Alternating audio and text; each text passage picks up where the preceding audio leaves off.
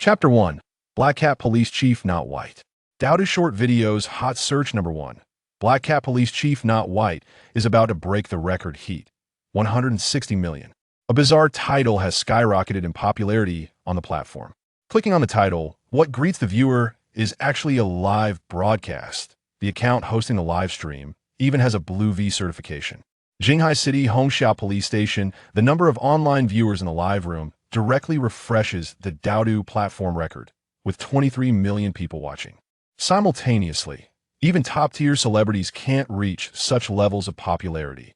In this incredibly popular live room, there are no handsome men or beautiful women, nor are there any jaw-dropping stunts.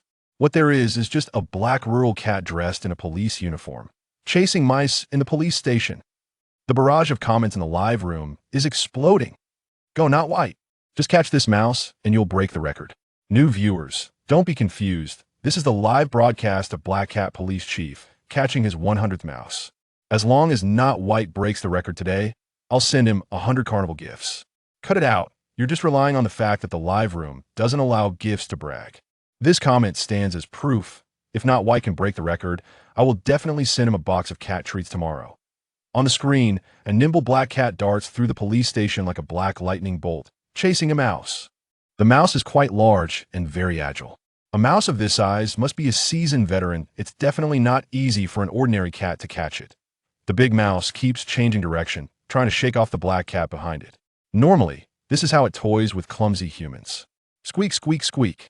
Unfortunately, it has chosen the wrong opponent today.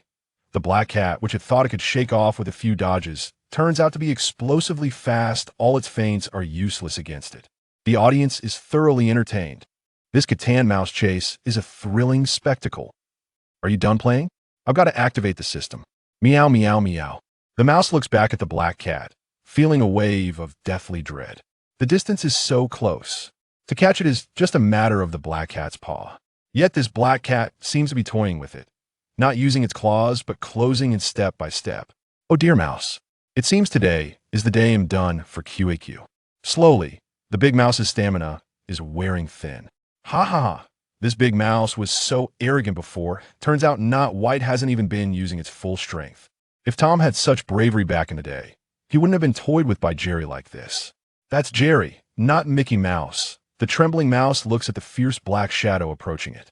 This black cat is all muscle with shiny fur and has heterochromiate's left eye is sky blue while the right is golden, with stars and seas reflected in its eyes. The pressure is so intense that I, the mouse, am about to wet myself. I can just feel that if that big paw swings, the next second I'll feel pain at my neck. Not White proudly holds up the big mouse, standing beneath the slogan, serving the people. A sweet female voice comes through. Wow, congratulations to our Not White for breaking the record, catching its 100th mouse. Cheers erupt from the male officers around. In that moment, the live room is in a frenzy, the comments flooding in like a tide, causing a bit of lag in the stream. Not White is awesome. 1.9999. The last time I felt this excited was when the national football team made it to the World Cup. Sob, sob, sob. Tears. I witnessed a little kitty go from catching its first mouse to now achieving a triple-digit record. Damn it, my son didn't even cry. I'm giving him a slipper right now. In an instant, nearly 10 million viewers in the live room witnessed this historic moment. Sometimes the joy of netizens is just that simple. But the most excited of all has to be Not White. A voice echoes in its small head, activating the system. Congratulations, host, for successfully capturing 100 mice. Prerequisite task completed. Cat Police Chief System activated. Host, Yifei by Not White breed. Chinese rural cat male, 1-year-old strength. 5 average for adults. 15 agility. 20 average for adults. 8 defense. 10 average. For adults. 15 skills. None participation in crime fighting. 0 cases. Every time the host successfully participates in crime fighting, their physique will improve and they will randomly gain skills. Yifei Bai almost cried at this moment. It's not easy. So not easy. In a past life, Yifei Bai attended a police academy, but due to an accident, he inexplicably crossed over into the body of a stray cat living in a police station, without even a name. This made him, who was determined to become a police officer, lose all motivation to live. That why Yifei Bai's lifelong goal was to be a police officer fighting crime. But now being just an animal is even harder than killing him. But heaven does not completely close a door. He activated a system called Cat Police Chief, allowing him, as a small cat, to fight against crime. However, the system issued a prerequisite task: capture 100 mice. Just so happens that the Jinghai Hongxiao police station is overrun with mice, causing great headaches for the officers. Although the officers are skilled at fighting criminals, when it comes to mice, they still have to rely on professionals. Thus, Yi Feibai took on this heavy responsibility, unexpectedly going viral online with his strong mouse-catching abilities. Each time he caught a mouse, the official live-streamed the event. Netizens even customized a set of police cat uniforms for him, which paired with his shiny black fur made him quite dashing, winning many fans at AS for the origin of a name not white. Hongxiao Police Station. Let's give a name to our mouse-catching little expert, hoping it doesn't include the word black, and the highest like suggestion will be chosen. Since black is his characteristic, isn't it hard on him not to include it? Netizens showed their creativity, and in the end, Not White received 100,000 likes. Hongxiao Police Station. 6. Recalling the scenes experienced after crossing over, Yi Feibai helplessly shook his little cat head. Just as he came back to his senses, a system interface appeared that only he could see. Distributing activation rewards. Congratulations, host. You have obtained level skill rage skill description. Physique increases 5-fold within 10 seconds. Cooldown time of 10 minutes. 5-fold increase. Yi Feibai was startled. A 5-fold increase would completely surpass human strength. Moreover, his agility was already quite remarkable if it were to increase 5-fold. He couldn't even imagine. Such a skill is only a level skill. What would it be like to gain even more powerful skills? In the live room, the scene shifts. A young lady appears on screen. There is no female lead, but there is a police dog partner later. She is dressed in a police uniform, with tan skin and a tall, athletic build. Even without makeup, her looks are quite striking. Zhou Yusin, widely recognized as the police flower of Jinghai City, has outstanding work capabilities and is a first-level officer with extensive experience at a young age. Despite her beautiful appearance, she gives off a serious and cold demeanor while working. Wow, it's the police flower again. I'm really envious of Not White, having such a beautiful lady taking care of him every day. May I ask if your police station is still in need of cat? I can also catch mice. Zhou Yusin looks at the absurd comments from the netizens, smiles lightly, and says seriously, the Jinghai City Police remind all netizens to be cautious of online scams. That's all for today's live broadcast. Although the mice at the police station are nearly extinct, everyone will still have a chance to see Not White again. Accompanied by gentle voice. Live stream ended. This live stream received 1.08 billion likes. As soon as the live stream ended, the policewoman couldn't wait to walk towards Yi Feibai. The black cat also cooperatively dropped the large mouse it had caught on the ground, allowing the young lady to hold it in her arms. Zhou Yusin's eyes were filled with affection, making it clear that she really liked the black cat in her embrace. Yi Feibai felt as if he had fallen into an extremely soft place, his paws nearly sinking in. Congratulations to Comrade Bu Bai for successfully completing the mission. After saying this, Zhou Yusin smiled and playfully saluted Bu Bai. Unexpectedly, the little one in her arms also raised its paw. Salute. Seeing such a cute scene made the young lady's face light up with joy. The police officers nearby couldn't help but tease. Bu Bai, you're really too much. Only Zhou Yusin gets to hold you in the entire police station. Yeah, I've fed you quite a few dried fish, yet you don't let me pet you. Meow, Yi Feibai replied coldly. Cut down on the smoking, then I'll let you hold me. After all, since becoming a cat, he couldn't stand the smell of smoke. At that moment, a sudden alarm sounded in his mind. Beep! Alarm! Alarm! Detected criminals committing crimes at Hongxiao Street Farmers Market. Please hurry to the scene. Cat Police Chief. Regarding how the young ladies got into this book, for those who want to know the direction of this book, read this paragraph. Chapter 2, First Dispatch. Accompanied by the alarm in his mind, a system interface inexplicably appeared before Yi Feibai. The interface displayed an aerial view of Jinghai City, and on the map, there was not only his location icon, but also a very small red dot. As he looked at it, the map seemed to respond and began to zoom in frantically. It eventually focused on Hongxiao Street Farmers Market, indicating that the red dot represented the location of the criminals. Would you like to activate the navigation function? One had to say this system was incredibly advanced. It even had a celestial eye positioning system. However, no need. Meow. The Hongxia Street Farmers Market was less than a kilometer from the police station, and he often went there to eat and drink, so Yi Fei Bai was naturally very familiar with it. Zhou Yusin felt a lightness in her chest as Bu Bai wriggled free from her arms and jumped down. Batsarong, Bu Bai, are you rejecting me? The young lady squatted down, scratching Bu Bai's chin, which he found most comfortable. Although Yi Fei Bai wanted to enjoy the scratching, nothing was more important than fighting crime. Dispatch! Meow! A shadow flashed, and Bu Bai darted towards the police station's entrance without looking back. All the police officers stared blankly at Bu Bai's retreating figure. Hey, this guy, I was just about to trick him into letting me hold him, and now I've got my dried fish out. One male officer stood frozen with dried fish in hand. Zhou Yusin frowned slightly, feeling that Bu Bai seemed a bit strange. This lazy cat usually only caught mice when had he ever run this fast. Most days, he lounged in the sun at the entrance with his belly exposed. Yi Fei Bai ran wildly, taking shortcut after shortcut. He jumped over barriers, squeezed through dog holes, and even occasionally leaped onto people's balconies. Using the shortcuts, Yi Fei Bai arrived at the bustling farmer's market in just 5 minutes. Fresh corn, just picked from the field today, $0.3 a pound, $5 for 2 pounds. The more you buy, the more you save. Farm fresh eggs, selling one less one. The farmer's market was quite lively, with a very complex crowd. Bu Bai? Look, unte say Bu Bai. Wow, I actually saw Bu Bai today. Quick, let's take a video and post it. No matter where he went, he could encounter fans. Moreover, the fan base was quite large. Even some grandpas and grandmas in their 70s or 80s could recognize him. The fans were also quite well-mannered. The official account had previously urged everyone not to disturb him, even if they liked Bu Bai, as too many people would scare the cat. It was now 2 o'clock in the afternoon. At this time, the prices in the farmer's market were particularly low, as many vendors would sell items at a discount, since they wouldn't be fresh by the next day. So, there are too many people.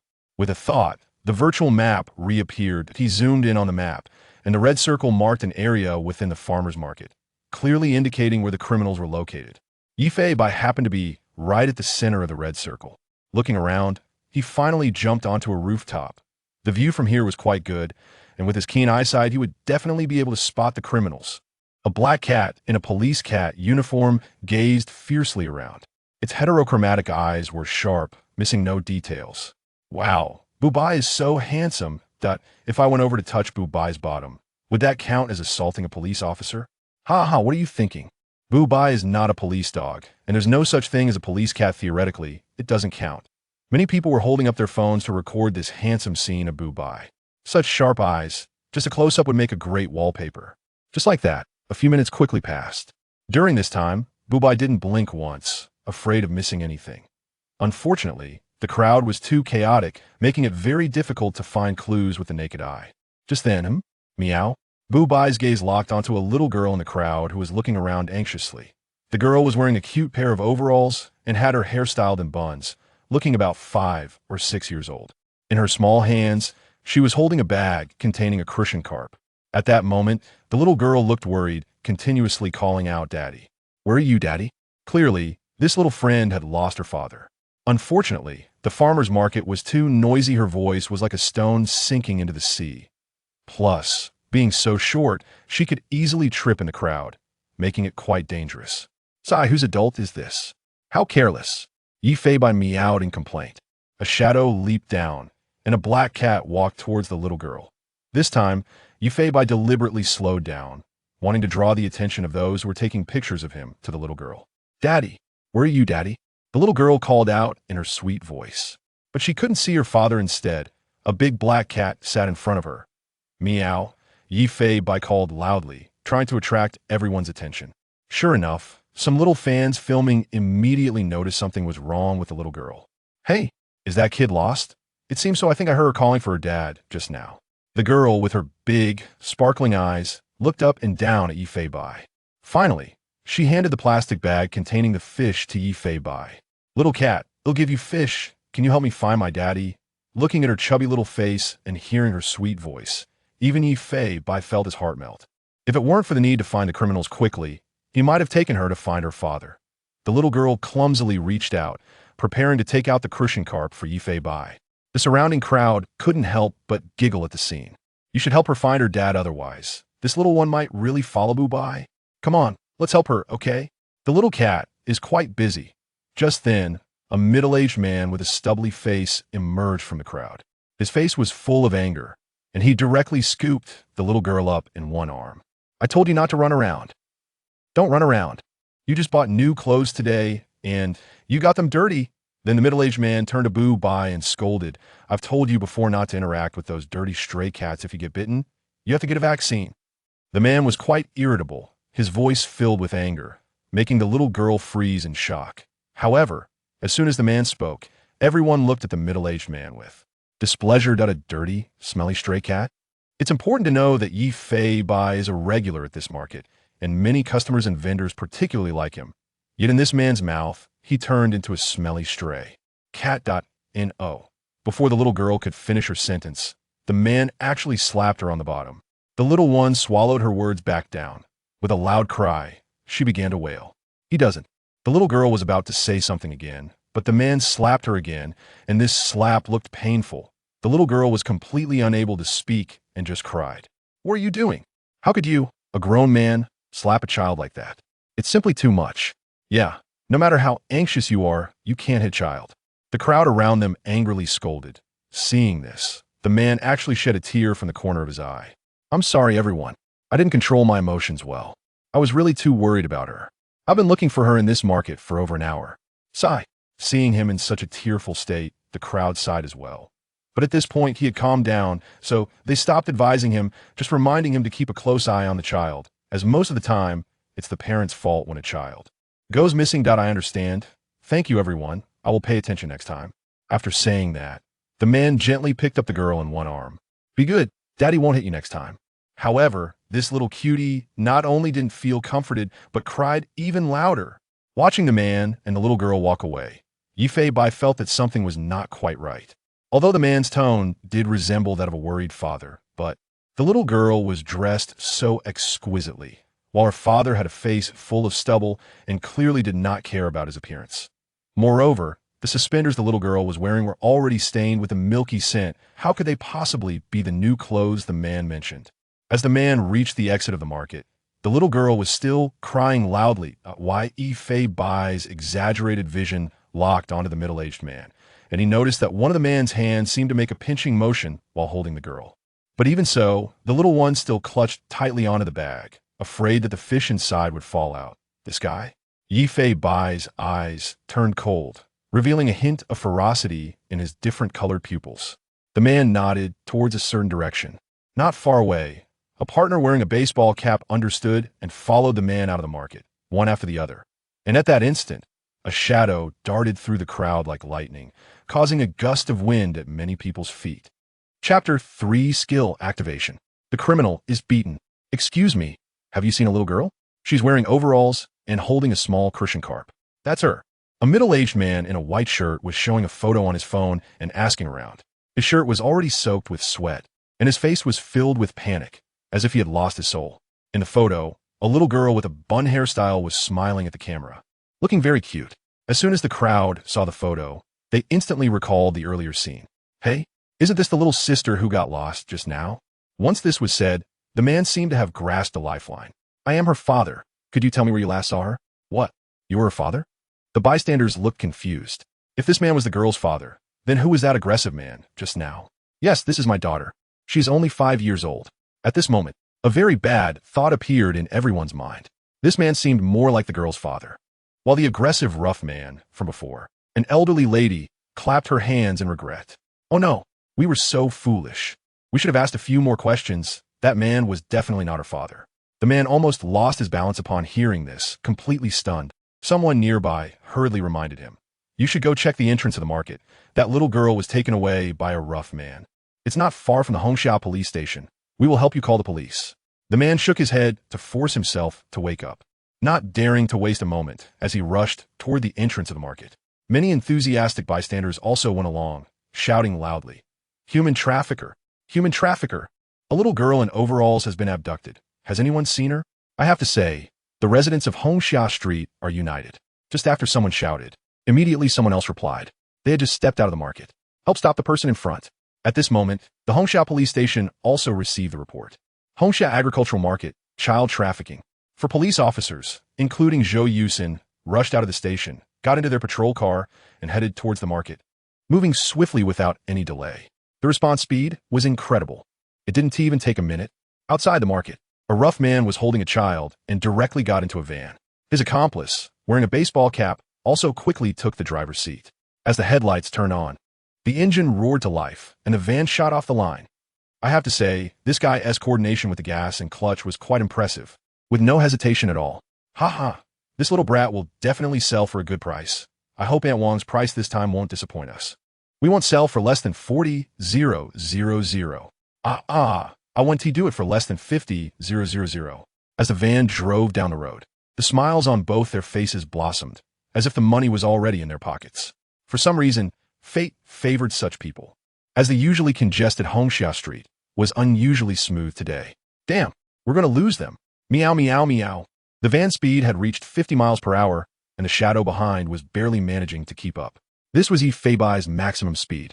His cardiovascular system was almost at its limit, and he couldn't maintain this speed for long. Without a doubt, at the next intersection, he would be shaken off in an instant. Less than 5 meters away from the van, Feibai knew that this short distance of 5 meters was crucial to a family. A fierce determination erupted in his heterochromatic eyes. With a thought, fury, in that instant, Feibai felt his body being reinforced several times from the inside out. His physical abilities skyrocketed. At that moment, Feibai felt as if he had endless strength. His speed instantly soared. Everything around him seemed to slow down. But Feibai knew it was not the world slowing down, but himself speeding up, with both his reactions and speed increased fivefold. Even if the van sped up to 100 miles per hour, Feibai could still easily handle it. Suddenly, a shadow appeared beside the van, matching the speed of the van, which was going over 70 miles per hour.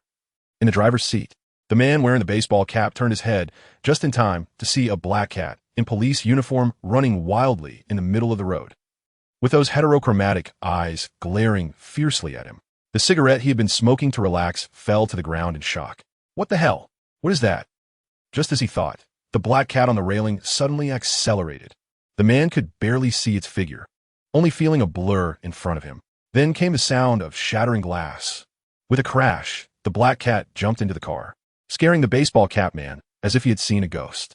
Since the time for his fury was only 10 seconds, he had to act quickly. Feibai had a clear target.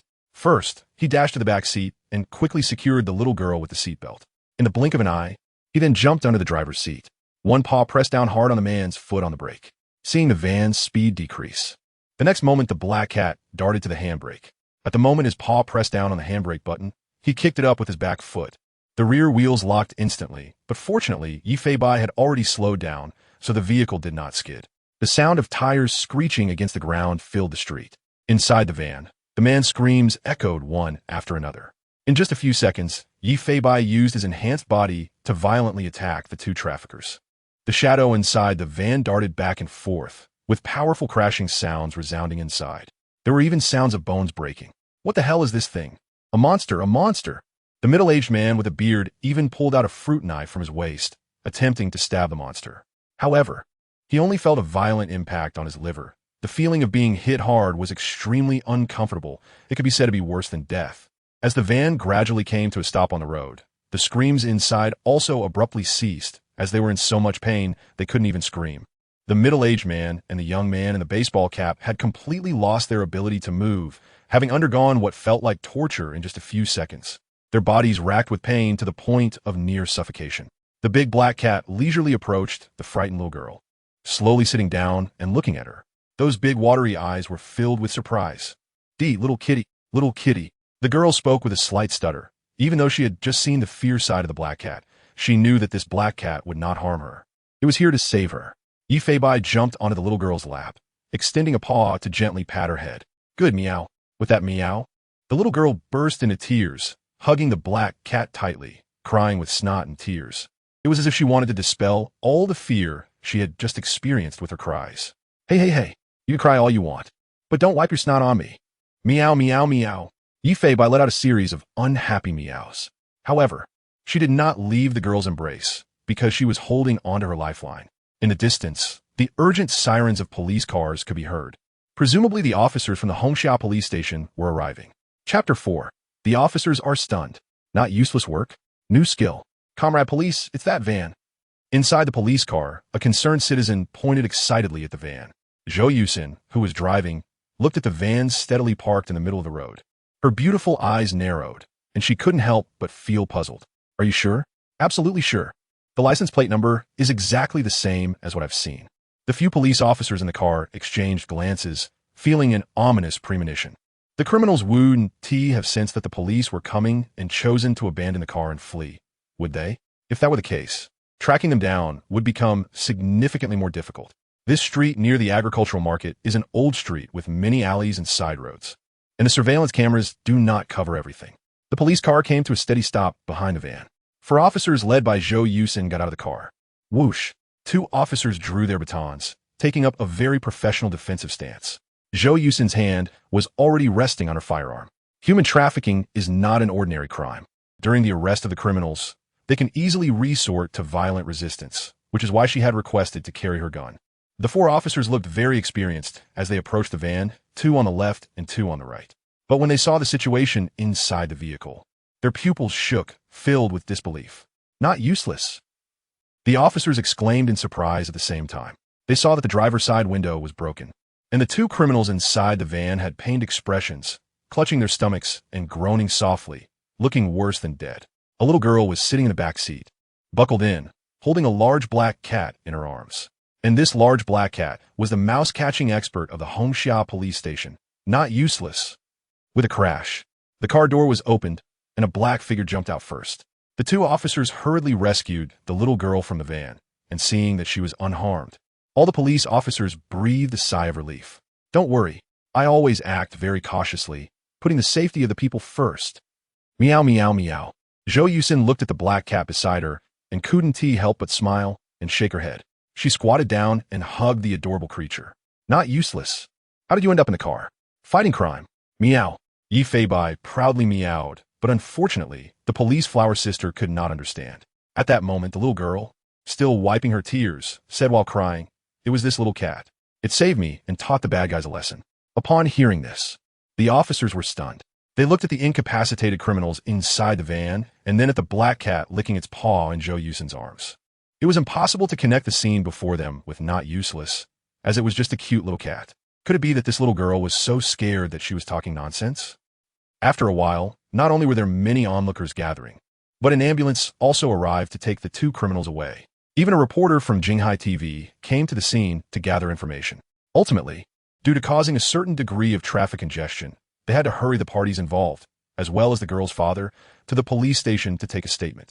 The reporters followed along, waiting at the entrance of the police station. After all, this kind of news not only has a lot of traffic, but also serves as a good promotion for anti-kidnapping efforts. At this moment, Yi Feibai was leisurely lying at the entrance of the police station, exposing its belly to bask in the sun, unaware that the officers taking statements inside were nearly dropping their jaws to the ground. Ding! Criminal's identity has been recorded. Congratulations, host, for successfully cracking a child trafficking case, upgrading physique. Strength, 58, agility, 2023 defense, 1013. Yi Feibai felt that its body was undergoing some changes from the inside out. But that wasn't all. Congratulations, host, for obtaining the A-level skill, Insight. Can perceive all things. This skill has no cooldown time. A-level skill. Yi Feibai was delighted, but didn't fully understand the introduction of this skill. It wasn't as detailed as the previous skill introduction. This time, it was quite vague. Can perceive all things? Meow meow meow. It didn't sound like a skill that could enhance physical attributes, but more like a supportive skill. With a thought. Insight. At the moment the skill was triggered, the world before it seemed to change. The different footprints on the ground were glowing. There were many fingerprints on various items around. Not only could it see the footprints with the naked eye, but it could also see the fingerprints. These pupils were like high-tech equipment. As long as it focused on a fingerprint or a footprint, it would even display detailed analysis. Footprint, female, size 36, weight 96. It could actually determine the gender and weight from the footprint. Shifting its gaze, it locked onto a fingerprint. Would you like to record this into the database? Although it couldn't determine much from the fingerprint, as long as Yi Feibai wanted, This fingerprint could be recorded into its database, ready for comparison at any time. Yi Feibai turned to look at the entrance. At this moment, a hot-looking girl was gazing at it. Not useless. Just as it looked at that girl, a lot of data about her appeared before its eyes. Weight 100, height 165, fingerprint image. It could actually see any data about the other person's body, and if it wanted, it could even pull up their blood type. Amazing. It had to be said that this skill was too overpowered, practically giving it a police system that could be used in real time. It would provide great help in combating criminals. Gently shaking its head, all the data before it disappeared, and Yi Feibai continued to expose its belly to bask in the sun. The reporter girl in the distance looked a bit wronged. Not useless seems to not want to pay attention to me, QAQ. Inside the police station statement room, the officers were all frowning, their faces filled with disbelief. They were currently listening to a little girl recounting a story. One officer couldn't help but speak up, asking, "Little friend, are you saying not useless chased after the van and then broke the window with its body?" "Yes, that cat's name is Not Useless." The officers exchanged glances. Even the girl's father shook his head repeatedly, showing disbelief. But the next words made everyone feel even more incredulous. Not Useless is amazing. It not only buckled my seatbelt, but also made the car stop and finally beat the bad guys until they cried. It was just like Superman. What? Buckled a seatbelt? The little girl's face was full of innocence, showing no signs of lying. Zhou Yusin hurriedly sent an officer to check the street surveillance. However, coincidentally, the police surveillance cameras had not captured the section of the road where the van had stopped. If they really wanted to investigate, they would have to look for some civilian surveillance footage. After taking the statements, the office fell into silence. She must have been overly frightened. As one officer voiced their opinion, all the officers began to engage in intense discussion. But only the girl's explanation could explain why the window was broken. Before the van appeared on the street, the other area surveillance showed that the window was intact, and indeed, when we found it later, the window was broken. It couldn't possibly have been broken by the criminals themselves, right? Yes, and if nothing happened, why would the perpetrator stop the car in the middle of the road? No. I think it must be that the perpetrator was driving improperly. The vehicle scraped against the guardrail and was hit, which caused the car to stop and the window to break. It doesn't make sense. I carefully checked the van at that time, and there were no dents or new scratches on the body or the guardrail. After arguing for a long time, we still couldn't reach a final conclusion. Faced with everyone's heated discussion, Zhou Yusin remained silent. Today's incident with Bai was indeed a bit strange. What on earth did this little guy do behind everyone's back? Meanwhile, outside the police station, there were bursts of gasps. Journalists listened in disbelief to the little girl's description. After the interview, major media outlets rushed to edit the video. After all, this was the prime time to grab traffic. Whichever media reported first would gain the most views. At dinner time, a headline gradually took the top spot on various platforms' trending searches. Chapter 5 Trending Hot Searches. Unsolved Mystery. Dodo Short Video Current Events. Bu Bai is suspected of rescuing a child from a criminal. Heat. 190 million clicked to enter the title. It's a video of a little girl being interviewed. The little girl is particularly cute and vividly describes the scene at that time. As netizens listen to the girl's description, they can't help but feel it's like a fairy tale. Bu Bai even buckled the little girl in and stopped the van. In the end, he even taught the criminal a lesson. All of this was accomplished by a little cat. How is that possible? The comments section has already accumulated over 300,000 comments. Who says there are no superheroes in this world? Who says a hero must be human? I declare Bu Bai is the meow hero, crying. Likes, 500k. Wow, it's amazing. Hakimi has actually started punishing evil and promoting good. Likes, 1 million children don't lie. Likes, 350k. We need to be rational. Even a trained police dog can't do this. How can an untrained kitten manage it? The news report also states it's suspected, so everyone shouldn't jump to conclusions. Likes, 420k. In fact, most people know this incident is not credible. But since Bu Bai is trending, even if it's fake, netizens still have to support Bu Bai with a few comments. However, as more trending topics emerged, things started to feel a bit off. Bu Bai incident interviews with bystanders. Heat. 160 million after the incident gained traction. Some self-media quickly rushed to the scene to interview bystanders. The most popular video interviewed 3 people. An elderly lady said, "At that time, I was walking on the road. First, I heard the sound of glass breaking, and then the van stopped in the middle of the road."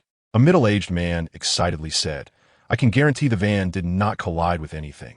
I only heard screams from inside the vehicle, and it just stopped until the police arrived with no one getting out." A college student curiously asked, Wow, this happened? I was eating ice cream and didn't pay attention, but I support Hakimi. Reporter. Hearing the bystanders' descriptions, the comments section exploded again. Did you hear that? The points you doubted don't exist at all. The van did not collide, there were screams from inside, and no one got out, which proves that the police found the first scene, and only the little girl's description can explain everything. The little girl wasn't lying. Likes 1. 2 million. I'm not saying I don't believe it, brothers. I'm saying I can't believe it. Likes 2 million. Just as the heat from the bystander interview video was still rising, another title shot up the trending list. Surveillance footage from the incident area exposed. Heat, 200 million in just half an hour. The trending topics about Boo Bye dominated the top 3 spots. The surveillance video was released by a convenience store owner. It just happened to capture the entire process of the van abruptly stopping on the street. However, the frame rate of the footage is very low. It doesn't even reach 30 frames per second, and much of the color is lost, showing that it's from a very old surveillance camera. In the surveillance footage, a van appears, driving down the road. Just then, a black object suddenly moves toward the van over the road railing. Unfortunately, the speed of the movement is too fast, and the surveillance footage can only vaguely show that it is a black living thing. In the next second, no one knows what happened. The van suddenly brakes hard on the road and finally comes to a steady stop. Many experts began to extract frames for viewing, barely managing to post an enlarged image of the shadow in the comment section. Due to the camera being too old, even when enlarged, it's just a mass of black pixels. Although the shape of this shadow is indiscernible, its size is comparable to that of an adult cat. And based on the frame rate, I deduced that at that time, this black shadow was moving at about 90 miles per hour. Likes 2.09 million family, we solved the case. This is definitely Boo Bye. Likes 3 million, huh? The speed of a cheetah is only 110 miles per hour. How could Boo Bye reach 90 miles per hour? This clearly doesn't make sense. Likes 1.2 million. Despite numerous experts analyzing online, discussions continued into the evening without a final conclusion. Even the officials couldn't provide any answers. This case became a major mystery on the Dodo platform. In the end, a vote was held. The results showed that 60 of people believed it was Boo Bye's doing. Meanwhile, the cat at the center of this incident, with hundreds of millions of heat, was currently sleeping on Zhou Yusin's lap. She affectionately stroked the cat in her arms, smiling as she said, Boo Bye, do you know that hundreds of millions of people online are paying attention to you now? Low-key. Meow. Yifei Bai lazily called out, not feeling proud. Zhou Yusin reluctantly patted the cat's head, kissed its big face, and then put it down. I'm not on a night shift today. I can't keep you company. Remember to think of me. After saying that, Zhou Yusin reluctantly walked out of the police station, leaving it to interact with several male officers. Boo Bye, you're so lucky. If I were kissed by such a beautiful woman, I'd probably be unable to sleep all night. Boo Bye, come here, give me a hug. Tonight, Boo Bye is coming back to us. Hiss. Yifei Bai couldn't help but shiver. However, looking at the peaceful scene in front of him, he couldn't help but sigh in his heart. If I had become a police officer in my previous life, would I have so many interesting colleagues? Just then, one of the officers received a phone call. Oh, the interrogation has results. When the officer heard what was said on the other end of the line, he slapped the table in excitement. What? Are you serious? The officer couldn't help but exclaim in surprise. After hanging up, everyone hurriedly asked what happened. He swallowed and looked at Boo Bye. Xiao Zhao said that the 2 criminals were separately interrogated in the hospital, and from them, we learned. A black cat attacked them after breaking through the window. That cat was like a monster, incredibly strong, and their multiple fractures were caused by being hit by the cat. Swish! Everyone's gaze turned to the black cat napping on the windowsill, their eyes filled with disbelief. Although there was no direct evidence to prove that this was all Boo Bye's doing, the fact that the accounts from the 2 criminals were consistent during separate interrogations and perfectly matched what the little girl said proves what? The girl's every word was true. That night, the chat group of Hongxia Police Station exploded. Even the leaders joined in the discussion. Zhou Yusin, who had just wrapped herself in a bath towel and stepped out of the bathroom, picked up her phone and learned of this explosive news. Fractures? Chapter 6, Burglary. Following the police on duty. Inside the police station, the officers were enthusiastically discussing the burglary incident. Meanwhile, Yifei Bai was sitting seriously at the entrance of the police station, waiting for something. Strange. Why hasn't the alarm gone off yet? Meow? Meow Intelligence Network can predict criminal activity once every 24 hours, and the host is encouraged to patrol or accompany police officers on duty regularly. What? Why didn't you say it earlier? I've been waiting here for so long. Yifei Bai's mind was always tense. Who would have thought that the intelligence network could only predict criminal activity once a day? It seems that even with a system, one cannot rely entirely on it. Just then, the police station's alarm phone rang. The on-duty officer wasted no time and picked it up the moment it rang. This is Hongxia Police Station in Jinghai City. Please speak. A burglary has occurred at Unit 1003, Building A, Dong'an Community, with a loss of over 100,000 yuan. The caller is the homeowner. Please arrange for officers to go to the scene. Received. Time is very precious for the police. Every call is direct and to the point. Officer Wu, Officer Li, we've received a report of a burglary. The address has been synced to your police vehicle. Hurry there and report immediately if you need assistance. Received. Received. Every night, the police station receives reports, and during busy times, they can get multiple tasks at once, making officers wish they could clone themselves. Therefore, the team leader reasonably arranges personnel for each case to avoid leaving the station unmanned. Officers Wu and Li quickly put on their jackets, don their hats, and check their various equipment at their waists. Finally, they attached their body cameras and ran out the door. Just as the two opened the police car door, a shadow suddenly rushed up and sat in the back seat, staring at them with heterochromatic eyes. Officer Li, who was just getting into the driver's seat, smiled helplessly. What? Officer Bai wants to accompany us on duty? Officer Li is the one who loves chasing after Yifei Bai for hugs. Although he often jokes around, he is considered an experienced officer, and the leadership frequently assigns him tasks. What's wrong? It's not a problem. Meow, meow, meow. Yifei Bai meow it. Clearly not wanting to get out of the car. Officer Wu also got into the passenger seat, closed the door, and said, "Then let's take him with us. This little guy is so smart. Are you worried he will get lost?" Exactly. Meow, meow. Yifei Bai meowed in satisfaction, leaving the two officers momentarily stunned. It seemed like the little guy could understand their conversation, and he really wanted to accompany them on duty. Well then, it's common to take police dogs on duty, but taking a cat is truly unheard of. In the eastern part of Hongxia District, the police car quietly drove into the community. The residential buildings here are all walk-ups and relatively short. It was evident that this was an old community, mostly inhabited by elderly people. Just as the police car stopped at the foot of Building A, a panicked elderly lady rushed over. The old lady had red eyes, seemingly having cried recently. Seeing the police was like seeing a lifeline. Before the officers could get out of the car, she came to the window, her voice trembling with tears. "Comrades, please help me. That is my son's life-saving money. It's my son's life-saving money." The old lady collapsed onto the ground as she spoke. The two officers quickly got out of the car to help the old lady up. With their rich experience, they could roughly guess what had happened just by hearing her words.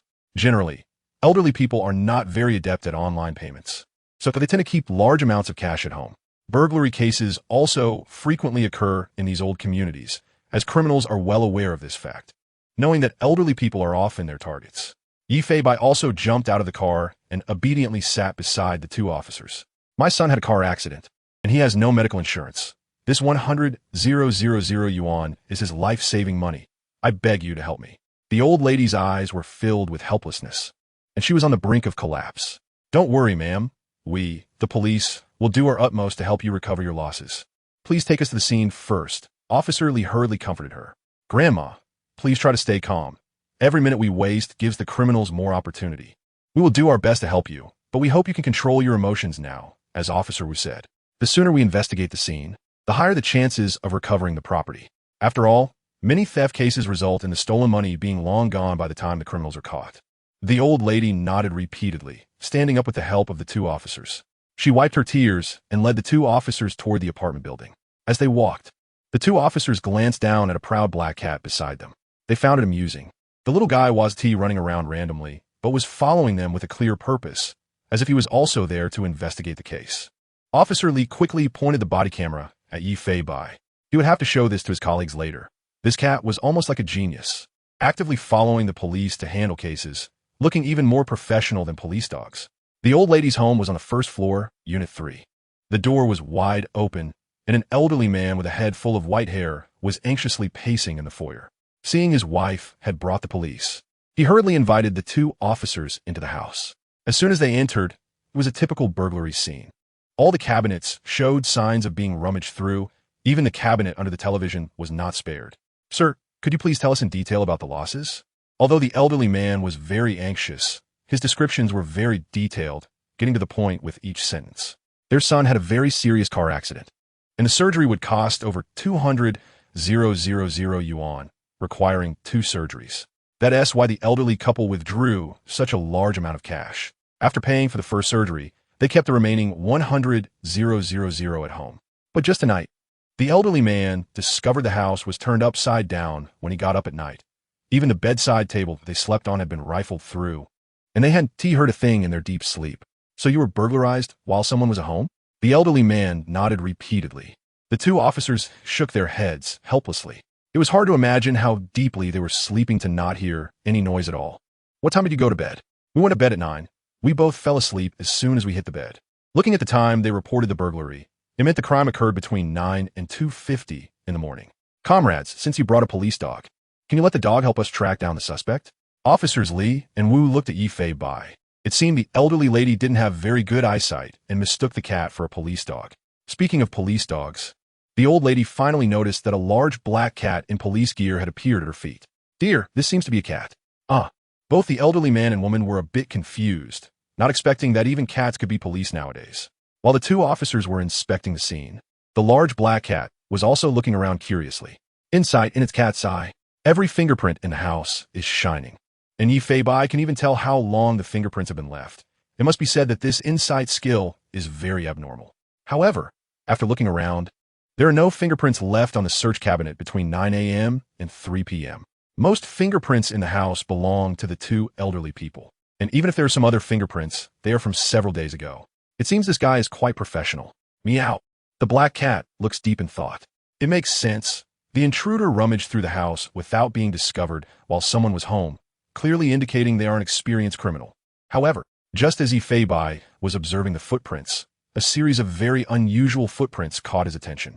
Footprint, male, weight 79 gene, left 2 hours 20 minutes and 30 seconds ago. This is a barefoot print. It must be said that this thief is very professional, seemingly afraid that the sound of footsteps would wake the 2 elderly people, and thus stole barefoot. But why is this person's weight only 79 gene? Could it be a child? The footprints are scattered all over the house.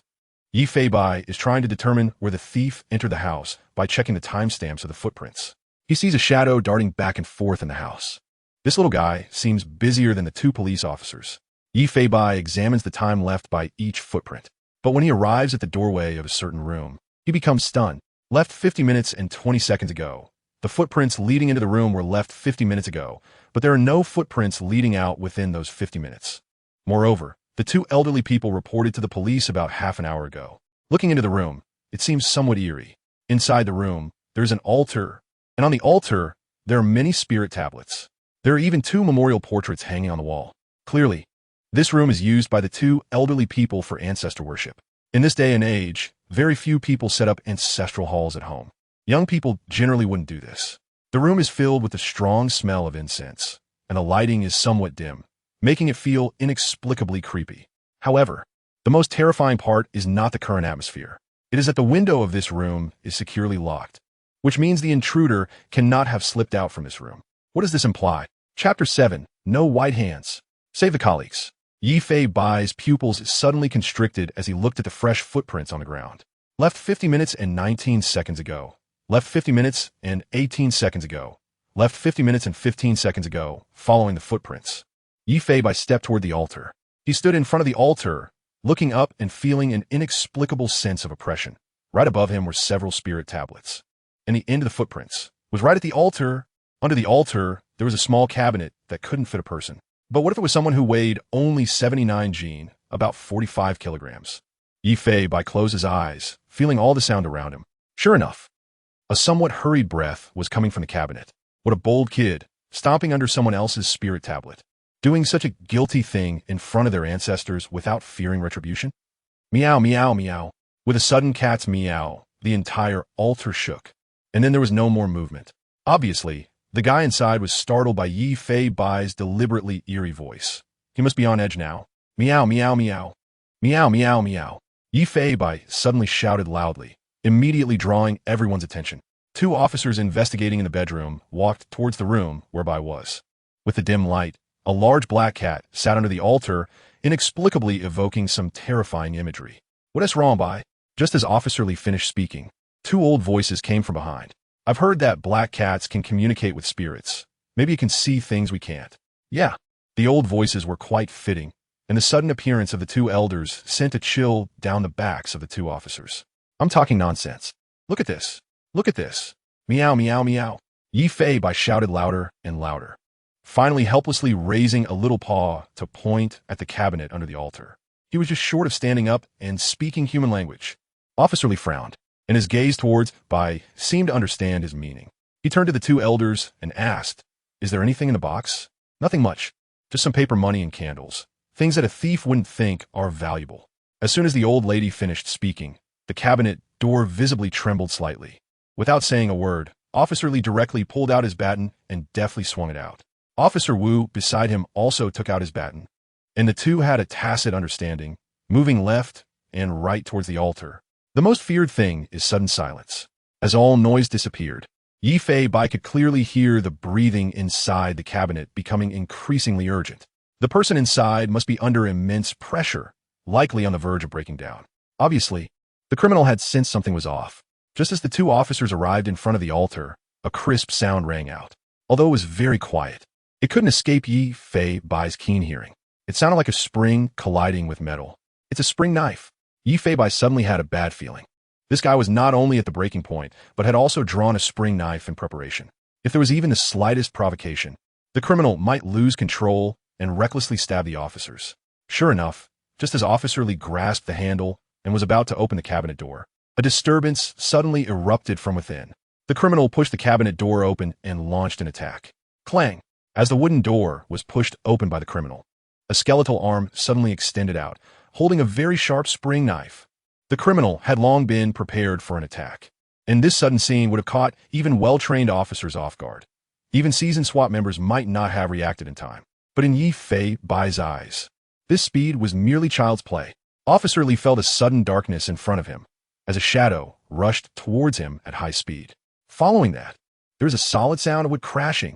A piercing scream, accompanied by the sound of splintering wood, echoed throughout the room. The entire altar was directly knocked down by Bai. The incense burner on the altar and the spirit tablets all fell down in a clatter. And the sudden scene startled the two elders, leaving them breathless. Who would have thought that a living person was hiding under the altar? My hand. The two officers rushed to the shattered altar and directly pulled out a skinny bald man. If they hadn't seen it with their own eyes, who would believe such a small space could fit a person? The man was not only extremely thin, but also very short, probably only around 1.50 meters.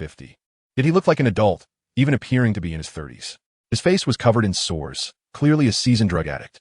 Even the two experienced officers were astonished at his appearance, wondering how he was still alive after looking like this. He was hanging in midair by Officer Wu, unable to exert any strength, and it seemed he had dislocated or fractured his elbow joint. One could only imagine the force of Yi Fei Bai's impact. Be gentler. The criminal's face was almost deformed, and his voice was very sharp. My hand, my hand. The man kept wailing, the pain unbearable, yet it was also well-deserved. Seeing that he had completely lost his ability to resist, Officer Wu finally put away the handcuffs. The man's other hand tightly clutched a small cloth bag that was bulging, and it was obvious what it contained. On the ground lay a sharp spring knife. Officer Li bent down to pick up the spring knife, feeling a sense of fear in his heart.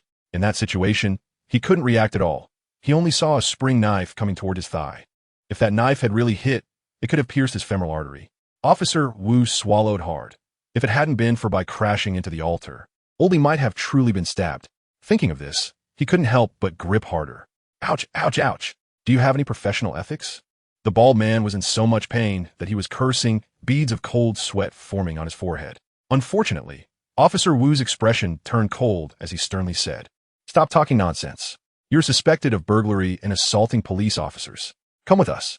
After searching and confirming that the criminal had no other weapons, Officer Wu lifted the guy out of the house as if he were carrying a little chick, heading straight for the police car. Officer Li confirmed the amount of stolen property with the two elders and took photos for evidence. Meanwhile, Bai leisurely sat in the living room, happily wagging his big tail, as if all this had nothing to do with him. "Thank you, police comrades. If it weren't for you, I don't know what my son would have done." Tears streamed down the old lady's face as she tightly grasped Officer Li, her eyes filled with gratitude. The old man beside her was also choked with emotion, unable to speak. Thank you. If it hadn't been for the police's arrival, they might have encountered danger." After all, this criminal didn't seem like an easy target. He had directly attacked the police. Seeing the grateful expressions on the faces of the two elderly people made Yi Feibai sigh inwardly. It seems that the teacher's advice was not wrong. The police force often witnesses the hardships of life, but one must never become indifferent to these experiences. If one is to be a police officer, they should strive to understand the public. Perhaps 100,000 yuan is nothing to some families, unable to even buy a car, but for them, it could save a life. Officer Li looked at the large black cat beside him, picking it up in his arms. This time, the real hero was indeed this cat. If anyone should be thanked, it should be this fellow. It is true, without this large black cat, the police might have brushed past the criminal. But at that moment, the black cat's eyes were fixed intently on the room they had just come from. It felt as if there was a semi-transparent outline at the door of the room. Hey, can you see that thing? Meow, meow, meow. Yi Feibai kept howling in that direction. But when Officer Li looked where it was staring, he saw nothing. It seemed only he could see it. Could it be that the black cat really could see some unique things? The offering table was not something I intentionally smashed. I'm out of here. Meow. Yi Feibai jumped down from Officer Li's arms and dashed out the door, leaping into the police car, unwilling to stay any longer. Chapter 8. The group chat explodes. The chief is stunned. In the police car, Officer Wu uploaded the appearance of the criminal into the system for facial recognition. Beside him, the big black cat seemed to understand modern technology, its large eyes fixed on the screen. The criminal behind them kept wailing. At this moment, one of his arms, which had been handcuffed to the back seat, hung limply in the air. I beg you, take me to the hospital first. The bald man was in so much pain, he was nearly rolling his eyes, but Officer Wu completely ignored him. However, according to regulations, they still had to take this guy to the hospital later. On the police terminal, facial recognition images appeared one after another. It was no big deal until they found something significant in the comparison. Yi Feibai looked at everything displayed on the terminal and instantly understood. No wonder this guy dared to attack a police officer. Liu or Chao. ID number 52X times X times X times X times X. Lives in Shanbei Village, Weihua County, Yunnan Province. As Officer Wu spoke, the man handcuffed in the back seat trembled all over, not because of the pain in his arm, but because of guilt. At that moment, Officer Li happened to walk out. As he opened the car door, he received some good news. Old Li, this guy is a fugitive. 10 years ago, he committed a robbery to raise drug funds, resulting in 1 death and 2 injuries, totaling 8,000. He handed the terminal to Officer Li.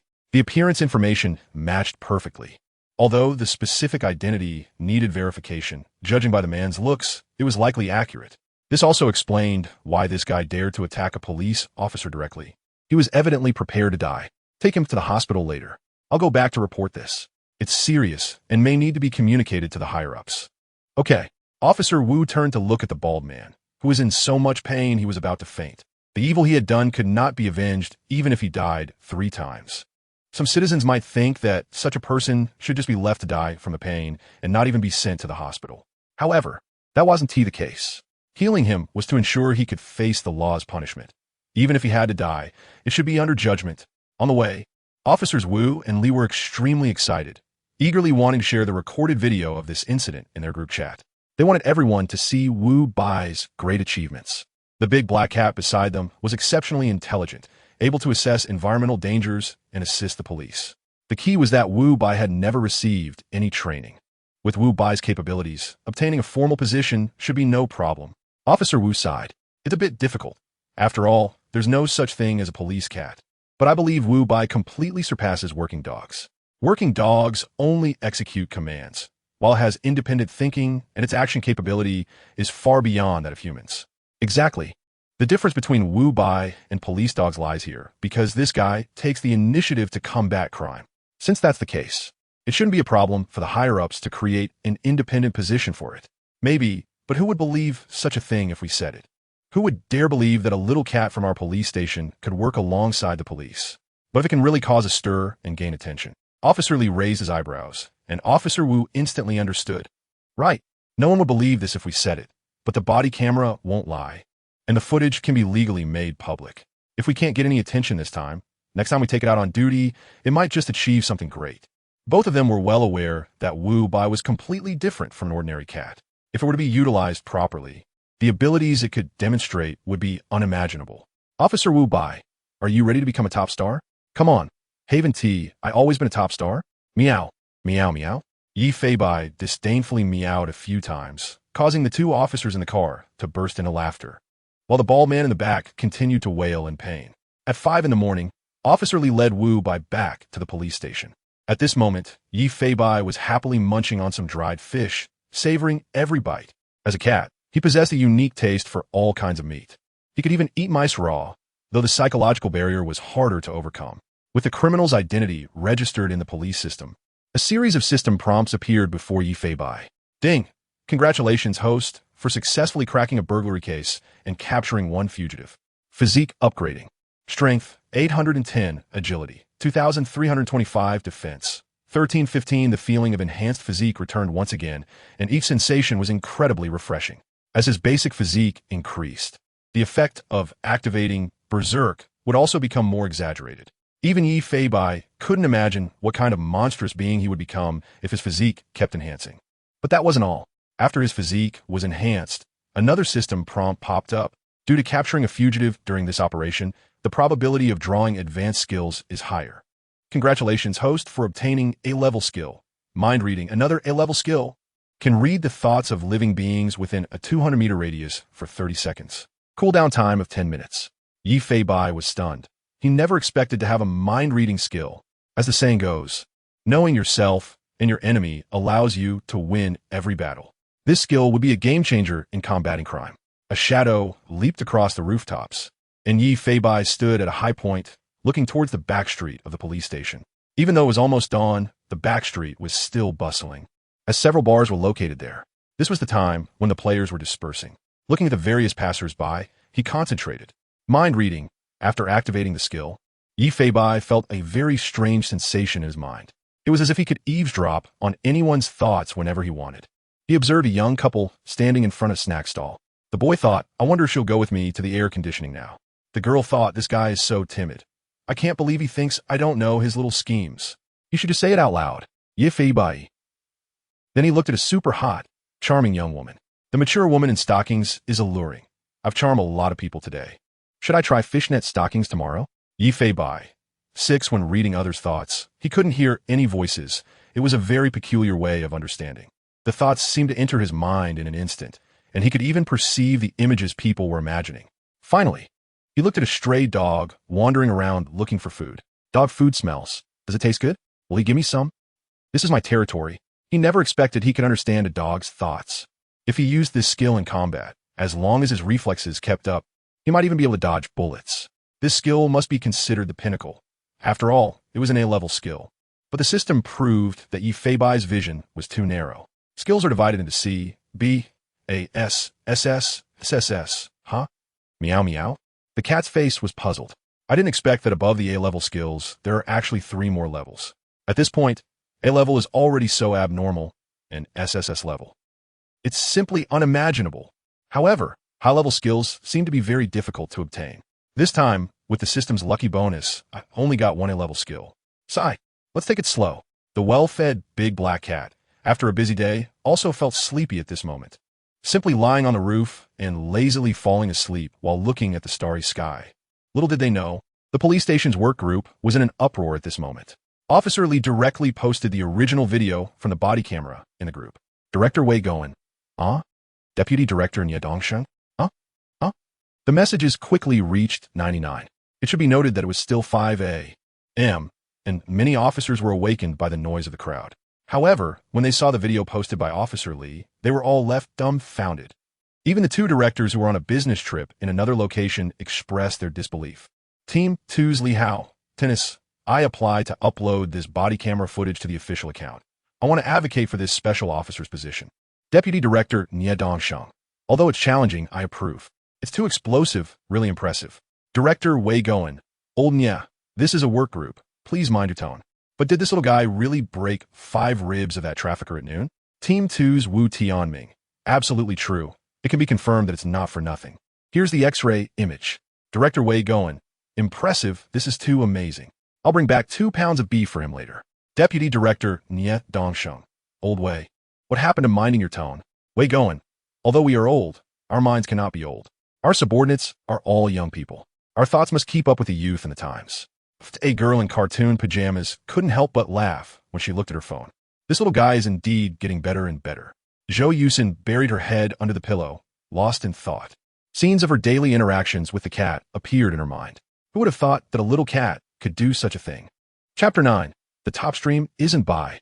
Hostage crisis. Officer Li received approval and directly extracted the footage from the recording device. After cutting out some useless segments, he uploaded it to the official account of Hongxiao Police Station. Video title, shocking. The first police cat in the country makes a great achievement on its first call. Officer Li nodded in satisfaction. Not bad, not bad. It seems I can go work at UC now. This title will definitely get a lot of views. Actually, with just over 100 million fans on the official account, even if I post a blank image, the views wouldn't be low. Off work. After clicking send, Officer Li finally finished work and walked out of the police station under the early sun. Just as he left, the video on the official account had already surpassed 1 million views. The view count skyrocketed to 6 digits in a frenzy. Zhou Yusin hummed a tune, feeling quite good. The first thing she did every day when she arrived at the station was to call for Bai. Bai, little cutie, Bai. Unfortunately, the police flower sister didn't get a response today. Helpless, she sat down at her desk, opened her computer, and the back end was bombarded with messages. Heat surpasses 100 million. Heat surpasses 200 million, huh? She didn't know that Officer Li had already sent out the video. As soon as she opened the back end, her beautiful eyes widened in disbelief, doubting whether her eyes were having issues. View count, 500 million. 500 million views? Such an exaggerated view count meant that at least over 100 million people had watched it. The video was posted by Officer Li just after 6 o'clock. It had only been 3 hours. Isn't this heat a bit too exaggerated? It steadily dominated the trending list. Trending in 01. Officer Bai is simply too handsome. Clicking on the title, it was indeed the video posted by the official account of Hongxiao Police Station. From the perspective of the body camera, it showed the scene of a reported burglary. In the video, 2 police officers were investigating the scene in the bedroom. At this moment, meow, meow, meow, a few cat calls caught the officer's attention, and the camera shifted to a somewhat eerie room. An altar, incense burner, a pixelated portrait, combined with dim lighting and a first-person perspective, gave the viewers a strong sense of immersion. At that moment, a large black cat was sitting beneath the altar, and with its pair of heterochromatic eyes looking over, the video captured 2 elderly voices. They said they heard that black cats could communicate with spirits, and perhaps it could see things we can't. Right. The voices of the elderly startled some night owl viewers awake from their drowsiness. Meow, meow, meow, meow. Bai looked towards the cabinet under the altar, continuously meowing as if trying to tell the officers that there was something in the cabinet. Just then, the cabinet door trembled slightly, and the viewers watching this didn't dare to breathe. Whoosh! The 2 officers swung out their batons and slowly approached the altar. From a first-person perspective, Officer Li's hand had just placed itself on the cabinet door. Suddenly, a tremor came from inside the cabinet, and the door swung open. At that moment, the footage slowed down. A bony arm holding a small knife lunged at the officers. This scene was thrilling, making viewers break into a cold sweat. In such a situation, how could anyone react in time? It's over just as everyone involuntarily said it was over. A large black cat in police uniform appeared in front of the camera. Its streamlined leap looked as if it was flying through the air. In slow motion, Yifei Bai's fierce heterochromatic eyes were simply explosively handsome. The black cat's entire body crashed directly into the cabinet door. Bang! The bony arm was immediately pinched tightly by the cabinet door. The exaggerated force deformed the criminal's arm, while this part was also pixelated. Only the sound of a bone breaking was heard. With the sound of crack, the entire altar was knocked down by Bai. Such an exaggerated impact. Yet the cat was completely unharmed. In the end, it successfully assisted the officers in capturing a fugitive murderer. The video was watched repeatedly by viewers. Especially the slow-motion part. Bai was simply explosively handsome, like a hunting Black Panther. In just a few hours, the video received 84 million likes. The comment section had over 1 million comments, and the official account was pushing it crazily. Comment section, I just want to ask, how did Hongxiao Police Station train Bai? It not only found the criminal, but also knew to protect the officers at a critical moment. Hongxiao Police Station. Bai has never participated in any training. Even that night, it voluntarily jumped into the police car, seemingly wanting to accompany us on the call. Viewers found the official response unbelievable. A little cat jumped into a police car and voluntarily accompanied the officers on a call. Isn't that intelligence a bit too high? Feline animals already have exaggerated reflexes, yet until now, no feline has been trained for police use. Now, that Bai has such incredible intelligence. I strongly suggest that Bai be included in the police force. Likes 2.08 million. This point was highly recognized by viewers. Help! I'm going to be killed by Bai's handsomeness this early in the morning. With this big black cat around, my sense of security is simply off the charts. Likes 8 million. Rebirth. I am a special cat. Likes 5.42 million. Everyone be rational. How could a cat possibly have such intelligence? It might just be a coincidence. Reply. A coincidence that found the criminal, and a coincidence that helped the officers. I coincidentally became Qin Shi Huang too. Reply. I watched the video for the 20th time. My intuition tells me Bai actively wanted to save the officers. Reply. Who do you look down on? Bai's intelligence might be higher than yours. As Bai's popularity soared, even the Jinghai City Police Department noticed this explosive news. They even held a special meeting early in the morning for this purpose.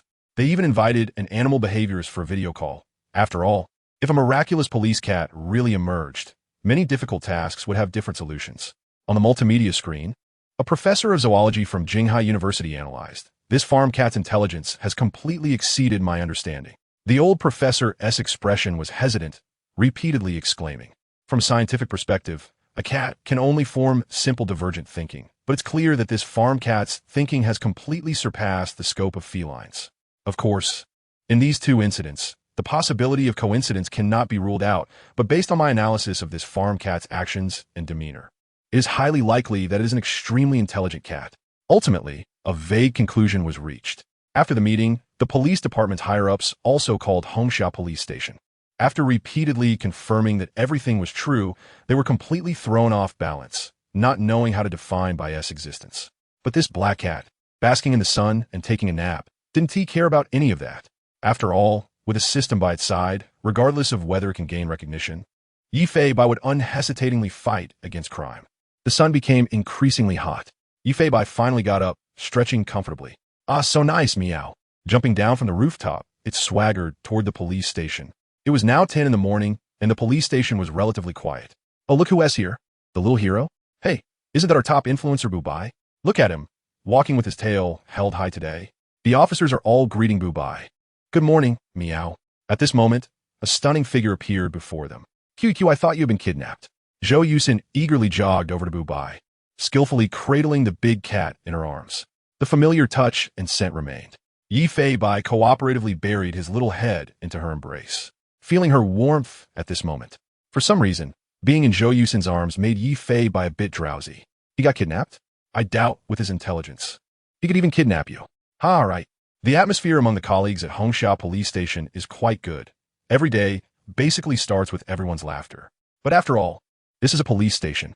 Perhaps one moment it's filled with joy and laughter, and the next moment the atmosphere can become tense. Just then, a police officer hung up the phone and anxiously shouted, "Officer Zhou, we just received a request for support from the narcotics team. There's a hostage situation involving drug dealers on Henry Walking Street. The special police have already secured the scene, but the situation is somewhat deadlocked. You're the only negotiator who can get there the fastest." As soon as these words were spoken, the atmosphere seemed to freeze. Colleagues turned to look at Zhou Yusin, their eyes filled with worry as they recalled the scenes from last year.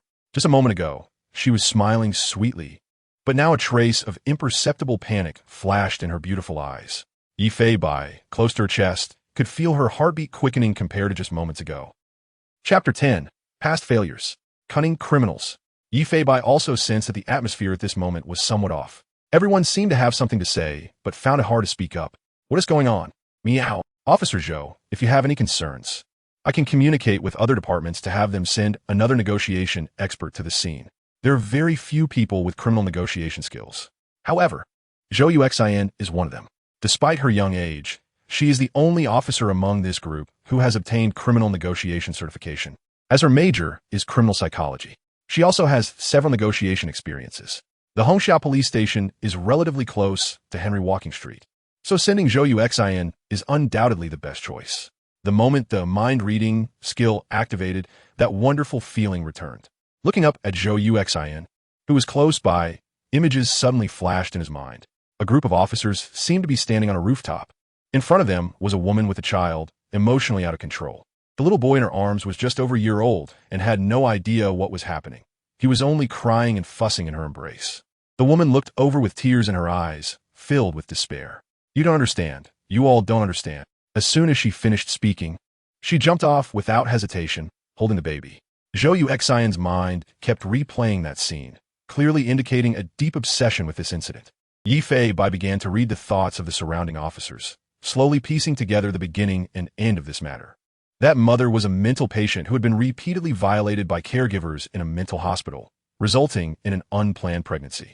After the child was born, this mother claimed every day that the child would grow up to kill her. This time, while visiting family after returning from the hospital, she must have been stimulated by something, rushing to the rooftop with the boy. At that time, Zhou Yuxian was responsible for the psychological counseling. This was also a criminal negotiation. Although the woman was holding her own child, she was simultaneously an innocent victim in the eyes of all her colleagues. Zhou Yuxian had already exhausted all her efforts, and every word and action she took was so careful. Unfortunately, she was facing a mother who was already mentally unstable. In the end, that mother jumped down right in front of Zhou Yuxian. This incident happened last year, plunging Zhou Yuxian into depression. She locked herself in her room every day, her mental state on the brink of collapse. It took her a month to barely manage to step outside. Fortunately, her colleagues at the Hongxia police station were very concerned about her, and after more than half a year of adjustment, Zhou Yuxian had recovered to her previous state. At this moment, she could easily choose to avoid it, but Zhou Yuxian firmly said, "No need, just send me.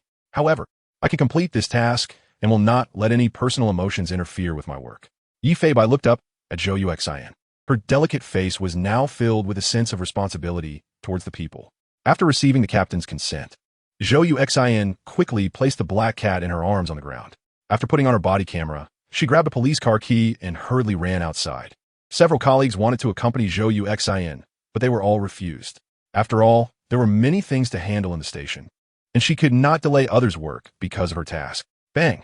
Zhou Yuxian closed the car door, took a deep breath as she sat in the driver's seat, her small hand resting on the steering wheel, slightly trembling. In the next second, 2 strong slaps landed on her cheeks. Slap! Calm down. Her eyes filled with seriousness. There was only a meticulous attitude towards her work. A police car quickly drove away from the station. Following the car's navigation, Zhou Yuxian tried to speed up as much as possible, because she knew time was the life of the hostage. According to the description of the situation at the scene, the criminal's condition was extremely unstable, and his counter-surveillance ability was quite strong. Even a sniper rifle couldn't do anything to him. "It's okay, I'm here too." Meow meow. Zhou Yuxian heard 2 meows, and a smile unconsciously appeared on her face. "Not Bai, are you worried about me too?" As she said this, she realized something and looked in the rearview mirror. At this moment, a pair of different colored eyes was looking back at her from the back seat. "Not Bai, when did you get in the car?" Zhou Yuxian was startled, having completely overlooked that Not Bai had followed her. "Guess." Meow. Zhou Yuxian recalled what Officer Li and Officer Wu had said in the group yesterday. This little guy had jumped into the police car and went out with them. At this moment, it couldn't possibly want to get involved in this case, could it? Or did it just simply follow her out? "Not Bai. This case is very dangerous. Stay in the car and wait for me to come back, okay?" "Oh meow." Zhou Yuxian didn't know if the little guy understood, but for some reason, having Not Bai by her side made her feel less nervous. Stepping on the gas, it took less than 10 minutes for the police car to arrive at the entrance of the walking street. Yi Fei Bai looked out the window. On the side of the road, 2 special police armored vehicles were parked. The crowd on the walking street was gathered outside the yellow line. The entrance had been completely sealed off, and several special police officers were maintaining order, not allowing anyone to enter. This clearly indicated the severity of the situation.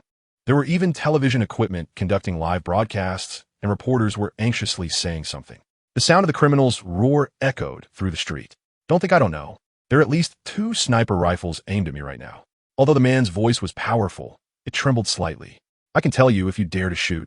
The first one hit will definitely be her. Do you dare to bet?" "You don't dare. You're all a bunch of cowards. I curse your mothers." "You're all a bunch of cowards." The more he cursed, the louder he got, as if to bolster his courage. It sounded like this guy's mentality was on the brink of collapse, and he could harm the hostage at any moment. Zhou Yuxian hurriedly parked the police car by the roadside. She took out her walkie-talkie, adjusted the channel according to the terminal's information, and immediately connected to the Special Task Force. "This is Officer Zhou Yuxian from the Hongxia Police Station. Received, this is Wei Hai from the Drug Enforcement Team 1. Just wait for me." Zhou Yuxian patted Not Bai's little head, feeling much better in her heart. Following the guidance of the Special Task Force, Zhou Yuxin crossed the yellow line, and only then did she see the situation in the walking street. In the street, in a corner, a female employee dressed in a milk tea shop uniform had a sharp military knife pressed against her neck. Blood was already dripping from her neck. With every shout from the criminal, the knife in his hand would unconsciously graze her neck. The woman's expression was filled with extreme panic, tears streaming down her face. But she only dared to breathe cautiously. The criminal, however, was very cunning. He was hiding behind the woman, pressing his head tightly against hers. Plus, since they were in a corner, he had walls on both sides for protection, making it impossible for the snipers to take a shot. It seemed this criminal was quite formidable. After all, what kind of good person could be involved with the drug enforcement team? There was no doubt that this mission would be very difficult. To the left, a 77 convenience store. Following the voice from the walkie-talkie, Zhou Yuxin looked to the left. She saw 7 or 8 officers in uniform waving at her from inside the convenience store, along with several fully armed special police officers on standby. In order to better observe the movements of the criminal, a temporary task force was set up here. Yi Fei naturally would not obediently stay in the car, but took another shortcut towards the pedestrian street. After all, there were simply too many people here. If his presence caused any commotion that heightened the criminal's emotions, it would be a grave mistake. He had run through several kilometers around the police station and knew all the shortcuts.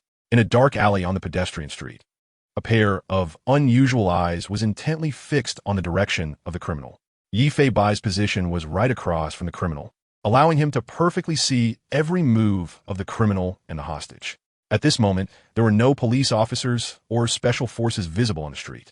It was likely that the criminal had demanded the police to withdraw, but he also knew very well that a sniper rifle was currently aimed at him. One careless move could lead to death. I see you. Don't hide. I know you're aiming at me. If you don't leave, I will kill her immediately. The criminal shouted hoarsely, increasing the pressure in his hand. The hostage trembled all over, fearing that the next moment she would have her throat slit by the criminal. At this time, in a high-rise building across the street, a Special Forces soldier's earpiece transmitted an inquiry. Report the situation. This is position 1. The criminal has not discovered my location, and I have no angle to shoot. This is position 2. The criminal has not discovered my location, and I have no angle to shoot. Sigh. Inside a convenience store, a serious-looking middle-aged man sighed, his expression hesitant. You can see, the criminal's counter-surveillance ability is very strong. He has been toying with us for half an hour now, and the hostage is in constant danger. Right now, negotiation is the only way forward. The man speaking was also in police uniform, and his words carried an unspoken authority. His identity was not simple.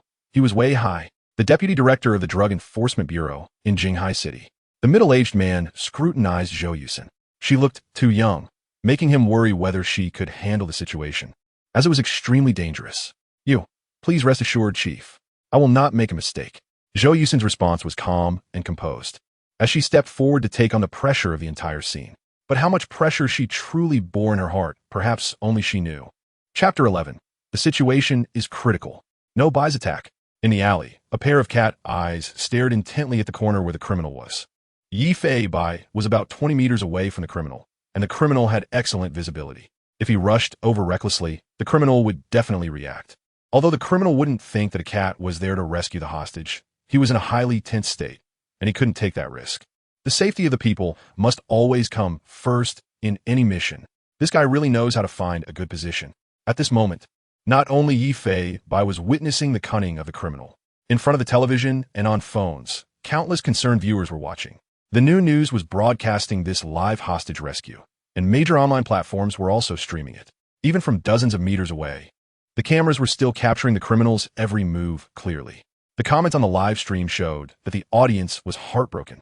Oh my, I feel so sorry for this young lady. She's already bleeding from her neck. The criminal must be severely punished. What's the difference between this and intentional murder?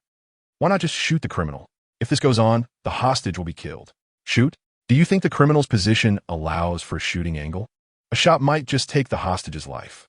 The whole nation was focused on this rescue operation. And at that moment, a young woman in plain clothes, who was very attractive, was approaching the criminal alone. The instant Zhou Yuxin appeared, someone immediately recognized her. It's the beautiful police officer from Hongxiao Police Station. Huh?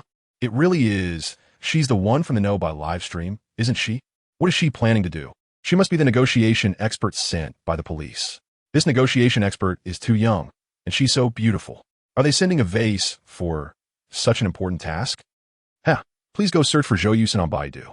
Under the reminder in the comments, many people began to search for the name Zhou Yusin. I didn't expect much, but seeing it really shocked me. This police officer has not only participated in many municipal tasks, but also in major criminal cases, including several negotiation missions. She has only been on the force for 3 years, and in those 3 years, her name has appeared every time as an outstanding officer. Get the hell away from me. Don't think I don't know you're a cop. If you come any closer, I'll kill her. The criminal glared fiercely at Zhou Yusin, who was walking toward him, and threatened loudly. The sound was transmitted to the special case team's equipment, and a live stream also connected to the microphone source to record this rescue case.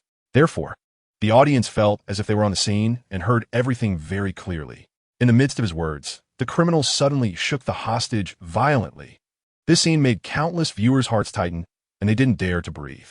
Looking at Zhou Yusin standing not far away, she calmly said, "Don't be agitated. I'm not carrying anything. Look."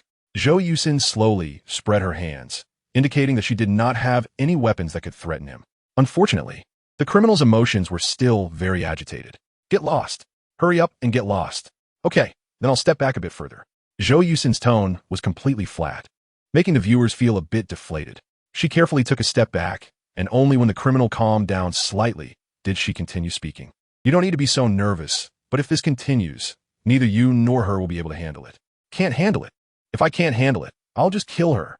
I'll die with her. Fuck you. Get the hell away from me." Facing the criminal's emotions once again spiraling out of control, Zhou Yusin showed no panic at all. Still maintaining that calm tone, she said, "I understand. You have your reasons for doing this, and I know your situation. You can express your issues to me. Your problems? What can you solve? I'm dead anyway." "Not like that. Although I know I can't make you surrender, since you've taken a hostage, it means you want to talk to the police. My appearance gives you the chance for negotiation. I'm not here to harm you." Zhou Yusin's words contained no threat. She only considered things from the other person's perspective, each word aimed at the criminal's heart. As soon as these words were spoken, the criminal really fell silent. It seems this young police officer is quite remarkable. But in truth, whenever Zhou Yusin saw the criminal make a move to harm the hostage, she felt more nervous than anyone else. At Hongxiao Police Station, the officers not on external assignments were anxiously staring at the computer screen. As her colleagues, they knew better than anyone what Zhou Yusin was facing at this moment. Everyone was well aware that if the criminal harmed the hostage in front of her, it would be another blow to her. Everyone was sweating for her in their hearts. After a long silence between both sides, the criminal finally broke the calm. "As long as you meet my conditions, I will definitely release the hostage. But if you try to play tricks, I'll kill her right away." "All right. Don't get agitated. Tell me your conditions, and I will discuss it with the police. Within half an hour, prepare my passport and give me 2 tickets to Laos. I want to board the plane with the hostage.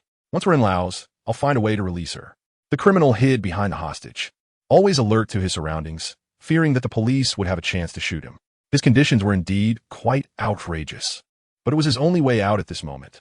At this time, the voice of Deputy Chief Wei came through the earpiece. "I will have someone prepare a fake passport, and once we stall him, we can think of a way." Clearly, the current strategy was to let the criminal lower his guard, gradually exhaust his energy, and then shoot him when he became less vigilant. "All right, that condition isn't difficult. I'll give you a response." After saying that, Zhou Yusin turned around and left without hesitation. She deliberately delayed for more than 10 minutes. "You think you can play me, huh? Fuck you. I told you if you dare to play tricks, you can only watch her die." The criminal sent out waves of threats. At this moment, Zhou Yusin hurried back to the scene to stabilize the criminal again. "The police have agreed, and they have already arranged for someone to help you with the passport. Half an hour. If it's not here in half an hour, I'll kill her directly. Don't worry, the police promised me they would get it done within half an hour. I also know you don't want to kill her. You're just forced into a corner. I will find a way to convey your conditions. But please don't harm her. I'm just asking you to let her breathe a little, okay?" Zhou Yusin carefully made her request. "She wants to die. But if you don't come in half an hour, she's dead for sure." In his words, the criminal's grip did ease a bit, which allowed the hostage to dare to take a few deep breaths. "Do you need me to stay here and chat with you?" "There's no need for our atmosphere to be so tense," Zhou Yusin tentatively said. "Don't talk, just stand there. If you dare to play tricks, I will cut her throat in front of you." The criminal's eyes twitched as he threatened the young woman in front of him. As soon as these words were spoken, Zhou Yusin's gaze sharpened, and the scenes from the past flooded back into her mind. It was once again that suffocating feeling. She was desperately trying to adjust her thoughts, but it felt like a heavy stone was pressing down on her chest, making it hard for her to breathe. And just then, a black figure was crouched against the wall, creeping forward, slowly approaching the corner where the attacker was located. Chapter 12, Eye Coordination. Life hanging by a thread, a cat is approaching the direction of the criminal. This cat seems to be not white. Two special police officers at the sniper positions are reporting the situation over the microphone. At this moment, Deputy Director Wei also sees a black cat on the surveillance monitor. It is dressed in a uniform that resembles a police dog and is cautiously approaching the corner. Where did this cat come from? What do you mean by not white? Wei Hai, as the Deputy Director of the Narcotics Bureau, is usually too busy to know what this not white is all about. At this time, one of the special police officers beside him begins to explain, talking about the recent buzz surrounding this cat on the internet. This is completely nonsense. Are you trying to tell me that such a task can be entrusted to a cat? After all, who would dare to believe what not white has done without seeing it with their own eyes? But in the surveillance, looking at the way it is quietly approaching the criminal, Deputy Director Wei can't help but frown. Why does it feel like this cat really wants to rescue the hostage? But he would rather believe that this cat simply wants to hunt something. Perhaps it has seen something that caught its attention, making this black cat playful. At this moment, the criminal is very tense, and if the cat suddenly appears, it could very likely threaten the hostage. Wei Hai is extremely worried. He fears that this black cat might disrupt the situation and cause the criminal to harm the hostage. Meanwhile, all the viewers watching the live stream are wide-eyed. They can hardly believe the black cat that appears on the screen, and they can't help but exclaim, "Not white." The audience never expected that not white could appear at the rescue scene. The barrage of comments in the live stream is now flooding in. Wow, the black cat sheriff is also here. Maybe things will really take a turn for the better. 6666, not white is here. Could it be that we can witness it take down the criminal? I think you all are overthinking it. No matter how smart not white is, it's just a cat. If it suddenly appears, won't the criminal be startled? What if it hurts the hostage? No. What are these people thinking? Preparing to rely on a cat at such a moment? That is not an ordinary cat. That is not white. 99999. So what if it's not white? I just want to ask you, do you think it's reasonable to rely on a cat at this time? 999, not only the nationwide audience. At this moment, all the police stations across the country that are paying attention to this scene are dumbfounded. Although everyone knows the amazing stories about not white, they never expected that such a case in Jinghai City would actually dare to use not white. At this moment, the Jinghai City headquarters is also receiving numerous phone calls. The director is constantly explaining. He is unaware of not white appearing on the scene. And according to Deputy Director Wei's description, they did not arrange for this cat to carry out the task. Inside the Hongxiao police station. Huh? I was wondering why I didn't see not white sunbathing at the door. This. Oh no. Although everyone knows that not white has exceptionally high intelligence, even to the point of actively assisting the police, this task is different. Even the snipers have no way to handle it. If not white acts rashly, it will definitely throw the situation into chaos. Obviously, everyone has never truly witnessed the strength of not white. In fact, not white has a much higher success rate of rescuing the hostage from the criminal's hands compared to the snipers. However, it wants to ensure that everything is foolproof, which is why it hasn't acted directly. The black cat looks over at Zhou Yusin. Its pupils are mesmerizing, as if they contain countless stars. For some reason, the moment Zhou Yusin looks at not white, her suppressed heart suddenly feels relieved, and she finally breathes a sigh of relief. He also notices that Zhou Yusin seems to be a bit off, which prompts him to take action. Yi Feibai does not act directly. Instead, it stays close to the wall and stops at the end of the corner. At this moment, it is in the blind spot of the criminal's vision. It just needs to make a turn to appear directly in front of the criminal. Everyone holds their breath, fearing that not white might suddenly rush out and disrupt the situation. But obviously, everyone underestimated not white. The black cat does not reveal its whereabouts, but lies down on the ground and does not take another step forward, as if it knows that appearing rashly would surely put the hostage in danger. Seeing this scene, Deputy Director Wei furrows his brows, feeling that this black cat seems to have its own strategy. But in the end, he shakes his head, thinking that he is overthinking. After all, it is just a cat, but thankfully has finally stopped. The scene is silent. The criminal does not speak, and Zhou Yusin naturally will not disturb him. However, when on the brink of mental collapse, it is very difficult for him to wait patiently. Sure enough, after about 15 minutes, The fidgety criminal finally can't hold back any longer. Why hasn't Tia come yet? Damn it. Do you want to play some tricks? Do you still want her to live? The criminal's emotions suddenly become very agitated. The knife in his hand is pressed harder, and the hostage, feeling the pain, begins to scream and cry. The situation is developing in a dangerously uncontrollable direction within just a few seconds. Don't get agitated. I'm going to ask the police right now. She has lost a lot of blood. I know you are anxious, but hurting her will do you no good. Get lost. You just want to stall me and find a chance to kill me, right? I can't guess that. The criminal has completely lost control at this point, and the pressure in his hand increases. The neck of the milk tea shop girl is covered in scratches. The hostage can't calm down either, and in order to survive, she starts to resist fiercely. The current situation is extremely dangerous if the hostage is not controlled. The criminal may directly act, leading to a deadlock.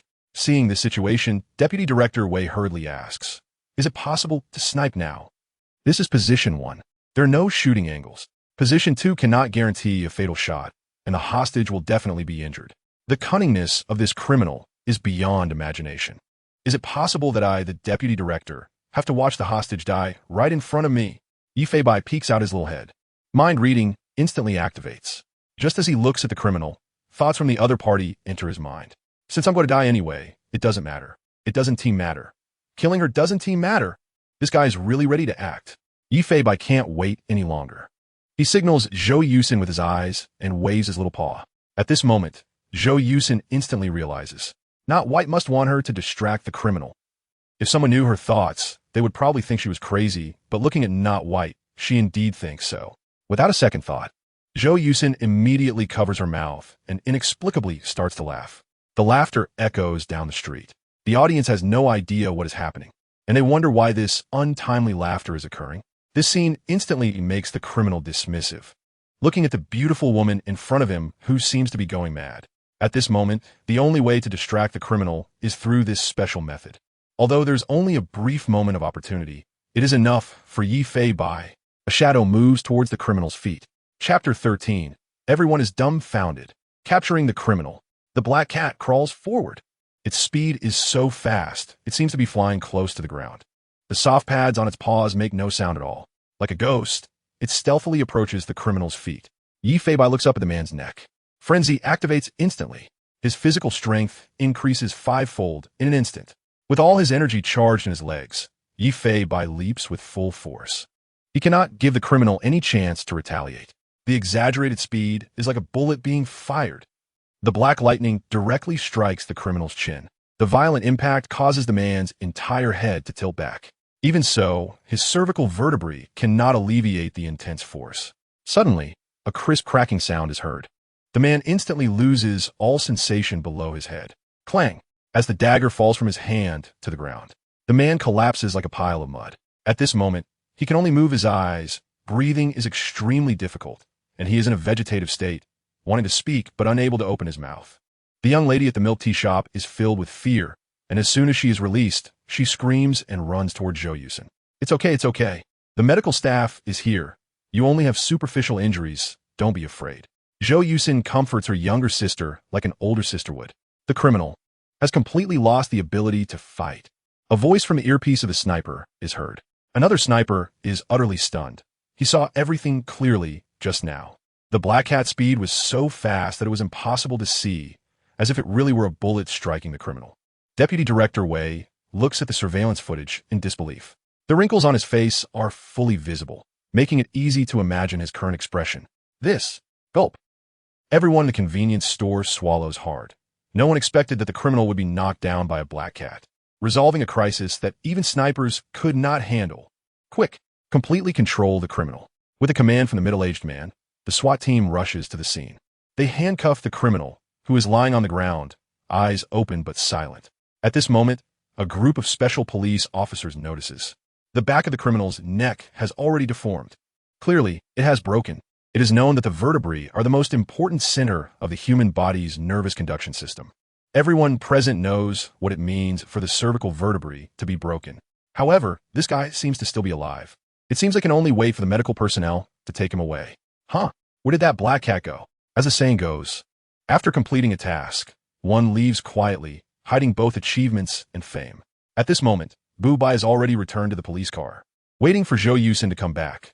Right now, it feels a bit hungry and misses the dried fish in the office.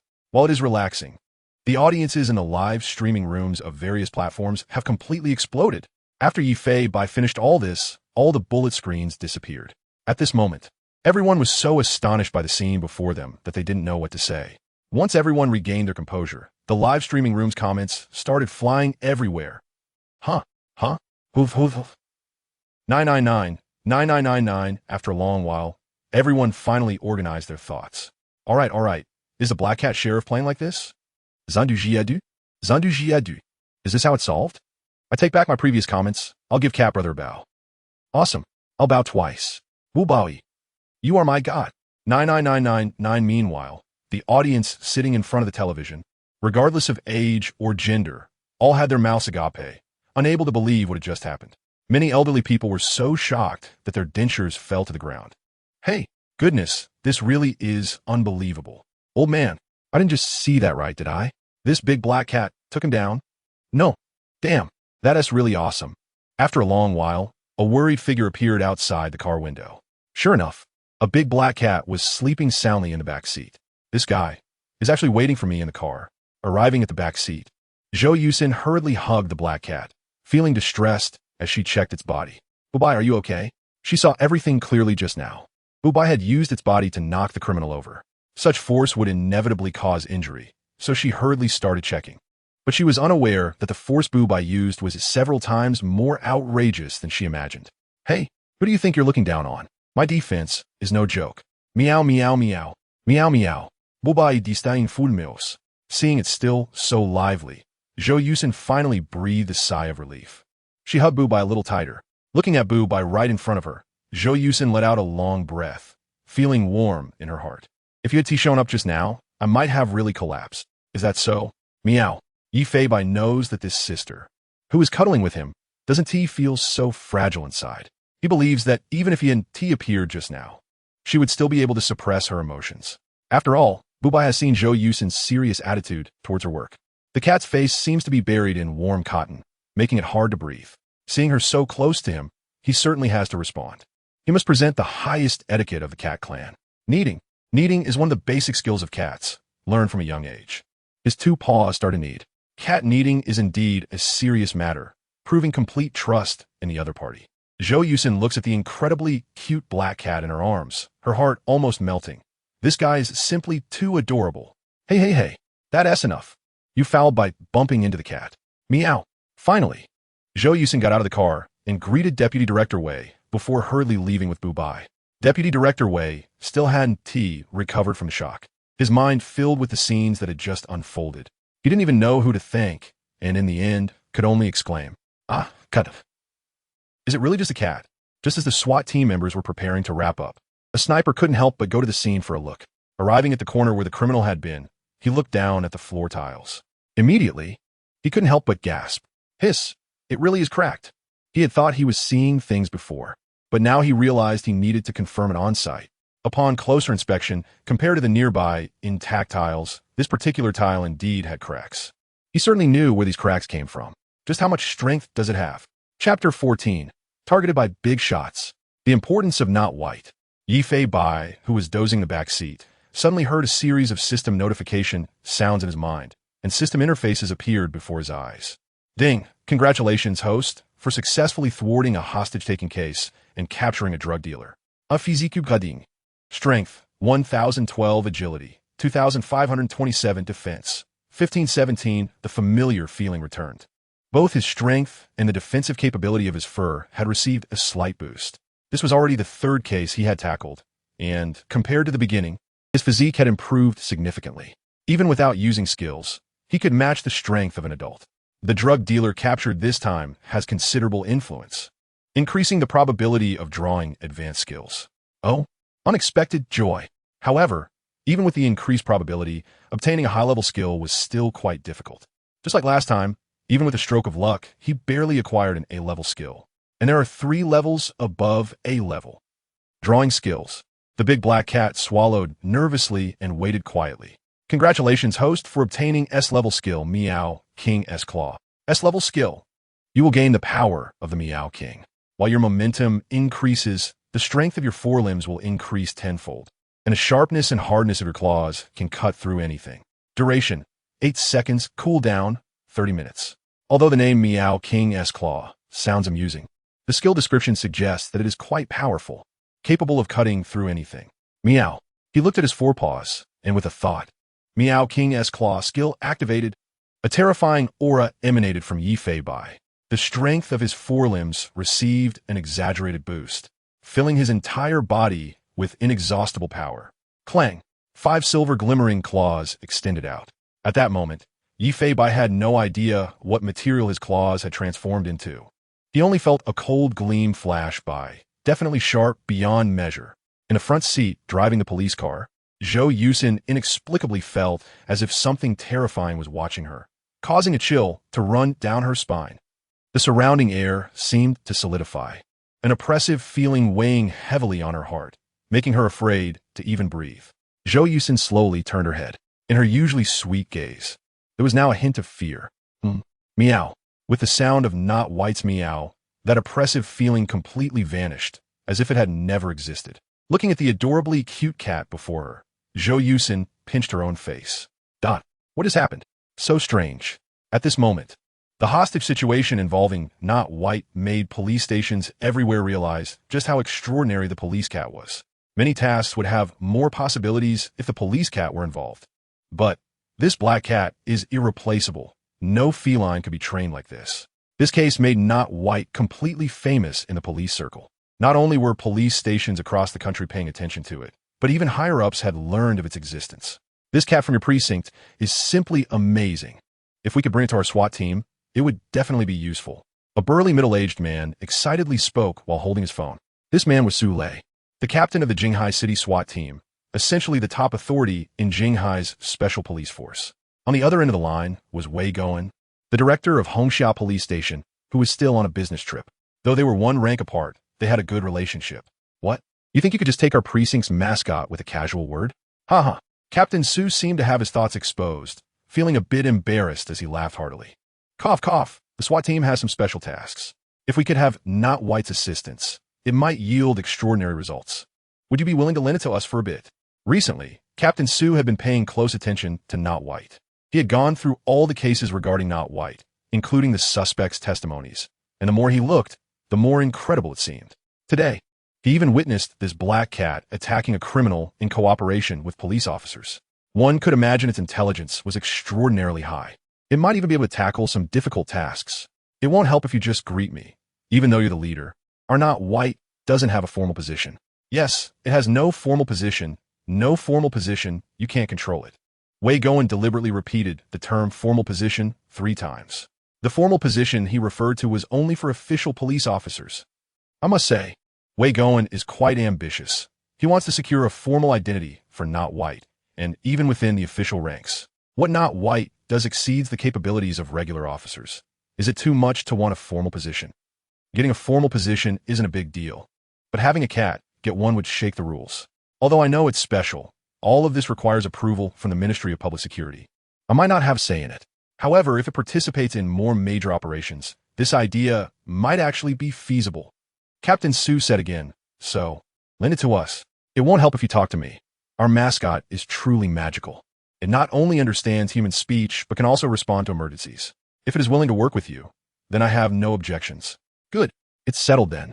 Captain Su laughed heartily as he hung up the phone, feeling extremely excited in his heart. As the captain of the SWAT team, he had participated in many major operations, and he could clearly see the infinite possibilities of Not White. Su Lei leaned against the windowsill and exhaled a puff of smoke. His expression was contemplative, as if he were considering something. If it could really handle it, perhaps the 208 project could be put on the agenda. Hongxia Police Station. Not White had already had a hearty meal and was lying at the door basking in the sun, waiting for the response from the Cat Intelligence Network. At this moment, the 24-hour cooldown for the intelligence network had ended, and it was in standby mode. Meanwhile, inside the police station, there was a burst of laughter. The officers were intensely reviewing everything that had just happened. When you suddenly laughed just now, you scared us all. Later, we realized you were distracting the criminal's attention. By the way, how did you know that Not White wanted you to distract the criminal? The crowd looked at Zhou Yusin with curiosity, wanting to know the answer. I don't know either, My intuition told me that not White was thinking this way. The officers exchanged glances, feeling it was quite miraculous. One officer looked at the information on his phone and exclaimed, "A friend from the Narcotics Bureau told me that the criminal is now in a vegetative state. His 7th cervical vertebra is dislocated and fractured." Another officer looked at the message on his phone, also feeling incredulous. Everyone turned to look at Not White, who was basking in the sun at the door. That's a cervical vertebra. How exaggerated must this guy's strength be to dislocate a criminal's cervical vertebra? So exaggerated. Their director was just praising Not White at that moment. Look, he turned his phone screen around, and a video began to play. A stern-looking middle-aged man was excitedly talking to the young officers about something. That cat is simply too exaggerated. It knocked out a criminal that even a sniper couldn't handle in just 3 seconds. This cat is truly courageous and clever, not only able to cooperate with the officers, but also exhibiting such exaggerated agility. It's simply terrifying. The middle-aged man spoke animatedly, afraid his subordinates wouldn't know what had just happened. If we have the chance in the future, we can also borrow from the Homeshop police station for our missions. What was it called again? Not by. One officer reminded. Right, not by. Ha! Zhou Yusin couldn't help but burst out laughing when she saw the video. The person in question is Wei Hai, deputy director of the Narcotics Bureau, who was previously the most worried about Not By causing trouble. Now he is wildly praising Not By's might, like a fan leader. At this moment, the big black cat, leisurely basking in the sun, yawned, completely unaware that it had already caught the attention of leaders from 2 departments. Chapter 15. Subway Judge? Ignoring violations? Why is there still no alarm? Meow. The Meow intelligence network can only predict criminal activities within a 30-kilometer radius. Yi Feibai was feeling sleepy while waiting. However, this is a good sign, indicating that things are relatively peaceful. Forget it. Let's go take a nap on my special leg pillow. Meow. Every day at noon, I usually nap with my head resting on Zhou Yusin's thigh. Recalling a few days ago, this police flower sister even carried me home for a bath. Unfortunately, at that time, we weren't very familiar, and I didn't dare to open my eyes. Hee, time to sleep. Meow. With that thought, Yi Feibai walked directly to Zhou Yusin's workstation. Just then, beep. Alarm. A premeditated murder case is about to occur at Yinshan Zoo. Please have cat police arrive at the scene within half an hour. The alarm echoed in his mind, and flashing red crisis alerts appeared before his eyes. Oh, a premeditated murder case. Yi Feibai's cat eyes narrowed. This is no small case. A system map appeared before him, pinpointing a red dot. Qingbei District, Yinshan Zoo. He was currently in Chongling District, Hongxia Street, which is 18 kilometers away. The navigation on the map provided the fastest route to the destination. It turns out he has to take the subway. The Black Cat Police have a police car. Why can't I get one too? What kind of system is this? Yi Feibai couldn't help but complain. However, even if he did get a car, he wouldn't be able to drive it. Hopefully, he can activate some errand running skills in the future. Let's go. Meow. After greeting, Yi Feibai dashed out of the police station, leaving the officers bewildered. This little guy isn't going to take down criminals again, is he? Haha, how could that be? This time is when he goes to the vegetable market. The vendor there feeds him meat every day. Everyone thought he was just going out for a free meal. Only Zhou Yusin felt something was off. After all, Yi Feibai had hurriedly left the police station yesterday as well. You mustn't get into any trouble. The beautiful woman looked worriedly at the door, feeling that Yi Feibai wasn't headed to the farmer's market. A shadow in a black police uniform dashed through the streets, jumping up and down. He was frantically taking shortcuts. He had to catch the subway that was scheduled for 13:25 on the system map to reach Yinshan Zoo. Otherwise, he would miss this premeditated murder case. At this moment, only 5 minutes remained until 13:25, and Yi Feibai was running like crazy, scaling walls and roofs. 13:23. At the entrance of Hongxia Street subway station, a large black cat jumped onto the railing and slid down like a slide. The people in the subway station gasped. Oh, what was it that zoomed past a big black rat? Hey, isn't that Yi Feibai? Wow, it really is Yi Feibai. Quick, take a picture. Just as everyone pulled out their phones, Yi Feibai had already disappeared without a trace, leaving many young women feeling quite disappointed. I must say, this system navigation is very useful. The subway entrance was clearly marked, and even the forks in the subway station could be navigated. 13:25 beep. As the subway emitted its beeping sound, just as the doors were about to close, a shadow dashed inside. The subway was not crowded, and there were plenty of empty seats. A large black cat in a police cat uniform sat upright in one of the seats. Its muscular body, along with its shiny black fur and fierce, strange heterochromatic eyes, made many people who glanced over swallow hard. Mommy, that's Yi Fei Bai. It really is, but you can't disturb it. Yi Fei Bai was instantly surrounded by many onlookers, with numerous people lifting their phones to take pictures and record videos. But no one dared to approach. At that moment, a commotion erupted in another car. Can't you eat your sunflower seeds here? The floor is covered in your seed shells. Hey, what's the problem with eating seeds? It's not like there's no one to clean up. An elderly woman was scolding an old man standing there eating sunflower seeds, and the ground was littered with shells. A young man who looked a bit silly stood nearby, enjoying the scene up close. Just because someone cleans up, you can eat seeds? At least throw the shells in a bag. The cleaning staff works so hard. Who are you to tell me? I can throw them however I want. I'll be back tomorrow to throw watermelon rinds. The old man said proudly. The young man beside him stiffened, as if he had heard something unbelievable. The young man raised his right hand. A crisp sound echoed. Slap. A counter slap landed right on the old man's face. The elderly woman arguing was left stunned, as if saying, wait, are you really hitting him? The old man who got slapped was even more frozen in place. After slapping the man, the young man immediately turned and ran without stopping. The people recording Yi Fei Bai's video happened to capture this scene. Although the old man was in the wrong, slapping someone is also illegal.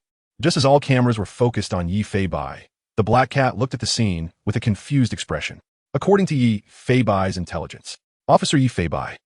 This, just when everyone thought Yi Fei Bai would detain the young man. 6 meow. The black cat's expression was surprisingly disdainful, almost like a living meme. After letting out a howl, it turned its head and closed its eyes to rest, as if it had seen nothing. Ha ha! Even the black cat police thought he deserved it. Hiss! Great sky cat! Ha ha! I can't take it anymore. Yi Fei Bai's expression is too funny. I need to post a video on Douyin. The Yinshan Zoo station has arrived. At this moment, Yi Fei Bai suddenly opened his eyes and dashed out of the subway, racing towards the subway station exit, drawing the attention of many people along the way. Yinshan Zoo. A black cat dashed into the park, heading towards the area marked on the map. Even though it wasn't a weekend, there were still quite a few visitors at Yinshan Zoo, bustling with people. Yi Fei Bai tried to move in inconspicuous places, weaving quickly through the crowd. And his swift movements did not cause any commotion. Looking at the many tourists, he couldn't help but wonder, what kind of premeditated murder case could occur in such a crowded place? A premeditated murder case happening in such a location is no ordinary case. At this moment, he had already entered the red circle area and was looking at the roadside sign. You have entered the wild animal area. Please do not feed the wild animals in the area. The red circle area just happened to encompass the entire wild animal zone. At this moment, Yi Fei Bai felt an inexplicable sense of foreboding. Chapter 16. The Beast is Released. A blood-curdling scream. The Beast Park covers a large area, filled with various large carnivorous animals. Northeast tigers, leopards, brown bears, lions, and wolves. The air is heavy with a familiar smell of urine. Yi Fei Bai is very familiar with these scents, which clearly come from large felines. The Beast Park is bustling with visitors, as everyone is quite interested in these large predators. With so many people around, how could a suspect commit murder? Since the red circle is quite large this time, Yi Fei Bai can only start patrolling the Beast Park. He keeps his eyes open and ears alert, afraid of missing any detail. Huh? Am I seeing things? That looks like Bu Bai. It really is Bu Bai. During this time, many visitors notice Bu Bai, but Yi Fei Bai does not stop, focusing on every moment to find clues. A roar from a tiger sends shivers down the spines of the visitors. And even Yi Fei Bai feels a tremor in his heart. Truly the king of beasts, this roar is deafening, evoking the feeling of a tiger roaring through the mountains. He arrives at the northeast tiger area. Outside the enclosure, there are layers of barbed wire, and even the top is sealed off. The outermost layer is surrounded by several layers of iron wire, making it nearly impossible for the tiger to escape. On the grass inside the enclosure, a muscular northeast tiger is ferociously devouring a live chicken, its blood-stained jaws open wide. This northeast tiger is so large. Meow. Standing in front of the northeast tiger, I feel like a tiny little cow on me. But there is no time to admire the tiger's grandeur. Instead, he is observing every visitor around him. After not finding anything unusual, Yi Fei Bai continues his patrol to other areas. In the leopard area, a live chicken is hanging from a tree. The muscular leopard leaps effortlessly 2 meters high, swiftly climbing up the tree to kill the turkey. Wow! The tourists are amazed by the beast's incredible physique. Yi Fei Bai stands outside the enclosure, carefully observing everything, still not spotting any suspicious individuals. He moves on to the brown bear area, the lion area, and the wolf area. Yi Fei Bai has virtually covered the entire beast park and still hasn't found anything out of the ordinary. He cannot imagine how a crime could be committed here. Initially, he speculated that someone might push a person into the animal enclosure. However, every area has excellent protective measures, making it impossible to intentionally push someone in. How could the crime be committed? At this moment, a staff member in the wolf area extends a long fork through the iron gate, with a large piece of fresh meat skewered on it. Several strong wolves rush forward to seize the meat. Seeing the scene, Yi Fei Bai suddenly realizes something. His heart sinks. Yes, if it's an insider. If his speculation is true, it would lead to a major incident. Just then, a commotion arises from the direction of the northeast tiger area. What is going on? It's still early. Why are they closing the tigress enclosure? Right? We haven't taken many photos. We came today just to show the kids the big tiger. Why are you closing it? Complaints echo from the tourists. Yi Fei Bai hurriedly rushes over. Back inside the enclosure, as an iron gate closes, the northeast tiger's figure completely disappears. The enclosure is divided into an exhibition area and an animal rest area. The area where tourists can see the animals is the exhibition area, while the area behind the iron gate is where the tiger usually rests and sleeps, making it easier for staff to care for the tiger. Clearly, this is not the right time to return the tiger, as it's not yet closing time. Listening to the surrounding tourists, it seems that staff were worried the tiger might be tired, so they put it back to rest. Yi Fei Bai squints, feeling uneasy. This explanation is a bit far-fetched. The exhibition area has soft grass. The tiger can lie down and rest anytime. So how could it be tired? Could it be? Meow. Just as Yi Fei Bai lets out a scream, he is met with a tiger's roar. A deafening roar shakes the enclosure's wire netting, seemingly coming from behind the tiger enclosure. The next moment, a massive figure appears outside the wire netting, slowly approaching the crowd with a terrifying low growl.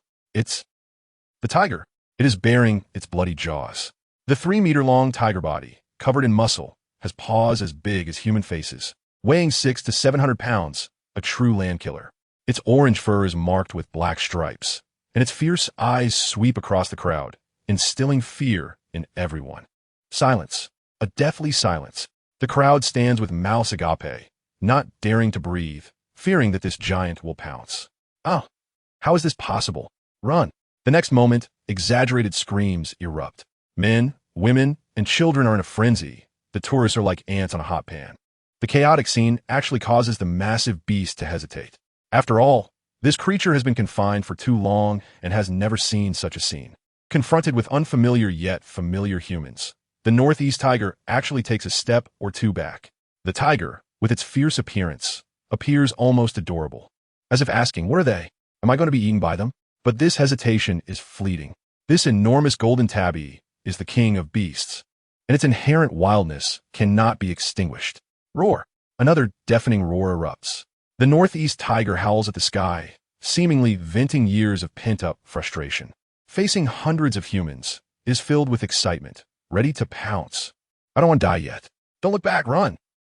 The zoo management is also in chaos. They're calling the police for assistance. At the same time, several trained staff members, though frightened, grab tranquilizer guns and head towards the scene, as they have never faced a beast without the barrier of a cage. Moreover, it's a northeast tiger with immense combat power. Yi Fei Bai looks at everything before him. It's hard to believe that this is really happening in front of his eyes. Looking at such a land killer, his heart surges with waves, and he can't help but curse. Who the hell let the golden tabby out? This isn't even murder. It's a terrifying attack on society. As for why the system defined it as murder, it's probably because the tiger can't eat that much. A dignified Hakimi is now facing a northeast tiger. Wo bai say tiger tale? I really want to curse your mother. Meow. After angrily cursing, Yi Fei Bai charges towards the northeast tiger without hesitation. The tiger's eyes are filled with murderous intent. If he doesn't show up, the tourists will be in danger. At this moment, those fierce tiger eyes are fixated on a burly male tourist, seemingly thinking there's more meat on him. Grr! A terrifying low growl. The tiger crouches, preparing to hunt. It leaped toward the tourist like a cannonball, covering the 8-meter distance in the blink of an eye. The exaggerated tiger claw struck the man's thigh directly. The terrifying force knocked the man to the ground. There were several gushing wounds on his thigh, pouring out blood. Ah! Help me! I beg you, help me. A heart-wrenching scream echoed, and the people around screamed in shock. In the face of a beast, humans are so vulnerable. Chapter 17. The Tale of the Unwitting Tiger? The officers were stunned. An exaggerated smell of blood filled the air. The tiger, sensing the scent, looked even more ferocious, its eyes fixed intently on the man's neck, clearly ready to take a bite that would send the man off this world for good. Howl! Cough cough! The northeastern tiger let out a series of threatening growls, opening its massive jaws to bite down on the man's neck. But in the next second, a shadow rushed towards the back of the tiger. Who said you can't touch a tiger's butt? Meow. With a courageous meow, Yi Fei Bai exerted all his strength and reached out with his claws to scratch the tiger's rear. It turned into a flurry of cat punches. Scratch, scratch, scratch. Meow, meow, meow. Unfortunately, the tiger's fur was too thick, and even with all his might, Yi Fei Bai could only leave a few scratches on the tiger's skin. In that moment, the massive beast seemed to feel a twinge of pain in its backside. With a sudden turn, Yi Fei Bai, who was clinging to the tiger's rear, immediately felt the gap in power. At that moment, he felt like he was on a roller coaster, being flung 3 meters away by the tiger's powerful turn. His brain nearly scrambled. However, Yi Fei Bai was quite agile, and even without activating any skills, he managed to handle the situation with ease. In midair, Yi Fei Bai quickly adjusted his posture. All 4 limbs landed steadily on the ground. His mismatched eyes stared fearlessly at the ferocious northeastern tiger before him. Faced with this massive creature that was dozens of times larger than himself, Yi Fei Bai had no chance of winning. All his skills would be his trump cards. He had to be cautious not to use them recklessly, or he would be done for. This northeastern tiger was not only incredibly strong, but as a feline, its reflexes were also quite exaggerated. The only advantage he had was his agility. After several upgrades, his nimbleness should be on par with this giant. Howl cough cough. The northeastern tiger bared its teeth and looked over. Upon realizing it was just a small creature, its eyes seemed to show confusion. It seemed unable to comprehend why such a tiny being would dare to attack its rear. Seizing the opportunity while the tiger was observing him, Yi Fei Bai's pupils flashed with a green light. Inside, as the skill activated, a series of data appeared before him, seemingly trying to read all the information about the great tiger. Species, northeastern tiger. Age, 3 years and 8 months. Adult. Length 3, 12 meters. Weight, 680 gene. Shoulder height, 108 centimeters. Injury status. Old injury, 5 broken ribs. Yi Fei Bai immediately noticed the tiger's injury status. While focusing on the tiger's rib cage, his eyes seemed to have X-ray vision, directly scanning through the tiger's flesh to reveal its skeleton. The sight startled Yi Fei Bai. Right at the tiger's rib cage, there was a very obvious crack, marked with a red circle by the inside skill. This skill was simply too useful. Although it didn't have any offensive power, knowing oneself and one's enemy was the key to victory in every battle. Just then, a sound of scraping against the ground came from ahead. It seemed the sunlight in the sky was blocked by a massive creature. A 3-meter-long northeastern tiger leaped directly toward him from above. Its explosive power made its speed absurdly fast. Damn it! However, being a feline too, Yi Fei Bai's reflexes were no joke. Boom! As the northeastern tiger landed, the ground seemed to shake. But this leap missed entirely. Yi Fei Bai narrowly dodged to the side, but the northeastern tiger was still very close. The big tiger turned around. Whoosh! Its claws scraped against the ground, kicking up clouds of dust as a massive paw swiped toward the black cat's side. A sense of death filled Yi Fei Bai. He found it hard to keep up with such explosive power. With a sudden backward leap, the sharp claws grazed past his fur, the gust nearly toppling the airborne black cat. Just as he landed, another claw came at him. The pressure left Yi Fei Bai no time to breathe. If he let his guard down for even a millisecond, he would be flattened. Whoosh! Whoosh! A whirlwind erupted beside him. A black cat was darting back and forth around the tiger's belly. Yi Fei Bai knew he couldn't match the tiger's stamina, so he had to use simple movements to evade its deadly attacks. If he didn't conserve energy, he would end up like a mouse played with by a feline. Howl! Unfortunately, the tiger before him grew more and more courageous. With a low growl, the northeastern tiger suddenly dashed forward, closing the distance with Yi Fei Bai. The moment its muscles bulged, it pounced at him, its speed significantly faster than before. Damn it! Meow! I have to say this tiger is quite clever, knowing to create some distance. Yi Fei Bai barely managed to dodge this attack with all his strength. But in the next second, a series of attacks followed. It seemed he had provoked the big tiger. Now the tiger's speed was so fast that even if he could react, it was still very difficult to dodge. Just then, sirens echoed from a distance. The Nanyang police station in Yinshan district had mobilized all available officers, rushing to the zoo as quickly as possible. A few officers were evacuating the crowd. Several armed officers, along with zoo staff, headed toward the big cat area where the staff held tranquilizer guns. A monster. The beast before him was truly monstrous. Yi Fei Bai was hanging by a thread after the northeastern tiger changed its strategy. Attacking it was utterly impossible now. He couldn't hesitate any longer. Read mind. Yi Fei Bai directly accessed the thoughts of the massive creature before him. In an instant, he understood exactly where it intended to attack. Boom! The tiger slammed its paw against the ground. Whoosh! Another paw swiped through empty air. This little creature became even more agile. Each time the tiger made a move, it seemed to have already guessed and dodged in advance. The tiger was thoroughly enraged. Unfortunately, with a series of attacks, Yi Fei Bai was always able to predict in advance, even managing to avoid the tiger's feints. Howl cough cough. Right there. This is too big. A few officers and staff finally arrived at the scene, looking at the massive northeastern tiger from a distance. Their souls nearly scared away. This was not like facing a criminal. If that thing pounced over, even emptying their guns might not be enough to take it down. They had to ensure every shot hit its target. Moreover, the tranquilizer gun wouldn't take effect immediately. The situation was quite tricky. But as they looked closely, they saw a shadow moving like a ghost, constantly taunting the northeastern tiger and dodging its fierce attacks. Wait a minute. That seems to be a cat. Huh? With the staff's exclamations, the officers from the Nanyang police station recognized Bu Bai at a glance. It's Bu Bai. How did it end up here? My goodness, it can actually hold off the tiger? Everyone was stunned, watching as the black cat teased a tiger that was dozens of times its size. Chapter 18. Cat King's Claw. Strike the tiger egg. The black cat moved swiftly, continuously dodging the tiger's attacks, exhausting the big beast's stamina. How is this possible? Is that really a cat? The staff who often work with ferocious animals were dumbfounded. Forget about a cat.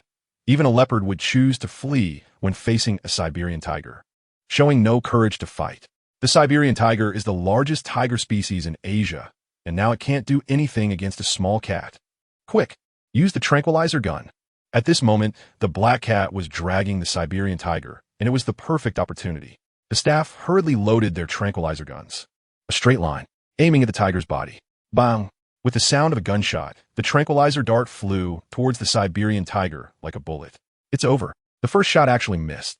The Siberian tiger also noticed the commotion and turned to look in the direction of the gunshot.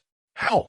It seemed to feel that these few people in the distance posed a greater threat, and it directly turned its head fiercely towards the police officers and staff.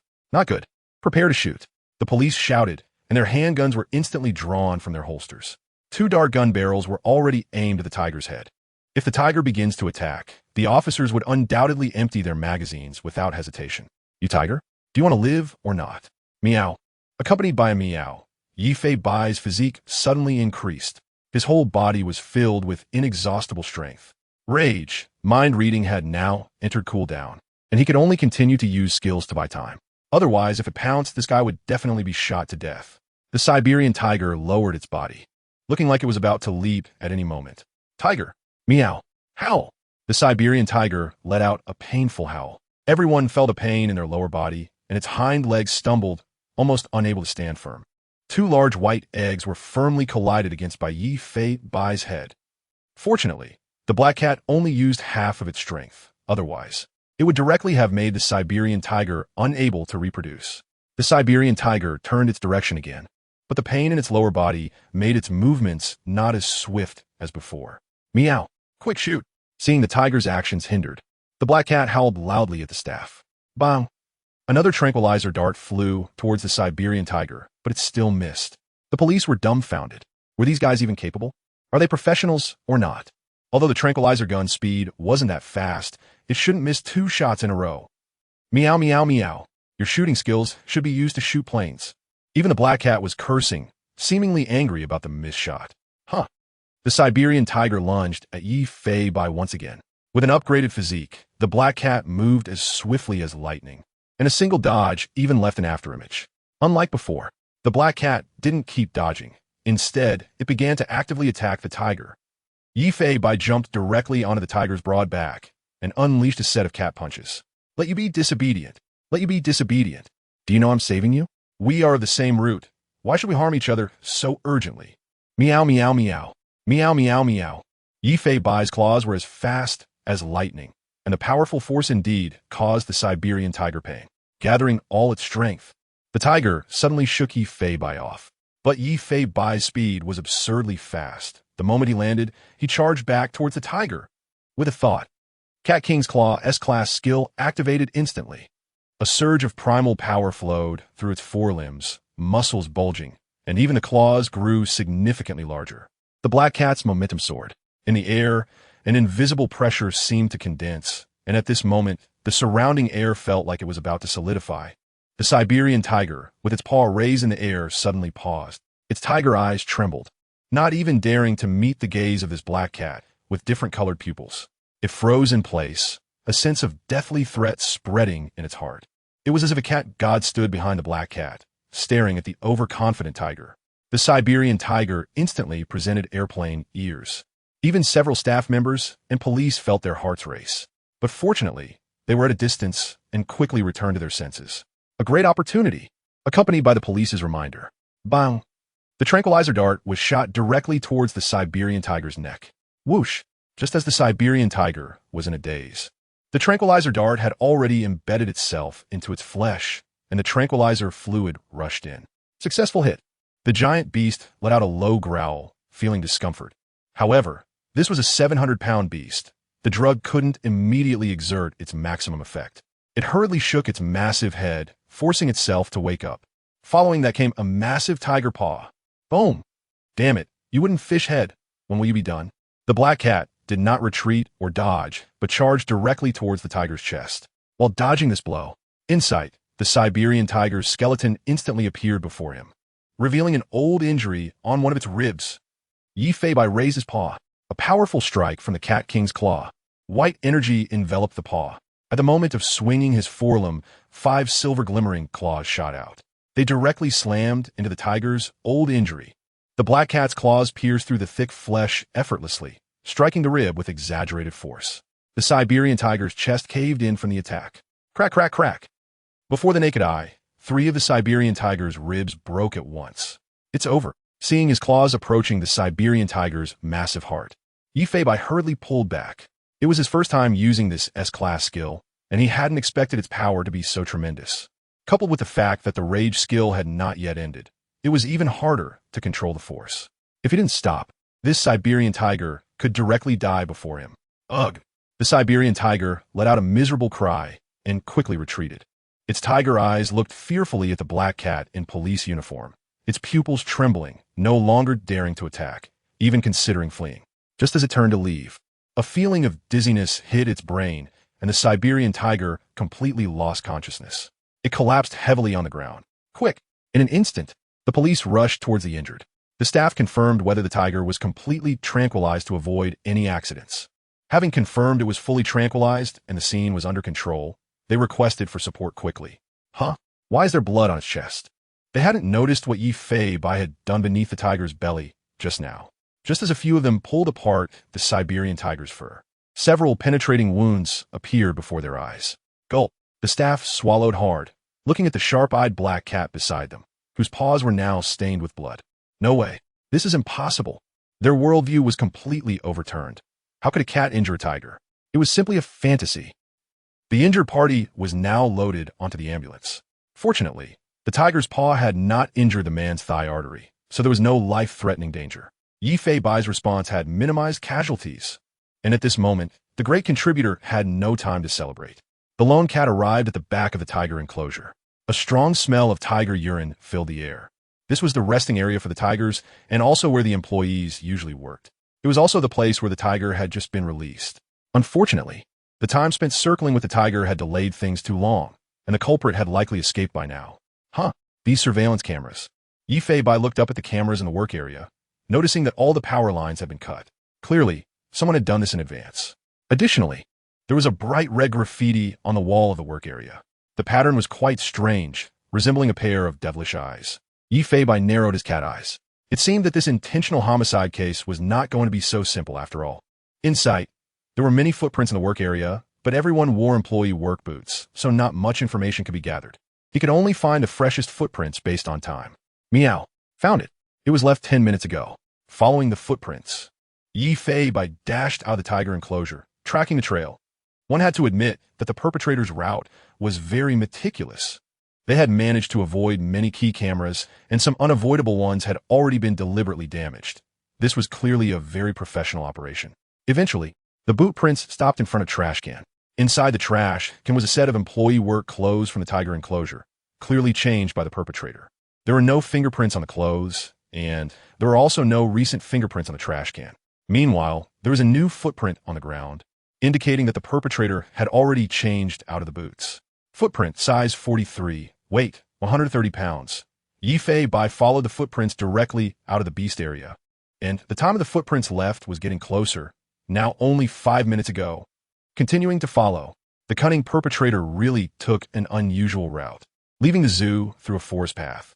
Eventually, the footprints disappeared beside a crosswalk, clearly indicating that they had taken a vehicle to leave. Yi Fei looked at the busy road, shaking his cat head in disappointment. The clue was lost.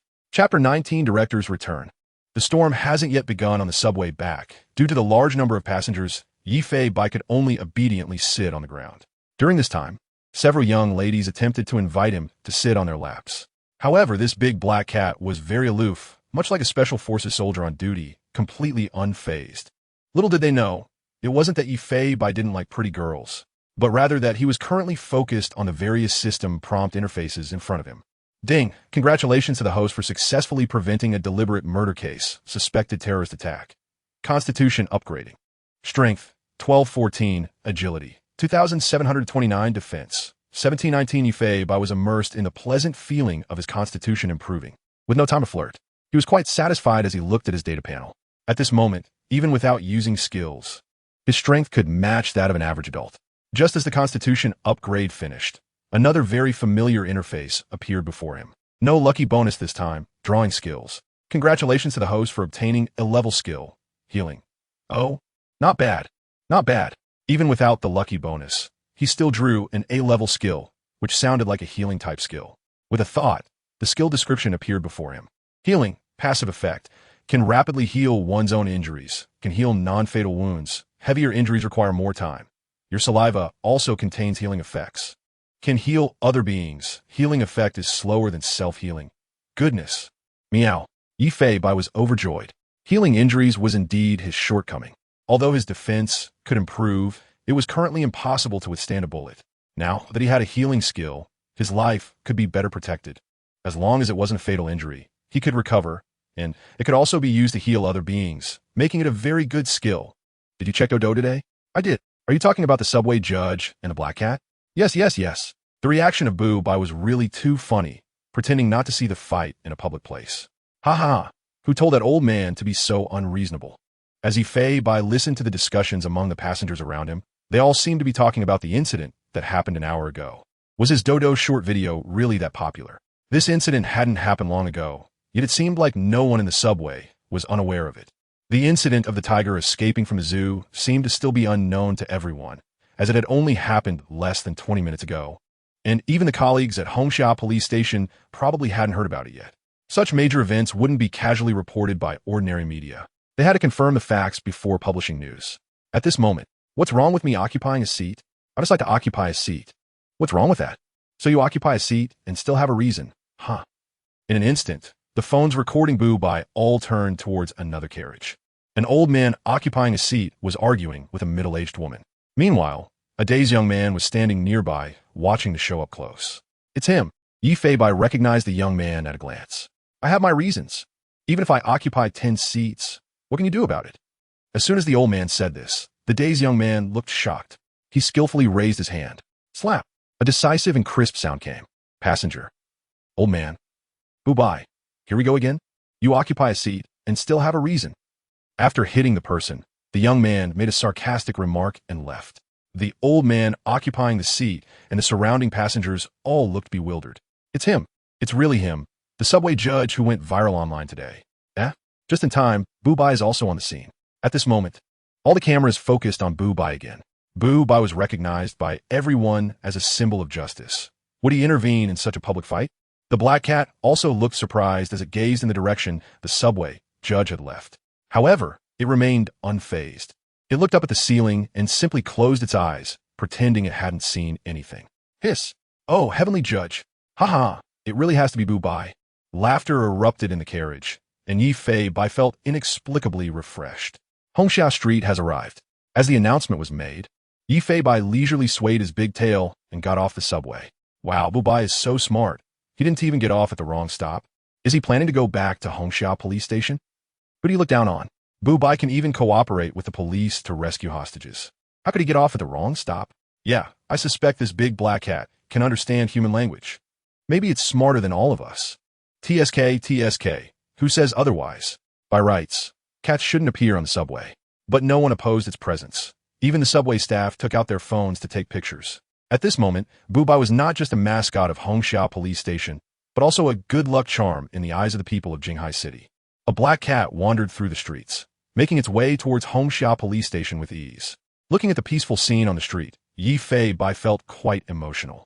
In one day, two major events that could shock the entire city had occurred.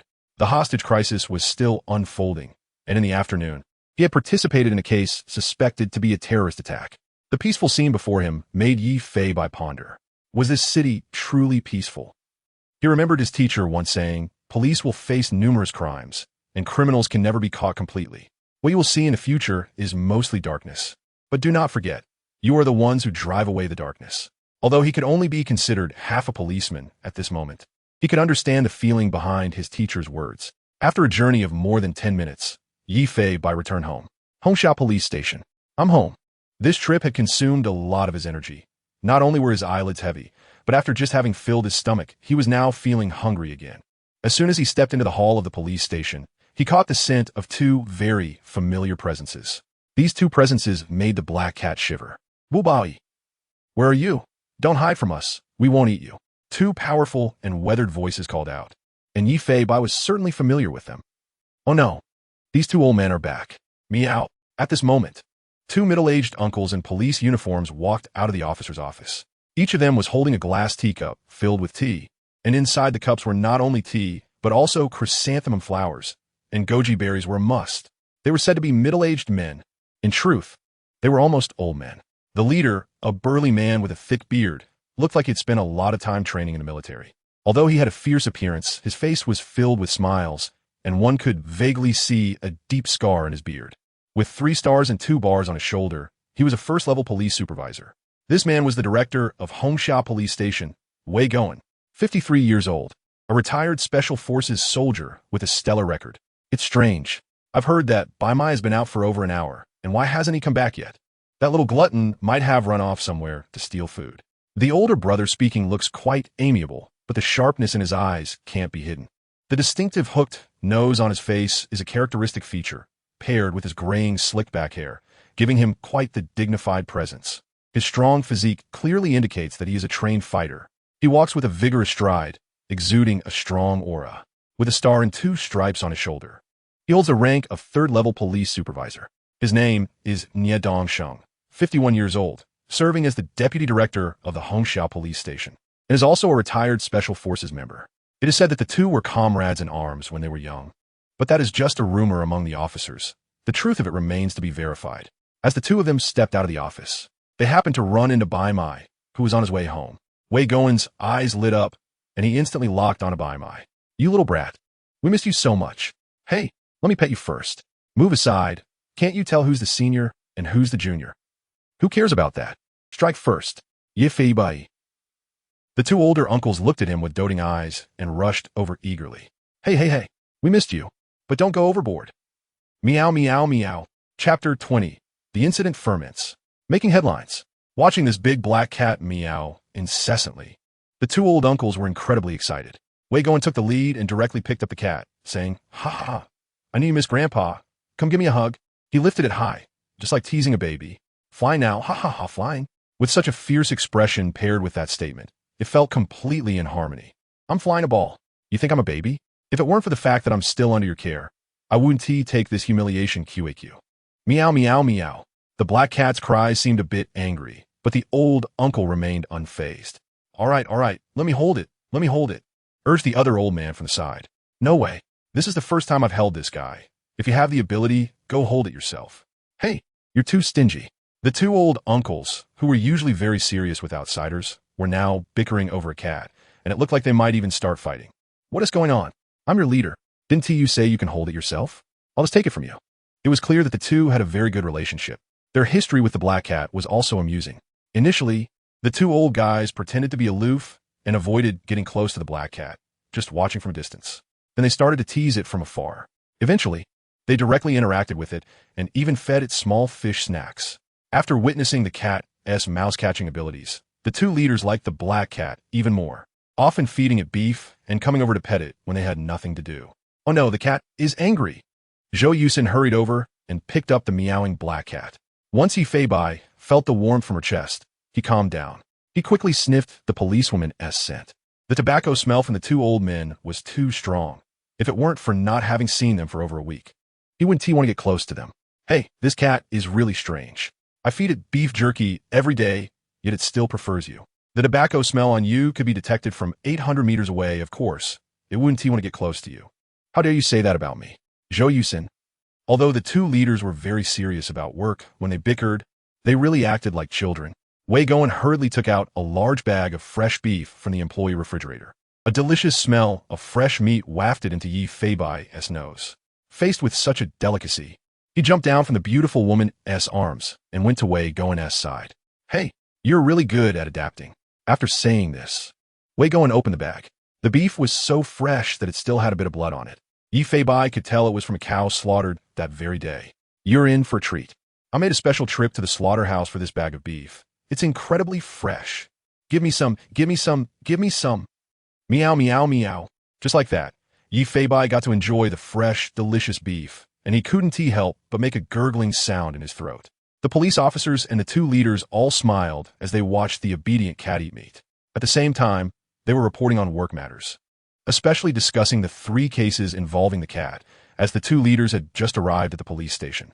Although they had heard about the cat's heroic deeds before, hearing the details from the involved parties at that moment was even more astonishing. Speaking of which, the cat had just made headlines again, and the view count was outrageous. Quick, let me see what this little guy has done again behind our backs. It seems to be on the subway. After the police officer amplified the volume, everyone watched the video together. First, it showed the cat, then it captured 2 people arguing. And a young man directly slapped an old man who was littering sunflower seed shells. The camera then shifted back to the cat, and everyone began asking, Officer Bai, this should. In the next second, the black cat deliberately turned its head away, pretending not to see, clearly knowing that hitting someone in public wasn't good. Ha ha ha, I said this little guy knows how to adapt. It thinks that person deserved to be hit. As soon as Wei Goen finished speaking, he changed his tone. Ahem, however, if it were our officers on the scene, we couldn't just stand by. Zhou Yusin's focus wasn't on that. Instead, she was concerned about why the cat was on the subway. Listening to the announcement on the subway, it seemed to be line 3, which was the route to Qingbei District. Just then, the news broadcast began. At 2:15 today, a northeast tiger escaped from Yinsen Zoo, suspected of a terrorist attack. In an instant, upon hearing terrorist attack, all the officers turned their gazes towards the big screen on the wall. The screen was showing a report from Jinghai City TV, currently interrupting with an emergency news segment. The host had a serious expression, and a small screen beside them displayed the surveillance footage. As a massive northeast tiger appeared, all the tourists were desperately fleeing for their lives. The officers were all left with their mouths agape, hardly believing what was happening. Even the 2 well-experienced leaders shook their heads in disbelief. This is a big deal. Yunsan police station is going to be busy, and there will definitely be casualties. Yes, since it's classified as a terrorist attack, could it be that the tiger was released by someone? The host continued. Fortunately, the casualties aren't severe. Only 1 person was injured. After the officers from Yunsan police station rushed to the scene, they quickly evacuated the crowd and, risking their lives, went to the site of a northeast tiger's escape. But without the assistance of the little helper from Hongxiao police station, the casualties could have been very serious. Let us take a look at the terrifying scene at that time. Is our station involved in this? I must have misheard. It seems the host just mentioned Hongxiao police station. The 2 leaders looked at their subordinates, their faces filled with confusion. Officers generally don't patrol outside their districts. And even if they rushed over in such a situation, it would be too late. Who could this little helper mentioned by the host be? It sounds like they played a significant role. You guys, what have you been hiding from me? Wei Goen asked incredulously. However, the officers all shook their heads repeatedly. Aside from the 2 patrolling officers, most of the police on duty were in the station. They hadn't received any requests for assistance, and everyone found out about this incident from the news. How could such a significant event not be reported to the leaders? The host must have made a mistake. Yes, right now, the only ones outside are just the 2 patrolling officers. It can't be our station's personnel. Zhou Yusin's neck slightly rose and fell. She swallowed hard, looking incredulously at the black cat happily eating beef nearby. A bold guess formed in her mind. It can't be. This little helper, right? Chapter 21. Nationwide Shock. Cats and Tigers? This little guy was just on the subway to the Qingbei district an hour ago. And the Yunshan Zoo reported in the news is exactly in the Qingbei district. Awesome. So delicious. Meow, goo goo goo goo. Yi Feibai didn't hear the news report about today's events at all, completely lost in the fresh beef. This was the first time he had tasted such fresh beef, and with one bite the juices flowed. The blood taste might seem fishy to humans, but for felines, it's simply delicious, even stirring a hint of wildness within. Looking at the quite adorable big black cat, Zhou Yusin shook her head. Impossible. I must be overthinking it. She looked up at the news. At that moment, the small screen beside the host gradually enlarged, and the live scene took up the entire screen. Everyone, please do not panic. Follow my lead for an orderly evacuation. People over here, follow me. The scene was quite chaotic. Tourists appeared panicked, desperately trying to flee, and in such situations, stampedes are inevitable.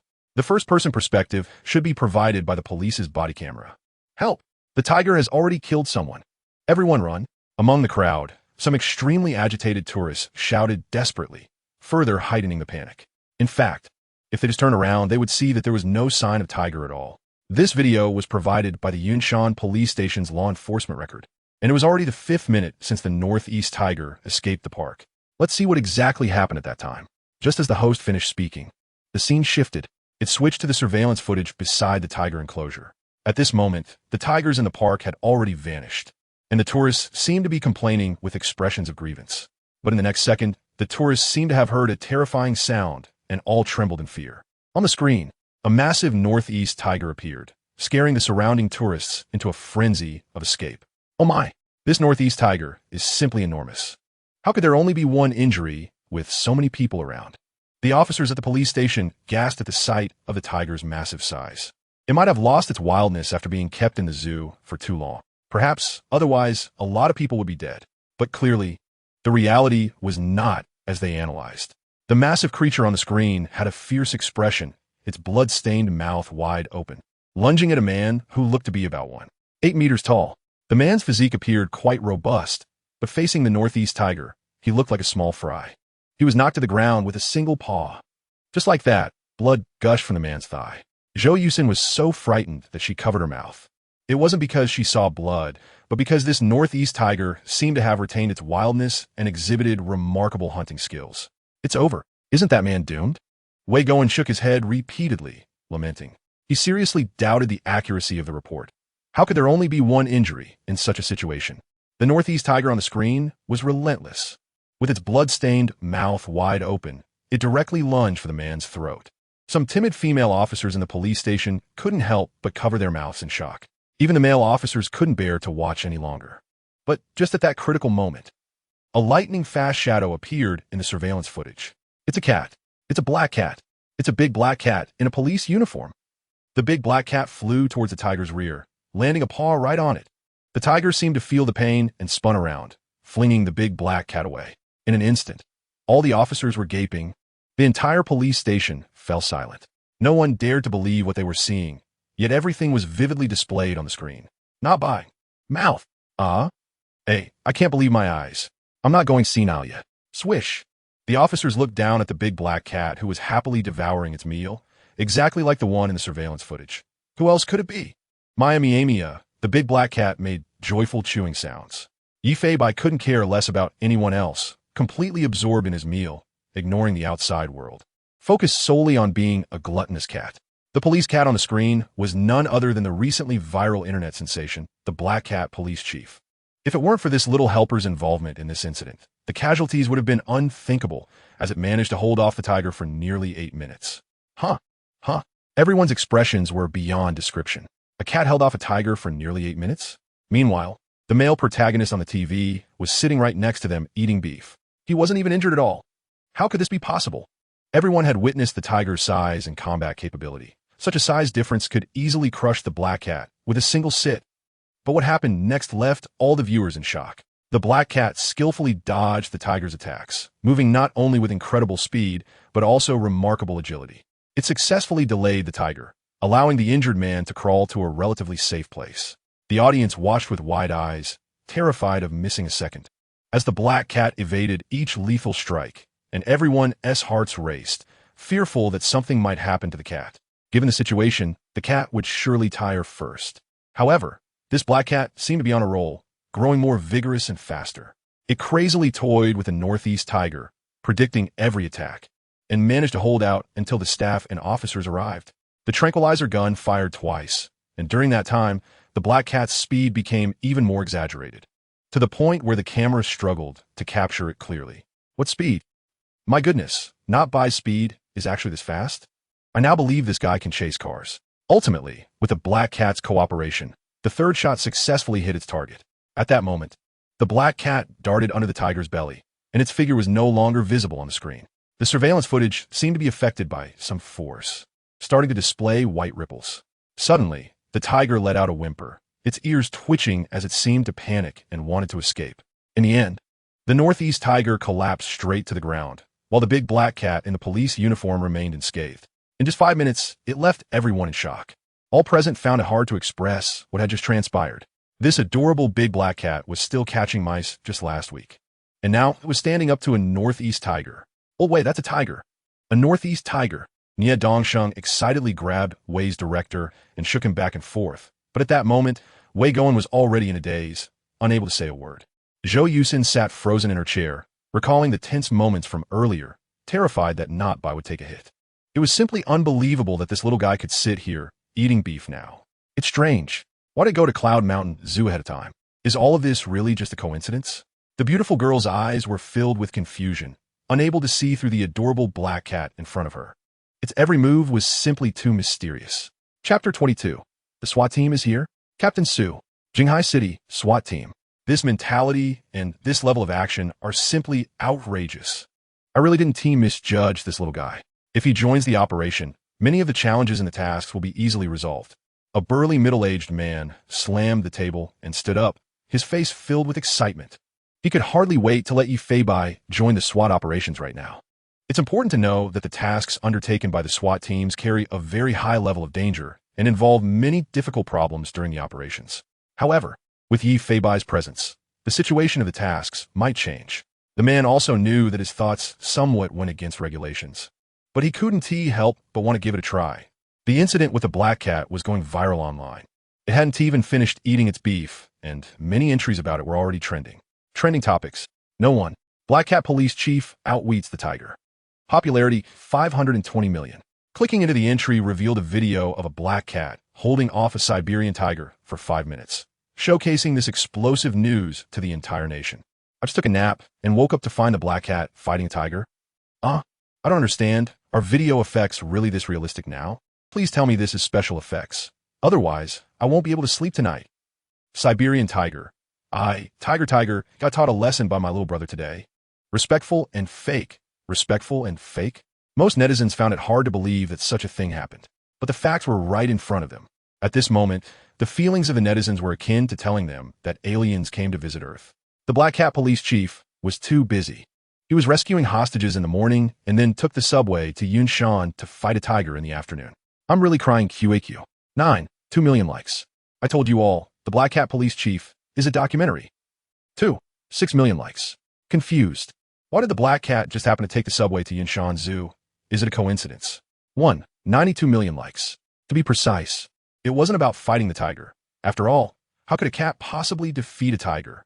However, being able to hold on for so long in front of a Siberian tiger is already quite impressive. 54 million likes. After a hearty meal, Yi Feibai finally regained some clarity from the delicious food. As soon as he lifted his head, he saw the police officers looking at him with incredulous expressions. Why are you looking at me? Meow. Following the subsequent investigation by the police officers, they discovered a suspicious graffiti in the tiger enclosure that resembled terrorism. Hearing the host's words, Yi Feibai finally lifted his little head. On the television, there was the scene he had just witnessed. There was a graffiti of a devil's eye on the wall of the tiger enclosure. It was clear that the TV station had reported this matter. No wonder everyone was looking at him like that. The host continued, stating that several surveillance cameras in the zoo had been damaged, and the police officers found the uniform of the assailant discarded in a trash can. The Yinshan police station will continue to investigate this case. And if there are any updates, Jinghai Real-Time News will keep you informed. Thanks to every police officer present, every staff member, and of course, our little hero from Jinghai City. With the host's smile, the real-time news report came to an end. The police officers exchanged glances. It was highly likely that this case was a terrorist attack. It probably wouldn't be long before they received a notification to strengthen police forces from above. And there would definitely be a lot more work to do recently. However, Yi Feibai did not see a hint of reluctance on the officers' faces. Instead, everyone was worried about the safety of the people. At this moment, Zhou Yusen approached and picked up Yi Feibai, holding the black cat in her hands. Her eyes were filled with concern. Although it was quite a bit larger than an ordinary cat, it was still just a 20-pound little guy. Yet this little cat could accomplish such astonishing feats. Recalling the scenes shown on the television, looking at those unusual eyes, Zhou Yusen lifted the big black cat up, gazing at it, feeling that her emotions seemed a bit complicated. The police officers also shook their heads and smiled. After all, among the entire police station, Zhou Yusen was the one who loved the black cat the most. Holding the black cat close, she said, "I know you're very smart, and I know you're very capable. Even though I don't know exactly what you're doing, you must remember to come back safely. I also know you can understand me." Yi Feibai heard her concerned reminder and felt her worry. Although what he did was not to seek recognition. If someone could understand him or even worry about him, it might also be a happy thing. All right. I'm a cat with a system. How could I die so easily? Meow, meow, meow. Yi Feibai meowed a few times, then jumped down from Zhou Yusen's arms and ran to the entrance of the police station to bask in the sun and take a cozy nap. His energy was already depleted. In the video, the black cat appeared to be effortlessly facing the tiger, but in reality, Yi Feibai had exhausted all his strength and played all his cards. This battle was truly not easy. Fortunately, not only was there beef to eat, but also a beautiful girl to comfort him. So sleeping for a while now should help him quickly recover his energy. He needed to stay in top shape for the next operation. The people in the police station looked at the lazy black cat basking in the sun, all smiling happily. It was still the familiar black cat they knew. As night fell, Yi Feibai was sleeping very soundly. In his dreams, he not only dreamed of Zhou Yusen wearing a very thin nightgown, but also performed a set of meow meow punches towards her. He didn't know how long it had been. A sense of crisis struck. Instantly, he opened his eyes. In front of him, a middle-aged man dressed in SWAT tactical gear was touching his backside. He looked to be in his 40s, with a short buzz cut, dark skin, and a competent, calm appearance that inadvertently exuded an aura of authority. The man was sturdy, and the police uniform outlined his muscular physique. He had various tactical weapons strapped to his waist and wore tactical boots, exuding an imposing presence. However, "Why are you touching my butt?" Meow, meow, meow. The black cat howled unwillingly, then quickly backed away. Who could touch his backside? He couldn't even let a tiger touch it. "Do you know who I am?" Meow, meow, meow. Haha. The man laughed at Yi Feibai's reaction, finding it amusing that this cat seemed to be scolding him for touching it, cursing and saying nothing good. "Captain Su, why are you so happy at the entrance of our police station?" With a weathered voice, Wei Goen approached the middle-aged man, extending a big hand towards him. "Captain Su." Yi Feibai squinted, someone who even Wei Goen had to address as Captain couldn't be simple. The middle-aged man in front of him wore SWAT tactical gear and had an extraordinary aura, seeming to hold a higher position than Wei Goen. Yi Feibai could vaguely guess his identity, but he wasn't quite sure. The man laughed heartily and shook hands with Wei Goen. Their smiles looked like those of long-lost old friends. "Of course, I'm happy. After all, I finally got to see the treasure of your police station in person. Your speed is impressive. It hasn't even been 10 minutes since I hung up the phone, and you're already here?" Captain Su looked at Yi Feibai and said, "How could I neglect coming to meet our little hero from Jinghai City?" "Oh." Wei Goen raised his eyebrows, seemingly having a vague idea of the other party's intentions. Captain Su rushed over in such a hurry. Perhaps there was some arrangement. Chapter 23 Invitation from Big Shots? Join the action. Captain Su seemed to have his thoughts exposed, scratching his head and chuckling helplessly. "Hey, You really can't hide anything from you. Come on. We've been friends for so many years. Your thoughts are just written all over your face. Wei Goen laughed heartily.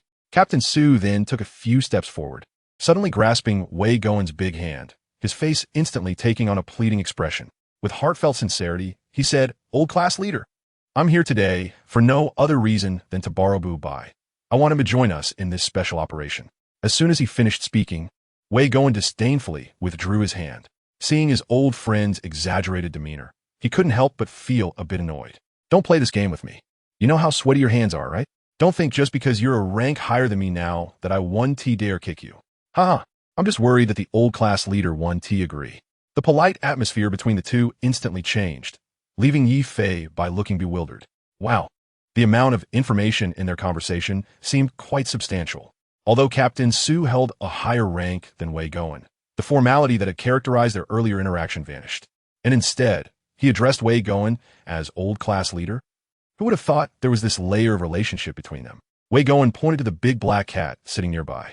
"I told you before, this big black cat is very intelligent. If it wants to go on a mission with you, then I have nothing to say. You might as well ask it yourself." Captain Su squatted down in front of Yi Fei Bai, still skeptical. He knew that Bu Bai's intelligence was extraordinary, but could it really understand what he was saying? Should he really ask it? I'm the chief of the special police team, Su Lei, 47 years old. Wei Goen. Yi Fei Bai. Although a bit speechless, it was just as he thought. This person was indeed the head of the Jinghai City Special Police Team. But now he was introducing himself to a cat. "Are you okay? Just ask it if it wants to come with you." Wei Goen couldn't help but laugh at Su Lei's behavior. Did he really want Bu Bai to call him by name? Ha, indeed. Comrade Bu Bai. I hope you can participate in the Special Police Team's mission tonight. The case is related to an illegal organization selling Y. Su Lei fixed his gaze on the big black cat with heterochromatic eyes, and at that moment, the scene felt somewhat like playing music to a cow. What the heck? Selling Y and soliciting C? You guys go ahead. Boring, I'm leaving. Meow, meow, meow. Meow, meow, meow.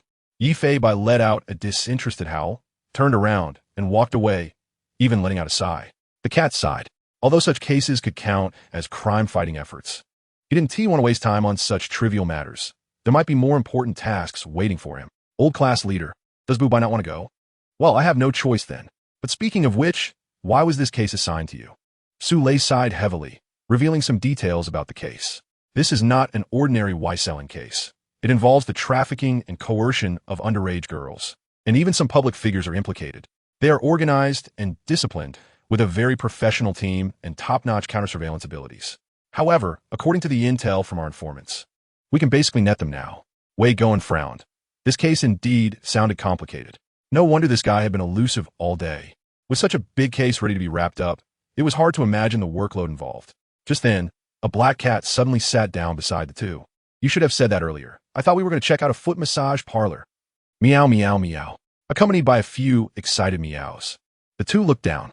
Unbeknownst to them, Bu Bai had come back, now sitting in place with an expectant expression on his face, his big tail swaying left and right. They obviously didn't understand what Yi Fei Bai meant. "Oh, this little guy's in a good mood. You should ask him again." Su Lei seized the opportunity. Bu Bai? Why don't you come with me to handle a case? We're catching bad guys. Understand?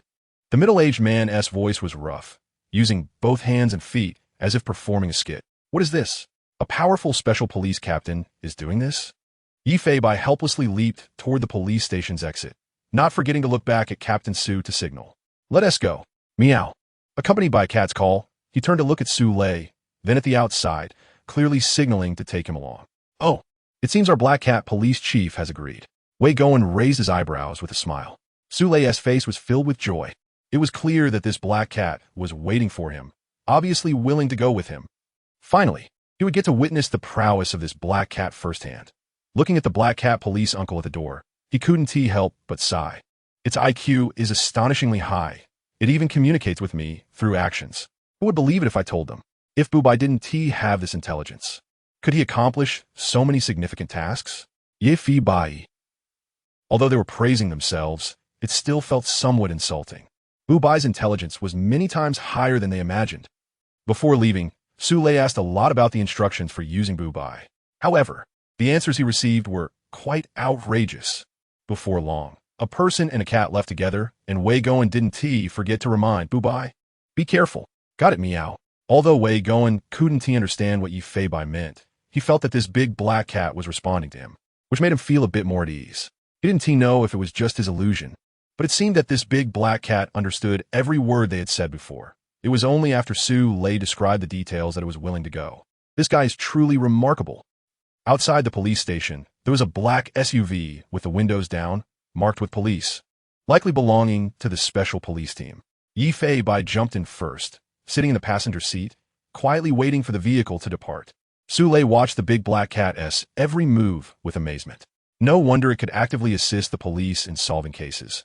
Its intelligence was truly unfathomable. No wonder the zoology professor hired by the Jinghai police couldn't analyze it. But he wondered if Bu Bai could really cooperate with the officers from his team, as everyone was still unfamiliar with each other. However, Wei Goen had mentioned earlier that Bu Bai never needed any instructions during missions. It knew what to do. It was such a miraculous cat. So all he had to do was take it on the mission, and it would act accordingly. This was the experience summarized by the Hongxiao police station regarding Bu Bai. Bu Bai. Now we're going back to the special police team to meet with the officers there. After we gear up, we'll be ready to go on duty.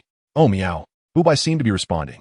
Su Lei didn't know if it could really understand, so he whimsically asked Bu Bai if he can understand what I'm saying.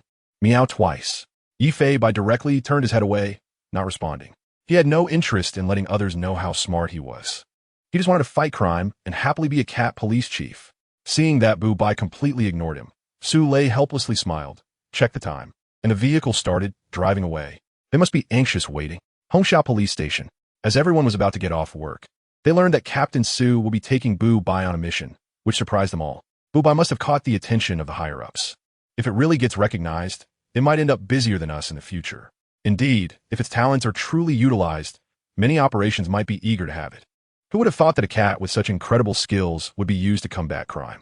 I never even dreamed of this scenario before. Zhou Yusin sat quietly in her seat, listening. She couldn't help but smile wryly upon hearing the news, supporting her chin in thought. She originally planned to take Bu Bai home for a bath tonight, but it seems this little fellow is getting busier by the day. Chapter 24, SWAT Team. Who are you looking down on? Jinghai City, Weian District. SWAT Team, First Squad. Inside the police precinct, 8 fully armed SWAT members stand in a row, waiting for something. They stand tall in their black tactical uniforms, with a layer of bulletproof vests on top, which have SWAT printed on the back. Tactical gloves, tactical helmets, tactical boots, and various equipment at their waists. Electric shotguns, expandable batons, police spray, military daggers, even pre-prepared rifle magazines. One magazine contains live ammunition, while another has 5.8mm rubber bullets. The 8 of them stand confidently, holding a Type 95 assault rifle, with 2 of them carrying ballistic shields on their backs. Their eyes convey sharpness. Despite being in their early 20s, they have long been engaged in dangerous missions and possess ample experience in gunfights, so their gazes are undoubtedly fierce. However, amidst this sharpness, there's also a somewhat silly and adorable look. At the edge of the squad, a police dog dressed in a police uniform is panting happily, sitting obediently beside them. It is a large dog with yellow legs and a black back, commonly referred to as a wolf dog. To be precise, its breed is German Shepherd, colloquially known as Blackback. Don't be fooled by its clear and cute eyes. Its biting power and explosive strength are well recognized in the industry, and it poses a significant deterrent to criminals. Hiss, it's already 7 o'clock. Where on earth did team leader Su go? The one checking the time is Lei Wanjun, the squad leader of the first team, while the other 7 are team members. This is the first time they've seen team leader Su late. Should I call to hurry him up? He would have forgotten the time, right? Impossible. Team leader Su is usually very punctual. There must be something going on. Let us wait another 10 minutes, and then I'll call. The squad leader waved his hand, signaling everyone to continue checking their equipment. Whimper. At this moment, the police dog whined a few times. What's wrong with Xiaoqi? The officers smiled helplessly. It wants to pee. Huh? Even thinking about peeing at a time like this, is this guy really okay for his first deployment? Lei Wanjun couldn't help but worry. After all this time, the police dog would definitely be useful. This German shepherd named Xiaoqi is still in the training phase. Since the veteran police dog is injured and still recovering, it can only go on duty. It is only 1 year old, having just reached maturity and only finished learning all its subjects 2 days ago. Don't worry. Xiaoqi's execution ability is definitely fine. I'll take it to pee first. So, The officer took the big German Shepherd to a tree and let it relieve itself. The team members looked at this somewhat unreliable German Shepherd, feeling a bit worried. 5 minutes later, an off-road vehicle drove into the precinct. Stopping beside everyone, a robust, middle-aged man cheerfully got out of the vehicle. "Sorry, I'm a few minutes late, but this time, I found you a good helper." Good helper? Everyone was taken aback. This kind of task requires seamless cooperation, and suddenly bringing in an outsider could lead to big problems. It's not like team leader Sue, who is usually cautious. Where is it?" Lei Wanjun looked into the vehicle, but didn't see anyone. Just then, a large black cat dressed in a police uniform leisurely walked out from the other side of the car, its tail held high. This black cat is significantly larger than an ordinary cat, with shiny fur, sharp heterochromatic eyes, and quite a bit of muscle. "ISNT this." The SWAT members all gaped in shock. "ISNT this the black cat that has been all over the news lately?" It not only helped police officers capture several criminals, but was also reported to have outsmarted a Siberian tiger. "It's it, huh? Is this the very popular black cat recently? I can't believe it. It's the one that fought with the Siberian tiger today." "What? It fought with a Siberian tiger?" In an instant, the SWAT officers gathered around. Their eyes filled with curiosity as they examined every inch of Yi Feibai's fur, eager to see what made this cat different from ordinary ones. The group of tough guys made Yi Feibai feel a bit uneasy. "Wait, my reputation has even reached the SWAT team? Meow meow meow. It must have used these paws to scratch the Siberian tiger. This head. It must have used this head to knock that robber into a high-level paralysis, right?" The team members expressed their amazement, not expecting team leader Sue to bring this little guy into the SWAT team. "Booby will be joining us on this mission." As soon as team leader Sue said this, the officers exchanged glances. Although they all knew this black cat was extraordinary, they wondered if this was a bit too sudden. This mission requires an all-out strike against the criminal's transaction hideout, and the situation will be very chaotic. Moreover, they had no idea how to command Booby or how to cooperate with it. Lei Wanjun's points were quite reasonable, and the officers nodded in agreement. Since everyone is usually busy with work, their understanding of Booby is limited to watching videos in their spare time, and they thought Booby was a police cat trained by the Hongxiao police station. However, team leader Sue waved his hand and said, "What you don't know is that this little guy is very capable. It has never undergone any training, and everything it does is its own initiative." "What?" The team members were dumbfounded. "Are you saying this guy will go catch criminals on its own? Really?" Team leader Sue, don't be joking with us. The officers at Hongxiao police station never trained it? That's right. So all we need to do is take it along. It will act on its own. Hiss. Everyone gasped, unsure whether to believe it or not. If it's true, then this guy's intelligence is too exaggerated. However, after some thought, Lei Wanjun voiced his concerns. "Team leader Sue, you'd better think it over again. We've put in a lot of effort for this mission. There can't be any mistakes." The officers echoed. "Yeah, and with Booby's recognition factor, even if it changes its outfit, everyone will still recognize it. What if it runs around and alerts the criminals? It really is a bit risky." Upon hearing this, Yi Feibai raised its front paw and began to express its displeasure towards several people. "Hey, who are you looking down on? If there's going to be a mistake, it'll be on your end. I'm much more agile than you when I show off. You want to even see my tail? Meow meow meow. Meow meow meow."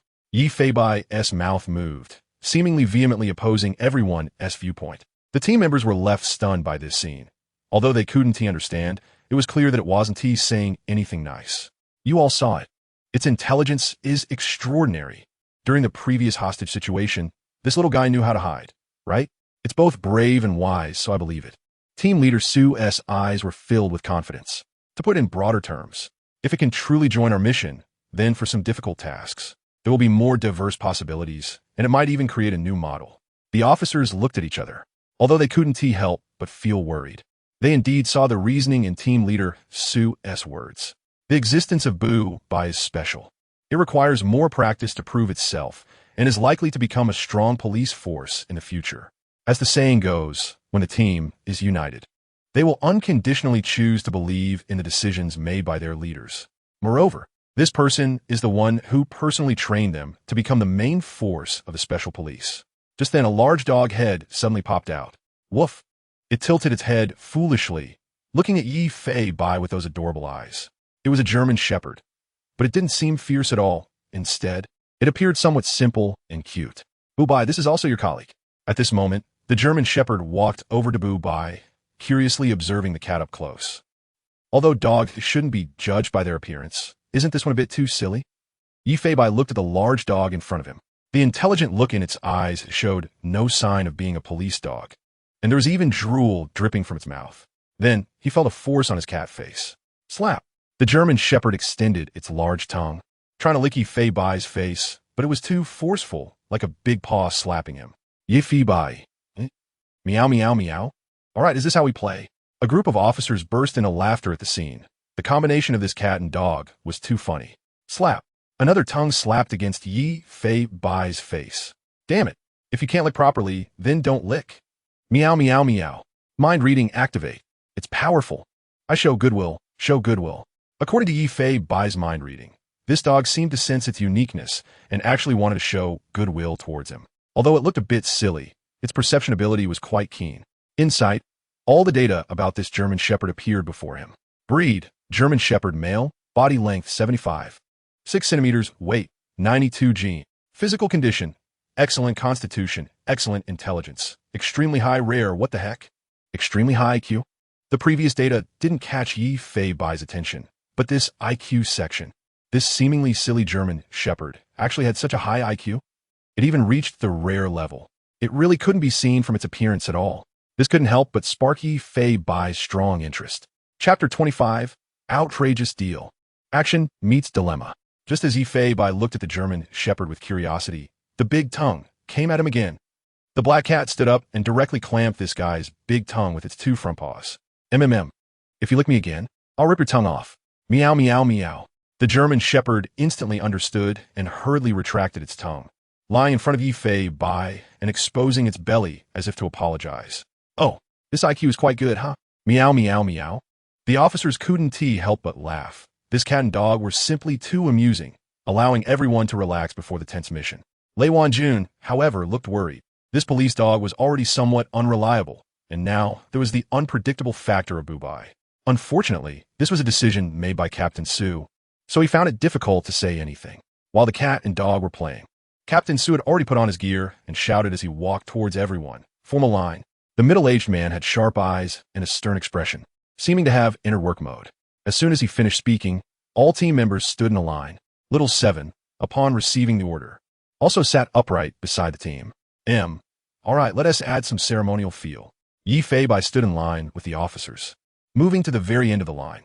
This scene made him recall the days in school in his past life, reminiscing about the fresh and motivated faces beside him. The difference now was that he was standing next to 8 experienced SWAT team members, and he had turned into a black cat. 1, 2, 8. Yifei couldn't help but let out a loud shout. 9. Meow. The officers all looked towards the black cat. The German Shepherd beside him stared blankly at Yifei, hesitated for a moment. Woof. The German Shepherd also barked loudly, and both the cat and dog joined everyone in counting. Haha. The previously serious atmosphere instantly dissipated. Lei Wanjun coughed twice to remind everyone. Ahem, be serious. After saying that, he stepped out of the line, holding his Type 95 rifle in front of his chest. Faising Guxule, he shouted. For this September 20th night operation, 8 were supposed to report, and 8 have reported. Pre-battle preparations are complete. Please give instructions, sir. The burly middle-aged man stood with his hands behind his back, took a step forward, looked at the row of team members, and nodded in satisfaction. He shouted sternly, action. Even Yifei was infected by the scene before him. Wasn't this his long-held dream? Now, wasn't he a different way to fulfill it? Time, 5 p.m., Haya Expressway. 2 taxis from Jingya County were speeding towards Yanning County. However, strangely, the windows of the 2 taxis were tinted, making it impossible to see inside. The interior was a different scene altogether. Several fully armed SWAT team members were sitting upright in the back seat. A large German Shepherd was lying on the floor, feeling quite constrained. A big black cat was sitting on the back of this German Shepherd with sharp eyes. Sigh, I'm really done for. I thought I could sit in a SWAT armored car and check out the gear. Meow, meow, meow. Yifei called out somewhat dejectedly, and Little 7 also found this black cat amusing, starting to howl in the car. You can understand me, so howl along. Silly dog. He patted the German Shepherd's big head, and it finally quieted down. Since this mission was to be carried out in the county, there were many uncertainties. Plus, the criminals had very strong counter-surveillance capabilities, so they could only take local taxis to the mission point. Yifei didn't know the specific details of the mission. He only knew there were informants in Yanning County. After an hour and a half of driving, the taxi finally arrived in Yanning County.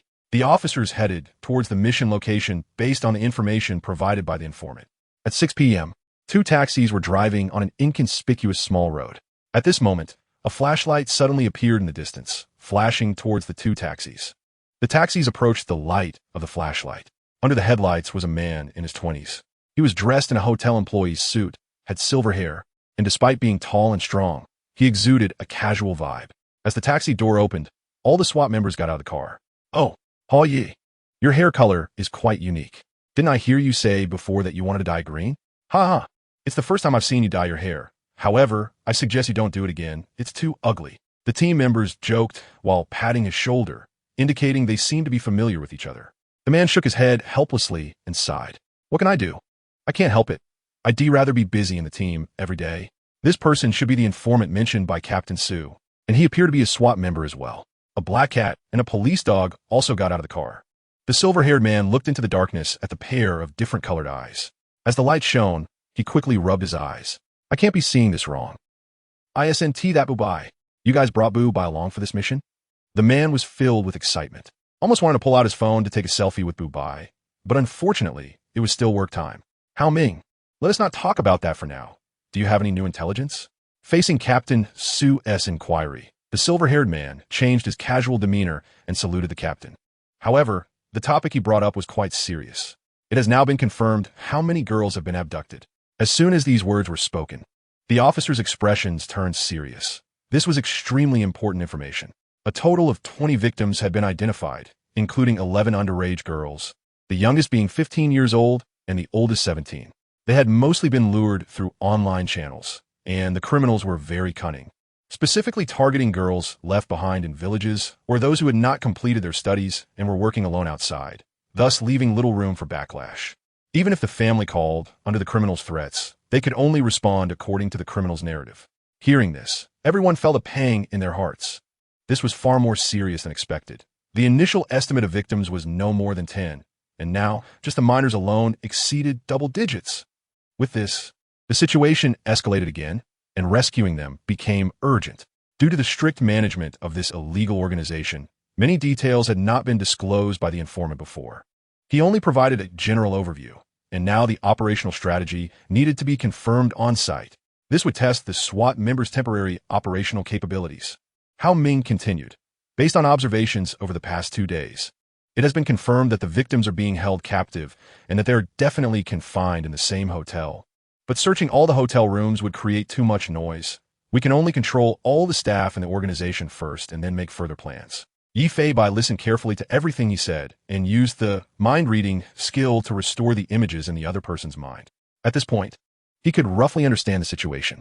This illegal organization was located in the Sia Grand Hotel, not far from here. The hotel has a total of 20 floors, which seem normal during weekdays with guests checking in. However, behind the scenes, illegal activities are secretly taking place. There's a hidden floor in this hotel, specifically for hosting certain special guests. It involves some public figures and individuals from specific circles. This organization not only provides a very secure environment, but also maintains excellent confidentiality, to the extent that it could be described as isolated from the world. Some seemingly normal staff in the hotel are actually members of the criminal organization. Upon learning all this, Yifei was greatly shocked, and a fierce look involuntarily appeared in his eyes. Hao Ming asked for a pen and paper, using the car hood as a table, and skillfully drew a layout of the floors from memory. The hotel appears to have 20 floors, but in reality, it has 21. The 8th floor, in the true sense, can only be accessed with a special key card, where countless illegal transactions have taken place. The informed staff in the hotel can communicate at any time via intercom, and there is also an internal group chat app, so signal jammers and internet disconnection are essential. Everyone nodded in agreement without interruption, continuing to listen to Hao Ming's decisions. Moreover, the hotel is equipped with surveillance cameras throughout, and even outside the hotel. There are over 20 cameras, with a monitoring room specifically located on the hidden floor. They can know immediately if there is any sign of trouble. Therefore, before installing the jammers, I will bring equipment to take control of the monitoring room, and then you can proceed with the operation. Won't we be searched? Lei Wanjun asked worriedly. Don't worry, I have a good relationship with the manager. as I often help her by bringing cigarettes, so she will be accommodating. Captain Su also showed a look of appreciation, realizing that sending Hao Ming undercover was indeed the best choice. This guy has a strong ability to adapt to society. However, Hao Ming's expression showed hesitation as he pointed out a significant difficulty. The number of people in the monitoring room is uncertain. Sometimes there's only one person, and at other times there are two. If there are two, it would be very likely for me to run into trouble trying to control them alone. At that point, we would have to abandon the operation or force a breakthrough.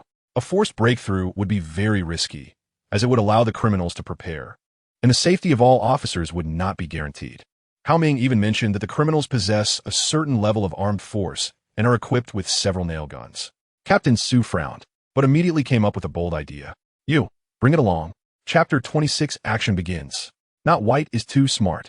As soon as this was said, everyone followed Captain Su's gaze, and it was indeed Not White. Bringing Not White along?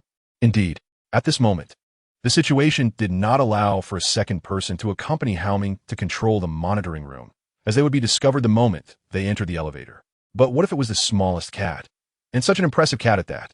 However, Not White still posed an uncertain factor for the team members.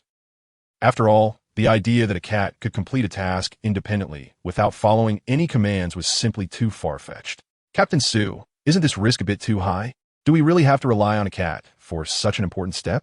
Although I know it is extraordinary and highly intelligent, it is still just a cat. Can it really possess independent thinking ability? Captain Lei shook his head repeatedly.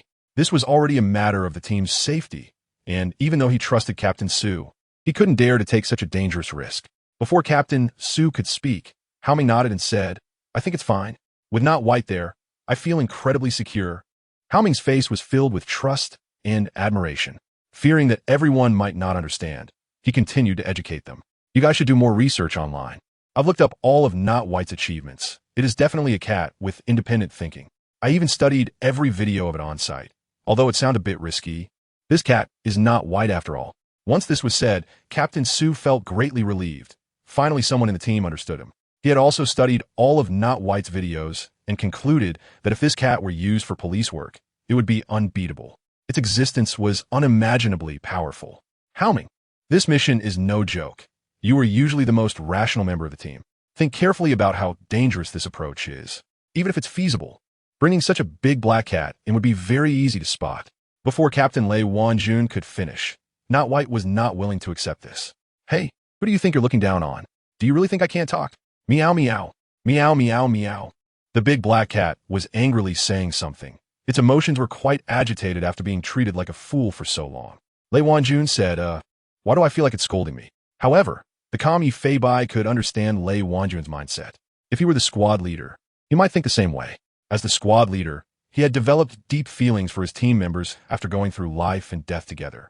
So he naturally opposed putting their lives into the hands of an uncertain factor. If it were someone else who didn't trust him, with Yi Fei Bai's personality, he would have turned and walked away. But this was a mission. This was fighting crime. This was serving the people, which is the original intention of every police officer. How could Yi Fei Bai be the kind of cat with a small mindset? Suddenly, the big black cat moved. Yi Fei Bai directly came to Hao Ming's back, performing an ant climbing a tree. It forced itself into the back of Hao Ming's suit along his leg. Finally, it clung to his back, stretching its body flat and desperately shrinking its bones. Its breathing slowed down several times. It should be noted that Haki Mi, as a liquid animal, can shrink its bones as a basic skill. Hao Ming cooperated very well, loosening a few buttons of his shirt, making his suit much looser. Bruce. He straightened his chest as much as possible to give Yi Fei Bai more space behind him. Oh, this guy is quite cooperative. It's worth your trust in me. I guarantee you. Meow meow meow.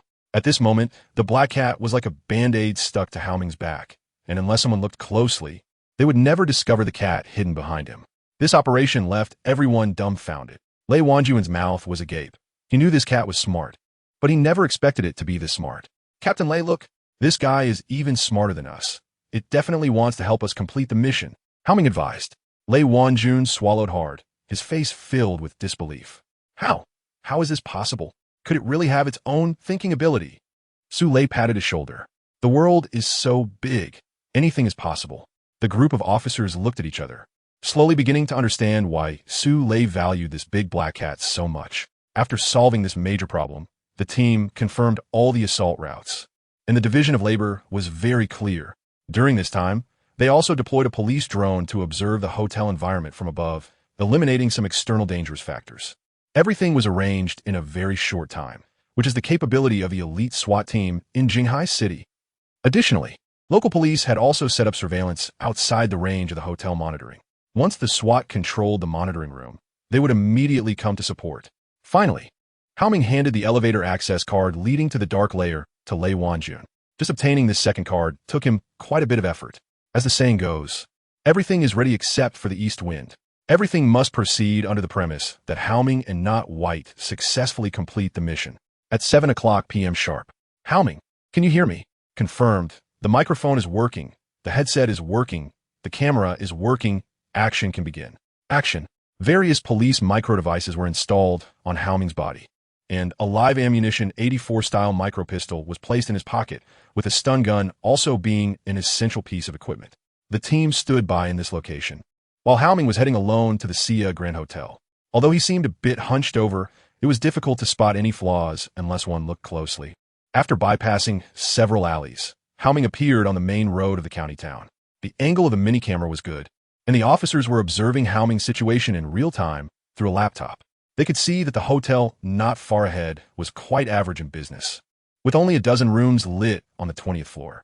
Upon reaching the hotel entrance, he did not see any surveillance personnel. After all, there were numerous monitors outside the hotel, and using manpower for surveillance would only complicate things and make it easier for the police to discover them, which also indicated that the criminals were quite confident in their concealment. Entering the hotel, he was greeted by the lavishly decorated lobby, where a beautiful woman with heavy makeup was at the front desk, and her voluptuous figure was quite exaggerated. Meanwhile, a burly service staff member in a suit was sitting on the lobby sofa. Although he was called a service staff, he was actually a security personnel from the criminal organization, prepared to handle any emergencies. The demeanor of the silver-haired young man changed instantly, and a carefree smile appeared on his face. "Hey, Sister Mo, do you remember what you told me last time?" As soon as Haoming said this, the heavily made-up beauty threw him a flirtatious glance. "So you want to play with me, huh? But you better watch your words. Be careful not to let the guests hear." The woman spoke seductively, her posture becoming alluring. This person was one of the informed parties. Beneath the front desk was a button that would trigger an alarm in the dark layer if pressed. However, this difficulty was nothing to the battle-hardened team members, as they had long devised strategies to deal with it. "So when I'm lonely, it's okay to call you for a chat, right?" Haoming said with a mischievous smile, causing the big sister to giggle and nod in agreement. Yi Fei Bai, listening from behind Haoming, could hear everything clearly and couldn't help but admire this officer who could switch his personality at any moment. He had to admit, he was quite something. "Hurry up and leave. You're being a nuisance here." The woman waved her small hand, asking the carefree young man in front of her to leave. Haoming raised an eyebrow, gave an awkward smile, and headed towards the hotel storage area. Arriving in front of a freight elevator, he took out a black magnetic card. Chapter 27 exposed? Danger. Haoming gently tapped the microphone, and a series of tapping sounds came from the laptop. Clearly, he was signaling everyone to record everything he was doing, as the officers would only be able to secure the first-floor lobby and would have to operate the elevator to the 8th floor's hidden level themselves. It was evident that Haoming did not press the up button for the elevator. Instead, he placed the black magnetic card on the button, indicating that there must be some sensing device underneath. He then removed the card and placed it back on the button again. On the third attempt to place the card on the button, the up button suddenly lit up, causing everyone to frown and pay more attention to this enemy. Such a cautious illegal organization might have more tricks up their sleeves. Ding! The elevator arrived at the first floor, and the doors opened. Haoming straightened his back as much as possible, adjusted his collar, fearing that the large black cat behind him would be caught by the elevator surveillance. He once again wore a carefree smile, with a pouch in hand, humming a little tune as he stepped into the elevator. As soon as he entered, Haoming took out a pack of cigarettes and waved it above his head at the surveillance camera. In the 8th floor monitoring room, another pack of cigarettes?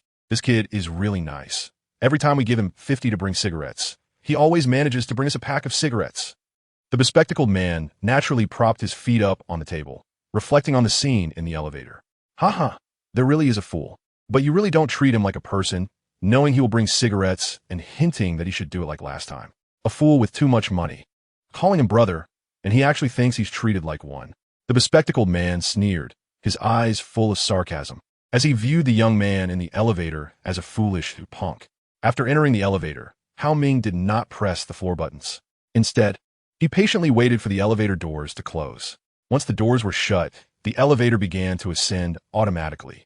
The officers on the other side recorded all of Hao Ming's actions, their eyes glued to the screen, afraid of missing something. Yi Feibai also felt a slight sensation of weightlessness. In the calm, he could sense Hao Ming's heartbeat seemed to quicken.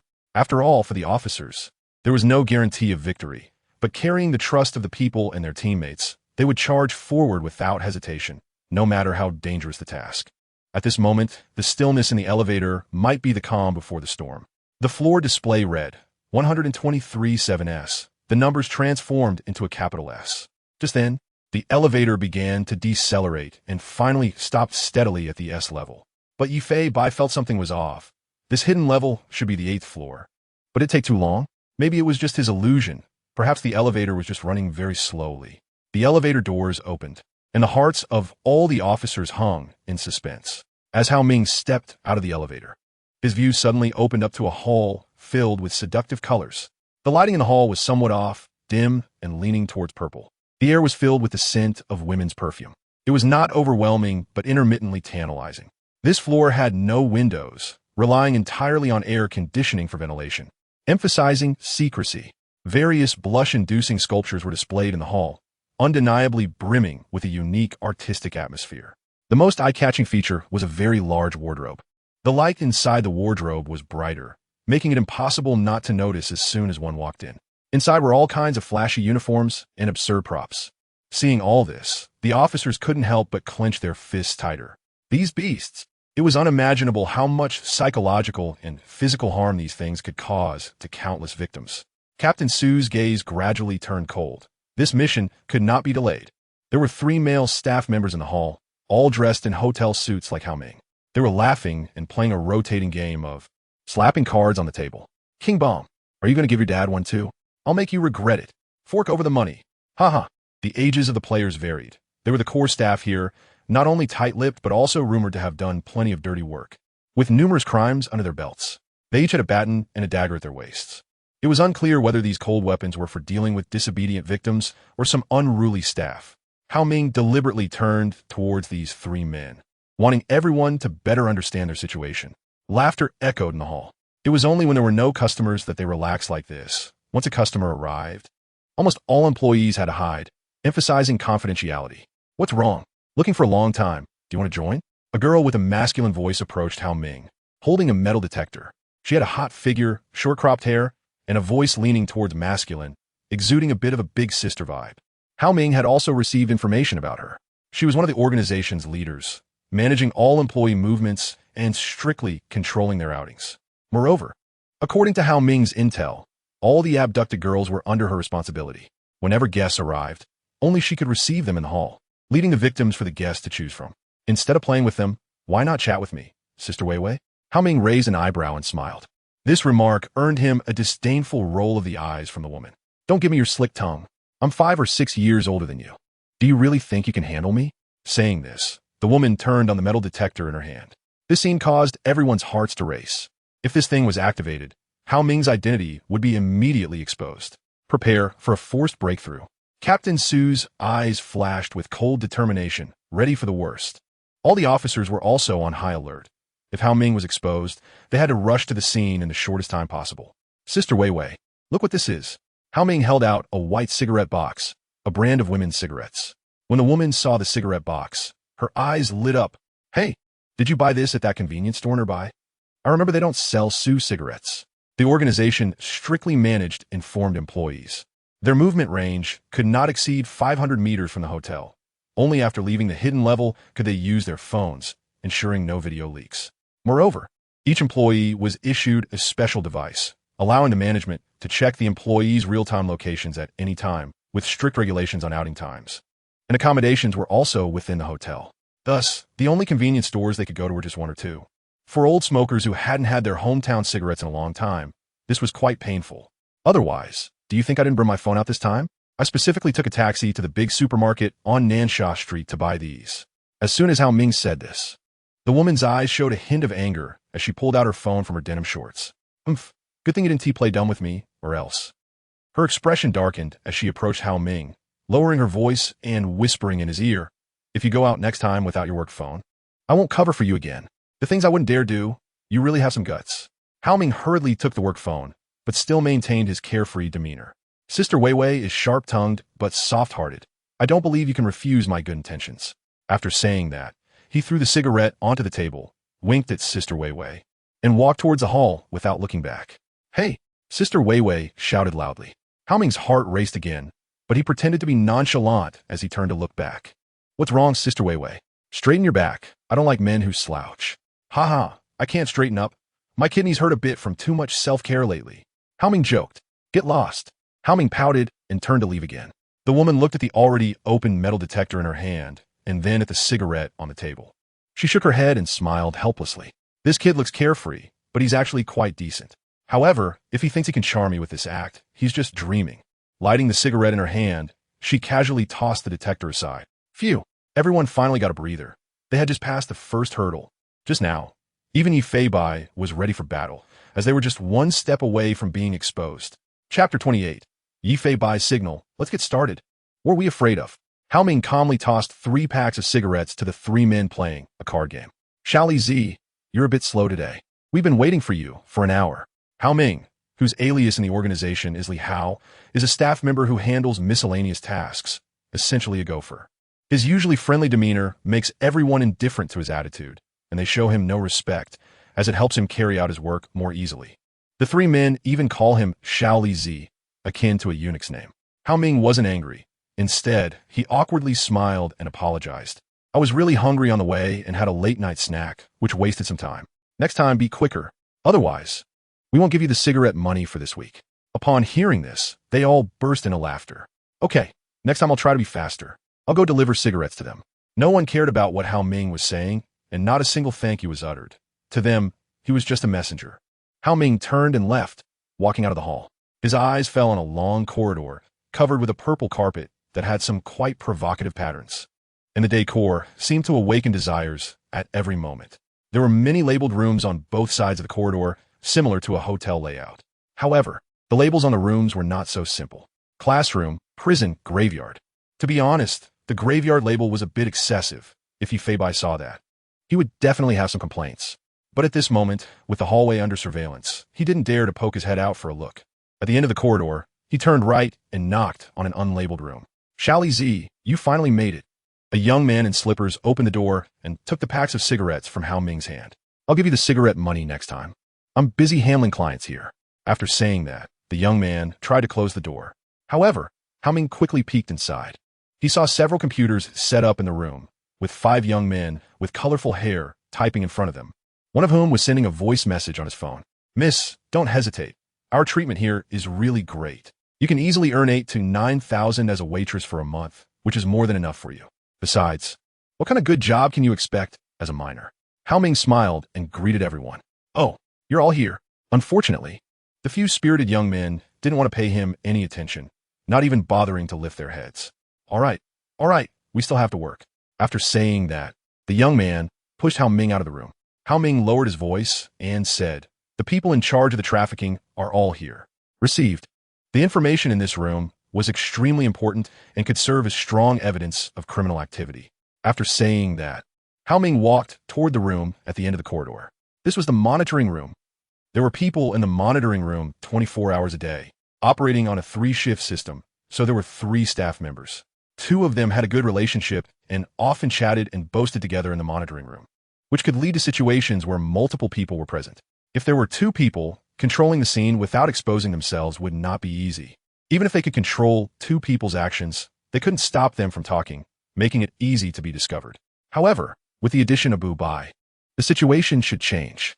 At the door of the monitoring room, after Hao Ming prepared himself, he knocked on the door. The officers inside felt a sense of tension again, hoping that there was only one person in the monitoring room. With Hao Ming's skills, he could definitely control that person silently. Knock, knock, knock. Who is it?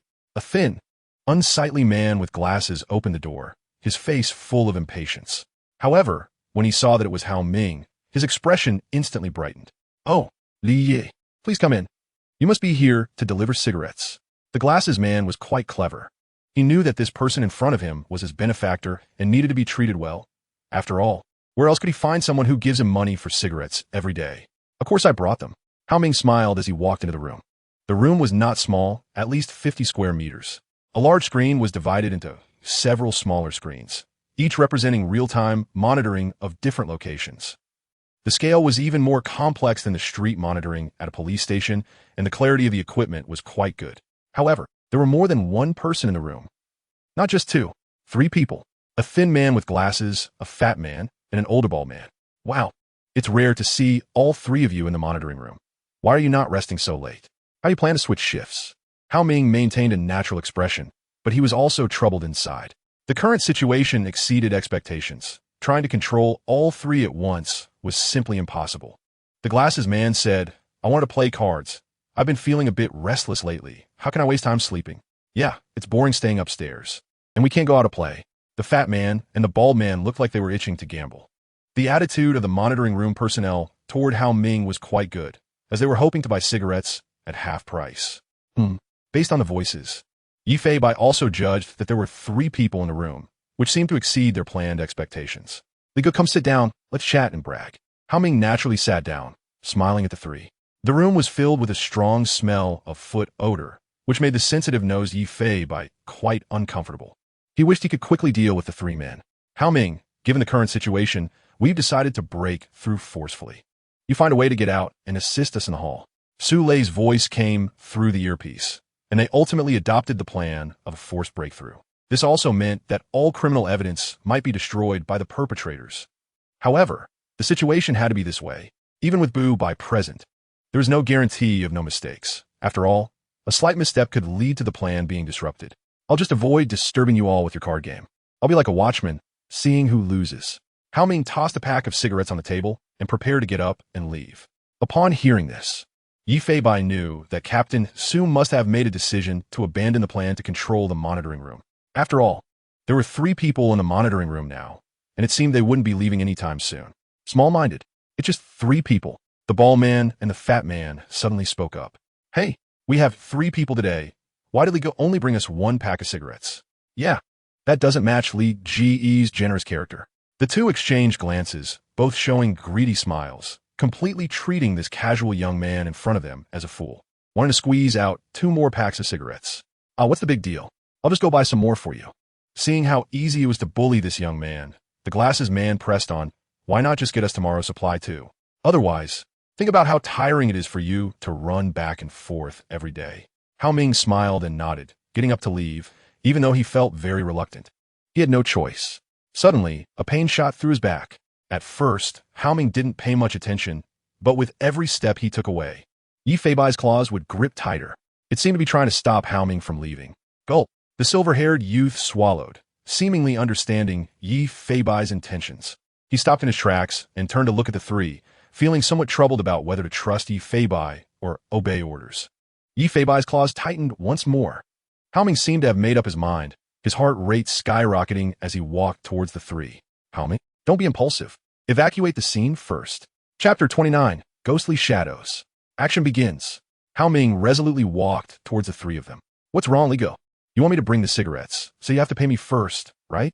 The white-haired youth changed from his usual carefree demeanor, a fierce glint flashing in his eyes. Oh, come on, we're all buddies.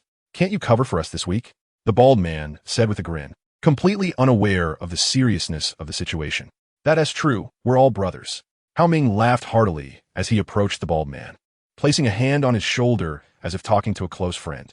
With his heart rate skyrocketing, Yi Fei-bai knew he was about to act. He was ready as well. Right, we're all brothers. How about we just write off the cigarette money you owe me this week? As soon as the bald man said this, all three of them wore expressions of wanting to take advantage, unable to hide their grins. All right. As soon as Hao Ming finished speaking, the bald man felt a sudden force hit his back. In the next second, something struck his calf. He instantly lost his balance and crashed heavily to the ground. Thud! A muffled groan followed. The bald man opened his mouth wide, the pain in his organs rendering him unable to make a sound, and the man behind him pressed down hard on him. This sudden and exaggerated scene left the glasses-wearing man and the fat guy completely stunned. Looking at the bald man's pained expression, the two were utterly shocked. On the other side, the SWAT team members gasped in shock. They never expected Hao Ming would act so quickly. It's over. Lei Wanjun furrowed his brow, knowing that Hao Ming would definitely be exposed in this situation. Inside the room, the fat guy and the glasses-wearing man also snapped back to reality, sensing something was off and preparing to shout. At that moment, a shadow suddenly surged up behind Hao Ming, and a dark figure darted out from the young man's suit. Whoosh! Like a black lightning bolt, it approached the two men. In just the blink of an eye, the shadow seemed to teleport right under the glasses-wearing man's feet. The next second, the shadow leaped high, accompanied by a dull thud. The glasses-wearing man rolled his eyes back and instantly lost consciousness. Before the glasses-wearing man could even fall, the shadow flashed again, and the fat guy didn't even see what happened, only feeling a sudden impact on his neck. Then he knew nothing more. Thud, thud. One fat and one thin fell down in response. At this moment, a black cat with heterochromia calmly sat on the fat guy's belly, showing a fierce expression as it licked its claws. The rage, skill, entered cooldown. Boring, these two had such weak combat power. Meow meow. Yifei Bai disdainfully glanced at the two on the ground, seemingly still not satisfied. The air in the room felt as if it had solidified. A deathly silence. Hao Ming's pupils trembled. His throat moved involuntarily as he swallowed. He looked at the big black cat in disbelief, shaking his head repeatedly, feeling amazed. This is outrageous. This is absurd. Witnessing the speed of the black cat firsthand, he truly felt what it meant to be shocked. In just a few seconds, two adults had fallen without even being able to put up a fight. They didn't even know what had attacked them. The SWAT members watching the live feed were also frozen in place, sharing the same shocked expression as Hao Ming. Lei Wanjun dropped the walkie-talkie he was about to use to call for backup. This, is it a cat? Lei Wanjun questioned. How high is its intelligence? How did it coordinate perfectly with Hao Ming? In the brief moment he had just blinked, the black cat had already jumped onto the shoulder of the glasses-wearing man. The SWAT team members exchanged glances, at this moment unable to find words to describe what had just happened. Although they had seen videos of Boo by law enforcement actions, they were still shocked by the scene. Is this the cat that can fight with tigers? Woof! A German shepherd sat obediently on the ground, but its silly big eyes were fixed on the screen the officers were watching. It seemed to have noticed Boo Bai's formidable strength and immediately barked excitedly. It seemed to know that the shadow on the screen was Boo Bai, but at this moment, no one noticed that this German shepherd also had extraordinary intelligence. Captain Su silently took out a cigarette and lit it. Huff! Exhaling a puff of smoke, he looked at the seemingly harmless big black cat on the screen. This mission made him truly feel how terrifying its strength was. It seems that I underestimated the situation. With Boo Bai's strength, taking down 3 people is no problem at all. Even so shocked, he still reminded Hao Ming fully secure them. Hearing the voice of the leader in his earpiece, Hao Ming finally came to his senses. Roger. He took out a few tactical zip ties and skillfully secured the hands and feet of the 3 men. A gagging band was wrapped around their mouths to ensure they couldn't make a sound. The bald man looked at the big black cat in fear, desperately trying to distance himself from it. Woo-woo. He had just witnessed Boo Bai's strength and was terrified that this monster would come for him too.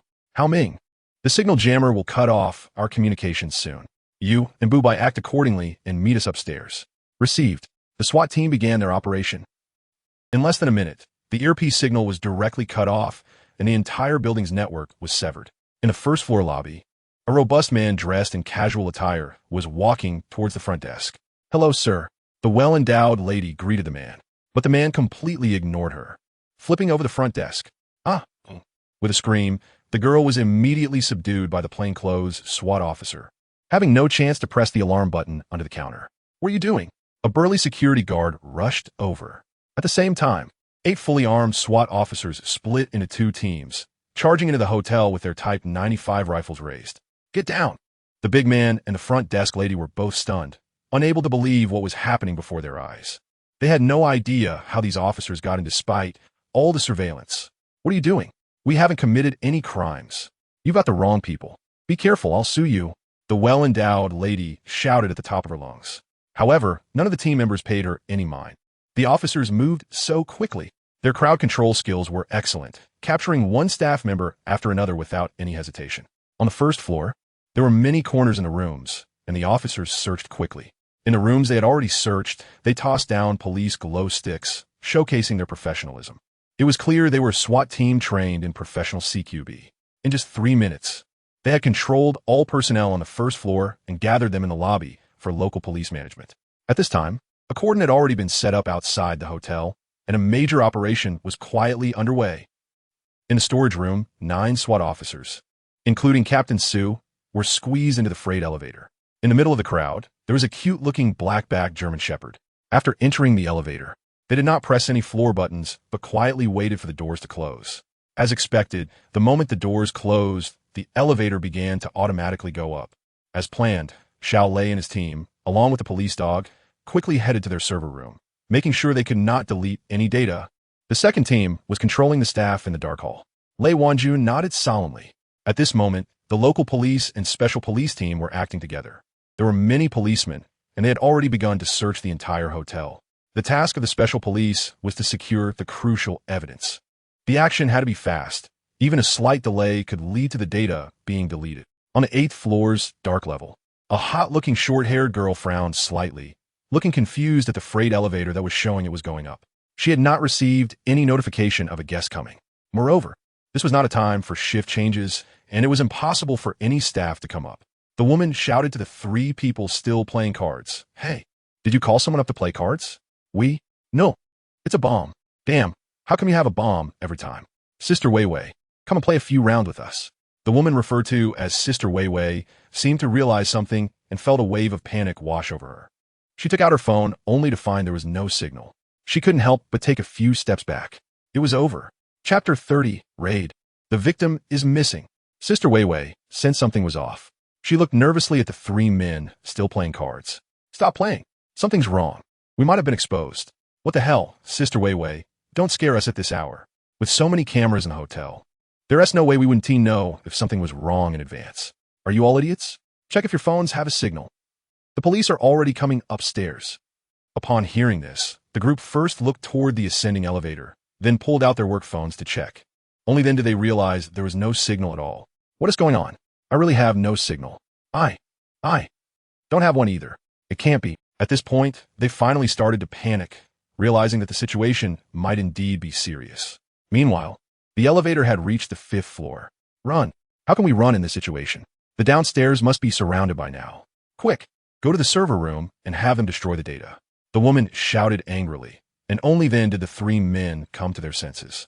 "I'll go check the monitoring room. You all quickly notify the server room to destroy the data." Just as they were about to rush to the server room, a tall, white-haired young man with a big smile faced them.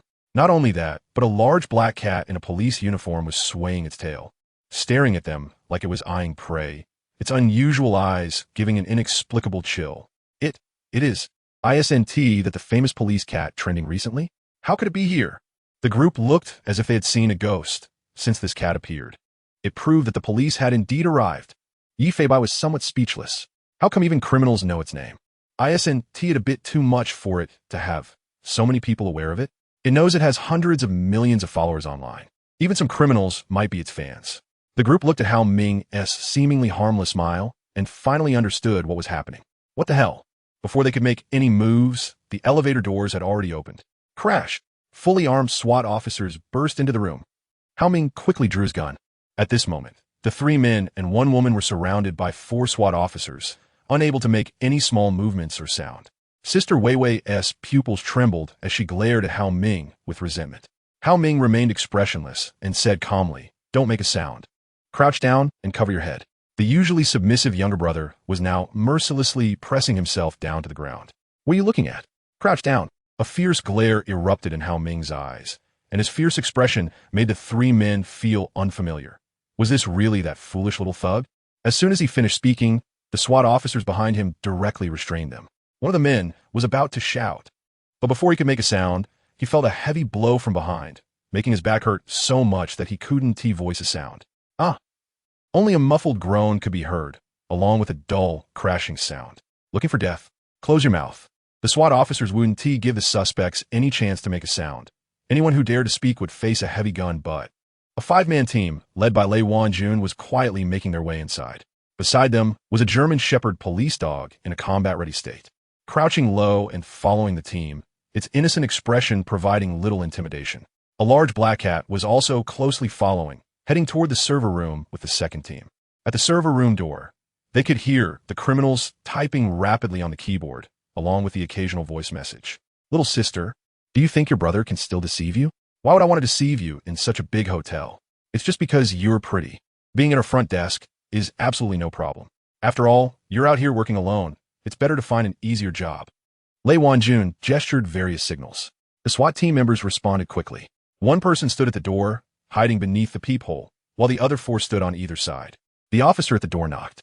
Knock, knock, knock. Who is it? Me. As soon as the SWAT officer said this, there was silence inside. It seemed the criminals were quite cunning and might have sensed something was off.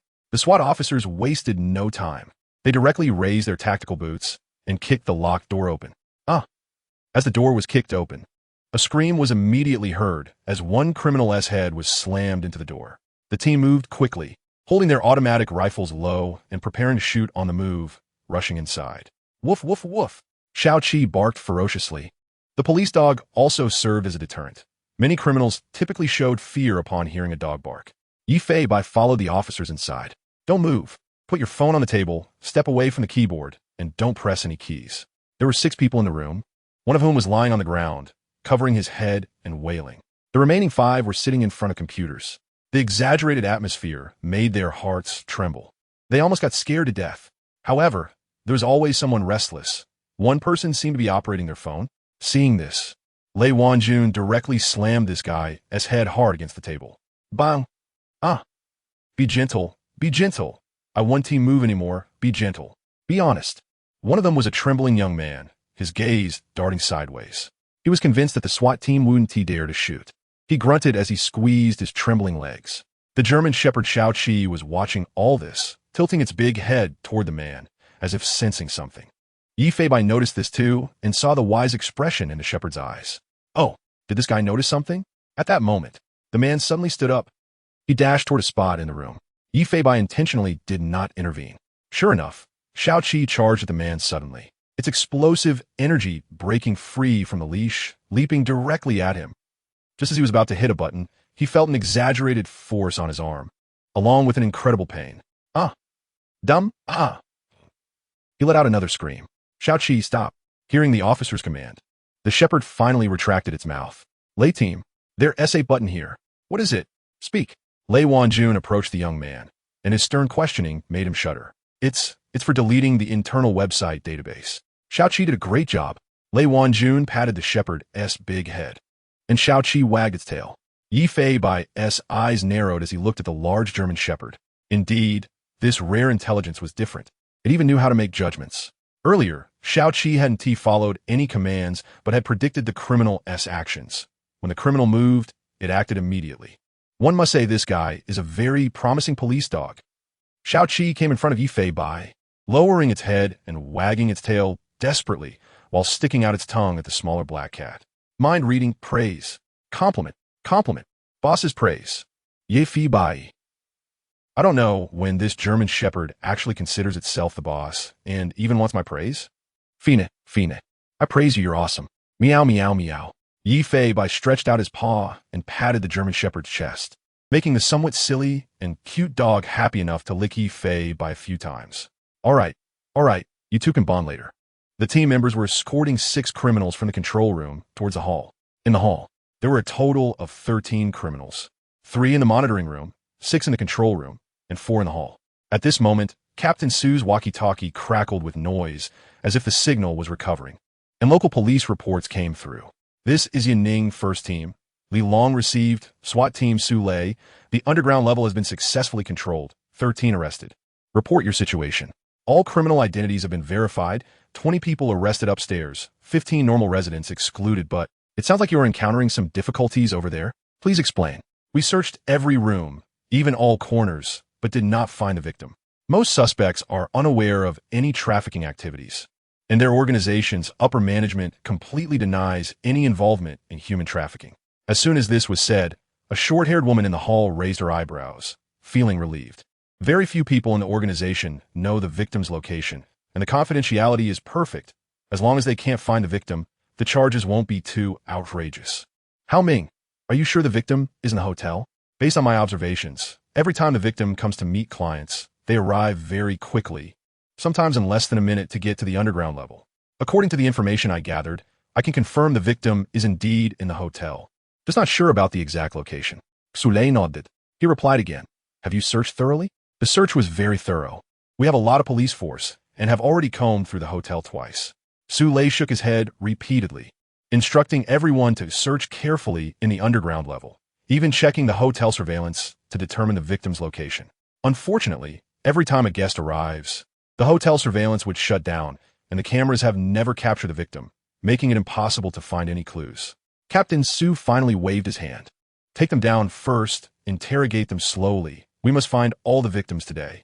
Hao Ming looked towards the short-haired woman in the crowd, knowing that she definitely knows the victim's location, but getting useful information from her wouldn't be easy. Just as the SWAT team members were taking all the suspects away, Yi Fei-bai was searching for something alone in the underground level. Seeing this, Xiao Qi happily followed along. A cat and a dog disappeared into the hall, and the busy officers did not notice. Chapter 31. Detective by Not Innocent. There's more than meets the eye beneath the surface. In the lobby of the hotel on the first floor, all the suspects were huddled together with their heads down, each wearing a silver bracelet that they didn't seem to like based on their expressions. Next to them were police officers in uniforms, as well as SWAT team members in tactical gear. Everyone was discussing something. Eventually, Hao Ming selected a few individuals for separate questioning. Unfortunately, no one provided the desired results. Their statements were remarkably consistent, each insisting that there were no victims of trafficking in the hotel and that they had never engaged in such activities. Even when faced with evidence from the control room, they still refused to reveal the victims' locations. Could this even be considered evidence? I hope you don't pin this on me. The lists and chat logs you obtained are just from the HR department recruiting. They came for interviews, but never worked here. A middle-aged man in a suit, handsome and charismatic, exuded a CEO-like presence. He arrogantly crossed his legs as he faced the police's questioning. I admit there are activities related to prostitution in my hotel, but I only provide the venue. The girls are not employees of my hotel, and they handle their own recruitment. The man looked quite pleased, gazing triumphantly at the interrogating officers. I know my crime. I merely provided an illegal venue. Those matters are not my concern. At this moment, that was indeed the case. The current evidence could only prove that this guy provided an illegal venue. There was no evidence of human trafficking. Do you even realize what you've done? Those were all minors. Hao Ming, who had been holding back his anger, finally couldn't restrain himself any longer. He rushed over, grabbed the man's collar, and raised his fist, ready to strike. Everything he had witnessed in the organization tormented him daily, and hearing this now pushed him over the edge. Team leader Su grabbed Hao Ming's wrist, the visible veins on his temples bulging. Hao Ming, don't act impulsively. I believe your judgment is correct. I'll arrange for more people to continue searching the hotel. The man in the suit smirked, looking provocatively at the two of them. Oh, so your leader is trying to reason with me? Are you planning to hit me? In the lobby, a SWAT team member shouted by Xiao Qi. Hey, where did these two go? How long has it been since we last saw them? Lei Wanjun chimed in, don't worry about them, with bias intelligence. You think I'd be concerned about them getting lost? Oh, Team Lei, are you now a fan of Bai? At first, you didn't even believe a cat could do anything. A team member mimicked Lei Wanjun's expression, only to receive a kick to the rear from him. On the 8th floor's dark level, Yi Fei-bai was checking every corner, afraid of missing something. Behind him, a large German shepherd was eagerly following. Stop following me. I'm a cat, you know, not a dog, and not your big brother. Meow, meow, meow, as Yi Fei-bai meowed. The German shepherd seemed to sense the black cat's emotions and whined pitifully a few times. Looking back at the cute and innocent big eyes staring at him, Yi Fei-bai felt speechless. Fine, fine. I won't scold you anymore. I must admit, this German shepherd is quite perceptive. It can actually sense when I'm upset. Thus, Yi Fei-bai continued to lead the German shepherd through various themed rooms searching for something. Unfortunately, they still found nothing. Yi Fei-bai couldn't help but doubt whether the information was incorrect. How could such a large hotel not have even 20 victims? At this point, he had activated Insight, but still found no clues. Come here, dog. Smell this JK skirt. Meow, meow, meow. Yi Fei-bai picked up a JK skirt and placed it in front of Xiao Qi. The German shepherd looked at him with a confused expression. Right? It can't issue commands. As a police dog, Xiao Qi naturally doesn't understand. It would be better to take it to the officers to help them search. You silly dog. Why are you sticking to me? Yi Fei-bai felt a bit exasperated. But just then, the German shepherd stood up and began to sniff the JK skirt with its super-sensitive nose. Oh, Yi Fei-bai's eyes lit up. He didn't expect this guy to understand his intention. Seeing this, He immediately led the big dog around, and whenever it detected a similar scent, Xiao-Qi would sit and howl. Wow, police dogs are really useful. Yifei Bai couldn't help but exclaim. Yet, they still didn't find any compartments in the dark level. If the intel is correct, then there must be undiscovered places in the hotel. But what location could have escaped the police's notice? Ultimately, he had to lead Xiao-Qi away helplessly. The black cat jumped up to press the button for the elevator. When the elevator arrived, a cat and dog entered together. Xiao-Qi was very curious about Yifei Bai, watching his every move. The black cat leaped, pressed the button for the first floor. The elevator descended. Once inside, Xiao-Qi barked loudly while sitting in place. Yifei Bai didn't mind, as it was normal for victims to have used the elevator. I know. You startle me. Meow. But when the elevator descended between the dark level and the 7th floor, the German Shepherd suddenly began barking frantically at the elevator door's gap. Woof, woof, woof. Woof, woof, woof. Yifei Bai paused, wondering what was happening. Clearly, it must have sensed a strong and familiar scent to be so agitated. Suddenly, a bold guess formed in his mind. Could it be? At that moment, Yifei Bai began to observe the speed of the elevator as it descended through each floor.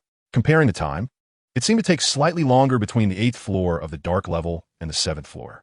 Damn it. Could it really be like this? Could there be 2 dark levels? Meow, meow, meow. He pressed the button to take the elevator up again. When the elevator returned between the dark level and the 7th floor, a very faint scream reached his ears. As the elevator ascended, that very faint sound vanished. Yifei Bai's eyes widened, feeling a shock. Although the scream was too weak for both humans and dogs to hear, his hearing was exceptional. He could even notice a mouse passing by on the ground. Something has happened. Meow. At this point, it was confirmed that there were 2 dark levels in the hotel. This meant that the dark level they had just been in was actually the 9th floor, while the floor where the victims were kept was the 8th floor. But how could he get to this 8th floor dark level? It seemed he had an idea. The black cat jumped up to press the button for the 1st floor. The elevator descended. The moment the doors opened, Yifei Bai dashed out, with the large German Shepherd closely following. In the lobby on the 1st floor, the black cat immediately fixed its gaze on the troubled Hao Ming, who seemed quite dejected.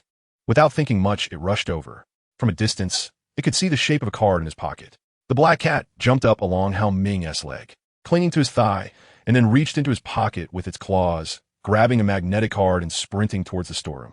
Hao Ming looked at the anxious black cat, leaving with a confused expression, not knowing what had happened. Hao Ming, come and interrogate Wu Yaowei. Coming. At the freight elevator, the black cat jumped high with the magnetic card in its mouth. The card touched the elevator button. Once, twice, 3 times. After the 3rd time, the button lit up. The elevator door opened. It naturally knew that the magnetic card needed to be swiped 3 times. After all, Hao Ming had explained it carefully when making the plan. The cat and dog entered the elevator without pressing any buttons, and the elevator automatically ascended. Once again, they returned to the previous dark level, which was the real 9th floor. Yifei Bai arrived at the familiar hall, standing in the center, looking down at the floor. Beneath the floor was the 8th level. If he wasn't mistaken, the dark level below was where the victims were being held. The full power of 2 skills to dismantle should be fine.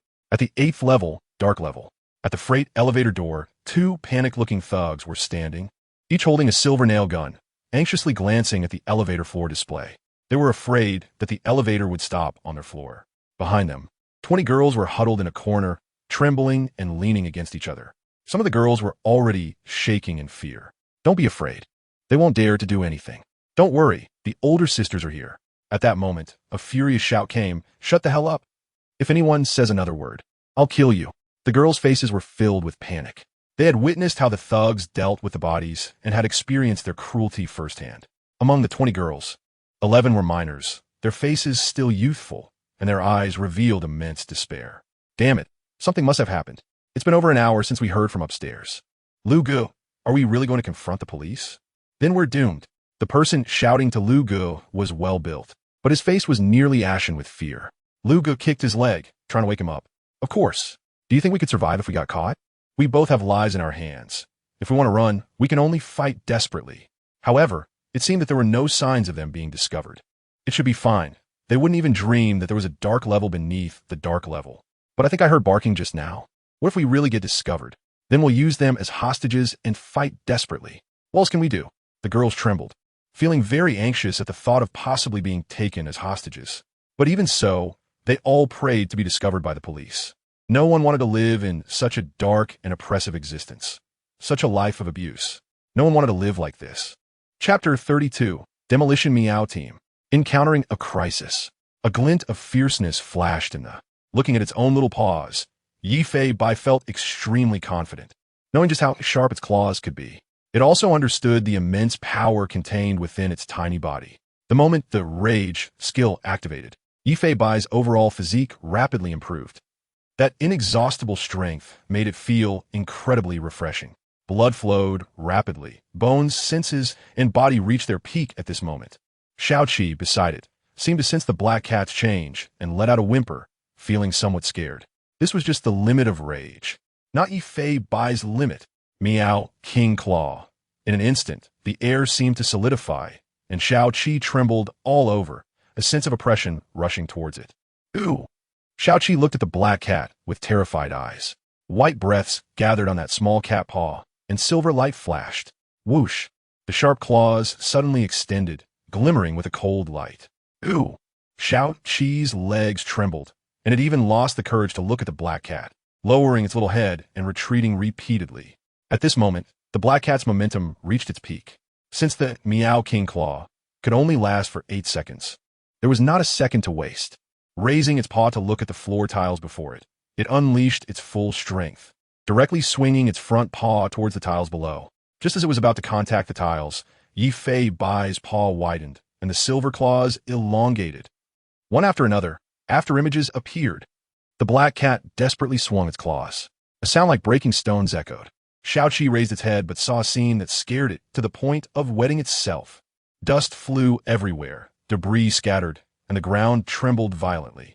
It was impossible to see what the black cat was doing, only hearing the exaggerated noise. Ooh!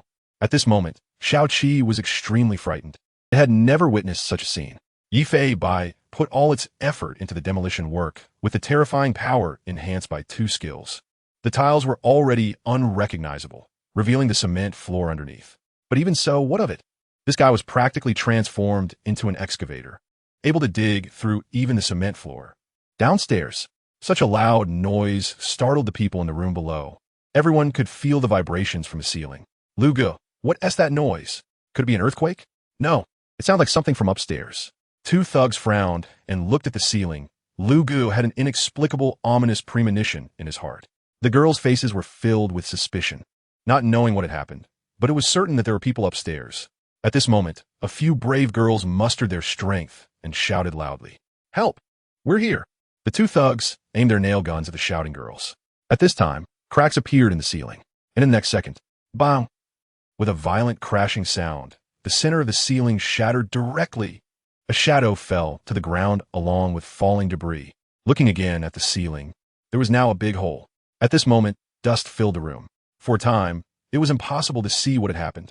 Both the girls and the thugs were coughing and covering their mouths. Bang! Ooh! It seemed to hear a dog whimpering, and then it was followed by a cat's meow. I swear, you jumped down and hurt me. Meow, meow, meow. Yifei Bai turned to look at the large German shepherd pressing down on it, feeling speechless. At this moment, both skills had entered cooldown, and Yifei Bai's physique was recovering from before. Fortunately, after multiple enhancements, otherwise it really would have been crushed to death by this big guy. Xiaoqi hurriedly moved its body to let Yifei Bai stand up. As the dust gradually settled, the scene before Yifei Bai left it greatly shocked. It saw more than 20 pitiful girls curled up in the corner, and among them were several slightly youthful faces. They were all dressed in short sleeves and shorts, with visible scars on their legs and arms. Upstairs, clothes were piled up, but here they were barefoot, without even decent shoes. Their eyes were filled with despair, suffering, and a yearning for freedom. There were also 2 thugs holding silver firearms. Their pupils trembled as they looked at the big hole, then at the cat and dog. The dog was obviously a police dog, and this cat was also wearing tactical gear, clearly related to the police. But there was no sign of the police.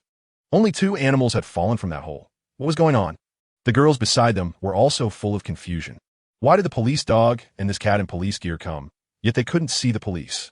Even if they racked their brains, they probably wouldn't think that this big hole was the doing of the big black cat. Lugu, it's it. It's it. It's actually it. The burly man pointed at Yifei Bai, his face full of panic as he wanted to say something. Stop talking nonsense. The police must have discovered us. Hurry up and deal with that police dog first. Without saying another word, the burly man directly raised a nail gun and aimed at Xiaoqi's head. The moment the mind-reading skill activated, Yi Fei-bai was able to grasp what the other party was thinking. A shadow rushed towards him without hesitation. At this moment, without the skill enhancement, Yi Fei-bai's speed was not too exaggerated, but it was still fast enough for humans to not react in time. The burly man of course knew what Yi Fei-bai was planning to do. After all, he had seen videos about it and knew exactly who he was facing. Panic began to rise in his heart. He directly raised a nail gun and aimed at the black cat rushing towards him. Bang! Just as the gun went off, the running black cat swiftly dodged, avoiding the iron nails shot at it. The timing of the dodge was just right, as if it had known exactly when the thug would shoot. Damn it! Since it was a nail gun, it couldn't fire continuously. The burly man hurriedly fumbled to reload special ammunition into the gun. Lugo beside him was dumbfounded, not knowing what the black cat was coming for, and why his partner was so panicked. In an instant, a black cat leaped high. The shadow rushed towards the burly man's face, and the man had no time to dodge. Two sharp claws plunged deep into the man's eyes without hesitation, followed by a piercing scream. "Oh, my eyes!" The man was just about to grab the black cat on his face. At this moment, the black cat retracted its claws, and blood poured from the man's eyes. The next second, he felt a heavy blow to his abdomen and immediately knelt down. Everything happened in just 4 seconds. The other thug stared wide-eyed in disbelief at what he saw. 20 girls gasped, covering their mouths in shock. I must be dreaming. They had never dared to resist, yet now they were taken down by a handsome black cat in 4 seconds. Damn it! This Lugu sensed something was off with the black cat. He first lifted his foot and kicked towards Yi Fei-bai. Yi Fei-bai had long since sensed what the other party was thinking, and he simply dodged the attack with a quick move. He jumped into the air once again. Then came the inhuman screams. If you want to act like humans, then don't. Meow, meow, meow. Grab, grab, grab. Grab, grab, grab. Yi Fei-bai was frantically venting the anger in his heart. The man's nail gun fell to the ground. His face was covered in deep scratches, bleeding profusely, and there was not a single intact spot on his entire face. His tightly closed eyes were marked with streams of blood tears. He covered his face in pain, rolling on the ground and emitting chilling cries. At that moment, a commotion came from behind, as if a dog was running. Just as he turned around, Yi Fei-bai's heart tightened. There was actually a third person on this floor. The monster. The criminal was breathing heavily, his eyes filled with terror. The gun in his hand was already aimed at Yi Fei-bai. At this moment, the mind-reading skill had ended, and the man's hand was already in the position to pull the trigger. It was a bit too late to dodge, but a German shepherd was charging wildly towards the man, barking loudly. Woof, woof, woof. The noise from this side instantly distracted the man. Seeing the big wolf dog rushing towards him, he pulled the trigger without a second thought. Bang! Chapter 33. The Lesson of Blood. Caught cheating? With the sound of a gunshot, the German shepherd charged at the thug in front of him. It leaped forward without hesitation, opening its mouth wide and biting directly onto the thug's arm. The powerful bite force made the thug scream in pain, desperately trying to shake the dog off his arm. Ah, damn! However, the more he struggled, the more intense the pain became. That tearing pain caused him to lose all fighting ability. He collapsed to the ground, frantically trying to pull his arm free. At that moment, a shadow appeared in front of the man. A terrifying force struck his face. His head hit the ground due to inertia. In that instant, it was as if the thug saw his own death. His vision went black and he fainted. Seeing that the thug had stopped moving, the German shepherd finally released its grip. Its neck was stained with bright red blood, the yellow and black fur already soaked. But this was not the thug's blood, it was its own. The dog gasped for air, but could not draw any into its body. The sound of its labored breathing was suffocating. For any police dog, every mission is extremely dangerous because once they start attacking, they ignore all pain and desperately subdue the thug. Even if the thug begins stabbing the police dog with a knife, they will not let go until they lose consciousness, until they run out of strength. The German shepherd in front of them had its mouth open but could not breathe, its eyes filled with blood vessels. Sitting on the ground, its body swayed left and right, the low blood oxygen level putting it at risk of passing out at any moment. On its neck, a nail had pierced into its flesh, blood gushing out uncontrollably. It seemed to have punctured the trachea, and in this situation, it was undoubtedly facing death. You bastard. Meow. Even Yi Fei-bai was shocked. He was an animal with a system, while it was just an ordinary dog. How could it still attack the thug with such injuries? The bloodshot eyes of the dog looked at the large black cat in front of it. And upon hearing Yi Fei Bai's meow, that large tail began to wag with all its might. It wanted to earn Yi Fei Bai's approval like before. Unfortunately, it soon ran out of strength. Yi Fei Bai's heart tightened. At that moment, he recalled what his mentor had once said. As a police officer, never let emotions dictate your actions during missions. You will witness many outrageous things, but never let anger dominate your thoughts. Allowing emotions to control your thoughts can lead to tragedy. Missions are like battlefields, ever-changing, and should never be underestimated. And, when he saw the faces of the girls filled with despair, anger welled up inside him. He vented his frustration on the two thugs, completely oblivious to the extra person present. This was what his mentor meant by letting anger dictate one's thoughts. This had resulted in an irretrievable situation. Xiaoqi's front legs were already struggling to stand, its body leaning to one side. It's over, the police dog must be injured. Several girls, barefoot, rushed over and saw the bright red on Xiaoqi's neck. It could no longer breathe. Where are the police? They did not understand why the police dog had come, or even the police cat, but there was no sign of the police. We need to hurry outside to find the police. The magnetic card should be on them. If we don't act fast, this police dog is going to die. The girls hurriedly searched the three men for the magnetic card, hoping to find the police for help. Yi Fei Bai knew it was too late. Xiaoqi lay on the ground, unconscious from lack of air. It was a desperate situation. The black cat extended its claws towards the wound on Xiaoqi's neck. In sight, like a CT scan, Yi Fei Bai could see the internal injury clearly. The nail was 6 centimeters long, currently piercing through the entire trachea. The blood gushing out flooded the trachea, preventing Xiaoqi from breathing any fresh air. Claw out! The black cat gripped the nail tightly and with determination. Pulled it out. It must work. Meow, meow, meow. In an instant, blood poured out of the hole in the German Shepherd's neck. This scene left the two girls nearby dumbfounded, unable to find words to describe what was happening. The next second, the black cat began to lick the German Shepherd's horrifying wound without hesitation. A strong metallic smell filled the air. Yi Fei Bai's saliva entered the German Shepherd's body through the wound, initiating a mysterious healing effect. It needs to take effect quickly. The black cat couldn't afford to stop for a moment, licking frantically to allow more of its saliva to enter. Yi Fei Bai was also trying this new, healing passive skill for the first time. He didn't know if it would even work. According to the skill's description, its healing effect for other creatures seemed to be slower than its own healing. He had no idea if he could save it. Hang in there, silly dog. If you die, how am I going to sleep at night? Yi Fei Bai prayed that this fellow would hold on. After a while, the insight, I could clearly see that the wound on Xiaoqi's trachea was healing, successfully stopping the bleeding within 10 seconds. At this moment, a bit of air finally flowed into Xiaoqi's body. Yi Fei Bai was astonished. He couldn't stop licking. Increase the dosage. 2 minutes passed, and Xiaoqi's trachea had healed, finally allowing it to breathe deeply. At this time, the wound was just a surface injury for Xiaoqi, but with Yi Fei Bai's saliva, it was slowly healing. A minute passed.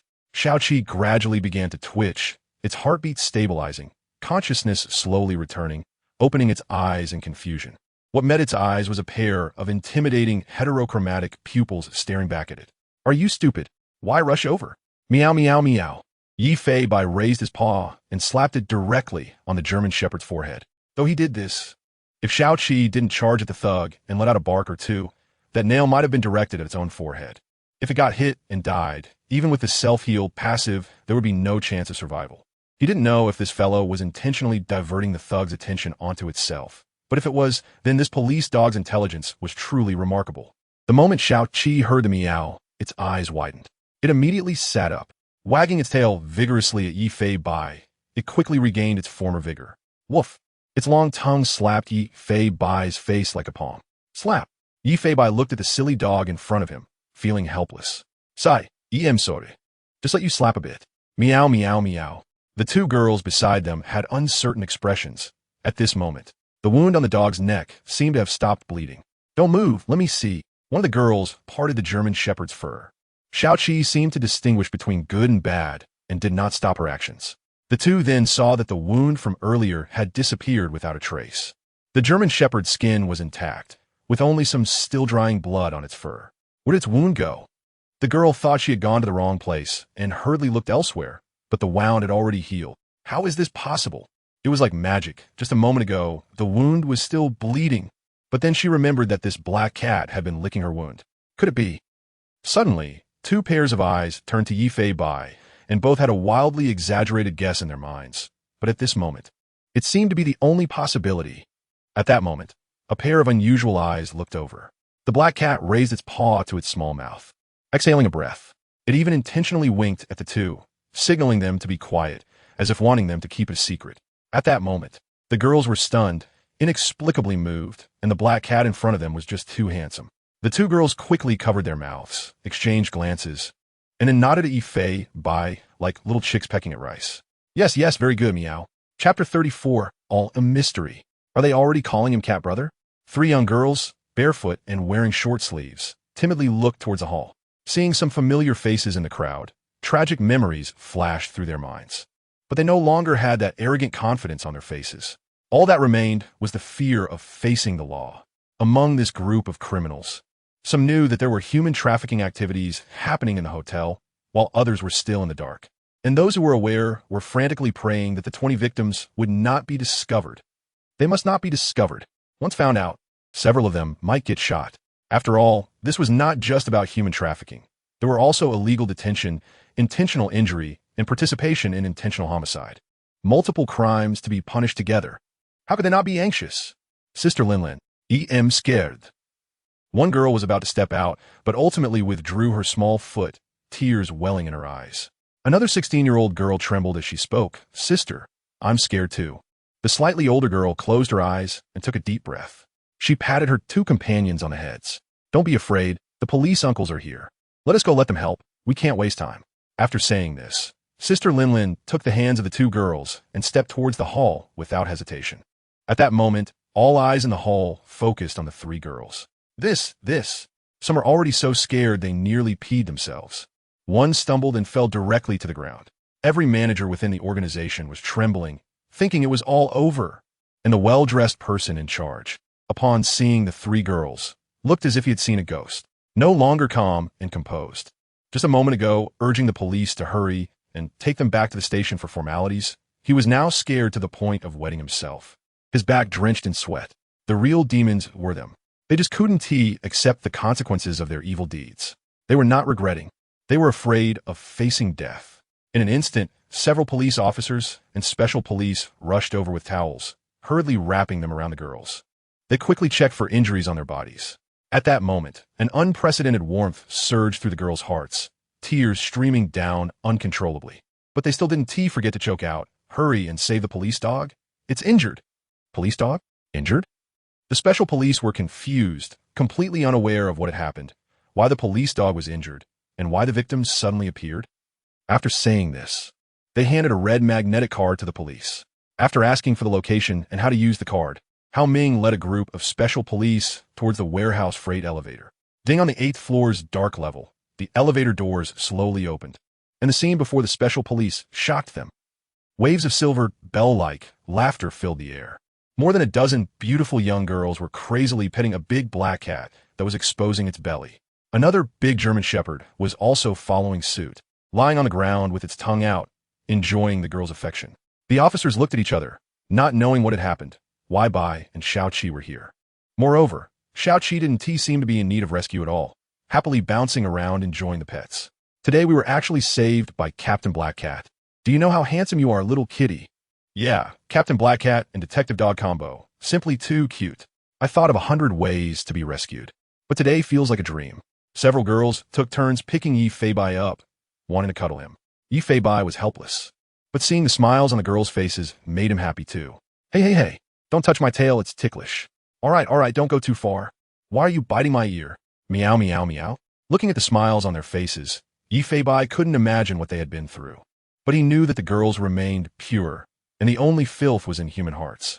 This incident could be considered a perfect ending. At 2:35 a.m., two taxis stopped at the entrance of Hongxiao Police Station.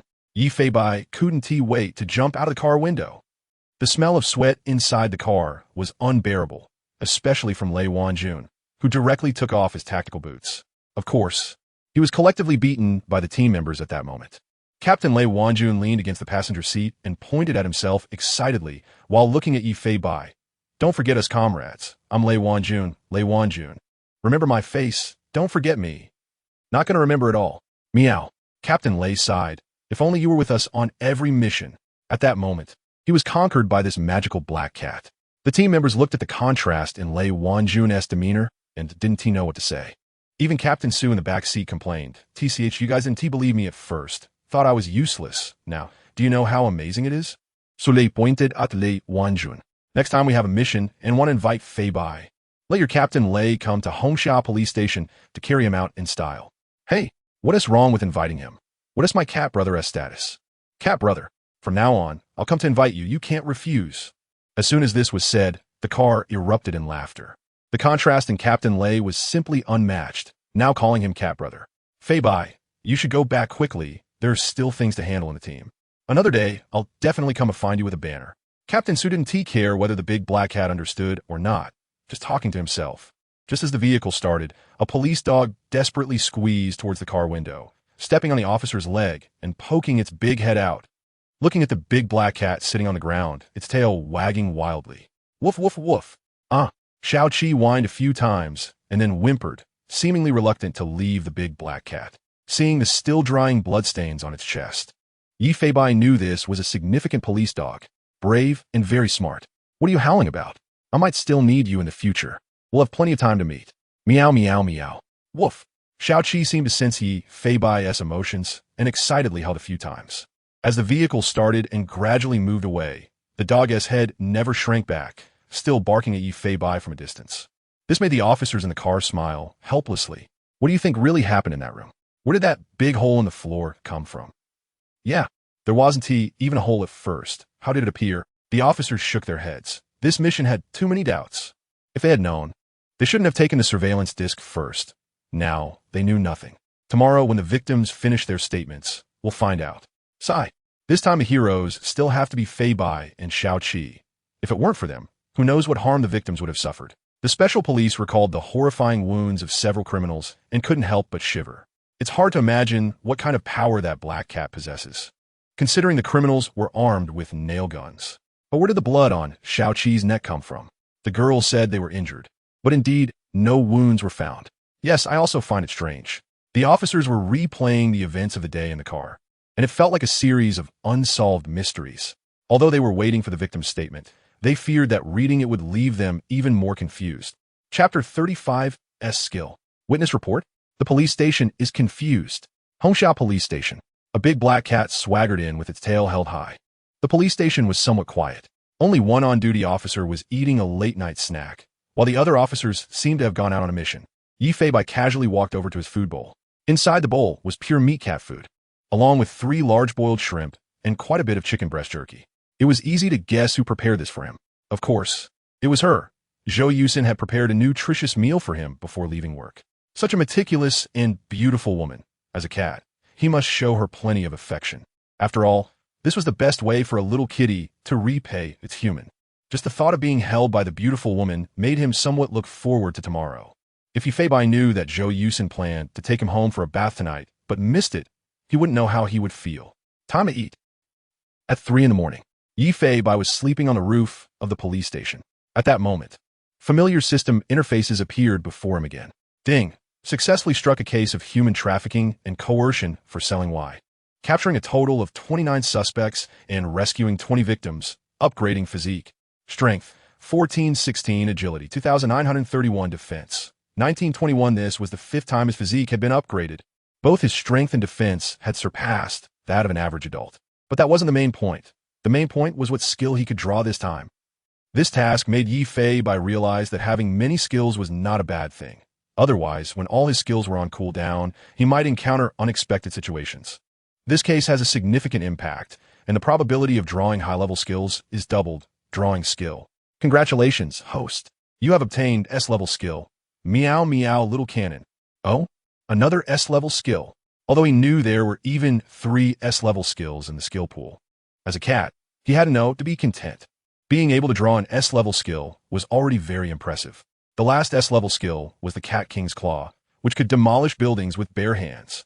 However, this skill's name doesn't sound very imposing. Damn it. Meow meow little cannon. Meow meow meow. Yi Feibai helplessly complained. With a thought, he pulled up the skill description. After activation, physical defense will receive a significant boost, and you will become a meow meow little cannon with a powerful body that can withstand all attacks. Duration, 5 seconds. Cooldown, 5 hours. Yifi body limit, goodness.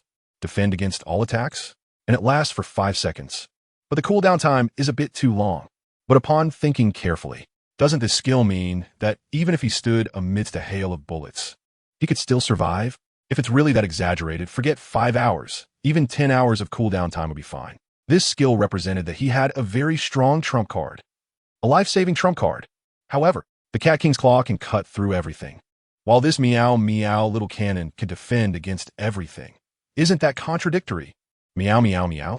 Yi Fei did not experiment on himself. After all, the cooldown time for this skill was too long to use recklessly. This was something crucial for life-saving moments. Lost in thought, Yi Fei fell asleep in the dim night. The next morning, a headline about the 20 victims topped the trending searches. Whether on Weibo or Douyin short videos, as well as major streaming platforms, the trending topic was this one. The copy and videos described the severity of the case from various aspects, listing the various illegal acts of the criminals. The 20 girls rescued this time were not all of them. During the period, 2 girls attempted to escape to report to the police, but were beaten to near death. In the end, they died in the hotel as they were too afraid to seek medical help. Netizens were shocked upon seeing this. My goodness, it's already 2023, and such things still happen. It's terrifying. Everyone must be vigilant and not casually trust netizens. Likes, 6 million. I cried. They're simply beasts. They must be severely punished. They must not be let go. Likes, 10 million. Is there still a punishment like lynching in our country? I suggest letting these beasts experience it. Likes, 18 million. Netizens angrily condemned the brutality of the criminals. The various inhumane deeds made over 100 million netizens' hearts bleed. Moreover, a small detail in the report revealed that the Black Cat from Hongxiao Police Station seemed to have participated in this mission and appeared to have made a significant contribution. However, this case was different from ordinary cases. The SWAT team would not disclose too many details. It could only be assumed that the Black Cat had also participated in the operation. Our Tomcat has become a Special Forces cat. That's damn it. Black Cat Police Chief, you fake fan. Although netizens really wanted to see Yi Fei Bai's cool moments, they also understood the official decision not to make law enforcement videos public. Most netizens were quite rational. But at this moment, Wei Goen and Nie Dongsheng, the 2 police chiefs, were watching the video with the officers. The video showed Hao Ming leading the Black Cat to the monitoring room. Everyone held their breath, not daring to make a sound. Finally, they saw Yi Fei Bai cooperating with the SWAT team, showcasing his might and taking down the criminals. Wow, this Black Cat is too amazing. He really made a significant contribution. Incredible. Wow. The police station echoed with exclamations of wow, as everyone simply couldn't find other words to describe their feelings. Wei Goen gently tapped the table. Hey, this is a workplace. Don't casually say such things. Nie Dongsheng shot him a glance, asking irritably, stop pretending. Just say if it's impressive or not. It's damn impressive. Wei Goen was so excited watching that he even recalled the counterterrorism operation he participated in back in the day. If only they had had a helper like this back then, everyone would probably wake up laughing in their dreams. Too powerful. Zhou Yusin covered her mouth, watching the Black Cat's agile figure, and was also struck by his handsomeness. This little fellow. The police flower smiled slightly. Perhaps she had been too worried about him. Ordinary criminals seemed to be easier for the Black Cat than catching mice. At this moment, however, Wei Goen was looking at the victim's statements sent by Captain Su on his phone. His old eyes narrowed. He was utterly stunned. What? The Black Cat and a police dog broke through the ceiling. At this moment, not only was Hongxiao Police Station in a state of confusion and shock, but the SWAT team members also wore expressions of disbelief. The key point was that all the witnesses described it this way. There was a lot of noise upstairs, and after a loud bang, the ceiling collapsed with many fragments, and the Black Cat and police dog suddenly appeared. The small team that was summarizing all had hesitant expressions while holding the victim's statements. Lei Wanjun shook his head repeatedly, exclaiming, the cat. Is the cat brother really that fierce? He broke through the ceiling? It shouldn't be possible, right? Even with our equipment. We can't possibly break through the ceiling in just 10 seconds. That's way too violent. I know that not by is outrageous. But can it really be this outrageous? How about, we asked Xiaoqi? Damn it. It's not just the SWAT team. The city police department, the provincial police department, all the higher-ups are looking at this report with confusion. Should we believe it or not? This incident has completely baffled police departments everywhere. In the end, no definite conclusion can be drawn. Meanwhile, our cat not by is snoring and basking in the sun. This morning, the police station was mostly dealing with everyday, trivial matters like arguments, which didn't even qualify as cases. Until noon. As the intelligence network cooled down, the alarm system suddenly sounded in my mind. Alert! Alert! A vehicle loaded with illegal goods is detected entering the Shanshan Street in Chongling District. Please, Cat Police Chief, hurry and intercept it. Chapter 36 Driving with Xiao Qi. The city government presents a banner, accompanied by the sound of alarms. A map interface inexplicably appeared in Yi Fei Bai's view. A small red that was currently moving on the road in Chongling District, about 20 kilometers away from his location, just within the detection range of the Miao Intelligence Skynet. This red that must be the vehicle loaded with illegal goods. Please note, if the vehicle exceeds 30 kilometers, the Miao Intelligence Skynet will lose track of the target, and tracking is only possible for 30 minutes. So please intercept it quickly. Intercept? Do you think I'm a missile? It's over 20 kilometers away from me. How do you expect me to intercept it? Meow. Yi Feibai was somewhat speechless. Although he was very fast, if he kept running at full speed, he would get exhausted. Over 20 kilometers without a vehicle is simply impossible to chase down. Looking at the little red dot, it seemed to be moving out of Chongling District, and if it left the urban area, its speed would be even faster. What could he use to chase it? The host can choose to give up this case, and the cooldown time for the intelligent Skynet can be reduced by half. Give up. No. Meow. I'm not giving up. I have my ways. If I abandon this unidentified vehicle, it could potentially lead to a series of chain crimes. Although for Yi Feibai, the more crimes there are, the more opportunities he has to gain skills. But this goes against his original intention. He would never forget the words "serve the people." Although he was a cat, he still had to do his best to combat crime. He glanced at the 20-minute countdown.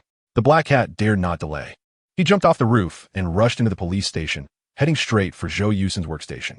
At this moment, a sweet-looking young lady in police uniform was seriously entering data. Suddenly, she felt a weight on her thigh. Huh? She just lowered her head and saw a big black cat staring at her with big, adorable eyes. Yi Feibai directly placed his little head on Zhou Yusen's chest. Gurgle, gurgle, gurgle. He made a purring sound. At this moment, the heart of our police flower sister was about to melt. Yi Feibai was usually very handsome, but when he acted cute, who could resist? She smiled and hurriedly snuggled against the black cat. What's wrong, not Bai? Did you miss me so much after one night apart? But Yi Feibai was not that kind of cat who was attracted to women. At this moment, a car key had appeared in the black cat's paw. All right, we can snuggle later. Meow. Just like that. Yi Feibai turned around and jumped off her beautiful legs, shaking his big butt and dashing away, with a mini car key in his mouth. The surveillance camera at the back door of Hongxia Police Station was tilted upward and could no longer capture the situation at the back door. No one noticed the anomaly in the surveillance footage. After all, the police officers usually focused on street surveillance, and the surveillance in the police station was somewhat redundant. Who would dare commit a crime near a police station? Especially one that had a police cat. Host, this also constitutes illegal behavior. Shut up. What is wrong with me borrowing a colleague's car? If you can't stand it, conjure up a police car for me. Meow. Yi Feibai was also speechless. His system was usually very quiet, but sometimes it would suddenly poke him in the back. Behind the police station, the private vehicles of the officers were mostly parked here. The area of Hongxia Police Station was not too small, as it was located in a bustling area, and there was more than enough space for all the staff's vehicles. Among the many vehicles, a mini model stood out, with a sky blue body and little ears on the roof, and its round headlights made the vehicle look quite cute, resembling a child going to work. Yi Feibai approached Zhou Yusen's vehicle, and the car key immediately sensed him. Without saying a word, he jumped up and opened the car door. The vehicle's interior was also somewhat cartoonish, and a shadow unhesitatingly jumped inside. He tried to grip the steering wheel. His paws dangled in the air. Even though this was a mini car, and even if Yi Feibai stretched himself to the fullest, it was still silent. The host can choose to give up this case, and the cooldown time for the intelligent Skynet can be reduced by half. Yi Feibai was truly speechless. It seemed that this cat's desire to drive was simply too far-fetched. However, he was unwilling to give up the mission like this. Woof, woof, woof. Just then, a dog bark reached Yi Feibai's ears. Is it him? This sound was too familiar. But why is Xiao Qi at Hongxia Police Station? It sounded like it was coming from the front door. Yi Feibai squinted his cat eyes. What if he rode the dog? No, that silly dog, although it has a good physique. It would be able to run for such a long time continuously. But at that moment, a very bold idea appeared. So bold that Yi Fei Bai felt it was somewhat impractical. However, Xiao Qi was indeed quite intelligent. It was worth a try. Inside the police station, Lei Wanjun was holding a small banner that was even a bit cute. The banner had 5 big characters written on it, People's Little Guardian. And beside Lei Wanjun, a German shepherd in police dog gear was looking around at something. Woof, woof, woof. Xiao Qi kept barking. The scent of the black cat was very strong here. It naturally knew that Yi Fei Bai was definitely around. Huh? Sule likes to do this kind of thing. People's Little Guardian? Wei Goen heard the noise and walked out of the office. Seeing team leader Lei bringing the banner and couldn't help but be amused. Director Wei, come take a look, haha. This banner is simply too cute. Perfect for not buy. Ha, you guys in the SWAT team are too stingy. Can't you make a bigger one? You're killing me with laughter. The officers all laughed as they looked at Lei Wanjun. Lei Wanjun was quite familiar with everyone at Hongxiao Police Station, not only because of their work interactions, but also due to the relationship between Director Wei and Team Leader Su. They even had dinner together during the holidays. Hey, you guys really have no vision. This isn't a gift from our SWAT team. Take a good look at what's written below. For a moment, everyone leaned in closer to the banner. Since it was so small, they really couldn't see the small words clearly. Gifted by the Jinghai city government to the brave warrior not by. The banner even had the police emblem printed on it. Haha, didn't expect that? Today, Team Su went to the government meeting, and they specifically requested to personally deliver this banner. Everyone was dumbfounded. The city government's banner had a completely different significance. Moreover, the style of this banner was clearly specially customized for not by, showing that thought had been put into it. Wei Goen shook his head and sighed repeatedly. It seemed this little guy had caught the attention of higher-ups. Wei Goen took the banner, gifted by the city government, and hung it up with a bunch of other banners. I always feel like this small banner doesn't stand out here. Why don't we make a wall, just for not by? Ha, that idea works. Later, let us have not by take a photo with the banner and upload it to the honor album. The officers seemed to have already regarded this big black cat as one of their own. At this moment, at the entrance of the police station, a large cat head poked out, and Yi Fei Bai also noticed everyone working on a banner. It seemed to be a gift for him, but he wasn't interested in that at the moment. Xiao Qi meowed softly, and a big silly dog instantly turned its head, the speed so fast that drool flew out. The familiar eyes looked at Yi Fei Bai, and the police dog hurriedly ran towards the black cat. Just as Xiao Qi was excitedly about to howl, "Shut up. Let's be quiet. I'll take you for a drive." Meow. Yi Fei Bai reached out a paw and patted the German shepherd's chest. Xiao Qi tilted its big head and surprisingly quieted down, seemingly realizing that this black cat was going to take it to do something. The dog whimpered in confusion a few times and walked with Yi Fei Bai towards the back door of the police station. By the way, why did Captain Lei come with a police dog? Is he busy on a mission? Zhou Yusin, recalling the police dog from earlier, curiously asked. Lei Wanjun excitedly told everyone. Let me tell you, I discovered that this police dog in our team looks silly, but is actually quite smart. It seems to know I'm here to find Bu Bai and insisted on following me to the car. Ever since it parted ways with Bu by yesterday, it hasn't been in high spirits, seeming to regard my cat bro. Bu Bai is its big brother. Is there such a thing? The officers looked puzzled, surprised that Bu Bai had made a friend with a police dog. So where's the police dog? Lei Wanjun looked around at. Hey, where's Xiao Qi? Chapter 37, what are you looking at? Haven't you seen a cat driving? On a cute mini car. Xiao Qi looked confusedly at a busy black cat. Oh, this little car even has electric seat adjustments. Meow. The paws directly pressed the adjustment button, and the driver's seat gradually moved back, giving more space in front for the German shepherd to maneuver. Xiao Qi, come here. The black cat raised its paw, signaling Xiao Qi to come to the driver's seat. The black cat led the German shepherd to place its front paws on the gas pedal. The German shepherd tilted its big head, unsure of what to do. Meow. Yi Fei Bai raised his voice and shouted. Then, he pressed down on Xiao Qi's paw to step on the gas. This was repeated several times. Woof woof. The German shepherd was quite excited, as if wanting to tell Yi Fei Bai that it understood. Seeing its cleverness, Yi Fei Bai was ready to give it a try. Meow.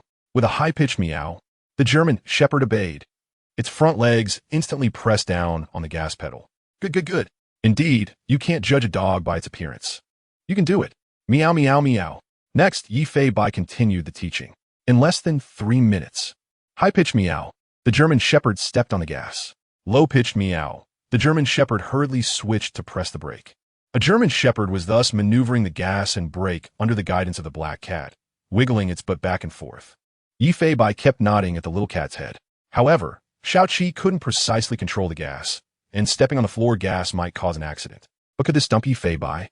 Let me see economy mode. Meow here. Meow meow. Yi Fei Bai switched the vehicle's mode to economy mode. In this mode, acceleration would be very gentle and linear, and he found a mineral water bottle from the car to place under the gas pedal. This way, Xiao Qi wouldn't be able to step fully on the gas, avoiding rapid acceleration. After doing all this, tracking time remaining 25 minutes 35 seconds, looking at the red dot on the map, they were now 25 kilometers away from the Hongxia police station. To catch up with the illegal vehicle in such a short time, an average speed of 60 miles per hour needed to be ensured. Considering the speed of the other vehicle, an average speed of about 80 miles per hour was necessary. This was an impossible task, not to mention the city roads. So it was essential to determine the other party's route and take the Jinghai City Express Ring Road to the location they were heading. Looking at the system map, Yi Fei Bai finally focused on the Haiji Expressway toll station, the direction the illegal vehicle was traveling. If they wanted to leave the city, the fastest route would be this. It was a gamble. Yi Fei Bai believed in his judgment. Xiao Qi, let's move. Meow. As Yi Fei Bai loudly meowed, Xiao Qi also excitedly barked twice, as if saying, I'm ready. The next second, the little paw directly pressed the vehicle's start button. One could vaguely hear the electric car powering up. Ji, close the windows. Fortunately, Zhou Yusin had applied anti-peep film on the windows, making it almost impossible to see inside from the outside, unless from the front. Next step, shift into reverse. The German Shepherd stood ready in the passenger seat, while Yi Fei Bai stood directly on the German Shepherd's back, gripping the steering wheel tightly. This scene was simply outrageous. Meow. Xiao Qi pressed down on the gas. Luckily, it was in economy mode, and with the water bottle blocking, Xiao Qi couldn't floor it, so the vehicle slowly began to back up. The big black cat seemed to have a wicked smile on its face. Yi Fei Bai was very excited, never expecting that, as a little cat, it could actually drive a car. A cool reverse out of the garage, followed by a fluid operation. Before long, a cute mini car was actually being controlled by a cat and a dog, driving out of the back door of the police station. The vehicle turned steadily, smoothly driving on the main road. The direction was exactly towards the Jinghai City Express Ring Road. Let's go. The speed of vehicles on the street maintained around 40 miles per hour, and the cooperation between the cat and dog was perfect. When encountering a crosswalk, Yi Fei Bai would command Xiao Qi to hit the brakes a few times. Although the vehicle kept nodding while braking, at least the speed could decrease. However, the drivers behind were quite flustered. Oh no, the one in front must be a new female driver. She shouldn't reverse into my car, right? Why is there not even a learner's permit sticker? When the vehicle encountered a red light, it could also perfectly stop within the line. The only downside was that when changing lanes, they couldn't signal because the little cat's paws were indeed too busy. Other little cats, please obey traffic rules. But the current situation, oh no. Yi Fei Bai thought it was bad. At this moment, the mini car he was driving had just stopped at the front of the crosswalk, waiting for a 20-second red light. And there were many people on both sides of the crosswalk. As the pedestrian light turned green, people began to cross the road. People passed in front of the vehicle. Yi Fei Bai also felt a bit panicked after all. It was said that one couldn't become a spirit after the founding of the nation, and he was almost becoming a monster. This mini car is so cute. It's just right for girls like us who aren't very skilled. Who says otherwise? The key is that it's not expensive. I'm also planning to get one after I get my license next month. But just as they walked to the front of the vehicle, two office ladies froze. A cat is driving, pointing at the car with trembling little hands, hardly believing what they were seeing. The other lady was also left speechless. Huh? In just a few seconds, a crowd of astonished people filled the crosswalk. Is that not Bai? Oh my god, am I dreaming? Not Bai can drive? WTF. Oh god. Huagua is really amazing. Even cats can drive now. Yi Fei Bai. Just as the traffic light turned green, the black cat raised its paw to press the horn. Everyone's eyes widened. Their features seemed to almost wrinkle together. They exclaimed, oh my god, it can even honk the horn? Stunned as they were, everyone hurriedly cleared the road, watching the mini car drive away into the distance. Did you get on camera? No. Everyone was so stunned, they couldn't react to take a picture. Jinghai City Ring Road. A sky blue mini car was driving on the road at over 90 miles per hour. Meanwhile, Yi Fei Bai was paying attention to the movements of the illegal vehicle, seeing that the other party's route was exactly as he had predicted. He breathed a sigh of relief, finally not missing this case. At the current speed, They should be able to catch up with the other party. Although interception was not possible, at least they could ensure they locked onto the target. Woof woof. Xiaoqi's paw pressing the gas pedal was getting sore. But Yifei didn't give any orders, so it dared not retract its paw, truly dedicated. Time passed second by second. Tracking time remaining 2 minutes 40 seconds. At this moment, the vehicle also arrived at the Haiji Expressway toll station. In the distance, a small truck with the logo of Doll Kingdom was passing through the toll station. Suspect vehicle spotted. On the system map, red dots were flashing wildly, and images of the opposing vehicle appeared. Yifei's eyes flashed, directly locking onto the small truck. Doll Kingdom? Meow meow meow. Doll Kingdom is a large mall selling children's clothing in Jinghai City. What illegal goods could a children's clothing store's vehicle possibly carry? Yifei couldn't make sense of it, but there must be some hidden truth. Although they had found the illegal vehicle, the real problem was that there was no ETC card in Zhou Yusin's vehicle, and their car could only use the manual lane. Watching the illegal vehicle enter the highway, Yifei steeled himself and drove into the manual entrance with Xiaoqi. Hello. A young lady smiled as she leaned out of her head to greet the driver inside the car. Yifei frantically searched through the car, but took a long time to roll down the window. It must be here. It must be here. I don't want to break through the barrier. Meow meow meow. Fortunately, he finally found 50 yuan in cash in the storage compartment. The mini car's window descended a third of the way.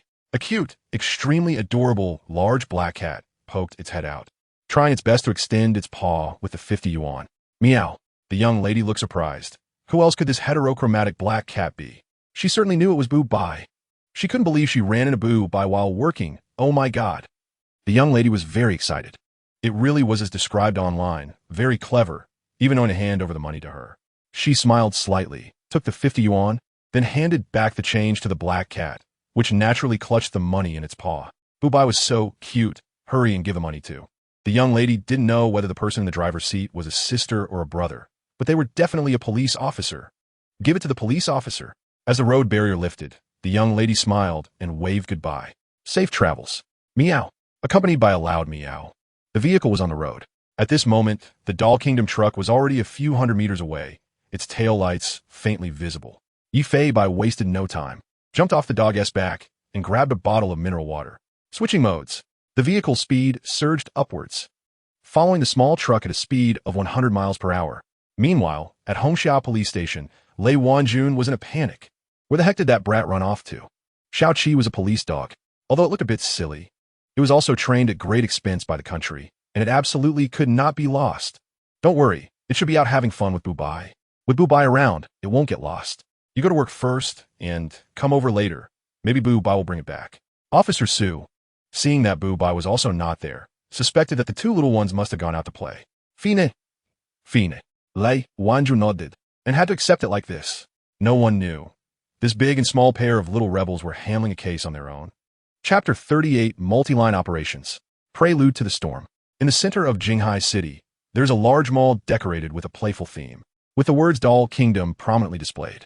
It is the weekend, and many parents are bringing their young children to choose clothes and shoes. Inside Doll Kingdom, there are various brands of children's clothing and shoes, as well as numerous amusement facilities, making it a paradise for kids. At this moment, on the 8th floor of the mall, more than a dozen uniformed police officers have completely sealed off the entrance of a very famous children's clothing brand store, Abubula. Several officers from the Jinghai City Narcotics Squad are currently handling a case there. Inside the store, there are 2 sales assistants and a store manager being investigated.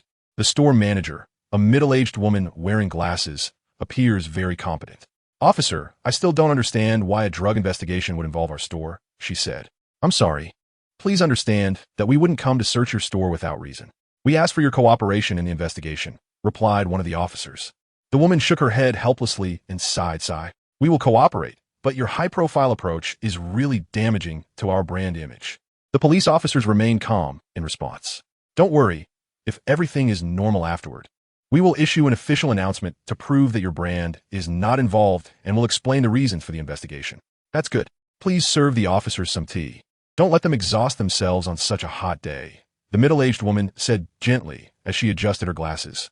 In Nanyang County, which is adjacent to Jinghai City, about 100 kilometers away, there is a relatively secluded county road with not many vehicles.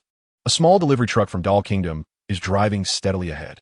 About 200 meters behind, a mini car is shadowing it, mixed in with other private cars. The small truck slowly turns onto a rural fork in the road, significantly reducing its speed. Inside the vehicle are two employees dressed in abubila uniforms. A man and a woman, both around 30 years old. The man, with dark skin and a cap, is driving, while the woman, robust and seemingly world-weary, is sitting with her legs crossed, greedily smoking a cigarette. "Why are we driving so slowly? Don't waste time," the woman complained. Ignoring her, the man focused intently on the rearview mirror. He noticed a very cute mini car passing by at the intersection. "Is it just me? Or has that mini car been following us all the way since the highway?" The woman scoffed dismissively to Gang, "Are you all right? This road is the main route to the county town, and it's just a mini car. The cops wouldn't follow us in such a car." "Humph. It seems you didn't remember what the boss taught you at all." The man got out of the car to look down the road. He only relaxed slightly when the mini car faded from view, but he remained cautious, stopping to observe for 5 or 6 minutes before continuing down the rural road. "The gang, could you stop being so paranoid? Nothing has happened in the past year. Our boss has done such a good job keeping things confidential. Why be afraid of a little tale?" The woman said lightly, but she was met with an eye roll from the man in the cap. "If the confidentiality was really that good, we wouldn't have sent all the goods out. Something must have gone wrong," he thought ominously, sensing that something was off. Meow. With a low meow, a cute mini car slammed on the brakes at over 100 kilometers per hour. Luckily, the vehicle had ABS brakes, or it might have flipped over. The car finally stopped on the side of the road, 800 meters away. They shouldn't have noticed anything, right? Yi Fei by deliberately extended the driving distance. Although the route was a normal road to the county town, it was hard to avoid being detected. After jumping out of the car with small paws, it quickly sped back along the road. It was worried that the other party might notice something and make a deceptive turn onto the rural road. After closing in by 300 or 400 meters, with Yi Fei Bai's exaggerated vision, it finally saw the vanishing tail lights on the rural road. The black cat breathed a sigh of relief. It had not lost them. It had checked the system map and knew that this rural road led to Longweb village, which was the only main road in and out of the village. There were no other small roads available for departure. So as long as it confirmed that the small truck had entered this road, it could basically infer the other party's final destination. What illegal goods could they be transporting? Meow, meow, meow. Yi Fei Bai narrowed its eyes, feeling increasingly curious, sensing that this matter was not trivial. Therefore, it did not directly stop the small truck, but opted for a strategy of fishing for big catches with a long line. A German shepherd in police uniform was running toward Yi Fei Bai. After looking at its own outfit and then at Xiao Qi's outfit, it immediately stripped Xiao Qi of its clothes without saying a word. "Oomph." Xiao Qi made a few sounds, looking somewhat shy. Hey, don't do this. I know you're a male." Meow, meow, meow. The police uniform was taken to the car, ready for action without any gear. This was also considered a tracking mission. Although Xiao Qi and its outfit had protective functions, they were too conspicuous and not conducive to the operation. Before long, a cat and a dog arrived on the rural road, heading towards Longweb village along the roadside. Xiao Qi, panting with its tongue out, was quite excited, following closely beside the black cat, always alert for any potential danger. The road showed obvious tire tracks. After all, there's a lot of standing water on the rural road, and with fewer vehicles usually, it was very easy to track. Longweb village. In front of a long-abandoned brick factory, 2 black Buick cars were parked. The rear car door opened, and 3 men got out together. Among them, 2 bald men who looked identical wore tank tops with a snake tattoo on their shoulders. The third man, with a buzz cut and wearing sunglasses, revealed a slightly rogue but handsome face, showing off his muscular physique in a black tank top. He looked to be only about 25 or 26 years old. At this moment, he looked confused as he gazed at their location, his heart sinking as he tentatively asked, "Old Ma, did our trading location change? Why didn't anyone tell me?" The rogue-looking man chuckled, his tone teasing. Before the 2 muscular men could respond, the front car door opened, and a middle-aged man in a suit with slick-back hair stepped out, leaning on a cane. "Xiao San, I told you from the start, when you work with me, ask less, look less, and pry less," the middle-aged man said, his voice carrying a stern tone. Looking at his face, although he appeared gentle, one of his eyes was blind, with a horrifying burn scar over it. "I lost my eye because I saw something I shouldn't have, and sulfuric acid was poured into it." The man laughed heartily, saying the most terrifying things in the calmest tone. "But why are you so concerned about the trading location? It's only been a short time since we started working together. Have you already been bought off by the police?" Upon hearing this, the rogue-looking man's heart raced, but he suddenly burst into laughter. "Uncle Tan still doesn't understand me? Usually, I'm the one who talks the most. If someone like me were to be bribed by the police, I bet they'd be annoyed to death by me, haha. That's true. Uncle Tan, holding a briefcase, was the first to walk towards the brick factory. One of the bald, muscular men, with his arm around the shoulder of a cool-looking guy, said while walking forward, "What's wrong, Xiao-san? The weather isn't hot enough to get your clothes wet, is it? Although it's your first time seeing this kind of scene, there's no need to be so nervous." Just like that, the four of them walked into the abandoned brick factory, while Uncle Tan's driver calmly leaned against the car, smoking a cigarette. Huh. With the smoke exhaled, the driver, who had seen it all, couldn't help but sigh. What a good kid, choosing to wade into this murky water. Chapter 39. The Formation of Team by Chi. 8 new members. Longwe Village. Along the road, there are many self-built houses of villagers. In the distance, patches of farmland can be faintly seen. At this moment, a big black cat is running alongside a German shepherd, following the tire tracks at full speed. The elderly people sitting by the roadside, enjoying the cool breeze and chatting, are attracted by the commotion. Hey, whose dog is this? It's really big. These dogs are strange too. They love chasing cats so much. If only they would chase the rats in my cornfield instead. Have you ever heard of a dog catching rats? The villagers laugh innocently. They thought this big wolf dog was like the other dogs in the village, enjoying chasing after cats. The black cat and the German shepherd, while running, are both sniffing the complex scents around them. The mixed smell of urine is overwhelming, making Yifei feel very uncomfortable. Goodness, how many dogs are there in this place? Everywhere smells like dog urine. Meow, meow, meow. As the meow fades, a dog bark suddenly comes from the alley. Woof, woof, woof. Just as Yifei turns her head, she sees a small white dog looking at her with hostility and a hint of excitement. What are you looking at? You want to come over and give it a try? Meow, meow, meow. The black cat scoffs, accompanied by this dog bark. From all directions, woof, woof, woof, woof, woof. Oh, whoa, whoa, that's a bit much. As a dog, Xiaoqi also senses a threat, with breaths getting closer and closer. Not even a minute later, one by one, the village bullies rush out from the streets and alleys. 1, 5, 8. 8 dogs, big and small, with the largest one comparable in size to Xiaoqi. They are all rural dogs, each muscular, baring their teeth at Yifei and Xiaoqi. They step closer and closer, blocking Yifei's path, surrounding the cat and dog. The newcomers do not come with good intentions. It's clear that these guys are habitual offenders and have a strong sense of teamwork. They resemble hyenas hunting, with each dog rushing in to test the strength of the cat and dog. Yifei. Xiaoqi. Chi, can you stand this? Meow, meow, meow. This is just like a group of thugs beating up a police officer. They clearly do not realize the seriousness of the situation. Even without Yifei present, Xiaoqi would still easily handle them.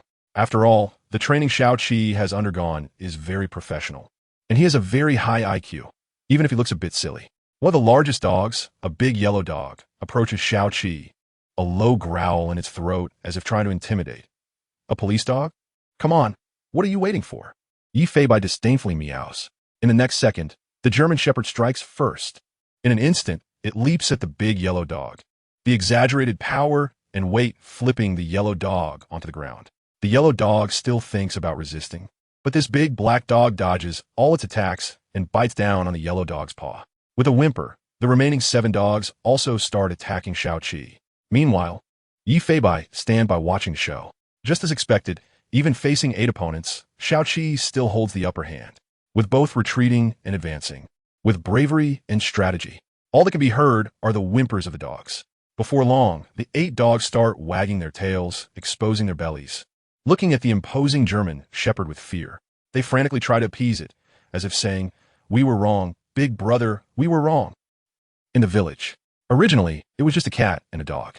Now, the 8 dogs are happily following behind Xiaoqi. When Xiaoqi stops, they stop. When Xiaoqi runs, they run along. Moreover, Xiaoqi seems to communicate with them, and they appear to understand that this black cat is the boss. When they see the black cat looking at them, they immediately wag their tails in a friendly manner. I really can't believe it. Bringing you to handle a case, and you gather a group of little brothers for me. What does that mean? Meow, meow, meow. Yifei stops, using her small paw to poke the German shepherd's chest, delivering a series of hits. The 8 dogs sit obediently in front of the black cat, being scolded together with the German shepherd. Yifei. All right, making it seem like we're on a mission, and you even lined up for me. Meow. Yifei uses insight to check on the dogs.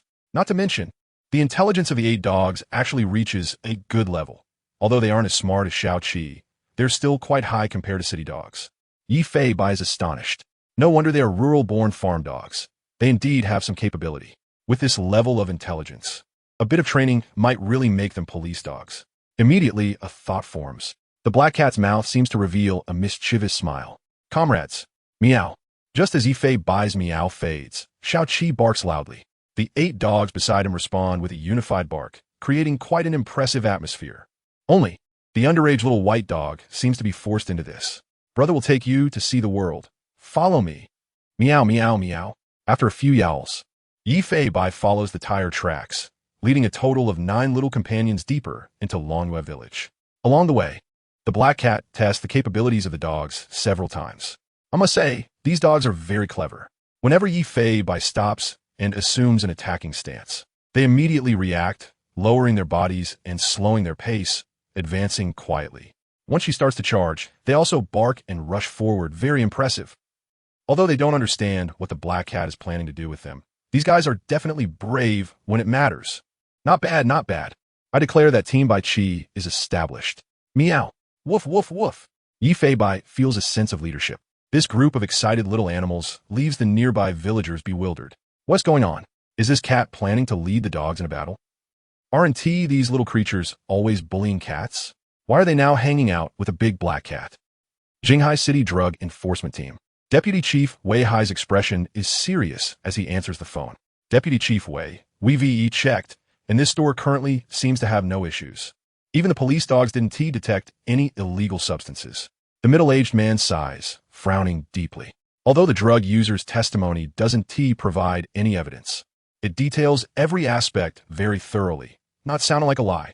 This children's clothing store located in the Land of Dolls primarily serves clients who are somewhat established drug users with families, and they strictly screen customers.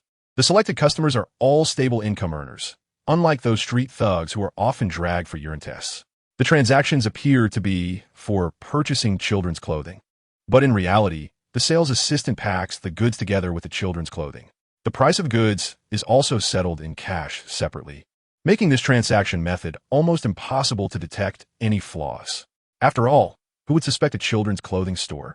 If it weren't for discovering a drug user this time, the police would never have known about this news. That's right in the city center. It's like dancing right under the king of hell's nose. Has the surveillance been checked? Sigh, it's strange to mention the surveillance.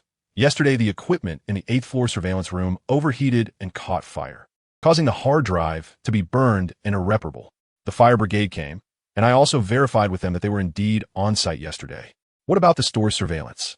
Their surveillance is connected to the hard drive in the mall's 8th floor surveillance room, which was also destroyed in the fire. The mall staff can testify to that. Bang! Wei Hai slammed the table, unable to suppress his anger. How can there be so many coincidences in the world? He naturally knew something was wrong. Investigate. Retrieve the street surveillance. Retrieve the surveillance from other floors. Track down the customers carrying shopping bags from his store. Find a way to investigate. Yes. Wei Hai hung up the phone heavily. If this case is really as the drug user said, it will involve a lot of people, usually roaming between various counties and suburbs, targeting drug trafficking. They never expected that a bunch of weeds had already taken root deeply in the city. As the saying goes, bad things sometimes happen in succession. Just as he hung up the phone, he immediately received another call, reporting an even more dangerous message. Deputy Chief Wei, Officer Xiao Fei is very likely exposed. According to the time and location he provided, we went to Moong Village, but we didn't see any drug-related individuals at all. Moreover, some villagers in the village looked at us with strange expressions. I suspect they are undercover informants bought off by the one-eyed man. This transaction should have been a deliberately leaked message, and now Officer Xiao might. Wei Hai's eyes widened, a thunderbolt striking his heart. The officers in the drug enforcement team are always prepared to face death because their work is undoubtedly walking on the edge of a knife. And those officers who risk their own safety to infiltrate the enemy's territory are in an even more precarious situation. But even in such dangerous circumstances, Wei Hai does not allow any police officer to encounter an accident. Right now, every effort must be made to save them. Stay calm, based on your experience.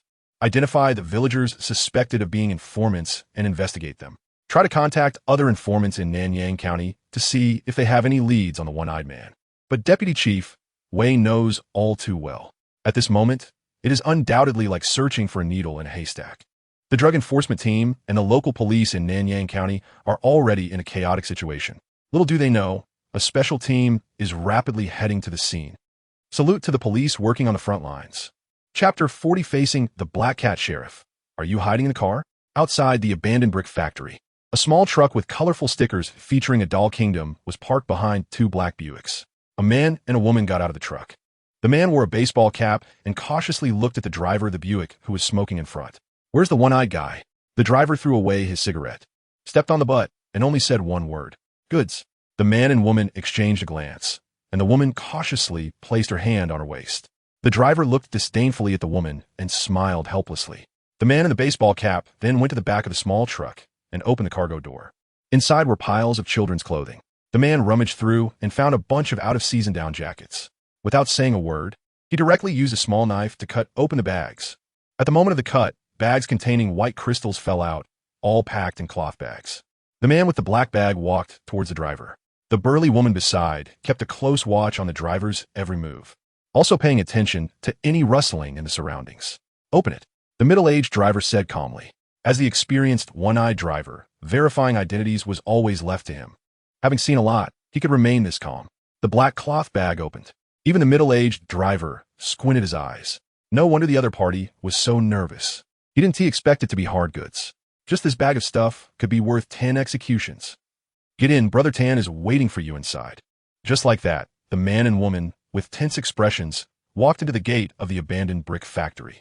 Doggone. These people are different from the drug dealers we contacted before. There's no way. The boss wants to move all the goods at once. Only they could handle this batch. They won't swallow our goods, will they? The man didn't speak, as he had no confidence himself. Such high-level drug dealers could do anything. It all depended on whether they had any code of conduct. After all, with just the two of them, if the other side really wanted to swallow the goods, it would be too easy.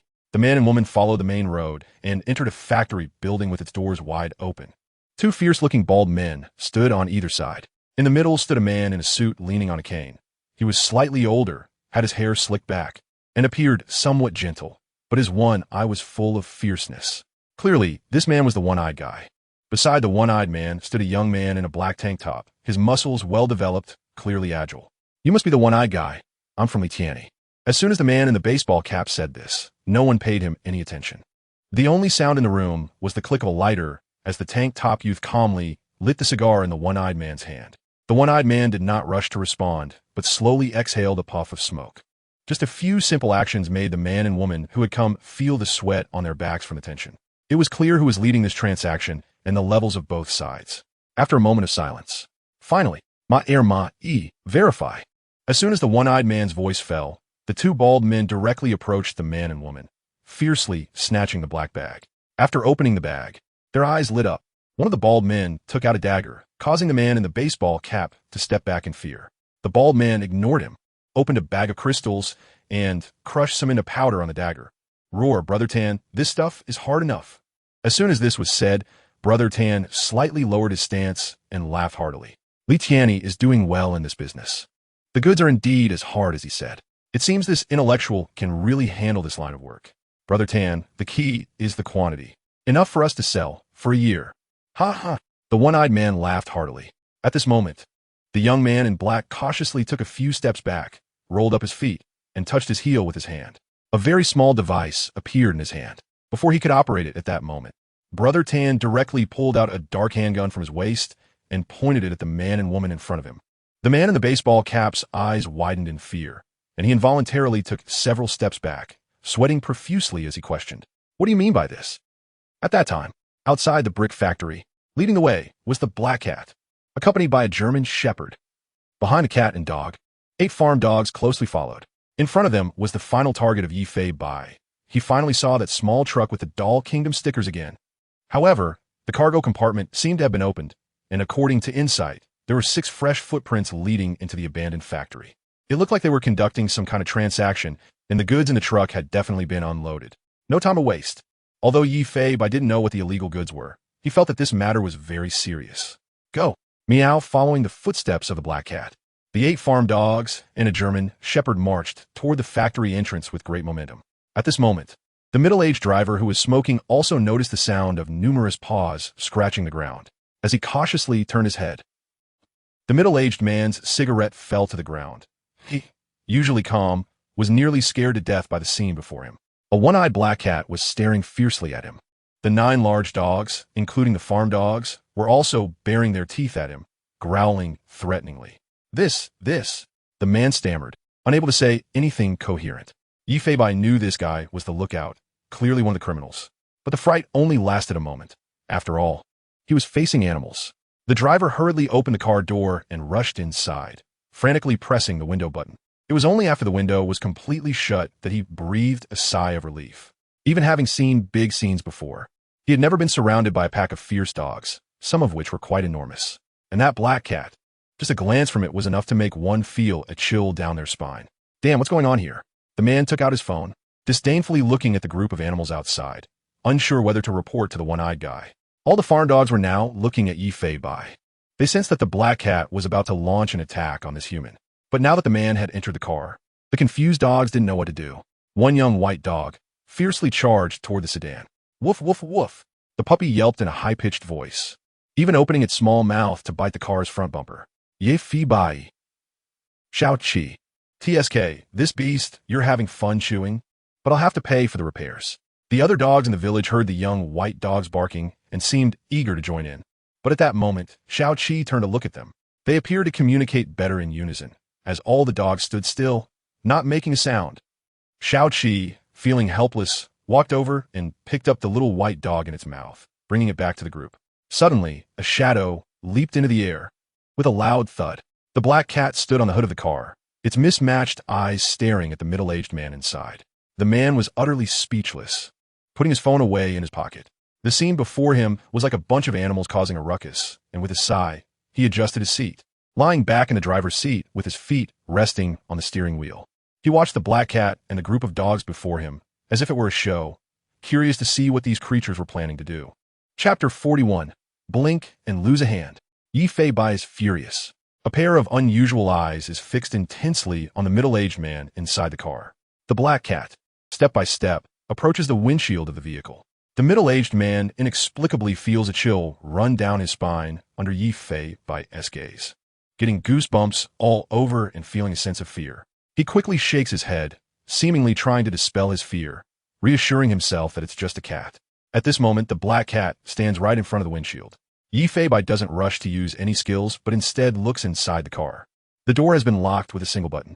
One must say, this man is a bit overly cautious. He was initially planning to just open the door directly, which would save some skills. I'm really speechless. Are you worried a cat will open the door? What are you locking for? Meow, meow, meow. Anger flares up. The Meow King Claw skill is activated instantly. In an instant, Yifei's aura suddenly increases, with veins bulging on his forelegs as a powerful force surges into his body. At this moment, the man feels as if he is being targeted by a monster, his heart racing and his legs trembling slightly on the steering wheel. The dogs behind him feel Yifei's aura and whimper, retreating continuously. Although this is the second time Xiao Qi has witnessed such a scene, he is still very scared. A flash of silver light. White mist condenses on the claws. As Yifei swings his claws, it seems as if a gigantic shadow is attacking the windshield. The man, so close to the action, is about to be scared out of his wits, suddenly screaming in the car, no longer calm as before. Crash! The sound of shattering glass rings in his ears. Yifei's claws swipe wildly, seemingly wanting to pierce through everything. The entire vehicle shakes violently. In just a few seconds, the windshield has turned into shards of glass that fall inside the car. The man closes his eyes, covering his head, trembling desperately, and at this moment he is covered in glass shards. Help! Help! He is almost scared silly, thinking he has encountered a monster. But in the next second, he feels a sharp pain in his neck, his eyes roll back, and he slumps in his seat, losing all consciousness. Done. Let us go. Meow. Yifei waves his big tail in the air, shaking his but as he walks toward the brick factory. Behind him, a group of dogs is also thoroughly frightened. The little puppy is hiding under Xiao Qi's chest, trembling. Woof. Xiao Qi is the first to react, letting out a soft howl, leading all the dogs to follow behind Yifei.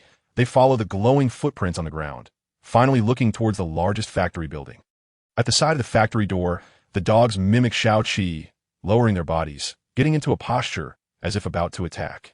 At this moment, voices can already be heard coming from inside the factory. Don't be so nervous. I'm not planning to swallow your goods. Just let you accompany me for a while. Wait. Wait for what? The atmosphere in the scene seems a bit off. Xiaoqi knows he cannot lead everyone to rush in recklessly. He must obediently stay in place and wait for the boss's orders. At this moment, the black cat has appeared on the beam of the factory. For Yi Fei Bai, sneaking in without being detected is simply too easy. A pair of unusual eyes are fixed on the ground below, locking onto a middle-aged man in a suit leaning on a cane. He is holding a handgun. A gun. Yi Fei Bai is startled. He had previously estimated that this case would not be small, but he did not expect this person to have pulled out a gun. One must know how difficult it is to get a gun within Huagua. But this is indeed a genuine handgun. There are 6 people in total. Among them, 2 are wearing uniforms from a children's clothing store. Clearly the ones who brought the illegal goods. The other 4 seem more like people here for a transaction. Judging by their looks, they are not to be trifled with. That pair of fierce-looking bald men seems to be twins.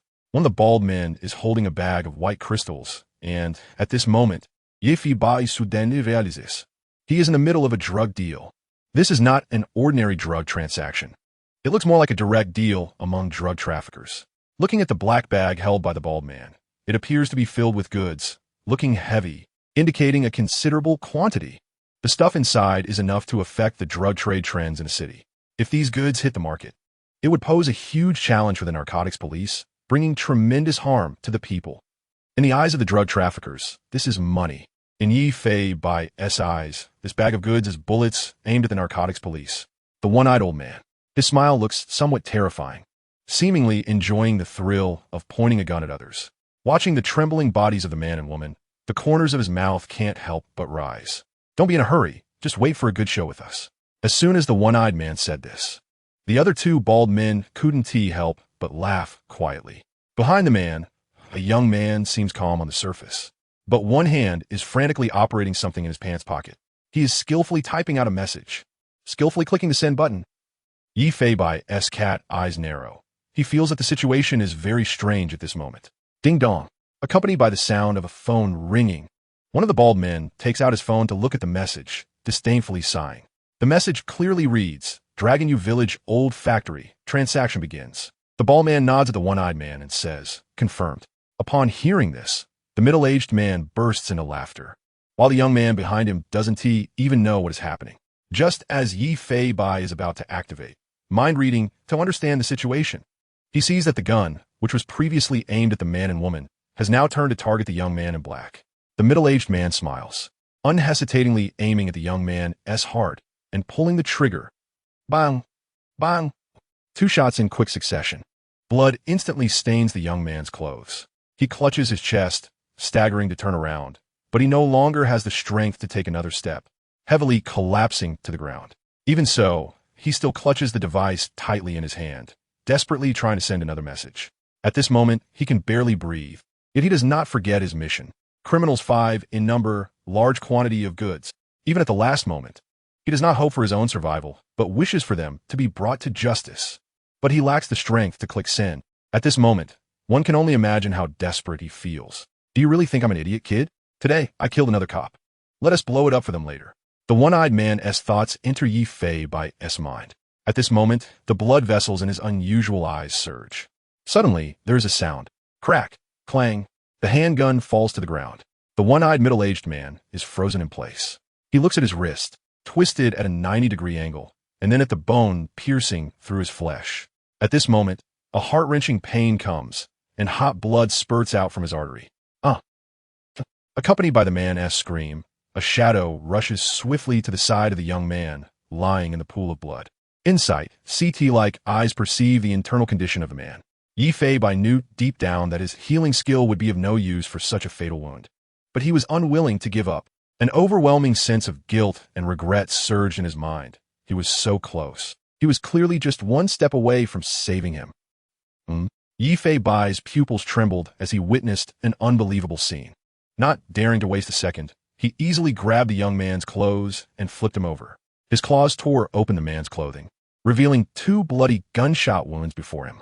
He extended his tongue and, secreting saliva, began to lick the 2 wounds. At that moment, everyone in the scene was stunned, their eyes nearly popping out as they were shocked by this exaggerated spectacle. The one-eyed man's hand seemed to be broken out of thin air. Everything happened too quickly. No one knew what was going on. Chapter 42. The gun fired. Empty the ammo at the black cat. Ah! The one-eyed man trembled all over, unable to believe as he looked at the exposed white bone on his wrist, letting out a series of piercing screams. Blood gushed out. In just a few seconds, the ground was already stained red. Just now, he only felt a shadow flash before his eyes, and with a crisp sound of breaking, his hand had turned into this. He didn't even have time to register the pain before he saw his own bones. And that shadow had now reached the young man on the ground. It was the black cat that was licking the young man's wounds. The one-eyed man looked at it in disbelief. His lips trembled uncontrollably, and he collapsed to the ground. He knew deep down that it was this black cat that caused all of this. A monster? What kind of monster is this? That in just the blink of an eye, his hand was gone, leaving only some skin to hold it up? At this moment, everyone had regained their senses, and all eyes were on the suddenly appeared black cat. The black cat's entire mouth was stained red with blood. Gradually, it lifted its head. The cold light flickered in its, and those who were looked at by it inexplicably felt a chill down their backs. It's it. It's that black cat. Those familiar. There was no mistake. The man in the duckbill cap seemed to recognize Yi Fei Bai's identity. The woman beside him also seemed to know who Bai was and was well aware of the black cat's stance, where it was. It meant that the police had surely discovered this place. The goods they brought were enough to get them shot multiple times, and even if they fought for their lives, they couldn't be caught. A strong desire to survive erupted in their hearts, prompting them to step back repeatedly. However, the two bald men had no idea what this man and woman were afraid of. Although the black cat's gaze was somewhat uncomfortable, they didn't take it seriously at all. After all, it was just a cat, perhaps just a stray that wandered into the factory. Ignoring the black cat, they quickly approached the one-eyed man. They also saw the shocking injury. Brother Tan, your hand. Ma Lao Air, hurry and take off your clothes to bandage Brother Tan. At this rate, he will lose his life. One of the bald men directly took off his clothes and wrapped them around the one-eyed man's arm. The two worked together desperately to tighten the clothing, which also helped to stop the bleeding. Clearly, they still hadn't realized that the real killer was just a stone's throw away. Yi Fei Bai did not rush to take action, but instead protected the police officer beside him. According to the insightful eye, the man's lung injuries miraculously healed completely, and the blood in his chest cavity was actually being absorbed by the flesh walls. Although the wound was still very deep, and the bullet had not yet been removed, it ultimately saved the officer's life. The young man lying on the ground had already begun to breathe instinctively, and seeing this scene, Yi Fei Bai finally breathed a sigh of relief. He had to admit he was indeed a chosen one. He had really gained some insight. He never expected this to be real. At the moment he saw the man's internal organs, he was dumbfounded. It was truly a blessing from heaven that he could survive. As the officer was no longer in life-threatening danger, the tension in his heart also relaxed. He looked disdainfully at the people in the factory with various expressions. In Yi Fei Bai's eyes, they were just a group of prey. Although the skills mind-reading, Cat King's Claw, and Frenzy had all intercooled down, dealing with the three in front of him was still not a problem. As for the man and woman in the distance who were slowly retreating and trying to escape, that would be left to Xiao Qi.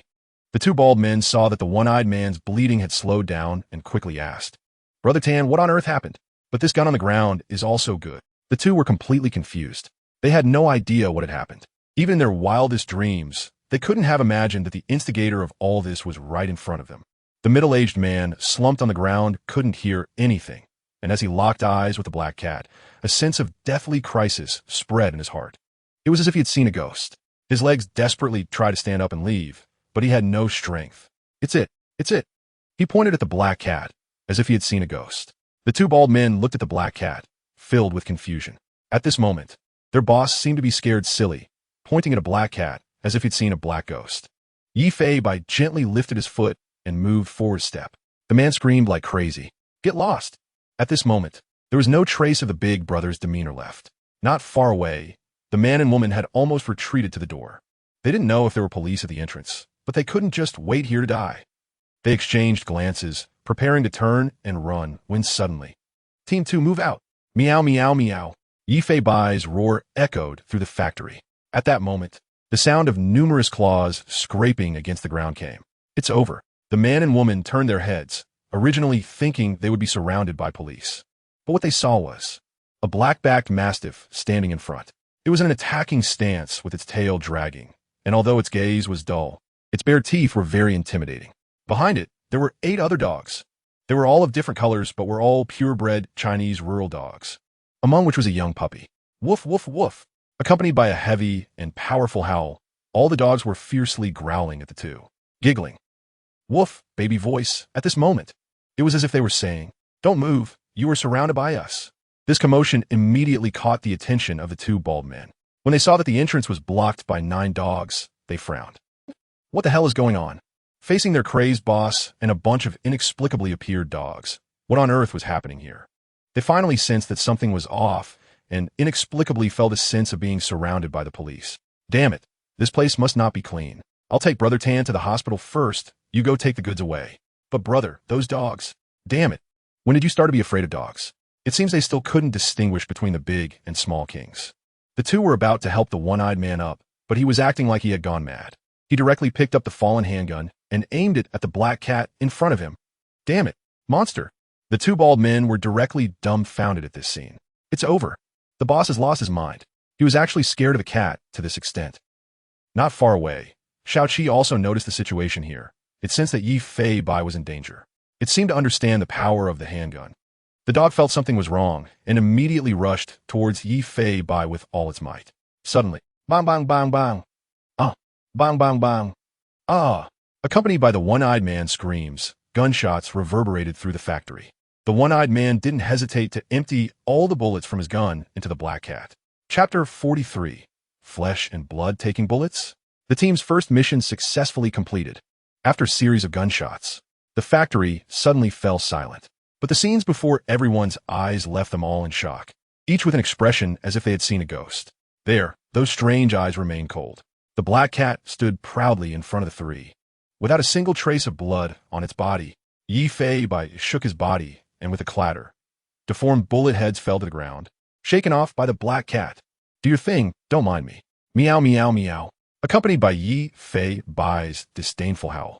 The German shepherd sprinting over suddenly halted, stunned to see the black cat unscathed. Even the dog was bewildered. Xiao Qi seemed to realize that Yi Fei Bai was unharmed, and admiration filled his silly eyes as he quickly understood Yi Fei Bai's intention. The dog immediately turned around and blocked the escape route of the man and woman, taking charge of the situation on his side. Woof woof woof. Xiao Qi barked a few times, pulling their companions, who were frightened by the gunshots, out of their shock. The 8 farm dogs seemed to understand Xiao Qi's intention to attack, and instantly surrounded the man and woman along with the German shepherd. The two had no idea what was happening. Why was the black cat not dead? Why were these dogs surrounding them? At this moment, the one-eyed man was panting heavily from fear, his mouth opening to say something, but stuttering and unable to speak. Perhaps this was what it meant to be scared out of one's wits. He could only hold onto the 2 burly men beside him, wanting them to take him far away from this terrifying monster. But the 2 bald men beside him had long had their worldview shattered. They watched in disbelief as bullets hit the black cat, and then they watched as the cat shook off the bullet heads onto the ground. Monster! Monster! What the hell is this thing? The 2 were terrified, almost dropping their eyeballs. They hurriedly pushed the one-eyed man away and retreated. Initially, they thought the one-eyed man was crazy, but witnessing everything with their own eyes, they were even more scared out of their minds. They had no idea what kind of monster was standing before them. This is a cat? A cat actually took a whole magazine of bullets. It can't be this ridiculous, right? Yi Fei Bai looked at the bullet heads on the ground. This invincible feeling was simply too satisfying. Facing more than 10 bullets felt like just scratching an itch. He only felt something touch his flesh, while the hardness of his skin and muscles directly rendered the incoming bullets useless. Although the meow meow little cannon skill lasted only 5 short seconds, in those few seconds, he could withstand any attack at close range, making Yi Fei Bai feel inflated enough to take a shot from a tank. So refreshing. Meow. Accompanied by Yi Fei Bai's howl, a ghostly black shadow charged towards the 2 bald men. The stunned duo hadn't even reacted when the black cat lunged at one of the bald men's face. A crisp crack echoed in his head.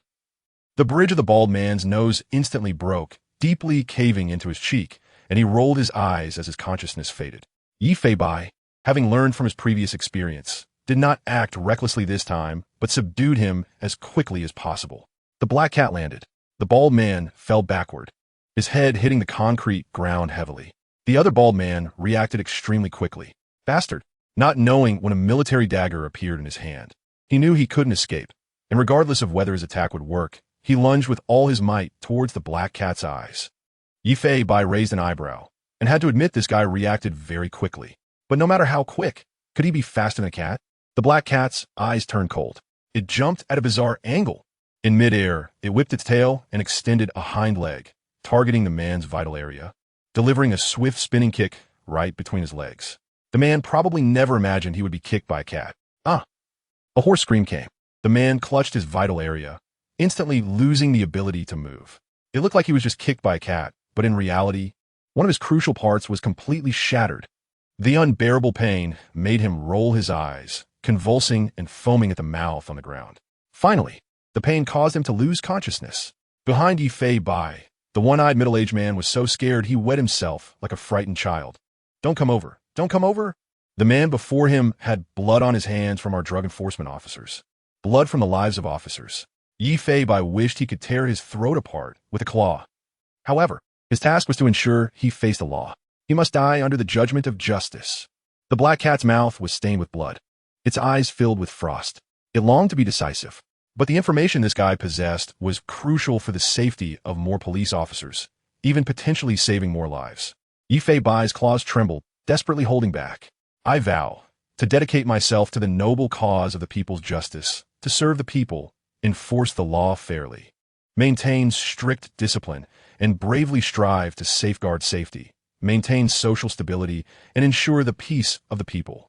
The oath he made to the police badge echoed in his ears, reminding him repeatedly to remain rational. He also wanted to personally send this sinner down to the 18th level of hell. But in the end, he decided to hand this sinner over to the government and the people. His actions would surely bear consequences. But, damn, it's so frustrating. Meow, meow, meow. As the saying goes, seriousness lasts no more than 3 seconds. Seeing that Xiao Qi was almost out of danger and didn't need his help, Yifei Bai gathered all his strength and fiercely attacked the man. The horrifying sounds of bones breaking echoed. The black cat skillfully avoided the vital points, yet made him feel more pain than death, ultimately causing him to roll his eyes and faint from pain. I'm not using extrajudicial punishment. I'm a cat. Ah, cat. Meow, meow, meow. After resolving the situation here, Yifei Bai turned to look at Xiao Qi's situation. As expected, several highly gifted farm dogs, along with the police dog Xiao Qi, were playing with a man and woman in their palms. Both of them held cute spring knives, frantically swinging them to attack the dogs.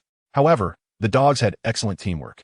They would test the waters by charging forward, and when the criminals were distracted, their companions would directly rush in to bite. After taking a bite, they would retreat. The strategy was all about being sneaky.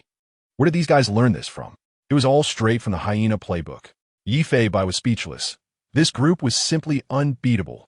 Among them, one little white dog was incredibly cute. Woof, woof, woof, in a baby voice. It excitedly wagged its little tail and howled as it charged forward to bite the criminal's pant legs. It didn't cause any harm at all. The two didn't even regard it as a threat. With a move of their legs, the little guy was immediately flung away. Yifei Bai didn't step in to help, but wanted to see Xiao Qi's abilities. In the team, Xiao Qi seemed to maintain constant communication with his companions. A single glance could signal attacking companions to retreat, while another glance could prompt several dogs to charge forward. The man and woman were in utter despair, unable to find a way to fight back or escape. Damn it, you bastard. The burly woman flung her little white dog, which was biting her pants leg, a couple of meters away. Mew, the little white dog whimpered in a soft voice, landing awkwardly. Seeing this, the big yellow dog immediately bit down hard on the fat butt. Time passed second by second. The man and woman completely gave up resisting. Utterly exhausted, Little Seven signaled everyone not to attack, to hold them down and wait for the boss. Not bad, brave and clever. Meow, meow, meow. Yifei Bai nodded at the cat's head, highly recognizing Little Seven's intelligence and strength. At that moment, the dogs felt a breeze pass overhead and a shadow swept by. Before long, 2 muffled groans were heard, and the 2 criminals collapsed to the ground, losing their ability to move. I announced that Team Bai Chi's first mission has been successfully completed. Meow, meow, meow. Accompanied by Yifei Bai's meowing, the dogs around all howled in response. Woof, woof, woof. Woof, woof.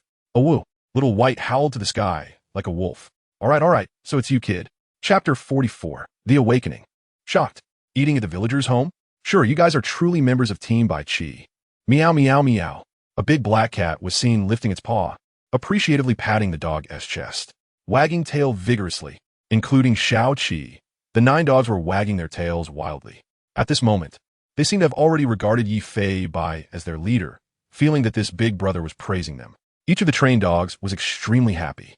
Oh, whoa, all right, how come you made such a noise? Meow, meow, meow.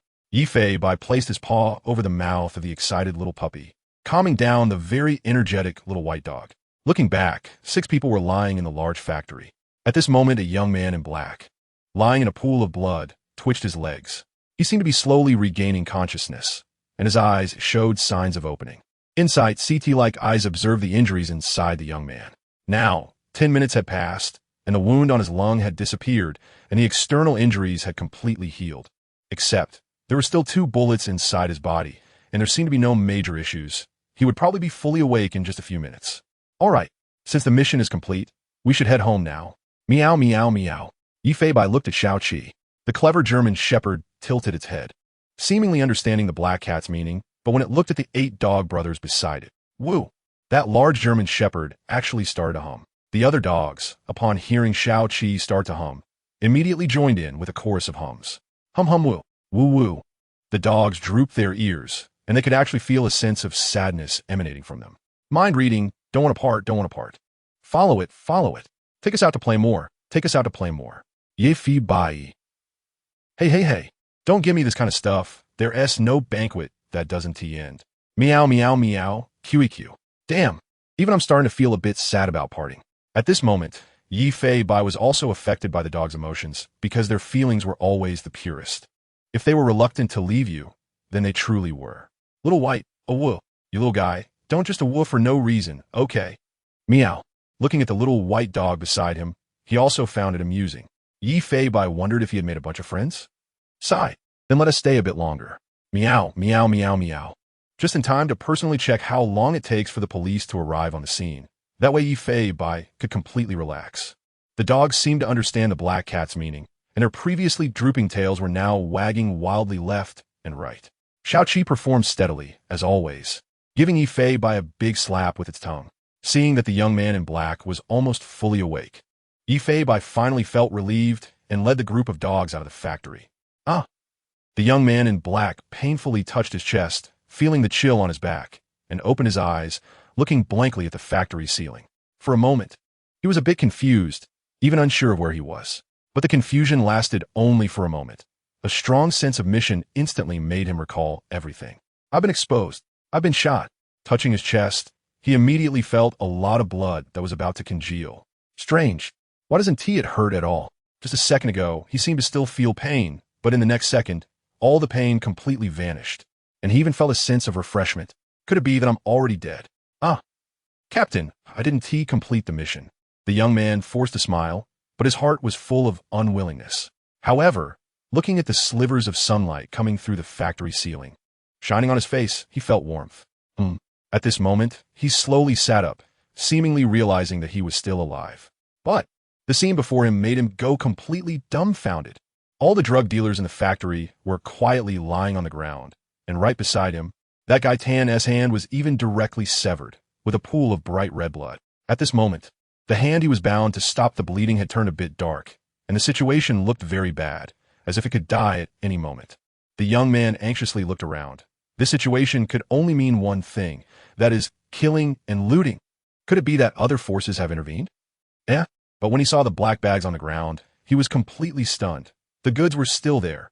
He looked down at his chest again, moving his hands back and forth to search. Where's the wound? This is impossible. Where's my wound? He clearly remembered that he had indeed been shot, and the blood on the ground was the best proof. But at this moment, there was not a single wound on his chest. It was just that with his body moving, he vaguely felt some discomfort in his chest. But at this moment, he couldn't care about so much. He had to quickly control the entire scene and immediately contact the police team. Although he was busy at this moment, the doubts in his heart could not dissipate for a long time. What on earth is going on? What happened during my coma? Did I get shot or not? Longwe Village. Yi Fei Bai, Xiao Qi, and a group of dogs followed behind a big yellow dog, which was leading the way. They eventually arrived outside a villager's home. The door had a god of door poster, exuding an ancient atmosphere. Woof, woof, woof. The big yellow dog barked loudly. Slow footsteps were heard from the courtyard. Here they come, here they come. An old lady slowly opened the big door. She had deep-set features and a face full of wrinkles, but when she saw the dogs before her, a kind smile appeared on her face. It seems you've made new friends again, and there's even a cat? How rare. Hee hee. The big yellow dog excitedly barked once, and the dogs skillfully walked into the courtyard, as if they were familiar guests here. The old lady looked at the big black cat and the black-backed dog at the door and kindly waved to them. Come on, Grandma will give you delicious food. Yifei Bai and Xiao Qi walked in together. However, this delicious food, should it be leftovers or something like that? Did they bring me here to mooch off a meal? The courtyard was especially lively. The dogs were playing and frolicking like a group of children, and Yifei Bai was watching all of this with a contented cat face. The old lady came out carrying many bowls of leftovers. She even thoughtfully took out a bunch of small bowls, carefully distributing the food to everyone. Be good, just wait a little longer. The dogs immediately ran in front of the grandma, wagging their tails, and Xiao Qi seemed to have caught a whiff of something incredible, rushing over eagerly. Can I eat this? Meow. But just when the old lady placed the bowl in front of him, Yifei Bai's cat eyes widened. This? Steamed ribs, powdered steamed meat, braised beef brisket? Wow. Meow. Not only did Grandma thoughtfully remove the bones from the ribs for the cat, but it also seemed that the leftovers were low in oil and salt, very suitable for the animal's appetites. What kind of extraordinary grandma is this, treating the dogs so well? It seems like this group of guys comes to mooch food every day. The old lady is smiling kindly, sitting in a chair fanning herself with a palm leaf, happily looking at everyone. It makes Yifei Bai miss his own grandmother. The black cat and the German shepherd are eating like there's no tomorrow, completely unaware of modesty. After a hearty meal, the cat and dog are lying beside the old lady. The old lady occasionally turns her head to look at the police dog, Little Seven, her eyes filled with nostalgia. In the end, she couldn't help it. She walked over to Little Seven and gently patted its big head. A few years ago, when my son came home, he brought a dog just like you, but was a bit smarter than you. Boo-hoo. Little Seven seems to feel that the old lady is calling it stupid. Looking at Little Seven's dazed expression, the old lady bursts into laughter. It was a retired drug detection dog, and I raised it for 2 years. My son and we're great partners, once solving. When she talks about her son, her face is full of pride, and at that moment, there seems to be a light in her eyes. Once she starts talking, she can't stop. I didn't expect Grandma's son to be a drug enforcement officer, and it seems she also raised a retired police dog. The grandma doesn't care whether the cat and dog can understand. She just keeps talking about her son's achievements. As she talks, the sound of police sirens fills the village. Soon, one police car after another rushes past the courtyard gate, heading towards the abandoned brick factory in the village. Hearing the sirens, the grandma becomes lost in thought for a moment. She can no longer express her words. For some reason, she walks into the house alone. Yifei Bai vaguely feels that the grandma's emotions are off and curiously follows her through the door. Inside the room, on the old, peeling wall, hangs a solemn black and white portrait. In the portrait, he is wearing a police uniform, his expression serious. Any drug dealer would tremble at that gaze. Beside the man's memorial tablet, there's a small box with a police badge on it. Deeply engraved on the box are the words Police Dog 814. Yifei Bai never expected this to be the ending of the story the grandma told. Seeing all this, Yifei Bai is completely stunned in place. Meanwhile, the old lady is leaning against the corner of the wall, holding her son's shoes that he never got to wear. She has already cried into a mess. Chapter 45, Parting of Cats and Dogs. The Fate in the Dark. The Drug Enforcement Team Mystery Case. At this moment, Yifei Bai earnestly hoped that every police officer would return safely after completing their tasks. He looked towards the corner of the room where an elderly woman was sobbing while holding a pair of cloth shoes. A black cat quietly approached her side, standing up to nuzzle its head against her tear-streaked face. Little Seven at the door seemed to sense something and pushed the door open. Upon seeing this scene, the German shepherd tilted its head in confusion, unsure if it could comprehend what was happening. However, Little Seven also came to the grandmother's side and gently licked her worn hands, seemingly trying to comfort her in its own way. In that moment, the old woman felt the warmth next to her and slowly ceased her tears, revealing a kind smile once again as she stroked the cat and dog beside her. Have you eaten enough? Let me give you a bit more. Woof. Meow meow. Actually, I could have a bit more too. The old lady generously provided extra food for all the dogs in the yard. Just as Yifei Bai was enjoying his meal, the yard door was skillfully opened. Two men in police uniforms excitedly walked in, and, upon seeing the old lady in good spirits, both smiled until their eyes squinted. Godmother, Godmother, we came in Nanyang County to carry out a mission and just wanted to come see you. The two officers affectionately called her Godmother, as they were presumably members of the drug enforcement team. The grandmother, surprised to see them, stood up immediately despite her poor mobility. Ha ha! Seeing Godmother in such good health puts us at ease. Godmother, we have some good news to share with you today, so you need to prepare yourself. The grandmother looked at the two of them in confusion. At my age, what haven't I experienced? Are you still worried I can't handle it? The two officers exchanged glances and nodded. One of them solemnly said, the drug dealer who killed whom men has been captured today. As soon as this was said, the air seemed to freeze, and the old lady's lips trembled as she struggled to speak. And it was right in your Longwa village. The officers spoke cautiously, fearful that the old woman might once again recall the pain of losing her son. But this news had to be conveyed. Gulp. The grandmother swallowed hard, her legs buckled, and she knelt on the ground. Tears streamed down her face uncontrollably. She looked up at the sky, stretched out her hands, wanted to say something, but unable to find the words. In that moment, it was unclear whether she was sad or happy. After hearing this, Yifei couldn't help but look towards the memorial tablet in the room. He didn't expect such a fate to exist. Shaking his cat head, he sighed inwardly. Today's journey could be considered a conclusion. Let's go, little 7. Meow. Led by the black cat, 9 dogs rushed out of the door. One of the officers noticed the familiar black silhouette among the dogs. It was too recognizable. The same size, the same color. But it wasn't wearing the police cat's uniform. It must just be his illusion. On the county road, 8 dogs followed behind the black cat and little 7, their eyes reflecting a sense of impending separation. They accompanied the cat and dog to a small car. Yifei picked up a car key from the bushes and, in front of all the dogs, opened the car door and jumped inside. Little 7, reluctant to leave, snuggled with the 8 dogs before finally jumping into the car. Moments later, the black cat skillfully grasped the steering wheel and, without hesitation, commanded little 7 to step on the gas. Big yellow, big black, big flower. The 8 clever dogs were completely dumbfounded. They never expected their brother could make this big metal thing move. What a twist of fate, this is absurd. However, they didn't understand why their big brother was in such a hurry to leave, seeming not to care about them. As the vehicle started, the 8 dogs desperately chased after the car, and a little puppy used all its strength to run after them. Woo! Little 7 whimpered, but Yifei remained indifferent. The vehicle drove 50 meters away, and the barking of the 8 dogs still echoed in their ears. Damn, we're just animals. Why make it so emotional? It's embarrassing for a cat. Meow, meow, meow. Yifei had little 7 stop the car. The black cat perched by the window, its heterochromatic eyes filled with reluctance as it looked back at the 8 dogs running. The white 7 team will have another chance to act. You all must live well and not bring shame to the white 7 team. I will come find you. Meow, meow, meow, meow, meow.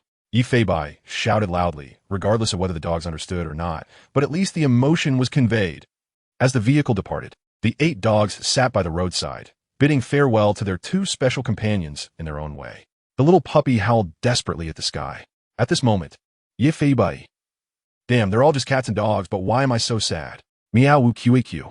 Even Yifei was starting to lose his composure. 5:00 p.m. There was still half an hour until the police officer's shift change. At the back door of the Hongxiao police station, a cute little car quietly returned to its parking space, and the black cat shivered at the sight of the vehicle's depleted battery. Almost didn't make it back. After little 7 closed the car door with its big head, the black cat jumped through a window of the police station first. Without anyone noticing, it placed Zhou Yusin's car key on her workstation before swaggering into the police station. Booby, wow, you finally came back. Where have you been all day? Booby could take pictures now.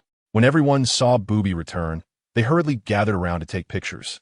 Booby truly was the mascot of the police station.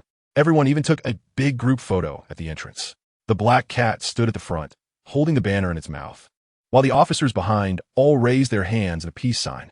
Directors Wei Goen and Nia Dongsheng even fought to get closer to Booby.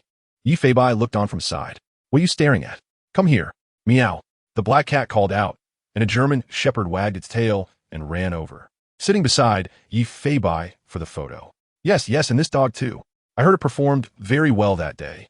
Quick, let the 2 little comrades take the center position. Nia Dongsheng shouted. What does center position mean? Wei Goen asked, puzzled. It means lying in the center. It's really impressive. Wei Goen. Click. As the camera shutter clicked, this photo was printed and posted on the honor wall of Booby. While things were joyful on this side, all the officers in the drug enforcement unit were left in confusion, facing the accounts from multiple drug dealers about the black cat. Everyone was baffled. What? A black cat knocked you out? Huh? Surrounded by a bunch of dogs? Tanner Mang even shot at the black cat. That black cat seemed to be Booby. Hearing this, Deputy Director Wei's face was almost wrinkled into a ball. Although they had just eliminated a drug trafficking den in the urban area and captured a drug lord from Nanyang County, Deputy Director Wei was filled with doubt. He hurriedly made a call to the Hongxia police station. However, the response he received was that Ji Bai was right at the police station. If Ji Bai was at the police station now, how could he have been over 100 kilometers away just a few hours ago? Could there be another black cat? After all, the black cat mentioned by the drug dealers didn't seem to wear the police uniform that Ji Bai usually wore. Wei Hao was completely confused. Unfortunately, the anti-drug team didn't have time to investigate what had happened on the scene.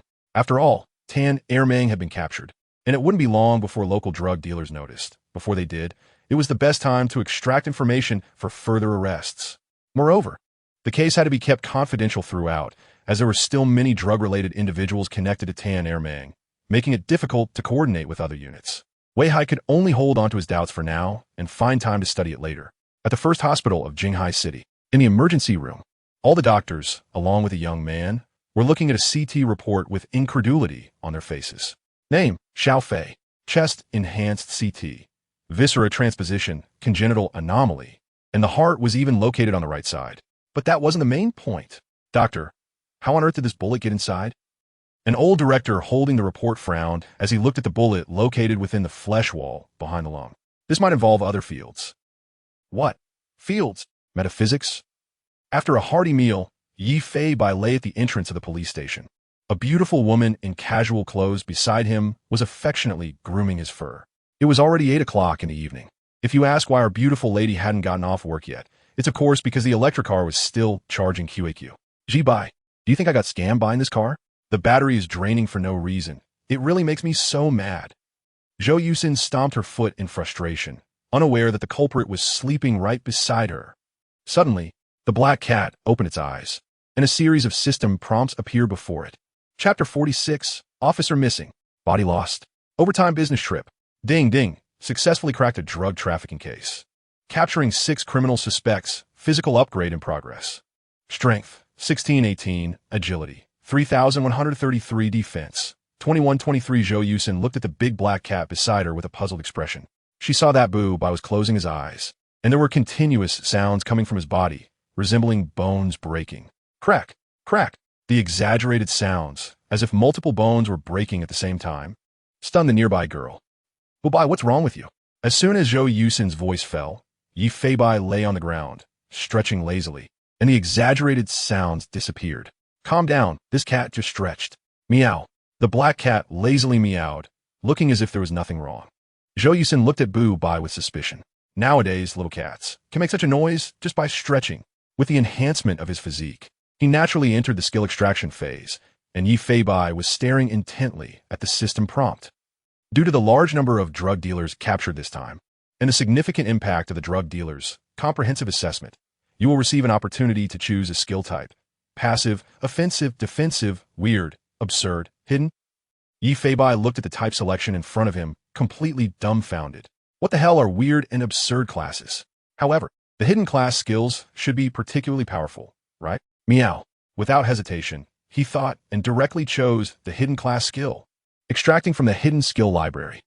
Congratulations, host has obtained S-level skill. Meow, meow, demon, eye. Skill description. When you gaze into the abyss also gazes back at you. Tremble.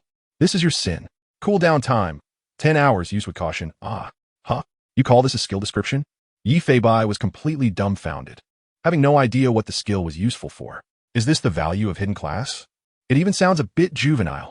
At this moment, Yi Fei Bai seriously suspected that there were many absurd skills in the system skill library, even beyond his imagination. Staring, the black cat looked at Zhou Yusin. In the end, he shook his cat head. After all, the skill had said, use with caution. For such an unclear skill, it's best to test it on criminals. Or else it would be a disaster if something went wrong. What did you say? At this moment, an angry roar came from Wei Goen's office. The police station fell silent, and all the on-duty officers looked towards the director's office. It was clear that Wei Gowen was somewhat agitated. Even those outside the police station could feel his anger. The person was sent by me to assist you, and now you tell me he is missing? With so many police officers present, how could he possibly go missing? Officer missing? Wei Gowen was clearly on the phone with someone. Hearing the word missing, the on-duty officers hurried to the door of Wei Gowen's office, peering in anxiously. Wu Bai was also among them, his cat ears perked up, afraid of missing anything. Give the phone to Wu Tianming. Xiao Wu, what on earth happened? How could Officer Li just disappear like that? Wei Gowen anxiously answered the phone, his brows furrowing deeply, as if something major had happened. Yi Feibai was shocked. Officer Li has gone missing? No wonder I didn't TC Officer Li and Officer Wu today. It seems they were dispatched elsewhere. Seeing the worried expressions on the officers' faces at the door, Director Wei also switched the landline to speakerphone, signaling everyone to calm down and first figure out what had happened. On the other end of the line, Officer Wu's somewhat anxious voice came through. Director Wei, I suspect Officer Li's disappearance is related to the local villagers. Some behaviors of the villagers in this village are very strange. Officer Li went missing while visiting the villagers, and there are no surveillance cameras on the village road, nor any eyewitness reports. The situation is very tricky. Moreover, say it, Officer Li had his service weapon on him when he went missing. If he is currently under the control of criminals, then, at this point, Officer Wu could no longer continue speaking. The officer is suspected to have been kidnapped, and the service weapon is suspected to have fallen into the hands of criminals. This is no small case and must be reported to higher authorities. Calm down. I already understand the specific situation. You should cooperate with the local police to handle the work and not overlook any details. I will report this to the superiors immediately. If nothing unexpected happens, this case should be handled by the Special Police Brigade, and I will come over as well. Understood. Please make sure to bring Wu Bai with you. Officer Wu said with great trust. Wei Gowen hung up the phone with a frown. He then dialed several more numbers, reporting the current situation to higher authorities. This case was immediately elevated in importance, rising from a body disappearance case to several levels of danger. Although it was suspected that a police officer had been kidnapped, if verified, it would undoubtedly challenge the government's authority. When everyone heard about the body disappearance case, the officers exchanged glances. One informed officer said, it's a case from Baisha County, in a place called Wangyue Village. It said that over 10 graves were stolen in one night, and it was done by a very organized gang. The local police force was insufficient, so they borrowed 2 experienced officers from our station. Huh? Shouldn't we notify the archaeological department then? They didn't steal ancient graves, but rather ordinary modern graves. What? The officers were also shocked. Why would they steal modern graves? What a waste of time. Modern graves basically have no burial items left. Exactly. So they just stole the corpses from the graves? Otherwise, how could it be a body disappearance case? Even Yi Feibai was stunned. What era is this? And such a bizarre case still exists. Stealing Overton Korpshish. What for? As expected by Wei Gowen, this kind of case was assigned to the city's Special Police Brigade for assistance. And they were old friends of the Hongxiao Police Station, so they were very willing to help. Due to the urgency of the case, they had to rush overnight. Officer Li's life and death were currently uncertain, and there was no progress from Officer Wu. The case seemed to have hit a dead end. At 2045, a black SUV marked with the word Special Police stopped at the entrance of the Hongxiao Police Station. There were 2 fully armed special police officers in the car. Lei Wanjun was sitting in the driver's seat, while Hao Ming was in the passenger seat, both familiar faces. Of course, just as the police car came to a stop, Xiao Qi, sitting in the back seat, bit the door handle with his big mouth and pushed the door open, excitedly running out. Woof, woof, woof. Xiao Qi barked wildly, as if calling out, Big brother, Big brother. It felt like they hadn't seen each other in a year, even though it had only been a few hours. Lei Wanjun and Hao Ming were dumbfounded watching Xiao Qi, who could open a car door. What on earth did this little guy learn from Wu Bai in a day? That he could even open the door? We don't know either. With such a loud voice, we probably don't even need to notify anyone. Since it's a suspected kidnapping case, the police dog must come along. It not only serves as a deterrent to criminals at critical moments, but also has a very sensitive sense of smell that can be useful. Sure enough, it wasn't long before Officer Wei Gowen, dressed in uniform and hurriedly putting on his police cap, came out, clearly in a rush. You don't need to go. There are many things to handle at the station, and we might not even make it back by tomorrow. You must cooperate well with Officer Nie's work. Many officers wanted to join him, but they were all refused by Wei Gowen. After all, Baisha County is over 700 kilometers away from Jinghai City, which is considered a remote area. Saying it was a business trip wouldn't be an exaggeration. With such a tricky case, returning the next day was uncertain. Therefore, Director Wei didn't want to disrupt everyone's normal work and chose to head out overnight with the SWAT team. Only, there was a big black cat in a police uniform, wagging its tail beside him. Next to the black cat was a big dog closely following it. Xiaoqi walked while rubbing his big head against the black cat's head, almost drooling on it. Hey bro, you my bro, right? Don't let your drool drip on my head. Meow meow meow. We just separated less than 4 hours ago. Have you never seen a cat? Do you believe I can show you the evil meow meow eyes? Meow meow meow. It was clear that the black cat was very disdainful. But Xiaoqi was like a stubborn adhesive, sticking to it. The cat and dog boarded the SWAT team's off-road vehicle together, working overtime on a mission. Throughout the ride, the black cat kept looking out the window with concern. Although Yi Feibai usually didn't like being close to Officer Li at this moment, he was extremely worried. Chapter 47. The Black Cat Sheriff begins to act. The strange Wangyue village. This journey is quite long, covering at least 800 kilometers and taking no less than 8 hours. And Baisha County does not have high-speed rail. The only transportation available is the regular train and bus. Therefore, if we want to get there in the shortest time possible, we can only drive ourselves. Xiaolei, let me drive for a while. Don't wake up hounding. Hey, that's not okay. Director Wei should just rest comfortably. This kind of thing should be left to us young people. Wei Goen immediately became unwilling. What? Are you saying I'm old? My body is much sturdier than yours. Let me drive when we stop at the service area. I wouldn't dare. Then let's do as Director Wei says. The three of them took turns driving along the way. After all, being in a good mental state before handling a case is very important. Don't be fooled by Wei Goen's somewhat irritable demeanor. He is always thinking of everyone. And, roar, roar, huff, Miami-amia. The cat and dog were sleeping quite dominantly. Xiaoqi was sprawled across the back seat, taking up at least 2/3 of the space. And that black cat was even worse. It was lying directly on the German shepherdess belly, sleeping very soundly, emitting adorable snoring sounds. The poor Lei Wanjun was squeezed to the edge and had to endure the snoring of these two little guys. After nearly 9 hours on the road, at 6 a.m., the sky was already dimly lit, and Yi Feibai and the sleeping Xiaoqi inexplicably felt their stomachs churning. They had now entered a winding mountain road. I can't hold it any longer. Open the door, open the door, open the door. Meow meow, meow meow. Yi Feibai suddenly began to meow desperately. Xiaoqi was in the same boat, barking anxiously, startling Wei Goen, who was gripping the steering wheel tightly. He slammed on the brakes. What is wrong? They probably want to pee, Lei Wanjun analyzed. But the next second, Yi Feibai looked at the locked car door and, unable to meow anymore, suddenly ran to the front seat. He pressed the unlock button on the central control panel, and Xiaoqi directly yanked open the back door, with the cat and dog working together perfectly. The big and small ones dashed out, immediately starting to erp, erp. Their movements were remarkably synchronized. Damn, it seems that animals get car sick more easily. That's true. Meow, meow, meow. The three people in the car were completely stunned. What has happened? Why didn't T seem to know the purpose of the buttons in the car? This is just too ridiculous, right? Director Wei, isn't by a bit too smart? Yeah, we're planning to take it for a driving test next year, but your dog isn't bad either. Although it was a joke. The three of them probably never imagined that and Xiaoqi could actually take a driving test for an automatic car. The mountain road was winding, the surface uneven, and there were quite a few puddles. Yi Feibai looked out the car window and thought to himself that things didn't look good. It seemed that it had just rained here, which meant that many outdoor pieces of evidence would likely be washed away, making his search work even more complicated. After more than an hour on the mountain road, at 8 a.m., they arrived at Wangyue village.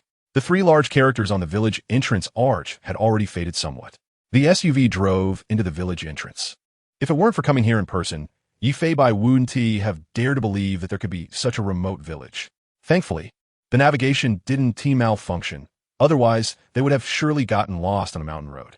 As soon as they entered the village, Yi Feibai felt inexplicably oppressed. There were no tall self-built houses in the village. Instead, there were one-story houses everywhere with tiled roofs. It felt somewhat like an ancient town. If it weren't for the electric poles, Yi Feibai might even have doubted whether this place had electricity. At this time, there were already many villagers busy getting up along the village road. There were strong men carrying firewood, women carrying children, and farmers shouldering hoes preparing to work in the fields. Looking at it this way, the villagers seemed quite normal and not as strange as described by Officer Wu on the phone. At this moment, Wei Goen was politely asking a passerby for directions. Just ahead, you police have really been messing things up all night, and now there are even more of you. An old man with a head full of white hair and a thin face was standing by the car window, directing Wei Goen. Although his accent was very thick, it was still somewhat understandable. Ah, we really did disturb you, but we're here to handle some cases in the village. What nonsense cases? I really don't know which rascal reported it.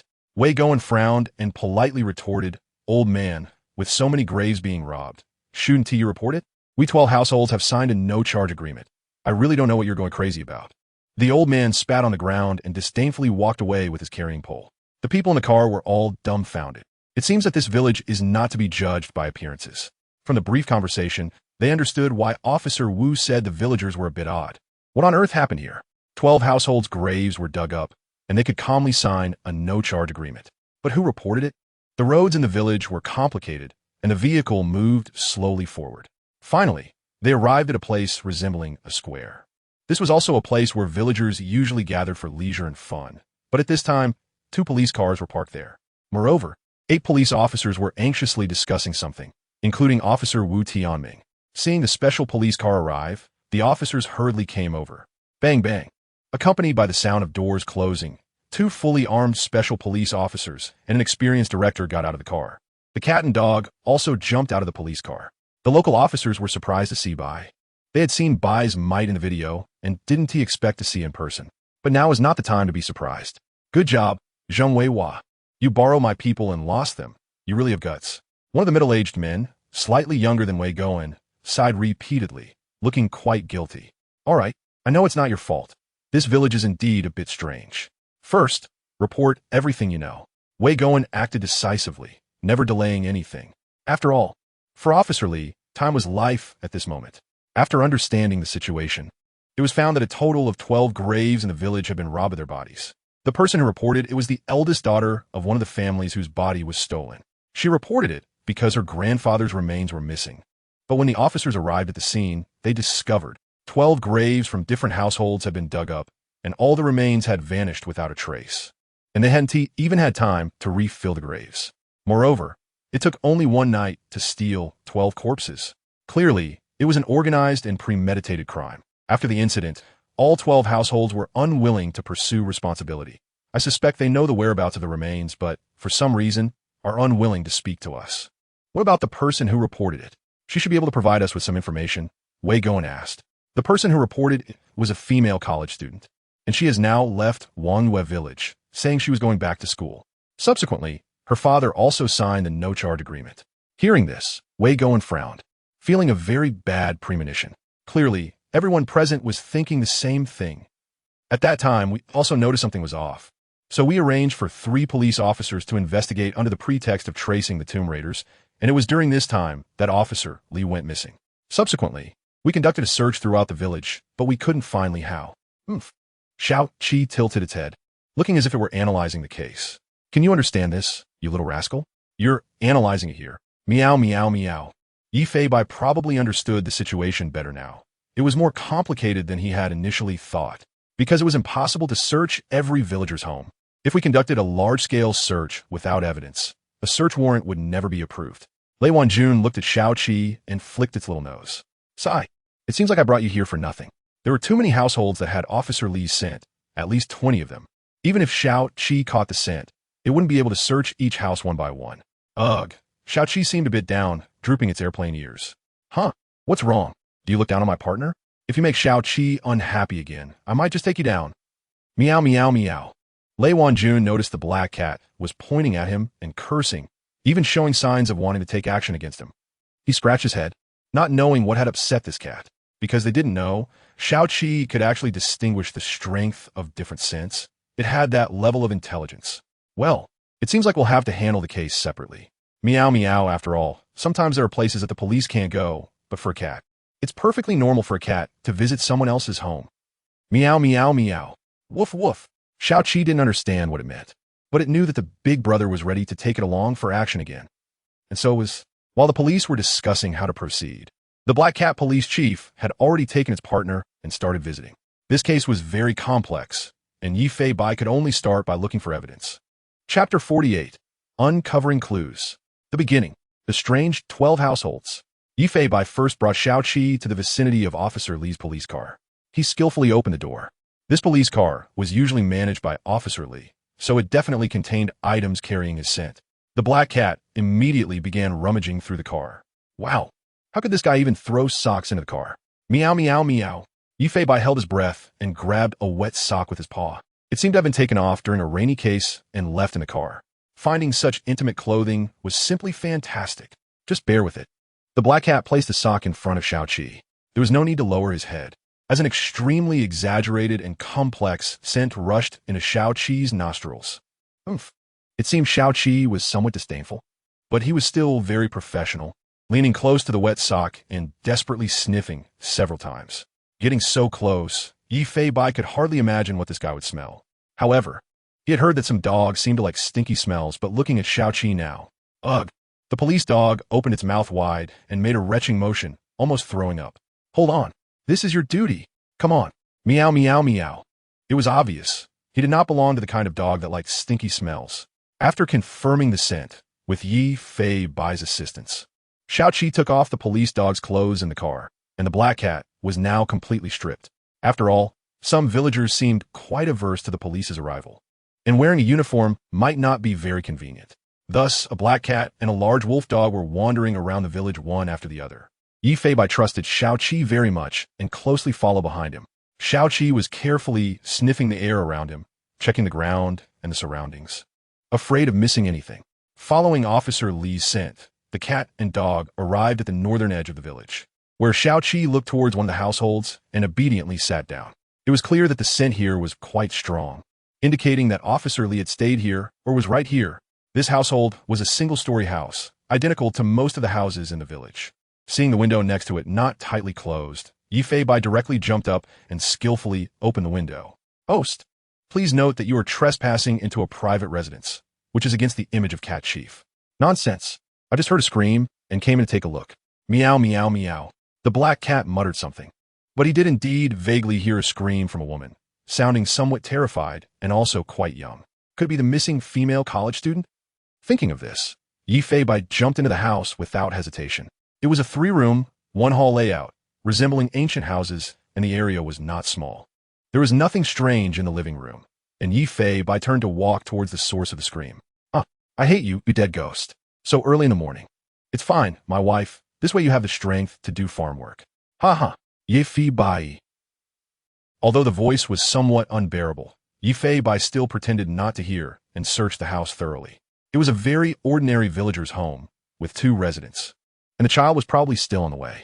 The black cat jumped out of the window, feeling speechless. Damn it, you scared me. Meow, meow, meow. The big dog tilted its head, looking at the black cat, not knowing what Yifei Bai was trying to express, but could sense that the black cat was very unhappy. Next house. Meow, meow. The second house yielded no results. The third house also had no clues. Until the fourth house, still the familiar single-story house. Xiaoqi sat at the door, and Yifei Bai inexplicably smelled an extremely fragrant scent, as if something was burning. It was even overly fragrant, making both the dog and Yifei Bai feel somewhat uncomfortable. Looking at the half-closed door, the black cat walked in without hesitation. Strangely, it seemed his household had removed the threshold. It looked very abrupt, causing Yifei Bai to squint his eyes, not knowing why. As soon as he entered, the exaggerated smell hit his nostrils. Yifei Bai endured the discomfort and looked into the room. He saw a very large altar placed in the center of the living room, with a very strange statue on it, somewhat resembling a god, but also somewhat creepy. And who puts an altar in the middle of the living room? At least lean it against the wall. At this moment, a middle-aged couple was kneeling in front of the altar, continuously closing their eyes and muttering something. Each held a black, greasy candle, and the scent seemed to emanate from the candles. Yifei Bai immediately sensed that this household was not right. He quickly began searching each room carefully, trying to find some clues. The black cat moved silently like a ghost, passing behind the couple without making a sound. But strangely, aside from a pile of black candles emitting a strange fragrance, no other clues were found. After coming out, he hurriedly continued to search the 5th house. Within an hour, Yifei Bai had visited 20 households in the village. Among them, 12 households had highly similar characteristics. First, no threshold on the door. Second, an altar in the living room, worshipping the same statue. Third, almost all had a couple lighting candles and kneeling. Fourth, the things they were chanting were very similar. This gave Yifei by a very bad premonition. Just 12 households. Could it be that these were the 12 households whose ancestors' graves were robbed of their corpses? Xiaoqi, what do you think? Meow, meow, meow. Woof, woof, woof. Good. Thank you for your valuable advice. Truly worthy of being my partner. Meow. Yifei by helplessly howled, leading Xiaoqi back to where the officers were. At this moment, the officers had also started to take action, with only a few officers still discussing the next plan. This time they were all trying to act as a team to avoid encountering unforeseen events again. Meanwhile, the Black Cat had dug out the names of the 12 households from the police car and led Xiaoqi back to confirm them one by one. They searched each house for something that could prove their identity. 1 house, 2 houses, 11 houses. Just as he expected, the names matched exactly with those on the list. And when Yifei Bai arrived at that 12th house without a threshold, the chanting had just ended. A middle-aged couple was talking about something. Will Grandpa May really send us a deity? Should. Yes, we have been so devout, even giving Lily to Grandpa May. We should definitely be able to exchange for a deity. But Lily is also very capable. After the wife said this, the man comforted her by holding her in his arms. Lily is a good child. Giving her to Grandpa May will also bring relief. Grandpa May also said that among the 12 households, our family is the most devout. The deity must be ours. Lily? Yifei Bai suddenly realized something. Feeling uneasy, Yifei Bai's suspicions were confirmed step by step. If it really was some kind of cult organization, then Officer Li and that university student were likely in grave danger. Thinking of this, Yifei Bai immediately began to search for evidence in the old couple's home. This time, Yifei Bai was very meticulous in his search. Finally, he found a casually discarded admission notice from Jinghai University under the bottom of the wardrobe. This aligned perfectly with everything else, proving that these 12 households were definitely involved in something suspicious. But we didn't pray yesterday and even hid the altar. Would Grandpa May be angry? It's fine. This was a message passed down by Grandpa May's guards, saying that when unclean people come to the village, the altar and statue shouldn't be exposed. Unclean people. Does that refer to the police officers coming to handle the case? A dark figure was hiding under the altar, listening to all of this, helplessly shaking its head. With this, Yifei Bai could completely confirm that there were definitely criminals in the village. Sigh, those reading this are old friends of the book. I've received a lot of low ratings and criticism because of the book title, and I've already apologized for the name Hakimi earlier. I know the original intention, but I can't change the title. There will be another chapter later, and I will work hard for my supportive readers.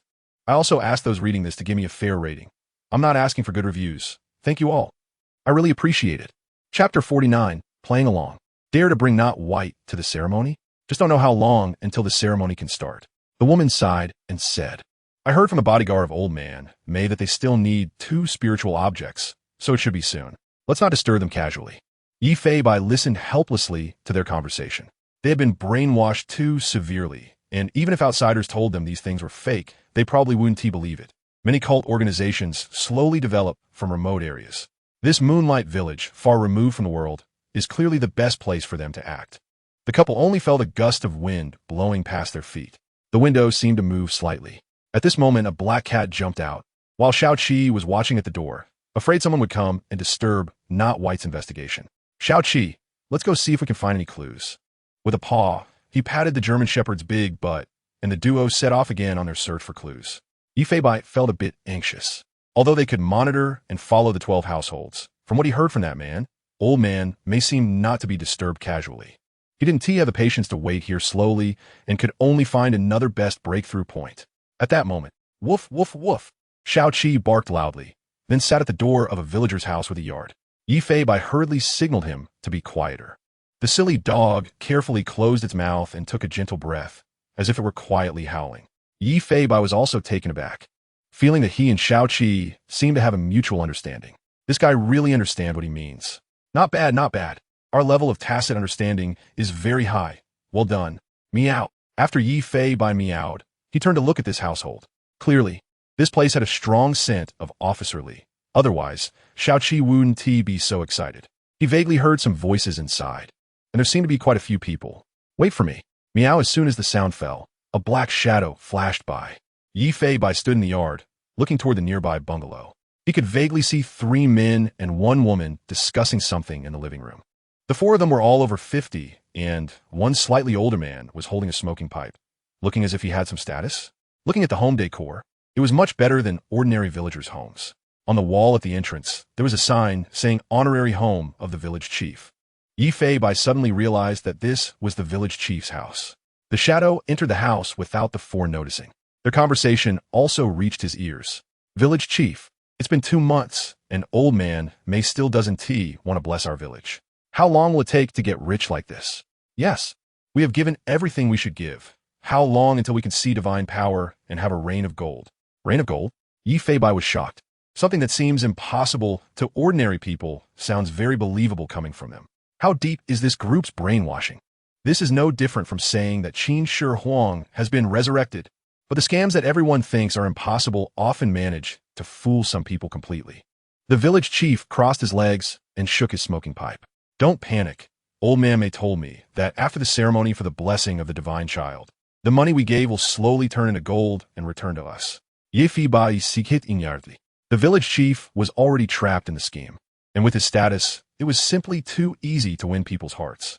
When will the ceremony be held? Haven't the 12 couples been chosen? Soon. I heard them say they just need 2 spiritual objects. Spiritual objects?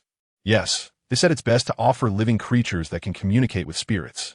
While Yi Fei Bai listened to their conversation, he searched the room for clues about Officer Li. But just when he heard about the living spiritual beings, a light bulb went off in his head. At that moment, someone asked, wasn't he that man and woman just the living offerings? They're different. People can't communicate with spirits. They're just offerings to old man May for longevity. A man and a woman? It seems Officer Li should no longer be here. And that female college student must have already fallen into their hands. It's very likely that the 2 of them have already met with misfortune. Damn it. Yi Fei Bai cursed inwardly and ran out while they weren't paying attention. He knew in his heart that to find the 2, he must locate where old man May was. But how could this place be easy to find? The village is quite large, not to mention the area outside the village. If there are no clues, it will be very difficult to search. Might as well play along. The black cat came to the German shepherd's side, meowing excitedly. Xiao Qi, it's time to infiltrate the enemy's ranks. Are you ready? Meow meow meow. Huh. A pair of silly dog eyes showed that it was very confused. Yi Fei Bai didn't know how to communicate with it, so he could only demonstrate for Xiao Qi. He suddenly ran into the yard and signaled Xiao Qi to follow. Meow meow, he howled loudly, but no one paid attention to him. Are you deaf? Meow meow meow. Finally, accompanied by an extremely unpleasant cat howl, the people inside stirred. Xiao Qi looked at everything in surprise, not knowing what the black cat was planning. Dam cut, go away and go in a heat. The village chief opened the door with an unhappy face, cursing. But when he saw a black cat and a big black dog, he froze. His mouth agape, he excitedly pointed his smoking pipe at the cat and dog. Yes. Yes. The other 3 also came to the door. Upon seeing the cat and dog, they were confused about what the village chief meant. What is it? Whose dog is this? So big, and it dares to be let out? The village chief looked at the 3 and shook his head helplessly, as if questioning their lack of knowledge. A black cat and a black dog are the living spiritual beings. Haven't you heard that? Truly uncultured. Ye Fi Bai. Even though it was very helpless, the black cat remained very friendly, sitting obediently in place. Even as the 4 approached, it remained still. Xiao Qi was extremely nervous, seemingly aware that the others were enemies. Meow, but looking at the black cat's somewhat friendly howls, Xiao Qi surprisingly understood. Woof woof. The big black German shepherd wagged its tail, quieting its mouth, appearing very friendly. Oh, you 2 are simply our village's treasures. It's fate. You even found your way to my doorstep. The village chief said while hurriedly closing the yard door, afraid they would run away. The other 3 were also very excited. Didn't this mean the ceremony could start? Good fortune was about to come to the village. I'll notify old man May right away. The village chief shouted excitedly. Yi Fei Bai was also quite excited, thinking the village chief must be going to notify old man May, and just by following him, he could find the person. But the next second, the village chief took out his phone, dialed, and even put on speaker. What is the matter? I'm village chief Lao He. We've found the spiritual objects you wanted. We can hold the ceremony today. This damn old man can even make phone calls? Yi Fei Bai. Oh. Seeing the scene really made him feel that the criminals were both hateful and laughable. I saw too many impure people in the village with my divine eye. Your reckless arrival will bring trouble. Maya, rest assured. We came from the back mountain early in the morning. If the ceremony is delayed any longer, I worry that some may become irreverent." Upon hearing this, the person on the other end of the phone was stunned. After a while, they said, "Be careful on the way. If you're discovered by impure people, do not reveal the name of the deity." "Understood." Beep, beep, beep. After hanging up, the village chief was very excited and hurriedly arranged for someone to notify the believers. He then looked over at a cat and a dog, playfully teasing them. "You two are really little treasures. Haha. Tonight, Grandpa will take you to a good place." Yi Fei Bai and Xiao Qi both shivered. The other party's fawning expression was too uncomfortable for the cat and dog. The few of them laughed heartily in the yard, dreaming big dreams. Little did they know, they had brought a true malevolent spirit. Chapter 50, The Mad Lamb, An Unknown Direction. Looking at the villagers' deeply believing expressions, Yi Fei Bai helplessly shook his little cat head. At this moment, he could hardly wait to be taken there right now. He had to personally meet this group of criminals. Regarding this case, Yi Fei Bai was now somewhat confused. What kind of case is this? Meow. If it's a fraud case, why dig up and take away that corpse? And everything is arranged with a very cult-like atmosphere, various offerings, various rituals. But if it's a cult case, why would the criminals continuously deceive the villagers out of their money? And using such lowly means, which is surprisingly effective. At this moment, Yi Fei Bai couldn't help but recall a lesson from his mentor. The first rule of fraud is to filter out victims who do not belong to this level of intelligence through the most inferior lies. And the remaining people will believe in them without a doubt. So, do not underestimate any fraudster. They are not that foolish, but rather have placed themselves in this position. Underestimating the enemy is undoubtedly suicidal. Yi Fei Bai recalled every word his mentor had said. This case might be the first fraud case he had encountered, but it could also very well be a cult case. At this time, there were still 2 people left in the yard. The village chief in his 60s and a woman in her 50s. The other 2 had gone to notify the so-called believers. According to their conversation, Yi Fei Bai learned that not all the villagers participated in this suspected fraud case, but about 50% of the villagers believed in it deeply. Yi Fei Bai didn't know why they hadn't reported it to the police. Perhaps there were some unknown secrets behind it. Is there anything I haven't noticed? Meow, meow, meow. Yi Fei Bai carefully analyzed every detail, while the big dog was always on guard against the village chief and the woman, fearing they might make any aggressive moves. Every time the other party moved, Xiao Qi would pretend to wag his tail, but would also proactively guard beside the black cat. "No need to be so nervous, Xiao Qi. We're their treasures now. They will treat us well with food and drink later." Meow, meow, the black cat reassured the big German shepherd, which allowed Xiao Qi to gradually relax. Sure enough, the village chief really took out a lot of leftover food from the refrigerator and served it in 2 small bowls. "Here are 2 little treasures. Eat well." The village chief's voice was very hoarse, and calling them treasures made Yi Fei Bai unable to bear it. At this moment, the old man squatted in front of the cat and dog, laughing heartily and showing his big teeth. But upon seeing the village chief's teeth, the black cat narrowed its eyes. He had a gold tooth in his mouth, but it had become a bit blackened from smoke. Not paying much attention, he just found it a bit abrupt. Then he pretended to eat some leftovers given by the village chief. "Hey, you 2 little ancestors. Why aren't you eating such delicious food?" The village chief shook his head, too lazy to care for them, as long as they didn't run away. At this moment, Yi Fei Bai and Xiao Qi couldn't help but think of the old lady from Longyue Village and her 8 dog companions, reminiscing about that wonderful time. Longyue Village, back mountain. Here, the trees were lush and weeds were overgrown. If it weren't for the locals, anyone entering the mountains would easily get lost. In the depths of the mountains, one could seemingly see a black smoke rising slowly, accompanied by the crackling sounds of machinery, quite abrupt. In a natural cave, there was light. One could vaguely see wires connected into the cave, and outside the cave, there was a generator in operation. Not only that, a faint, rancid odor lingered in this area. If Yi Fei Bai and Xiao Qi were here, they would immediately recognize that this smell came from highly decayed corpses. At the entrance of the cave, there was a man-made altar, and on the altar stood a large statue of Meagon. In front of it were several dark candles, the exotic fragrance of which covered the surrounding smell of decay. Inside the cave, the stone walls were hung with very strange decorations, somewhat resembling religious elements. It looked quite bizarre. This place was at least 60 to 70 square meters, and aside from being damp, the terrain was relatively flat. In the center, a small area was blocked off by black curtains, with several bizarre statues placed on either side. The ground was painted with red, paint forming a pattern similar to a formation. The The dim light, combined with such an atmosphere, was simply, and at this moment, there were two men and one woman arguing about something in the cave. One of the men looked to be in his 40s, thin and frail, with long hair draped over his shoulders. He wore a poor-quality Taoist robe, and at his feet lay a whisk. The other man and woman were in their 30s, also dressed in poor-quality Taoist robes, with golden threads tied in their hair and a red dot on their foreheads. If one didn't know better, they might think it was a low-budget film crew. Let him go, and that's asking for death. He has seen our appearance. If we let him go, can we still live? The frail middle-aged man said through gritted teeth. Brother Wong, we really can't kill that police officer. If we kill him, no matter where we run, it will be a dead end. The man spoke with some cowardice, his eyes darting around, unable to meet the middle-aged man's gaze. Just as his words fell, a loud slap echoed in the cave. Do we still need him? We've already come this far. If we let him go, can we live? Upon hearing this, the man fell silent, while the woman in the Taoist robe looked on with fear in her eyes. In fact, the three of them had never thought things would escalate to this point. They had never imagined that a scam could incite such fervor among the villagers. I really can't hold on any longer, Brother Wong. Just let me go, I'm begging you. You promised at the beginning that you wouldn't kill anyone, but they are completely a bunch of madmen. The man suddenly knelt on the ground, desperately knocking his head. He begged Brother Wong to let him have a way out.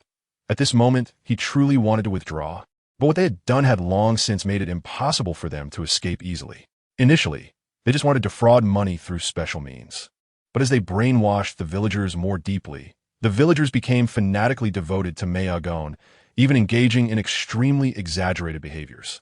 The long brainwashed villagers exhibited a convert effect. The so-called believers became so crazed that they brought a family they had deliberately harmed to the back mountain, shouting words of judgment as they pushed the family off a cliff. This incident made them realize that there was no turning back.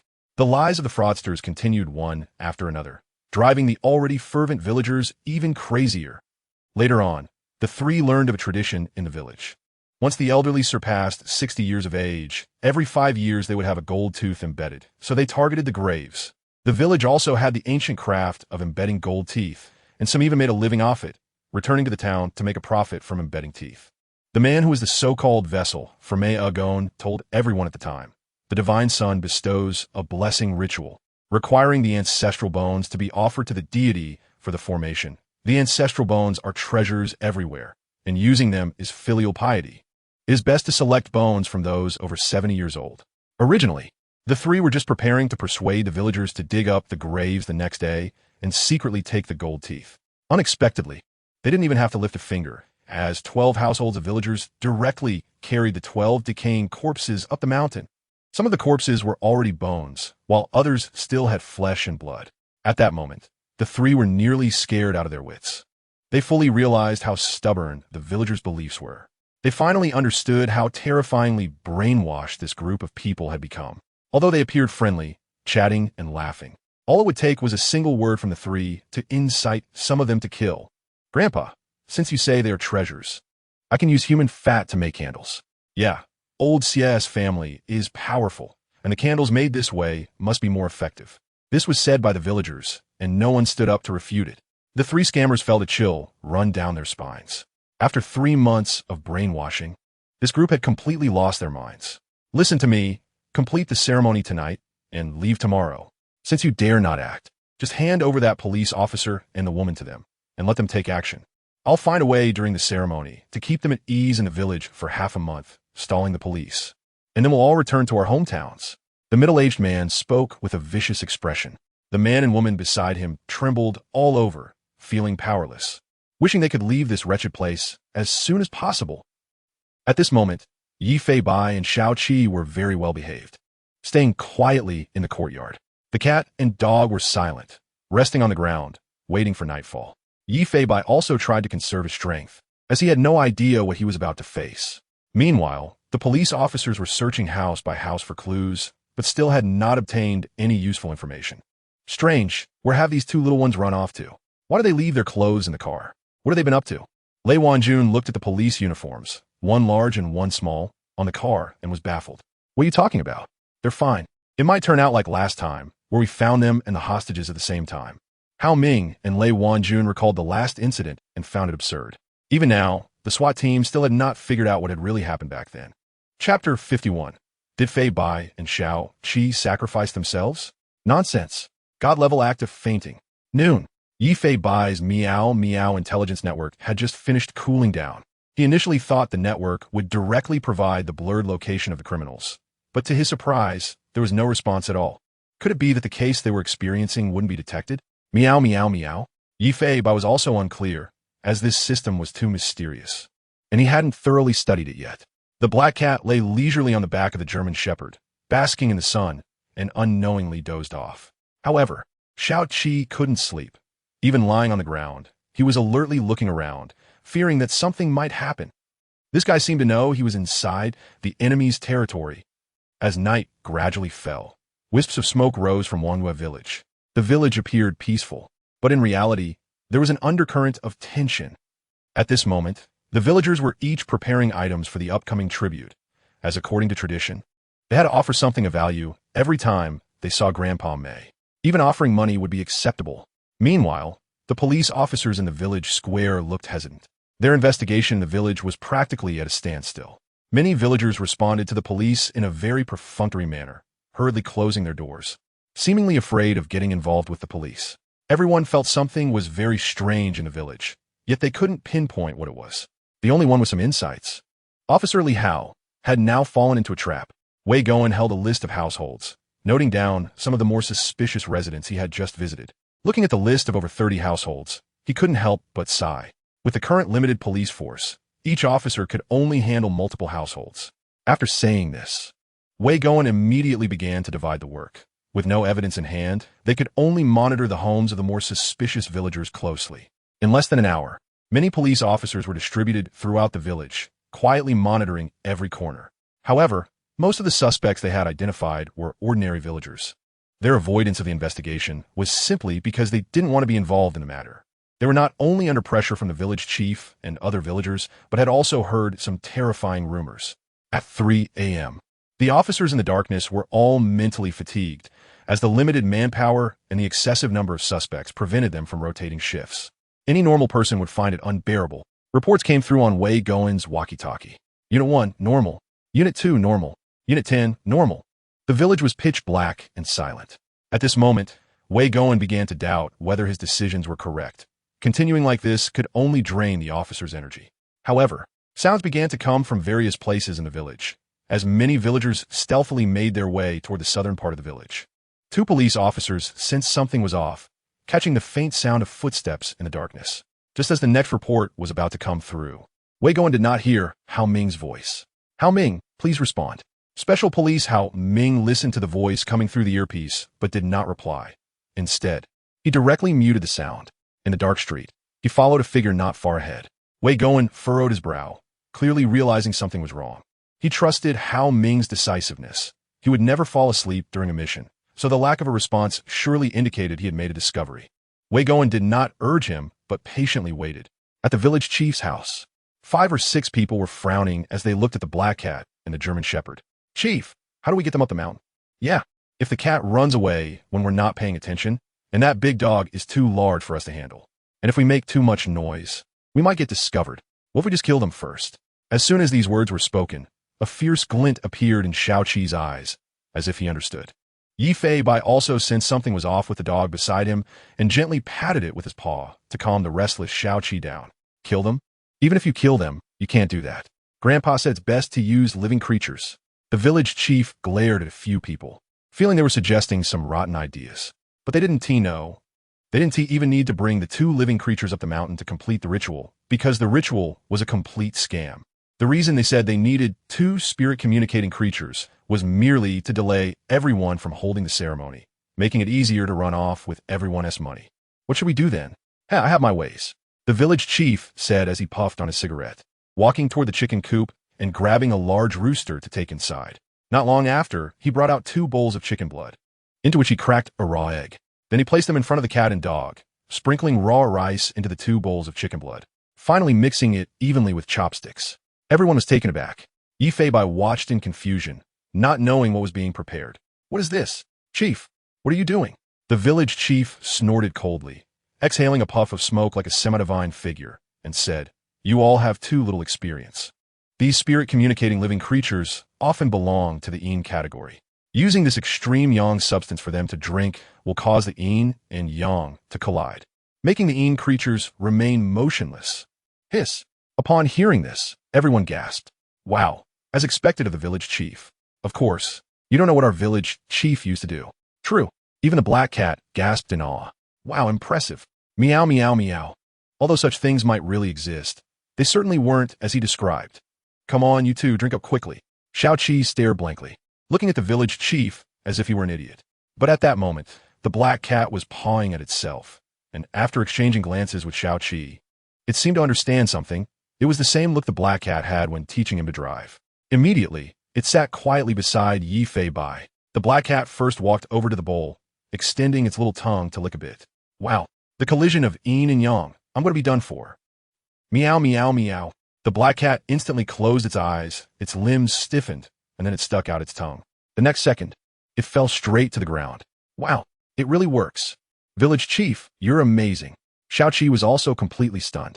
But not because of the village chief, but because the black cat's operation was incredibly difficult to imitate, extremely hard to learn. The black-backed wolf dog approached the blood puddle, its mind filled with Yi Fei Bai's actions. Lick. Stupid. Close eyes. Stiff. Fall down. With a series of actions flowing smoothly, Yi Fei Bai, who was secretly watching, was also amazed. It really lived up to its reputation. But then, Xiao-Qi actually started to convulse on the ground, then stuck out its tongue, completely fainting. Wow, this guy can even apply what he learned? If it weren't for the villagers checking their breathing, they would have thought the dog was dead. Village chief, you're a genius. Oomph. It's just some feng shui techniques. Go get your big backpack. While everyone was still in awe, Little Seven quietly opened her big eyes and looked at the squinting black cat. She wagged her tail, wanting to receive praise from Yi Fei Bai. Unfortunately, she was glared at by Yi Fei Bai. Little Seven hurriedly closed her eyes and fainted again. Not long after, at the village chief's house, a strong man came out carrying a bamboo basket on his back.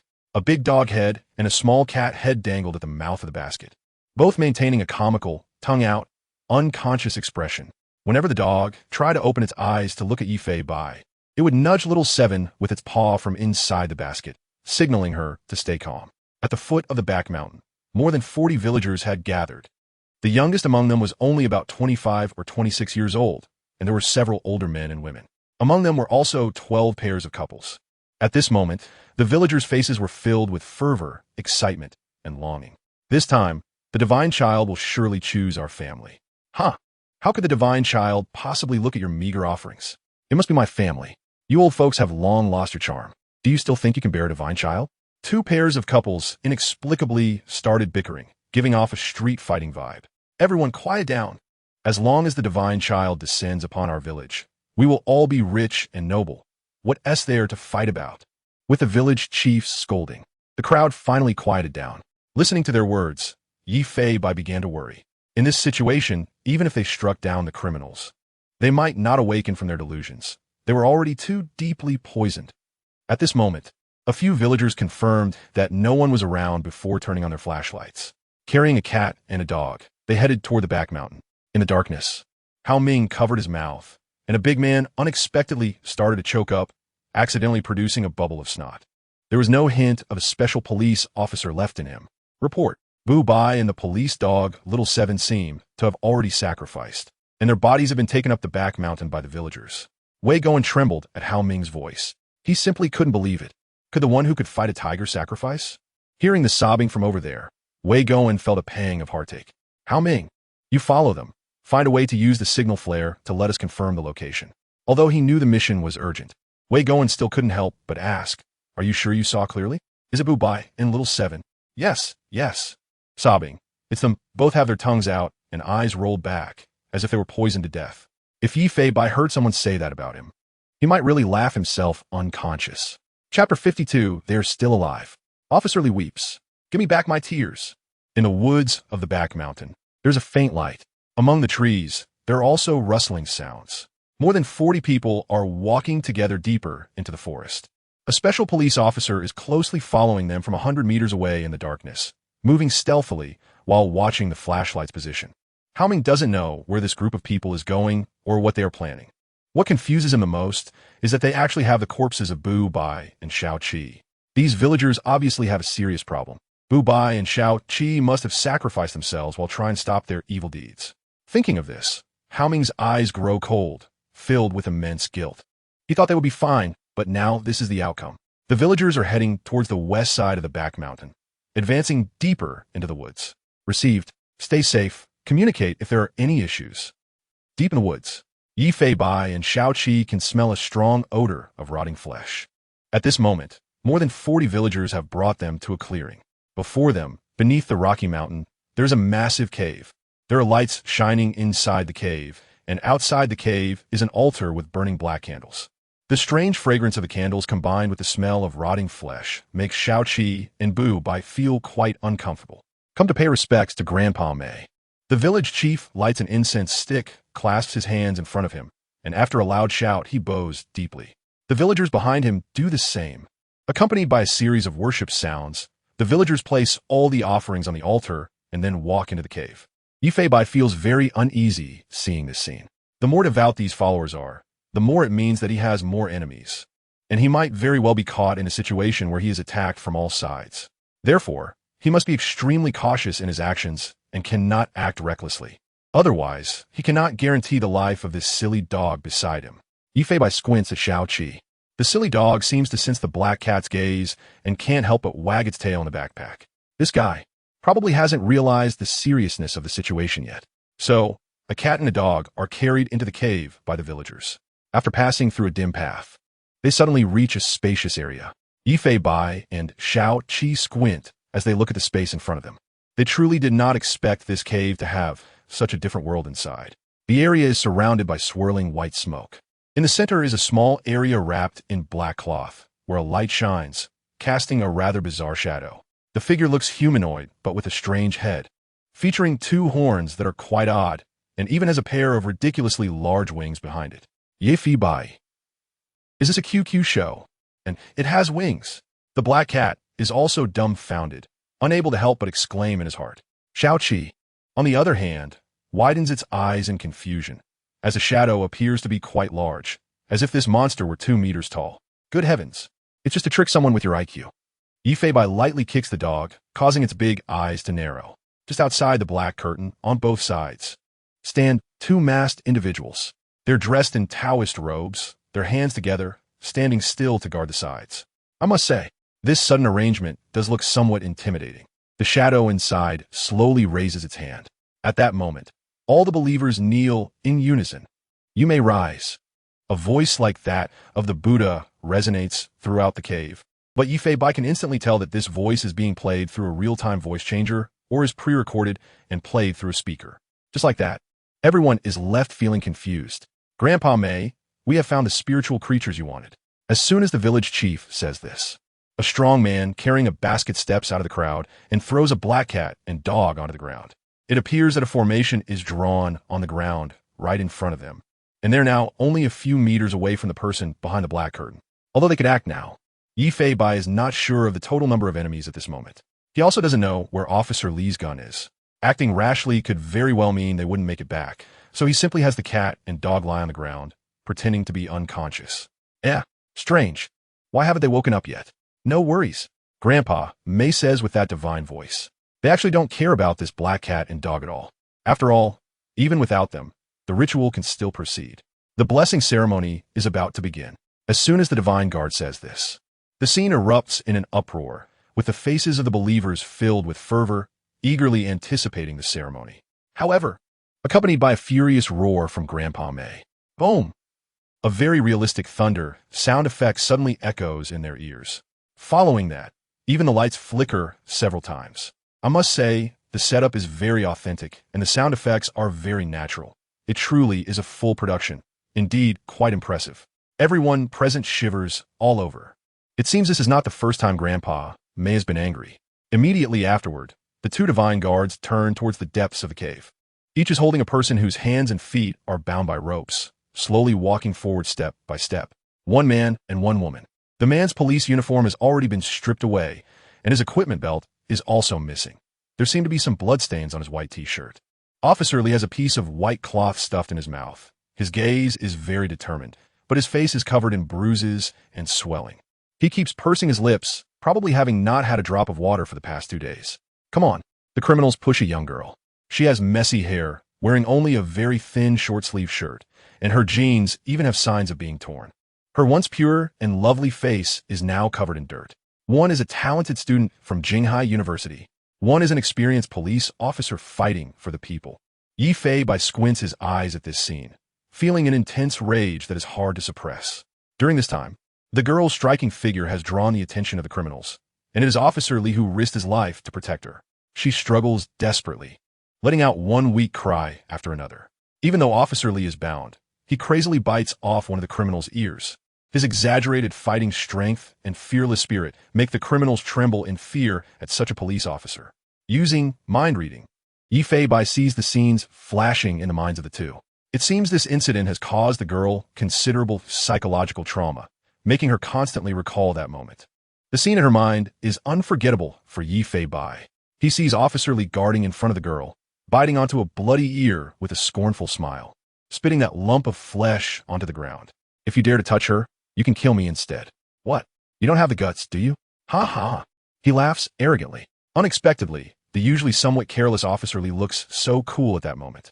Desperately provoking the criminals, he draws their attention to himself. However, they indeed do not have the guts to kill. They simply took advantage of Officer Li's sleeping moment to beat him up. But that scene of biting off an ear has made them lose interest in the girl.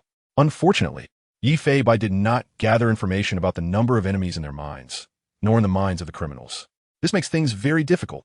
A man and a woman were brought to the formation on the ground. Then, black smoke inexplicably emerged from the formation, and Yi Fei could smell a strong odor in the air. Clearly, they had created such a scene through chemical means. This sight caused everyone to step back in disbelief, their mouths agape. Is this the person you offered to prolong my life? They have hidden dangers within them. Not only will they bring disaster to the village, but they will also cause my cultivation to decline, nearly preventing me from bestowing the blessing of the divine child. The monster behind the curtain seemed furious, its movements very flamboyant. All the followers were scared and knelt down. Meanwhile, Officer Li was watching the large black cat on the ground that was sticking out its tongue, desperately trying to say something even while biting onto a white cloth. Recalling the moments in the police station when the black cat looked down on him, remembering the times he forcibly petted it, remembering the moments when the black cat saved him. At that moment, his heart was bleeding. Tears unknowingly fell down his face. It seemed he was crying out loud. This big man had not made a sound when he was beaten, but at the sight of the lifeless body, he truly broke down. Just then, the seemingly lifeless black cat suddenly opened its eyes and looked at Officer Li, its mouth curving slightly, appearing to be smirking, as if mocking his tears. What's wrong? Thought I was dead? And the German shepherd beside it also opened its eyes, looking at Officer Li as if he were a fool, seemingly understanding why Officer Li was sad. Leo. Chapter 53, Demon Eye. Just judgment. Human purgatory. Li Hao looked at the slightly mocking gazes of the cat and dog, completely dumbfounded. Unfortunately, the tears at the corners of his eyes could not be retracted. What on earth happened? Why were Bu Bai and this police dog lying here pretending to be dead? Although he couldn't figure out the situation, having Yi Fei and a police dog here definitely posed a great threat to the three criminals. Li Hao inexplicably felt a wave of safety. This sense of security could only come from colleagues, only from partners. Li Hao nudged a girl next to him, and she looked up, seeing the man's eyes filled with comfort, as if to tell her not to despair. He pointed with his eyes at the cat and dog in front of them, wanting to tell her that hope lay with them. The girl's desperate gaze turned to Bu Bai and Xiao Qi, not quite understanding what Officer Li meant. She was not well-versed in the internet and didn't know about the existence of the black cat Bu Bai. Although she didn't understand, she still nodded gently in response. Looking at the scars on Officer Li's face, her heart was filled with guilt and regret. But she was so parched that she could no longer shed tears. The villagers listened to old Grandpa May's incitement, pointing at the two and discussing among themselves. They would bring disaster to the village. How could we have offered such people to old Grandpa May? What should we do now? It's over. If old Grandpa May gets angry, can the ceremony still be held? Just then, two small knives were thrown out from behind the black curtain. When they landed with a crisp sound, the words rang out. The mistakes you have made need to be judged by yourselves. If you keep them here, The fortune of the village will be dispersed by their misfortune, and the blessing of the divine child cannot continue. As soon as these words were spoken, the fervent believers widened their eyes, and a strange anger ignited in their hearts due to those simple 2 sentences. Even without old Grandpa May ordering them to be killed, the believers had already made up their minds. Kill them. The village chief slowly raised his hand and began to shout like a madman. Kill them. Soon, all the believers looked at the 2 with disgust, and cries of murder erupted. The girl stood in the smoky formation, frightened and retreating. She couldn't believe that the once simple villagers had completely gone mad. But when she saw her father among the crowd, raising his hands and shouting to kill, her heart ached like never before. Her parents had tricked her into coming here, but she still believed that they must have some reason for it. But now, looking at her emotionally agitated father and her silent mother, who didn't speak up to stop him, the girl collapsed to her knees. Ugh! With a white cloth in her mouth, she couldn't say anything, but Yifei Bai seemed to sense that she was calling out Mom. The girl's family didn't like their only daughter. She had never felt her parents' love since childhood, and it was her uncle who financially supported her education. But she didn't give up. Instead, she got into a prestigious university and received a scholarship. Initially, seeing her parents' ecstatic expressions for her success, she thought she could feel their love. But now, looking at her crazed parents in the crowd, it shattered her kind and simple heart completely. 2 believers picked up the 2 knives on the ground. At this moment, they could no longer distinguish right from wrong. Long-term brainwashing had driven them completely mad. Over 40 villagers slowly approached the man and the woman, chanting bizarre scriptures. At this moment, they seemed like walking corpses, completely devoid of the ability to think independently, disregarding any familial ties, wanting only to kill them to ensure the ceremony's success. Yifei Bai clenched his teeth. They've gone mad. This group is completely insane. There's no saving them. Meow. With a cat's cry, Yifei Bai's anger erupted completely. A strong sense of oppression shocked everyone, and they instantly stopped in their tracks. A shadow leaped before them, and a silver flash cut through the air, appearing as a giant claw of a phantom. Boom! Crash! Stones flew and dust rose from the ground. A 3-meter-wide crack appeared beneath everyone's feet. Clang, clang. 2 broken blades fell to the ground. The 2 believers holding the sharp knives stared at the neatly cut blades in their hands, completely frozen in place. Everything happened in an instant. No one had time to react. The black cat landed. This was the most powerful strike, relying solely on the Meow King's claws. It was also meant to intimidate them. The 3-meter-long crack on the ground served as a warning line, causing everyone to hesitate and not dare to step forward. Within the warning line, those chilling heterochromatic eyes gazed at everyone like the Grim Reaper. Xiao-Qi, go! Meow! The black cat suddenly cried out, not needing to specify a target for Xiao-Qi. The big black dog instantly sprang up and pounced on one of the female guards, biting down hard on her wrist. A woman's scream echoed in the scene. On the other side, the shadow flashed and reached another guard, delivering a full-force strike to the man's liver without any skill enhancement. The moment the head collided with the man's liver, he immediately fell to the ground, clutching his stomach. A liver explosion hit. Ah, help me! The woman screamed frantically. Xiao-Qi seemed to be learning Yifei Bai's attack methods. Not like some police dogs that only bit the arms to control criminals. The dog released its grip on the arm, then aiming for the guard's abdomen. It leaped with all its strength, slamming its big head into the liver. In an instant, the woman fell silent, kneeling on the ground like the man beside her, clutching her abdomen, her expression resembling that of someone worse than dead. Huh? Xiao-Qi tilted its head, as if to say, wow, it really works.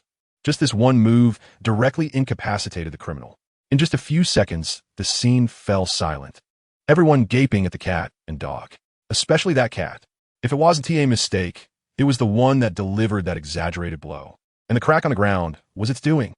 Monster! Monster! There's a monster!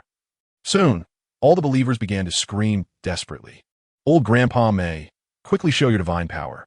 Old Grandpa May. Even though the 2 guards had already knelt on the ground, it still didn't bring despair to the villagers. Instead, they shouted Old Grandpa May's name. Unbeknownst to them, a middle-aged man behind the black curtain was trembling all over, because a pair of heterochromatic eyes were staring at him through the curtain's gap. He didn't know what kind of monster this black cat was, to possess such outrageous abilities. What on earth is this? What kind of monster? The middle-aged man was on the verge of collapse. This black cat was like a demon coming to claim his life. At this moment, He knew that if he didn't create chaos now, there would be no second chance. Judgment on this demon! After the middle-aged man shouted. All the believers disregarded their fear. The word judgment seemed to cast a spell, driving them to rush towards the black cat, towards the big black dog. The shadow behind the black curtain suddenly lifted the curtain. A middle-aged man wearing a monster mask raised his handgun without hesitation, aiming at the monster right in front of him. The scene was incredibly chaotic, with a pincer movement forming from both sides. Don't mind me. Meow. Xiaoqi immediately understood upon hearing a cat's meow. It focused on biting the rope around Li Hao's wrist, not worried about Yifei Bai. Xiaoqi knew very well the strength of its partner. That powerful black object couldn't harm Yifei Bai at all. What truly worried it was the group of people rushing over like madmen. Yifei Bai felt the dense footsteps behind him and also felt a bit of a headache, so he directly ignored the handgun in front of him. The black cat turned its back to the sinister muzzle, and at the moment of its furious activation, it doubled its power to possess unparalleled strength. Its claws suddenly stomped on the ground. Bang! The loud noise drew all the followers' attention to the face of this monster. In that instant, the cat's unusual eyes turned blood red, with hellfire burning in its eyes, like a chasm that swallowed all gazes directed at it. At that moment, the black cat seemed like a messenger from hell come to claim lives, and the previously intense footsteps came to an abrupt halt. The hellfire in its eyes burned into the eyes of all the followers. They seemed to fall into hell, haunted by the harmed, afflicted by the cursed, and buried by the corpses, all appearing in the flames.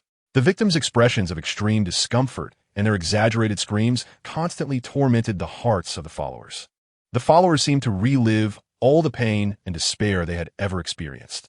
The feeling of being worse than dead sent waves of ghostly wails through the scene.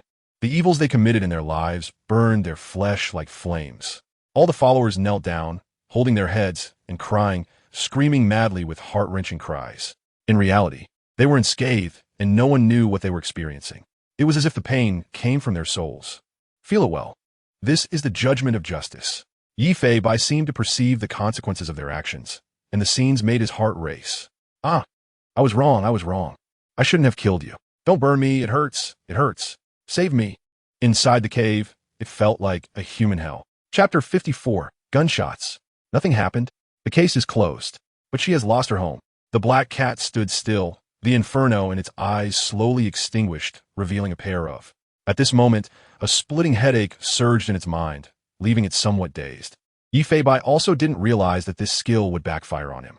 In the instant of judging the cultists, he seemed to see the evil they had committed. Looking at the group of madmen before him, Yifei Bai gradually began to understand this meow demon eye. The skill's name seemed cute, but its ability was quite perverse. Although it could be triggered on multiple targets simultaneously, the triggering condition was somewhat harsh. The opponent must be looking directly at him. Moreover, he would also experience some discomfort when triggered. After just 3 seconds, the black cat remained dazed in place, unable to recover. At that moment, bang! A gunshot rang out behind him. The dart gun barrel emitted wisps of white smoke. The black pistol trembled in the hands of the assailant. And as he heard the screams around him, he could barely hold the gun. Not white. A furious roar came. A figure charged directly into the black curtain. Officer Lee grabbed the assailant by the collar, restrained his arm, and with all his strength, threw him forward. Bang! After a solid thud, the masked man lay on the ground, letting out a muffled groan. The pain radiating from his internal organs made him struggle to breathe. And as the man's gun fell to the ground, Officer Lee quickly bound his hands with rope. During this time, Li Hao was panting heavily, his expression quite uncomfortable, visibly reaching his physical limit. Having subdued the masked man, he hurriedly looked towards Yifei Bai. At this moment, a black cat stood unharmed before him, and he vaguely saw a shriveled bullet on the ground. However, the next second, Li Hao felt darkness engulfing him, as his strength could no longer support his body. Beside him, the girl looked at the scene before her in disbelief. Everything happened too quickly for her to react. In an instant, the situation had turned upside down. What had happened to these people? Why had they suddenly gone mad? Who were this black cat and the big dog? She seemed to have seen the bullet hit the black cat, only for the bullet to fall to the ground, while the cat appeared completely unscathed. Seeing Li Hao fainting, even though the girl was still bound by ropes, she hurried to Officer Lee's side. Woo-woo. Xiaoqi bit the white cloth in the girl's mouth and pulled it out. Water. He hasn't had water for 2 days. She anxiously looked around, trying to find drinking water.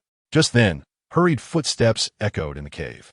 A group of officers rushed in, led by Lei Wanjun and several policemen holding pistols. The cave was instantly filled with shouts, "Don't move! Crouch down and cover your head!" However, when the officers saw the situation before them, they were all frozen in place. More than 40 villagers, over 30 of whom had collapsed and lost consciousness. And more than 10 were kneeling on the ground, holding their heads, crying uncontrollably, as if they had seen something terrifying, their eyes filled with extreme fear. Among them was the village chief. Yi Fei-bai knew that the sins they had committed were even more profound, so this skill seemed to have a more exaggerated effect on them.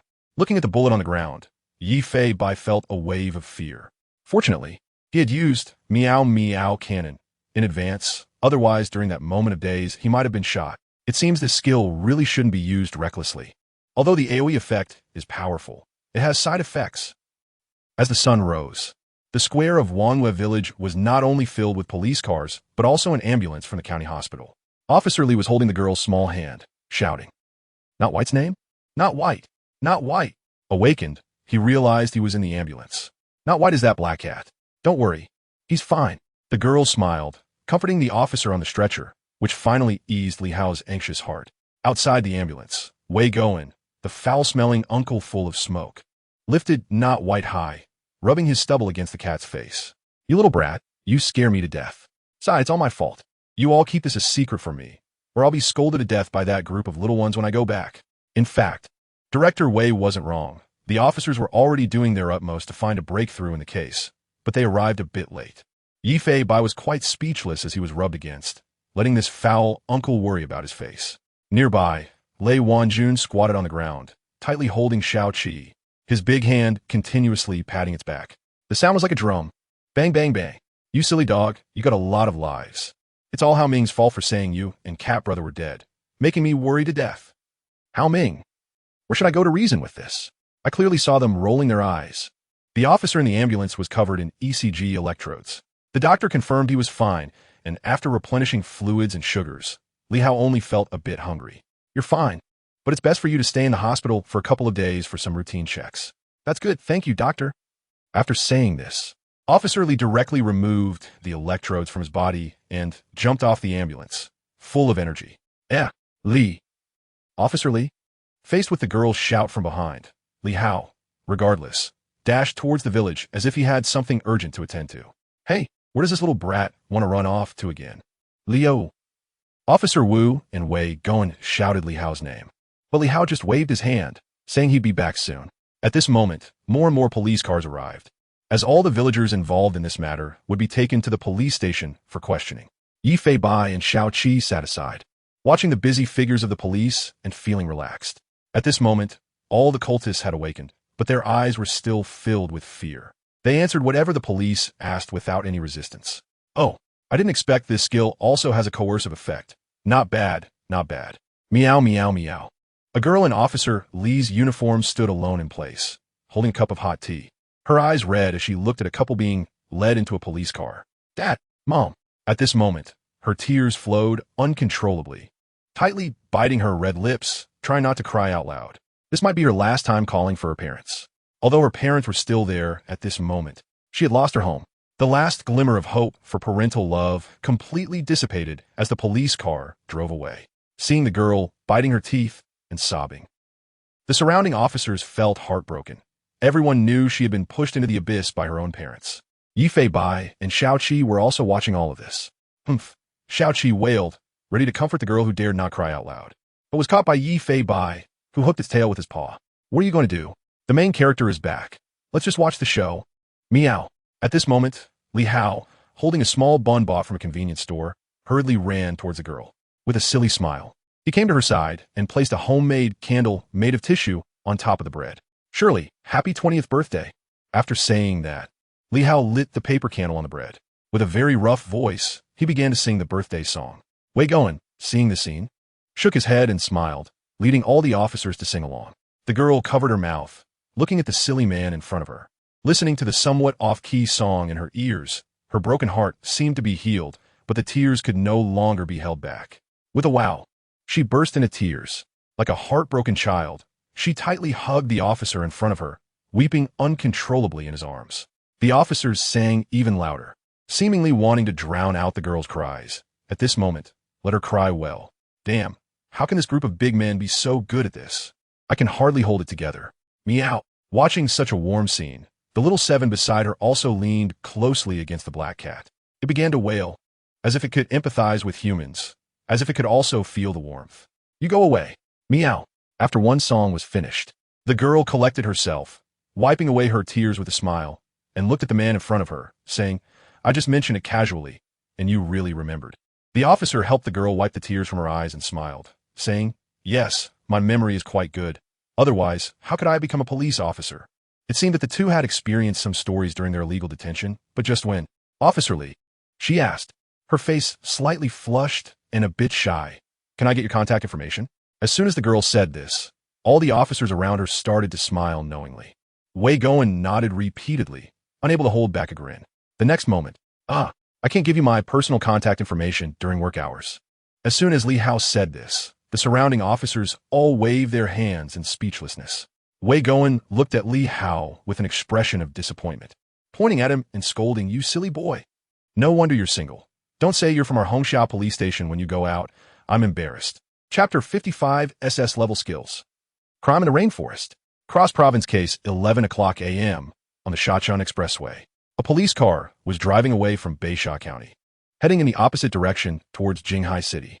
Baisha County is already a marginal county, located just over 100 kilometers from Chunnan Province. In the police car, Li Hao was driving attentively. Sitting in the passenger seat was a young girl dressed casually with an innocent appearance. Officer Lee, why don't you just drop me off at the bus station? There's no need to trouble you to take me all the way. This girl, named Wei Shirley, was a college student whose final stop on this trip was to visit her uncle and aunt in Chunnan Province. She visited her uncle's house every year during the long holidays, as they were the ones who supported her through university, making them as close as a biological father. It's fine, you've been with us for so long taking statements. It's the least I can do. Besides, it's what our captain arranged. I can't disobey orders. Let me take you to the high-speed rail station over there. In the back seat, the black cat lazily leaned against Xiao Qi's big belly, feeling anxious as it listened to their conversation.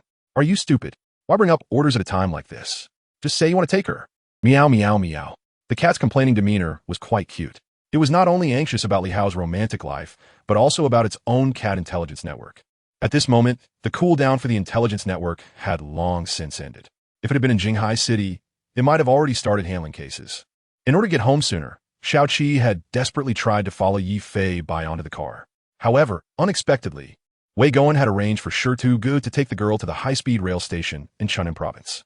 Meanwhile, Director Wei and Lei Wanjun stayed behind to finish the remaining work. This would also delay its return to the police station by another 2 hours. I'm also sacrificing for my buddy's love. Can't you be a bit more competent? Such a beautiful girl is being so proactive. Why are you acting like a stone? Meow, meow, meow. Meow, meow, meow. Yi Fei Bai leaned over from the driver's seat, tapping Li Hao's shoulder with its paw, like a nagging father lecturing in his ear. Ha ha ha, this black cat is really unique. A conversation ensued between the man and woman in the car, revolving around Yi Fei Bai and Xiao Qi. When the girl heard about the black cat's previous exploits, she gasped and covered her mouth, not realizing how powerful it was. Then the two began recounting the cat's incredible feats today, discussing whether the black cat had really been shot. Wei Shirley thought it seemed like Yi Fei Bai had been shot, but was fine. However, Li Hao believed the criminal had missed and hit the ground instead. Otherwise, why would it be unharmed? Clearly it had missed. And what about that crack on the ground? Right? At that time Yi Fei Bai had grown tired of listening and fell asleep, hoping to get back to Jinghai City sooner. Just then, a series of system notifications appeared before him. It was clear that Wei Goen and the local police had already entered information about the criminals into the system. However, this time the notifications seemed a bit different. Ding! Successfully cracked a fraud case, capturing a total of 46 criminal suspects. Congratulations. The number of criminals captured by the host has exceeded 100. Meow Meow Intelligence Network is upgrading. Upgrade complete. The coverage area of the intelligence network reaches 150 kilometers. Oh? Yi Fei Bai's eyes lit up, not expecting that his intelligence network could upgrade. However, the range has increased, but how am I supposed to get there? Tell me, you useless system. Meow? Yi Fei Bai began to complain to himself. In just the next second, system function added summon meow meow car. Yi Fei Bai couldn't hold back anymore.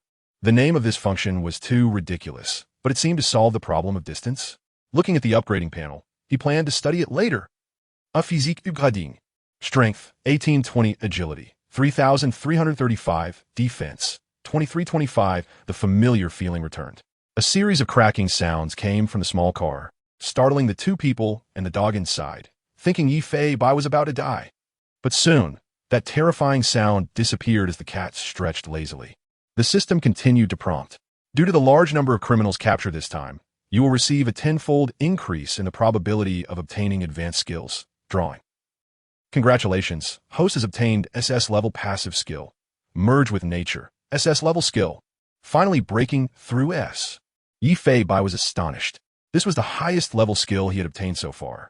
Skill description. Mountains, rivers, sounds of wind and rain, plants and animals. You will merge with nature. Feel the different world from nature, listen to it, and obtain clues from nature. At this moment, Yi Bai felt a very peculiar sensation throughout his body.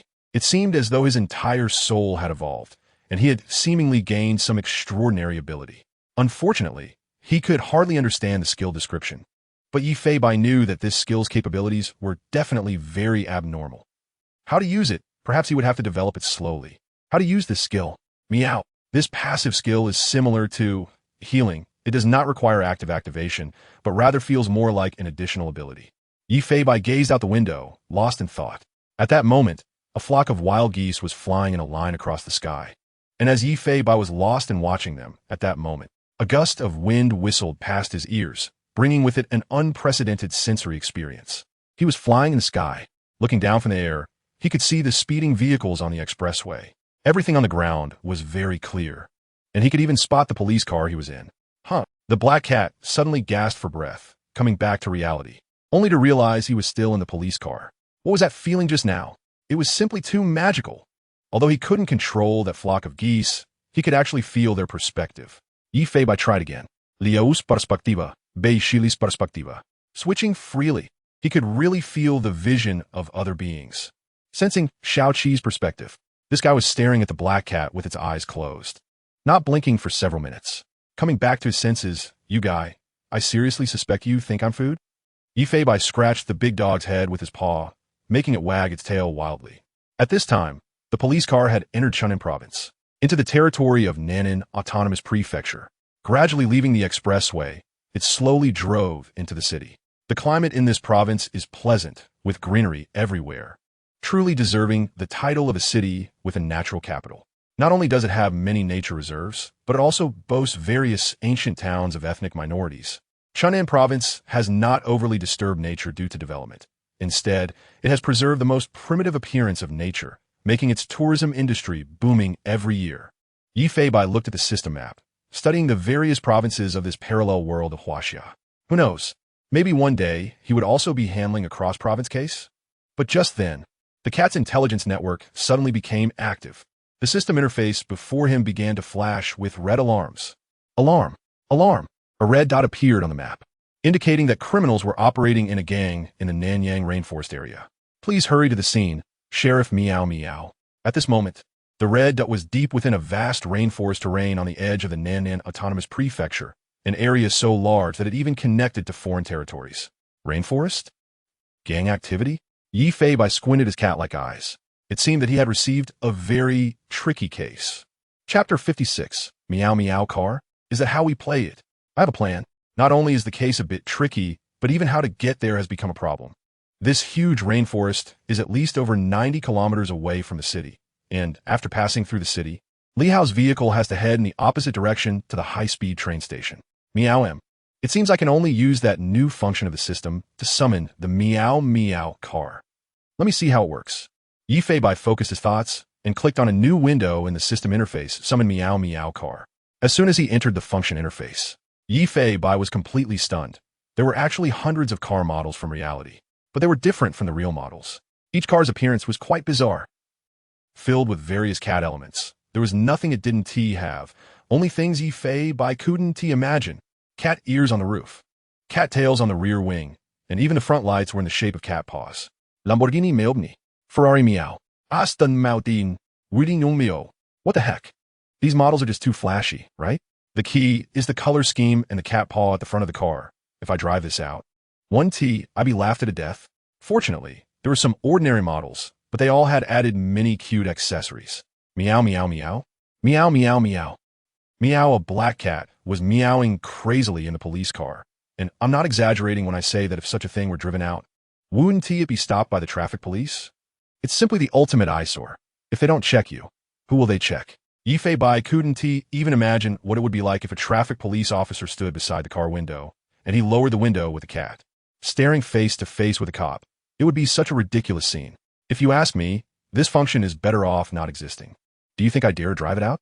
Don't underestimate this system. In order for the Meow Meow Chief to handle cases better, the vehicles summoned by this function have the ability to shield electronic devices and won't be captured by surveillance or phones. What use is shielding electronic devices? Can it shield people's eyes? Meow? Seeing that the system didn't respond, Yifei Bai conceded, but being able to shield electronic devices was still good. He just had to drive more discreetly. If someone saw him, it would probably still cause a bad impression. Sigh.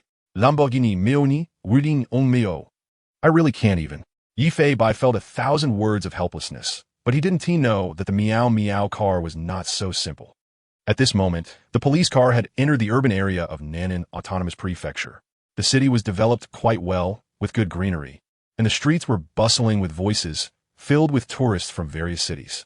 It's estimated that there would be even more tourists here during the recent long holiday. Xiao-Qi, it's time to get out here. Meow Yifei Bai meowed, and Xiao-Qi tilted his head, carefully understanding, as if he knew that the black cat was going to take him on an adventure. He immediately became excited. Woof! The loud bark startled Li Hao. But looking at its silly expression, it didn't seem very intimidating. What's wrong? Do you need to pee? At this moment, there was a sound of the car window being rolled down from the back seat. Li Hao and Wei Shirley turned their heads just in time to see a black cat opening the window, enjoying the fresh air outside. Li. Officer Li, doesn't your police station allow Bai to go to school? No, I'm afraid it doesn't like its desk, mate being too silly. The two joked, and laughter echoed in the car. But just as the vehicle was stuck in traffic waiting for a traffic light, the driver behind was completely stunned. He saw a police dog jumping out of the police car with a police cat in its mouth. The police car's driver seemed unaware, and after the green light, he stepped on the gas and drove off. Xiao-Qi reached the roadside and finally let go of the big black cat in its mouth. I really can't believe it. Couldn't we just get out one by one? Why are you panicking? I'm covered in your drool. The black cat jumped up and slapped its paw on the police dog's head. Every time this silly dog realized it was going to take him out on duty, it got overly excited, and this time even picked him up. Doesn't our police cat care about its image? And, just as Yifei Bai was looking at the system map, the system alarm suddenly stopped. The Meow Meow Intelligence, Skynet, directly entered a cooling phase, and the Skynet system also displayed a prompt. Case closed, as the host did not arrive in time. Further tracking will not continue. The black cat was stunned in place, its eyes filled with disbelief. After wasting only 3 minutes, the criminal's case ended? Just 3 minutes. Do you expect me to fly over? Yifei Bai didn't know why the case ended. Was it because this gang was caught? Or was it that they completed the crime too quickly, finishing a case in just 3 minutes? The black cat shook its head repeatedly. It didn't know what had happened in the rainforest. It could be a buried body, poaching, or drug trafficking. Although the system didn't continue tracking at this moment, Yifei Bai remembered the location clearly. The black cat looked up at the sky, slightly narrowing its eyes. Still, its motto was to never give up on any crime. Xiao-Qi, let us go. We need to find out the truth. Meow, originally thinking that the police dog beside him would excitedly respond, unexpectedly. Gurgle, gurgle, gurgle, a super loud stomach growl came. Even an old grandpa passing by came over, adjusted his glasses, and said, "Hey, whose little kid is this? That stomach growl is too loud." Yifei Bai. Grandpa has good eyesight. But just then, many onlookers gathered, and when they saw Bai, their faces were filled with surprise. Wow, look quickly, it's Bai. No way, is this real? How could Bai be here in Nan'an? This must be some cat cosplaying. No, this is really Bai, and that outfit is the same as those heterochromatic eyes. Is there a possibility that someone put colored contacts on it? The crowd didn't care about anything else and immediately started recording with their phones. But the two little ones moved very quickly. They dodged the crowd and soon appeared in an alley. Take off. Huh, just like that. Yifei Bai stripped himself and his clothes clean in the alley and swaggered back onto the street. However, as the saying goes, meows are iron and meat is steel. One meal missed makes one anxious. Having not eaten meat for a day, Yi Feibai also felt a bit hungry. Looking at the silly dog beside him, he thought it was best to take it to replenish some energy first. Otherwise, if the case was tricky and they ran out of energy, it could be very dangerous. Let us go eat. Meow the black cat opened its mouth, as if indicating that it was also hungry. Woof. Xiao-Qi was a bit confused, not knowing how to get good food without any officers around. This involves the professional field of the black cat in front of him. You should know that even without the officers feeding it before, it was thriving in the community every day, and there was nothing it couldn't eat. Let me see what it eat. Looking at the system map, I finally decided to take the heterochromia to a national chain coffee shop. You look like you haven't had cake before, so let me show you the world today. Normally, dogs and cats shouldn't have cream, but there is an unwritten rule in these national chain beverage shops. That is, the stores prepare pet cream so that customers with pets can take some home. When Yi Feibai discovered this new territory, all the beverage shops in the community were dazzled by it. The cat and dog immediately wiggled their tails and walked down the street. Under the surprised gazes of people, they crossed 2 streets and arrived at the entrance of a berry coffee shop. The elegant decor and beautiful environment left Xiao-Qi in a daze. Some people were working in the coffee shop, others were chatting, and there were young couples in love. Their tables were not only filled with various coffee drinks, but also with some beautifully crafted cakes. The German shepherd tilted its head, seemingly a bit shy to disturb the humans, as if asking this. Can I eat this? The black cat's mouth seemed to be smirking. I have a plan. Meow. Chapter 57. Is this considered fraud? Rambokat. Totally outrageous. As Yi Feibai's health improved, the usual amount of food could no longer satisfy it. Although it could earn some food by acting cute, getting enough to eat was quite a challenge. However, if it followed its own ideas, it should be able to eat its fill. At the entrance of a coffee shop, a black cat seemed to be teaching a big black dog something. First, it walked unsteadily, looking quite awkward, and then after Yi Feibai meowed, it collapsed on the ground. After a moment, it stood up again. Understand? Meow. Woof. Xiao-Qi replied excitedly, and the black cat led Xiao-Qi straight into the berry coffee shop. Ding dong. Welcome to Berry Coffee. With the sound of the doorbell, Yi Feibai gathered its strength. Meow. With a loud meow, everyone turned to look. They immediately spotted a German shepherd and a black cat with heterochromia. The customers were first surprised, not knowing why pets were appearing here, and then thought the black cat resembled the popular online character, Captain Cat. Hey, isn't that Bubai? It shouldn't be, right? This isn't Jinghai. It should just be another black cat with heterochromia. At this moment, a suited man working at a desk frowned. TSK, waiter, can you kick them out? How dirty. Huh? I think they're fine. They're quite clean, said a female customer. Just then, the cat and dog started to act. Their limbs began to tremble, and they looked pitifully with wide eyes at the store's staff. They moved forward step by step, swaying as if they would fall at any moment. That gaze. Simply incredible. Such a pitiful scene instantly made everyone present cover their mouths, feeling a pang in their hearts. Oh my God, they look so pitiful. Yes, they can hardly walk. They must be starving. Not only the customers, but all the staff also wanted to come forward and hug these 2 little creatures. Just as Yi Feibai heard the word hungry, meow, it let out a gentle meow. The next second, Xiao-Qi fell to the ground. Its eyes started to look dazed and weak. At that moment, its stomach let out a loud growl. Hiss, you little rascal. You've really taught yourself well. Everyone, this is not what I taught it. This is fraud. I'm just begging for food. Meow. After the black cat called a few times, it lifted its nose and sniffed around. Then, pitifully, it picked up a food wrapper from the trash can and placed it next to the German shepherd's mouth. It nudged the German shepherd, seemingly trying to find something to feed it. Seeing this scene, everyone's hearts melted. My God, this cat actually wants to save the dog. No, I can't stand this scene. Boo-hoo. Waiter, is there anything you can give them to eat? Yes. Please give them something to eat. No matter how much they eat today, put on my bill. As soon as these words were spoken, Yi Feibai felt a pang of guilt. No, eating to our fill is also to combat crime. I didn't do it on purpose. Meow. In the next second, Xiao-Qi actually rolled its eyes and then stuck out its tongue. No need to be so exaggerated. Who did you learn this from? Meow. After feeling Yi Feibai's paw, Xiao-Qi finally returned to its weak state. At this moment, a kind-hearted manager came over with a fond smile, gently stroking Bubai and Xiao-Qi's heads. Sorry to interrupt everyone. No need to spend money. Our coffee shop has special food for pets, and I'll arrange it right away. Sister manager, Xiao Wu, make 3 pet-friendly cakes, put in extra pet cream, and bake 4. No, bake 6 sausages. Xiao Zhang, Please bring 2 bowls of hot water over. The customers nodded in agreement, very much in favor of the manager's actions. The suited man who had previously complained about the dirtiness of the cat and dog looked over. TMD, the sausages here cost over $10 each. I think they're expensive enough, and they're eating 6? They LL explode. After a sarcastic remark, the black cat looked over at him, opening its mouth wide in what seemed like a provocative grin. Mun? This guy is definitely doing it on purpose. The man was quite annoyed. His work had not been going well, and it seemed he had just been looked down upon by a cat. Dear customers, do you need us to take them outside to eat? No, they're so cute. I can't wait to pet them. Exactly. Who would refuse 2 adorable cats and dogs? No need. Such cute little creatures can even eat on my head. System manager. Huh. It doesn't have to be like that. Before long, Yi Fei Bai and Xiao Qi enjoyed their meals under the careful feeding of the staff. Be good, little cat. This sausage is a bit big. Can you finish it?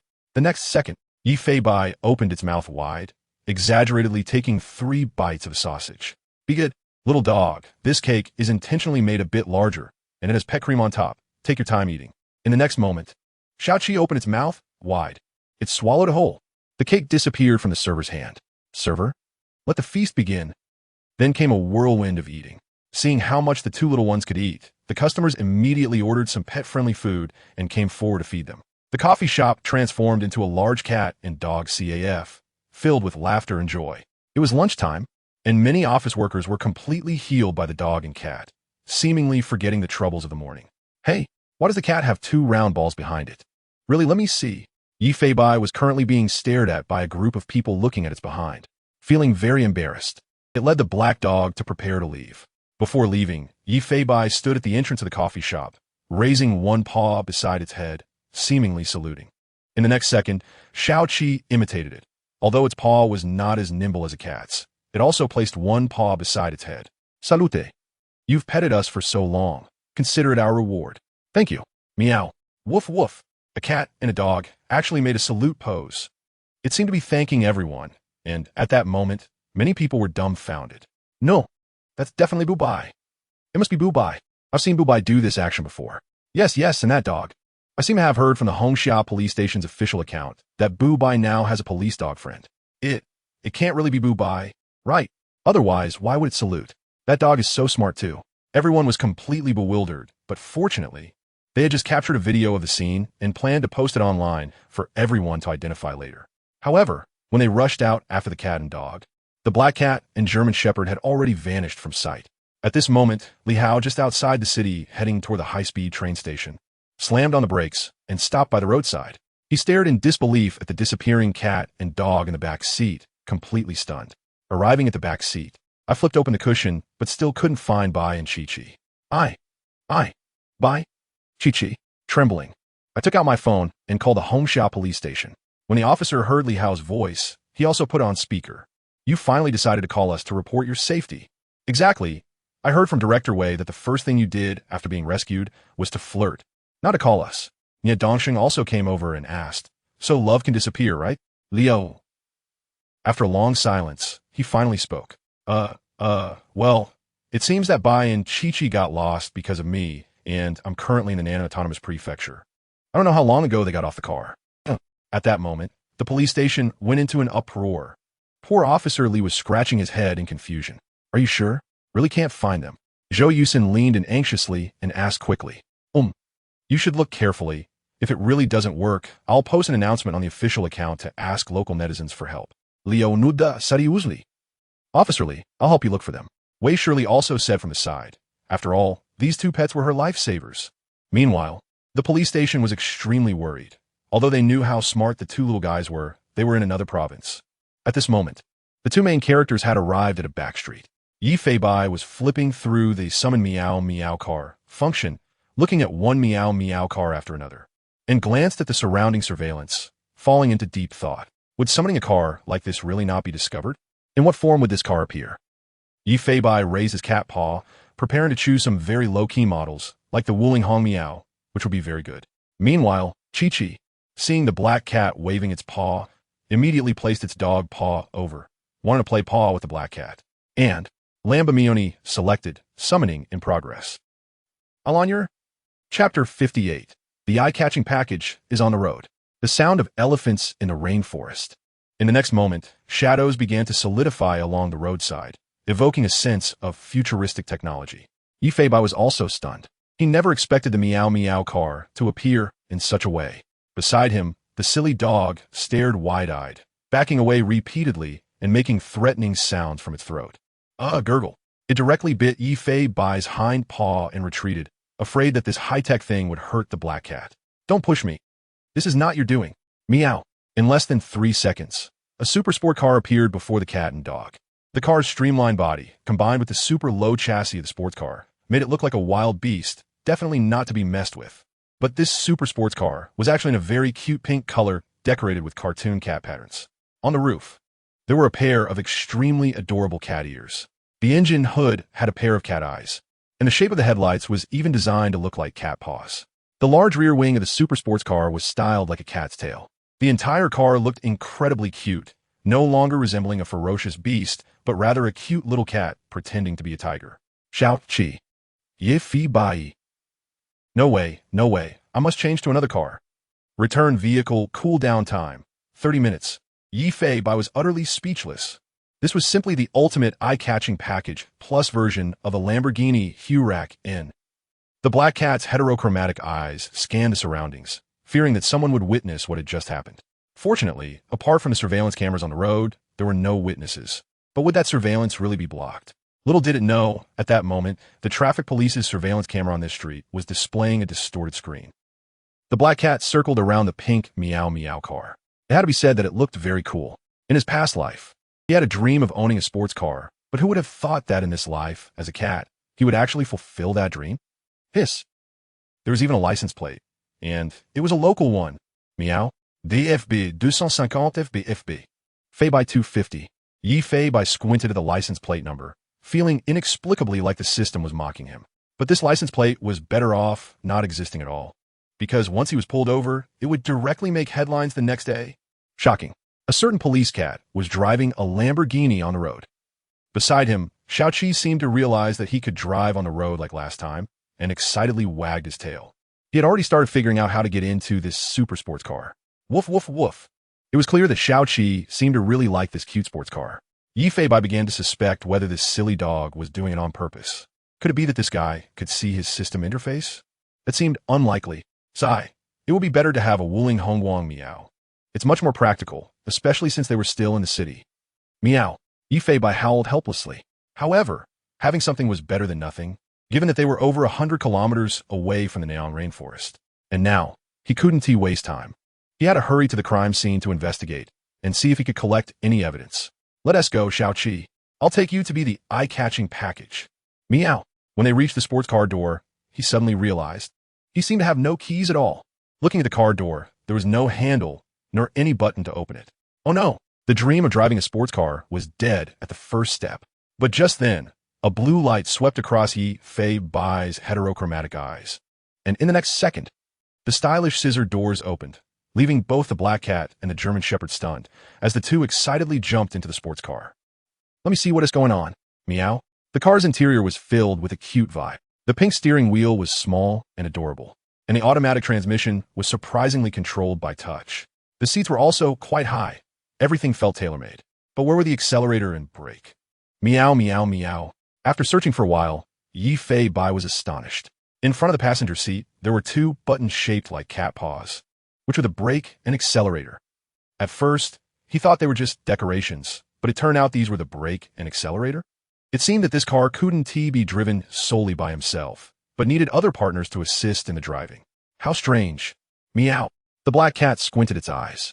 Could it be that the system also hoped he would find some animal partners? This was too ridiculous. Without thinking too much, he handed this responsibility over to Xiaoqi. After all, it had experience, but he just needed to teach it how to use its front paws to control it. Learning. Undoubtedly, this dog, which could learn quickly, adapted very well. Moreover, this car seemed to be equipped with animal-specific driving controls, so there shouldn't be any concerns about sudden acceleration or anything. Let me see how to start it. Meow. Just as Yifei clicked a red button with his paw, an exaggerated roar of the sports car echoed. Boom! The car doors closed automatically, and the animal-specific seat belts fastened themselves. Woof, woof, woof. Xiaoqi's silly eyes were filled with curiosity, experiencing something completely new. Vehicle interconnection system. A virtual navigation map appeared out of thin air, and upon closer inspection, it looked exactly like his Meow Meow information Skynet map. The cat paw clicked on a road near the rainforest, and they even heard voice navigation. In 200 meters, turn right to enter the main road. The Meow Meow map will continuously ensure your safety, avoiding all traffic police. Ye fi bai. Press the forward gear. Out on patrol. Meow. Accompanied by a high-pitched meow, the excited Xiaoqi directly raised its front paws, pressing down on the accelerator button. Both cat and dog felt a strong push from behind. Meow. Woof woof woof. Excited howls rang out in the car. Boom. A surge of adrenaline rushed through their hearts. But once they were on the road, they realized what it truly meant to be an eye-catching package. Not only did bystanders turn their heads, but many drivers also rolled down their windows to take pictures of the Lamborghini Meowni. Wow, this Lamborghini is too cute. Honey, look, this is the ultimate dream of us men. It should be driven by a young lady. Eh? How strange. Why is the phone camera glitching? Me too. What is going on? Every phone that was filming the Lamborghini Meowni displayed a distorted screen. Fortunately, the car windows had dark film, and the front windshield was covered with reflective film. So unless someone got too close, they couldn't see the rather exaggerated scene of a cat and dog driving inside. However, the roar of this super sports car and its adorably decorated exterior still made the eye-catching package undeniable. While waiting at a red light, a police car from Jinghai City stopped beside them. Li Haodong was looking around at the crosswalk, and when he turned around and saw this Meow Meow car, he was completely stunned. What is this? Looking at this extremely cute vehicle, Li Hao was also gaining new experiences. But he didn't know. Under the black glass, a dog with a dull expression is staring back at it. Xiaoqi tilts its big head as if hesitating. Should I call it? As the green light turns on, the adorable Lumbo Meowni is quickly leaving the city. Yefei Bite doesn't want to stay in the bustling city for a moment. TSK. This car accelerates really fast. Wait, what am I doing? Li Hao gave himself a big slap and continued on the road to find Bubai. At 14:05, a supercar is driving through the forest road. The trees on both sides of the road are all subtropical plants, and occasionally, birds startled by the engine can be seen flying in the sky. At this moment, a cat and a dog have arrived at the outskirts of the Neong rainforest. This rainforest is so vast that it even connects to foreign territories. There isn't any special entrance. You can step in from anywhere. Along the roadside, there are also occasional warning signs. Beware of rainforest dangers. Please do not enter casually. In case of a wild animal attack, please call XXXXXX. Contact the forest ranger. Yefei looks at the system map. If entering the rainforest from here, it only takes about 20 kilometers to reach the area marked by the intelligence network at that time. The pink Meow Meow car door opens automatically, and the cat and dog jump out of the supercar. The earthy smell from nature rushes towards them, and such fresh air makes the two animals feel refreshed. They seem to be a bit restless in their hearts. Yefei looks up at the sky, knowing that the restlessness in their hearts belongs to their instinctive wildness. Perhaps as animals, they all long for nature. Suddenly, an exaggerated trumpet sound from the rainforest startles Xiaoqi, making it fluff up a bit. After all, this is its first time hearing a roar from a large animal. Chapter 59. The Bloodstained Hubo. Two corpse-like figures. An elephant. It sounds like it's not far away. This also served as a wake-up call for Yefei Bai. He had no idea what dangers awaited him in this rainforest, nor did he know what threats lurked in this primitive nature reserve. Perhaps, as an animal, they would be attacked by other creatures. Or maybe this foolish dog beside him would eat a poisonous mushroom and die right away. Facing Yefei Bai's doubtful gaze, Xiaoqi quickly stood at attention, puffing out his chest and no longer afraid. It seemed he wanted to tell the black cat, "I'm not scared at all, and I will never hold you back." The black cat helplessly shook its head and patted the big dog on the head with its paw. "Silly dog, be a little smarter later. There are some quite exaggerated ferocious beasts in here." Meow meow. The meowing grew increasingly low, and Xiaoqi seemed to realize something. His ears perked up like a child's hearing a ghost story, seeking comfort beside the black cat. Yefei wasn't really worried about this guy holding him back. He was more concerned about the many variables in this unfamiliar environment. What if this foolish dog accidentally lost its life? The black cat was tapping on something in the air, and the Lamborghini Meowni on the road vanished into thin air. A pair of cold gazed into the rainforest. "Xiaoqi, are you ready?" Meow. "Woof woof." Although a bit scared, as long as Yi Bai made a decision, this foolish dog would face it without hesitation. A cat and a dog stepped together on the somewhat soft soil, accompanied by the sound of breaking branches and leaves. The two figures, one large and one small, walked side by side into the depths of the rainforest. As they delved deeper into the rainforest, the air was filled not only with the smell of earth, but also mingled with scents for various creatures. There was the smell of urine, body odor, and the stench of feces. In short, the mix of unfamiliar odors made both Xiaoqi and Yi Bai instinctively feel a sense of unease. It felt like they were stepping into the territory of other animals. Even though the German Shepherd looked somewhat large in this rainforest facing these towering trees, it felt rather small. Just as the cat and dog were on high alert, suddenly, woo woo woo, an exaggerated elephant trumpet echoed through the jungle. The trumpet was close at hand, and they could hear the exaggerated sound of thumping footsteps nearby. Yi Bai could even feel the ground vibrating. The footsteps were getting closer. In the nearby bushes, a massive shadow seemed to appear. Woo! Xiaoqi was a bit at a loss. Yi Bai was well aware of the dangers of wild elephants. These creatures could flip cars. If he and Xiaoqi were accidentally trampled, they would likely become pancakes. What are you waiting for? Run. Meow. Yi Bai jumped up and made a big leap, instantly waking Xiaoqi up. They immediately ran away from this area. Far from the exaggerated sound of footsteps, they quickly ran over 100 meters. Looking back, a huge creature burst out of the bushes. It stood nearly 4 meters tall. Its body length was even more exaggerated, at least 6 meters long. With its long trunk raised high and its ears flapping excitedly, it charged forward at high speed. Those long, white tusks further showcased its majesty, like an unstoppable tank rampaging through the rainforest. If it weren't for seeing it with their own eyes, who would believe this creature weighing several tons could run at such speed? Thump, thump, thump, thump. The cat and dog witnessed a gigantic creature pass through the rainforest. Xiaoqi was so scared that he kept retreating. Even though he was accustomed to the sound of gunfire, he was still startled by the elephant's might. As the exaggerated footsteps faded away, the sense of oppression gradually disappeared. The black cat also took a deep breath, adjusting its mood. It seemed this rainforest was not very friendly. They had only walked 4 or 5 kilometers in, and a rampaging bull elephant had already given them a warning.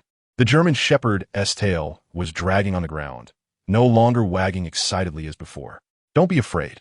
There might even be tigers in here that will chew you to bones. Meow, meow, meow. Oomph. It understood how to comfort the dog. Listening to the black cat's meows, Xiaoqi seemed to realize that the inside might be even more dangerous. Though a bit flustered, Xiaoqi was not afraid. Instead, he became even more cautious, observing the surroundings. Following the map, the cat and dog continued to delve deeper into the rainforest. Fortunately, they didn't encounter any excessively exaggerated wild animals along the way, just a few non-toxic snakes. After all, the rainforest is vast. Unless one is exceptionally unlucky, they wouldn't keep running into such exaggerated beasts. At 17:35 in the afternoon, the sky in the rainforest was slowly darkening. Luckily, Yi Bai and Xiaoqi were relatively fast, and their stamina was quite good. They managed to arrive at the area defined by the Meow Meow Intelligence Network before nightfall. If you remember correctly, this should be within a 2-kilometer radius. Meow Meow Meow. Yi Bai looked at the system map, confirmed their location multiple times, and then began patrolling the area with Xiaoqi, hoping to discover some clues. Although they had only entered less than 1/3 of the rainforest, this place was already considered deep within the rainforest. Looking up at the sky, the sunlight was blocked by some large trees, and with the dense undergrowth around, there was an inexplicable sense of oppression. While the cat and dog patrolled the area, Yi Bai suddenly felt a chill down his back. Meow? He instantly turned around. A pair of strange gazed at the nearby bushes, but he didn't find anything. The area behind him was silent with no movement. Was it an illusion? Meow. At that moment, with a gust of cool wind blowing, Xiaoqi suddenly sat down on the spot, glaring fiercely in a particular direction. A strong smell of blood wafted into his nostrils. Yi Bai could also smell the blood, but he couldn't pinpoint the direction immediately. After all, Xiaoqi had received professional training and was more adept in this area. Woof! After receiving a confirming look from Yi Bai, Xiaoqi sprang into action, leading Yi Bai as they raced through the rainforest, the two black shadows. One big and one small, leaping over obstacles. They didn't know how long they ran. The sound of rushing water, accompanied by the smell of fish, entered their noses.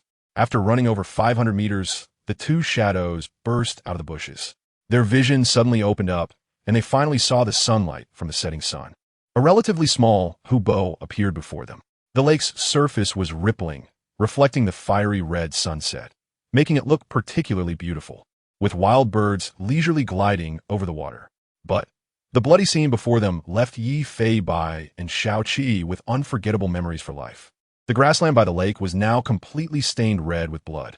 Blood flowed from the grass into the lake, which should have been clear, but now bore a hint of crimson. On the shore, two massive creatures lay quietly, based on the size of the elephants.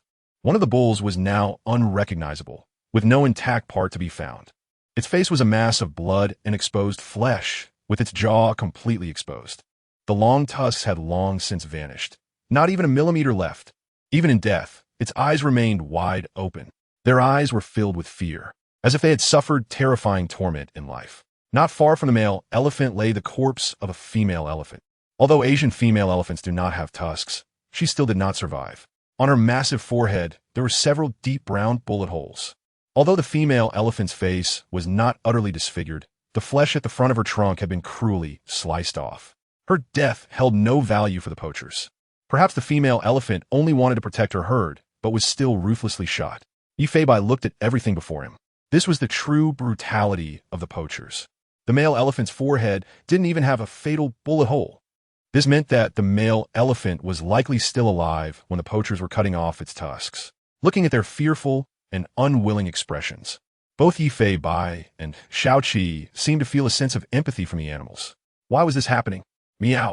A cat and a dog walked towards the two cold elephant corpses. They blankly approached the side of the elephant bodies. The brutal manner of death left them somewhat numb. Unbeknownst to them, behind them, a gaze once again locked onto them. Chapter 60. Ambushed. The giant mastiff. The ranger? Yi Fei Bai felt a bit reluctant to continue watching. The wounds on the male elephant were truly exaggerated. The most important thing right now was to preserve the current clues. However, as he looked at the lake in front of him, Yi Fei Bai had an ominous premonition. According to his system map, this lake was a tributary that ran horizontally through the entire rainforest. If the poachers escaped via water transport, then a flash of red light appeared in his. As the insight skill activated, a pile of footprints from the poachers appeared near the corpse. There were a total of 12 different footprints, averaging sizes 40 to 43. The shoe prints were quite uniform, indicating they were all wearing tactical boots. Moreover, no fingerprints were left at the scene, only marks left by gloves. Damn, quite professional. Meow, meow, meow. Yi Fei Bai narrowed his cat-like eyes. Not expecting this enemy to be so tricky, not only did they take down 2 elephants in just 3 minutes, but they also cleaned out the male elephant's tusks in that time. This indicated that the enemy had clear divisions of labor, was experienced, and left basically no evidence. If it weren't for Yi Fei Bai using his skill, he might not have grasped any information at all. This must not have been their first offense. The black cat examined the footprints on the ground carefully. Eventually, he shook his cat head. He guessed it right. The route the poachers took was indeed this waterway. Looking at the exaggerated bloodstains on the ground, Yi Fei Bai closed his eyes. At that instant, merged with nature, all his senses seemed to become a small blade of grass, and some fragmented information flashed through his mind. It was a herd of elephants. The poachers had ambushed them early on, hiding in the bushes. The male elephant fell, crushing one of its own. The exaggerated blood flowed past the small grass. Although the information was very limited, he could vaguely reconstruct the events that transpired. Yi Fei Bai originally just intended to give it a try, but he didn't expect to actually obtain some clues from the plants. It was simply amazing, just as Yi Fei Bai merged with the weeds. Suddenly, at this moment, a patch of weeds seemed to be trampled by some creature. Slowly, it was getting closer to the German Shepherd and a black cat. Not good. Meow. Yi Fei Bai instantly retracted his thoughts. He turned around. In front of him, a large, fluffy giant dog was baring its fangs, its eyes filled with murderous intent, charging straight at the cat and dog. This dog's size, isn't it a bit exaggerated? Moreover, its target seemed to be Xiao Qi. Fortunately, Xiao Qi also had quite a good reaction. After the black cat's warning, he immediately reacted. The black cat and the German Shepherd retreated to the left and right, respectively. This retreat was 2 to 3 meters. Instantly, they formed a pincer attack against the giant dog before them. Oh, not bad. Meow. Yi Fei Bai looked at Xiao Qi with certainty. This guy was getting better at working in sync with him. The retreat method of the cat and dog turned passivity into initiative. causing the giant dog to fall into a position of attack. Insight, breed, Caucasian Shepherd male, type, giant sporting dog, length, 142 centimeters, shoulder height, 85 centimeters, weight, 158 gene, age, 12 years, IQ, extremely high rare. Yifei looked at the giant dog's exaggerated attributes and was somewhat surprised. Moreover, its IQ was on par with Xiao-Qi. Could it be that it was older and had seen more? Its fur was gray-black, and the mane on its chest made it appear quite imposing. It was hard to tell that this was an elderly dog. However, upon closer inspection, its breathing was quite rapid, as if the intense exercise earlier had caused some pain in certain areas. Xiao-Qi, don't panic. Meow. Xiao-Qi looked at the black cat and immediately understood, standing by and focusing on the giant dog that was 2 sizes larger than him.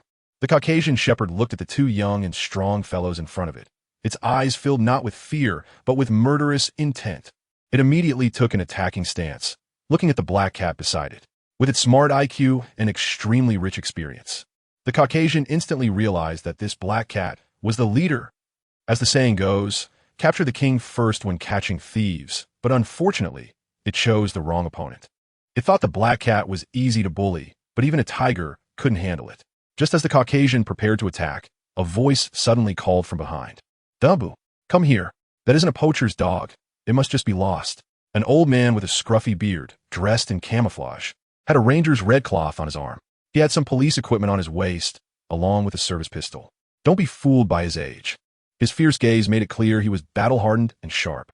With a light call, the Caucasian, named Bu, obediently came to the old man's side. The old man patted the big dog's head. Sigh, we have arrived too late.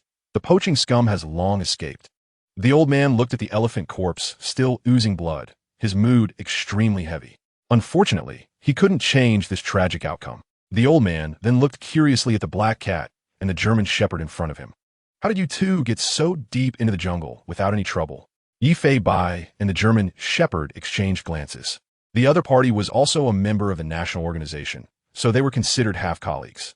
It's worth noting that being a ranger is also a very dangerous job, let alone in this chaotic border rainforest. The cat and dog sat down in front of the old man to show their goodwill.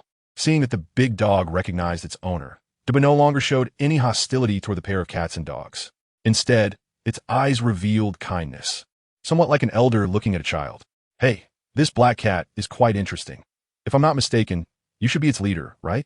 Upon hearing this, even Yifei's eyes lit up, not knowing how the human sensed it. However, compared to a leader, it should be more like a squad leader after all. This silly dog is my partner. The old man squatted down, patting the heads of Yifei and Xiao-Qi, puzzled about how this peculiar combination appeared here. With the amount of fur you both have, you won't freeze to death at night. What are you doing staying deep in the rainforest at this hour, if not looking for death? The old man shook his head and smiled, casually peeling 2 beef sausages to feed them. Oh, this guy is quite nice. These beef sausages must be homemade. Meow. Not only were there no additives, but they also had a great chewiness. Xiao-Qi and Yifei each received 1 sausage, and the cat and dog quickly replenished their energy, having not rested at all until now. Dabu, you too. Can't you be a bit smarter? The elephant's blood has flowed like this. How could those scum still be waiting for us? No need to be so sensitive. The old man criticized Dabu.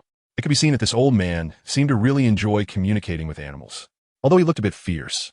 His way of talking to the animals was quite endearing. Dabu, feeling somewhat wronged, flapped its ears and wagged its tail at Yifei and Xiao-Qi, seemingly apologizing to the 2 younger ones. The old man looked up at the setting sun that was about to sink below the horizon. He pulled out a military knife and walked up to the 2 elephants. Sorry about this, he sighed. With a swift motion, he slashed the knife down, directly cutting open the abdomen of the elephant before putting the knife away. The reason for this was that the carcass of such a large animal could pose a risk of abdominal bursting during decay. By opening the abdomen, it would also allow those large predators to dispose of the elephant's body once they discovered it. The old man approached the elephant's body, mumbling something as he lowered its eyelids. Majestic bright red, I'm late. He stroked the still warm elephant carcass, murmuring to himself. A faint smile appeared on his wrinkled face, but looked so sad, so helpless. This ranger grandpa remembered the names of all the elephants in the rainforest. After all, he was the one who personally implanted the trackers into them. Even some of the young elephants abandoned by the herd in the rainforest were raised by him. He should have been retired by now. But how many rangers truly understood the Neong rainforest. The higher-ups rehired him at a high salary to continue serving as the ranger captain of the Neong rainforest. Sai, you two come back with me. I'll send you out of the rainforest tomorrow. Xiaoqi seemed to understand the old man's words, proudly puffing out its chest. It seemed to want to tell the old man that they didn't need anyone's care, that the black cat was very capable. Hey, why are you being so proud? If you don't come back with me, you'll freeze to death. WOC? Yifei looked at the old man in surprise. It seemed he could understand the animal's intentions, which was quite impressive. At that moment, a large gray-black dog also approached, coming beside the cat and dog like a predecessor. It nudged the two little ones with its big head, as if urging Yifei and Xiaoqi to return together. Xiaoqi, let us go. We'll continue the investigation tomorrow. Meow. Woof. Just like that, the cat and dog came to the old man's side, agreeing to go back with him. The old man was also quite surprised. The intelligence of this black cat and the German shepherd seemed very high, even discussing opinions. Let us go. I'll take you to meet Naga. If she knows I brought other animals back, she'll probably be overjoyed. The old man laughed happily, eagerly wanting to introduce his new friends to them. But who exactly was this Naga the old man mentioned? Was she also a dog? Chapter 61, Little Elephant Naga, the poaching team from abroad. Dabu's illness in the depths of the rainforest. An old man, holding a flashlight, led two dogs and a cat towards a small hillside to the north. The Caucasian giant dog, named Dabu, was always alert to the movements around them. Whenever they encountered toads or snakes on the way, Dabu would nudge Yifei and Xiaoqi away, as if teaching the two little ones how to identify danger in the rainforest. Wow, there really is an air of an old grandpa about him. Yifei couldn't help but marvel in his heart. Although this giant dog looked fierce, it always took care of its two new friends. Ha! Don't be fooled by how fierce Dabu seemed earlier. He is actually a very gentle and kind-hearted dog. He has accompanied me in these mountains for over 10 years, and by age, you should call him Grandpa. The old man smiled while telling stories to Yifei and Xiaoqi, treating the animals not as animals, but as friends. The temperature difference in the rainforest was quite significant. However, Dabu, being a breed from Russia, could adapt to the temperature changes. But you two must be feeling quite cold now. As soon as the old man said this, a gust of cold wind blew by. Indeed, it made Yifei and Xiaoqi feel quite chilly, and the temperature seemed to be dropping even further. How reckless it was to barge in here. Meow. Yifei was also reflecting on himself at that moment, thankful to have encountered Dabu and the old man. Otherwise, he would probably have to summon the meow car to get through the night. But sleeping in the rainforest, even in the car, was quite dangerous, especially in a place inhabited by fierce beasts. Who? As they walked, Dabu was panting heavily and stopped in his tracks. The old man's eyes were filled with concern as he patted Dabu's big head. You've worked hard today. Just a little longer and we'll be home. It was evident that Dabu seemed to be enduring pain, but Yifei did not see any wounds on him. However, when using the eye of insight to scan Dabu like a CT scan, Yifei was stunned. Dabu had an irregularly shaped tumor on his lung. The tumor was quite large and seemed to be spreading to other organs. It was cancer. Meow. Yifei found it hard to believe. He couldn't understand how Dabu could move around with such a tumor. It must hurt terribly when he moves. Every time Dabu moved, he was risking his life. One wrong move could lead to severe bleeding from a tumor. But when the old man patted his head, Dabu was trying his best to control his breathing, seemingly not wanting to worry his owner. Sai, what are you? That you refused to go to the vet with me. The old man's eyes were filled with sorrow. He seemed unaware that Dabu didn't have much time left. And seeing this scene, Yifei felt a pang of sadness as well. This dog was essentially like a police dog, a working dog that combats criminals. And the danger it faced was even more exaggerated, because it was truly facing a group of vicious poachers armed with guns. At 1928, after more than an hour of walking, they emerged from the bushes onto a higher, flatter hillside. Neong Forest Station. This area was surrounded by a metal fence, within which were two wooden houses, one large and one small. Just as the gate of the fence opened, a trumpet sound from a distance was heard. Accompanied by the sound of footsteps, a juvenile elephant came running happily towards them, raising its trunk and trumpeting joyfully. Ooh, Naga. The old man also shouted happily, and the juvenile elephant ran even faster. In no time, it arrived in front of Yifei. Although it was a juvenile elephant, it was already nearly 8 meters tall, completely taller than a person. Ha, little guy. Did they feed you anything tonight? Insight, species, Asian elephant, female, shoulder height, 1, 81 meters, body length, 2, 1 meters, weight, 1. 5 tons age. 5 years 2 months. IQ. Excellent. Average IQ of elephants. Excellent. Oh. So this little guy is called Naga, huh? What should I be called then? An ant? Meow. Although this little elephant was still small compared to other elephants, it was enormous for Yi Fei Bai and Xiao Qi. Xiao Qi was also frozen in place, eyes filled with curiosity, as it was its first time coming into close contact with a wild animal. And in the next second, the little elephant named Naga looked at the black cat and the German shepherd, eventually focusing its gaze on Yi Fei Bai. Ooh, Naga excitedly trumpeted. Then, using its long trunk, it wrapped Yi Fei Bai up. Hey, don't do that. You're assaulting an officer. Meow, meow, meow. Yi Fei Bai felt a bit panicked. He had to admit this guy was too strong. However, he could feel that Naga was controlling its strength and didn't he cause him any pain. Woof, woof, woof. Xiao Qi was also quite angry, barking at the little elephant, seemingly dissatisfied with its actions. The little elephant placed Yi Fei Bai on its back, then turned its trunk towards the German shepherd, wrapping up Xiao Qi. No. Woof, woof, woof. Xiao Qi did not attack because it sensed no malice from Naga. It was just a bit panicked to be suddenly lifted off the ground. It placed Xiao Qi on its back as well. Then Naga happily galloped around the forestation with the two of them. Thud, thud, thud. Mind reading, new friends, new friends. Sukut. Happy, happy, happy. Yi Fei Bai and Xiao Qi desperately lower their bodies, trying to hold on to it with their limbs. You're having fun. We're suffering here. Meow, meow, meow. Xiao Qi. QQ Xiao Qi looked at Yi Fei Bai as if saying, Save me. Don't look at me. This thing is a first-class protected animal. How can I take it down? Meow. The 3 forest rangers in the wooden house also rushed out upon hearing the commotion. The youngest ranger among them was nearing middle age, and the average age was at least 40. There were no young faces. After all, there are very few people who can be competent and knowledgeable about the Neong rainforest. Hey, old Moo, where did you find this German shepherd and black cat? The old man chuckled and said, 2 little ones that got lost. I'll send them out tomorrow. Ha ha. It's clear that Naga really wants to be friends with them. Naga, calm down. Don't scare your new friends. A group of big men laughed heartily at the scene in front of them. It was evident that they all loved animals very much. Otherwise, they would have stayed here for decades. The grandpa who brought Yi Fei Bai back was surnamed Moo. He sighed and told his team about what had just happened. Wei Feng and De Hong were killed by poachers. As soon as these words were spoken, the laughter of the group abruptly stopped. You need to report the situation to the superiors. Everyone lowered their heads, feeling guilty despite their hard work.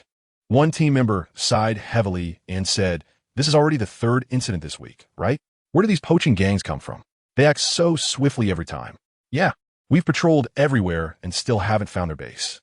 Yi Fei Bai, while leaning on the elephant's back, was distractedly listening to the conversation. Old Master Moo looked anxiously towards the south and shared his analysis. They must be an overseas gang, and there are local poachers cooperating with them. Otherwise, they couldn't know the terrain so well. Upon hearing this, everyone clenched their fists. As soon as they heard overseas, they knew that the deaths of the 5 elephants might go unresolved.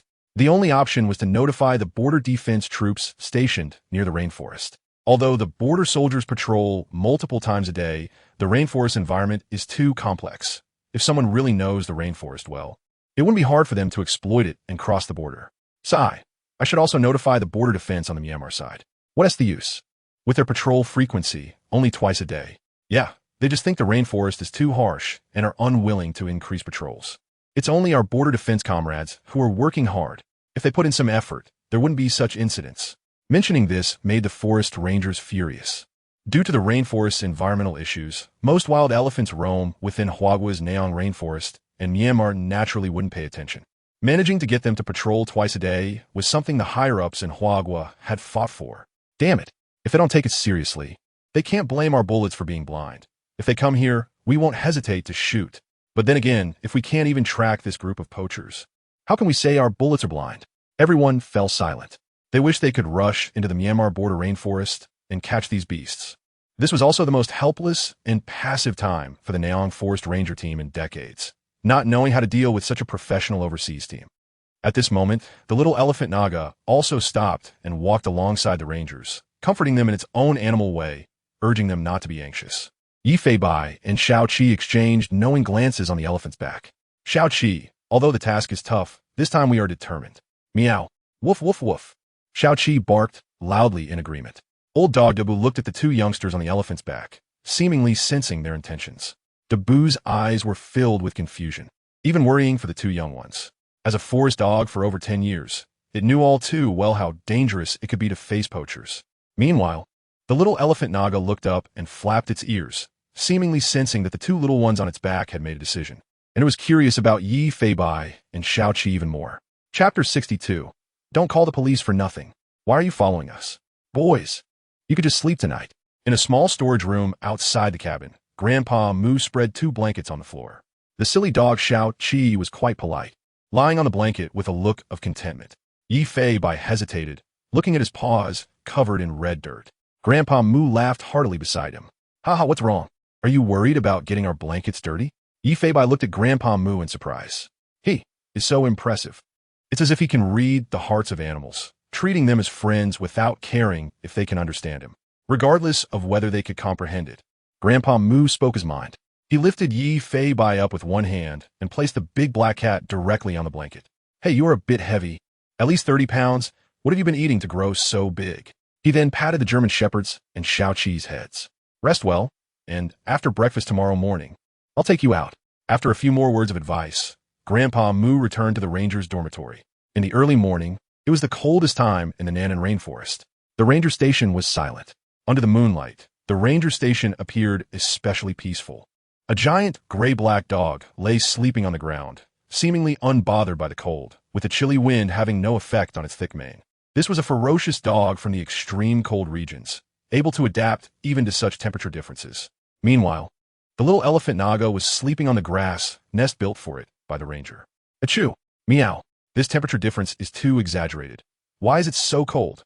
Yi Fei Bai, sleeping on the blanket, felt quite cold. Plus, the storage room had no door, so every time a cold wind blew, he couldn't help but sneeze. Creak! At that moment, a series of knocking sounds reached Yi Fei Bai's ears. What is that noise? Meow? Yi Fei Bai turned his head. He saw the German Shepherd's mouth was shivering from the cold. Its upper and lower teeth were chattering, snot dripping from its big nostrils, and that silly expression was still trying to pretend to be calm.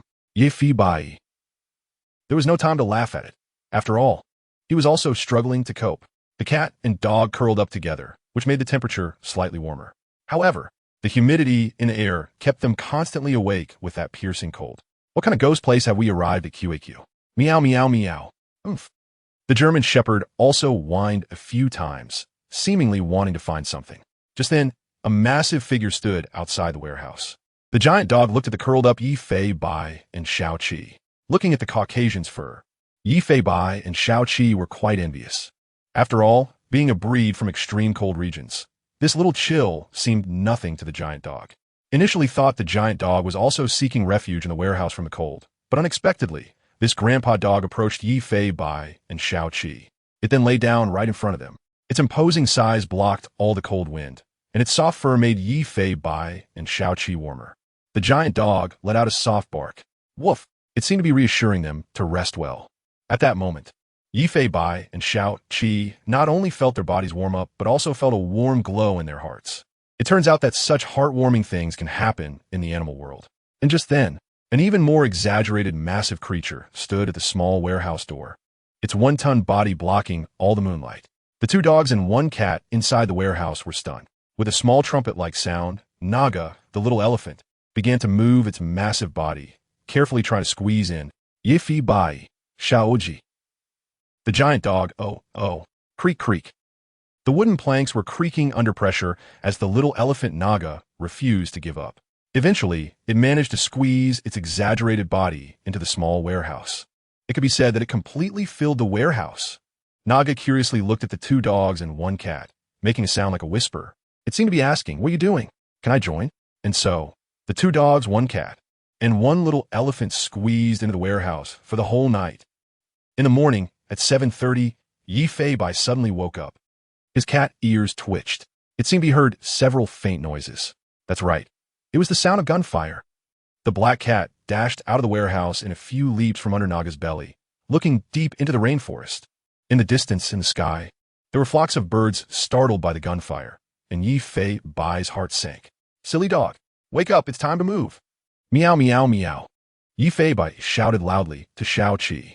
The German Shepherd also crawled out from under the little elephant, looking at Yi Fei Bai with sleepy eyes.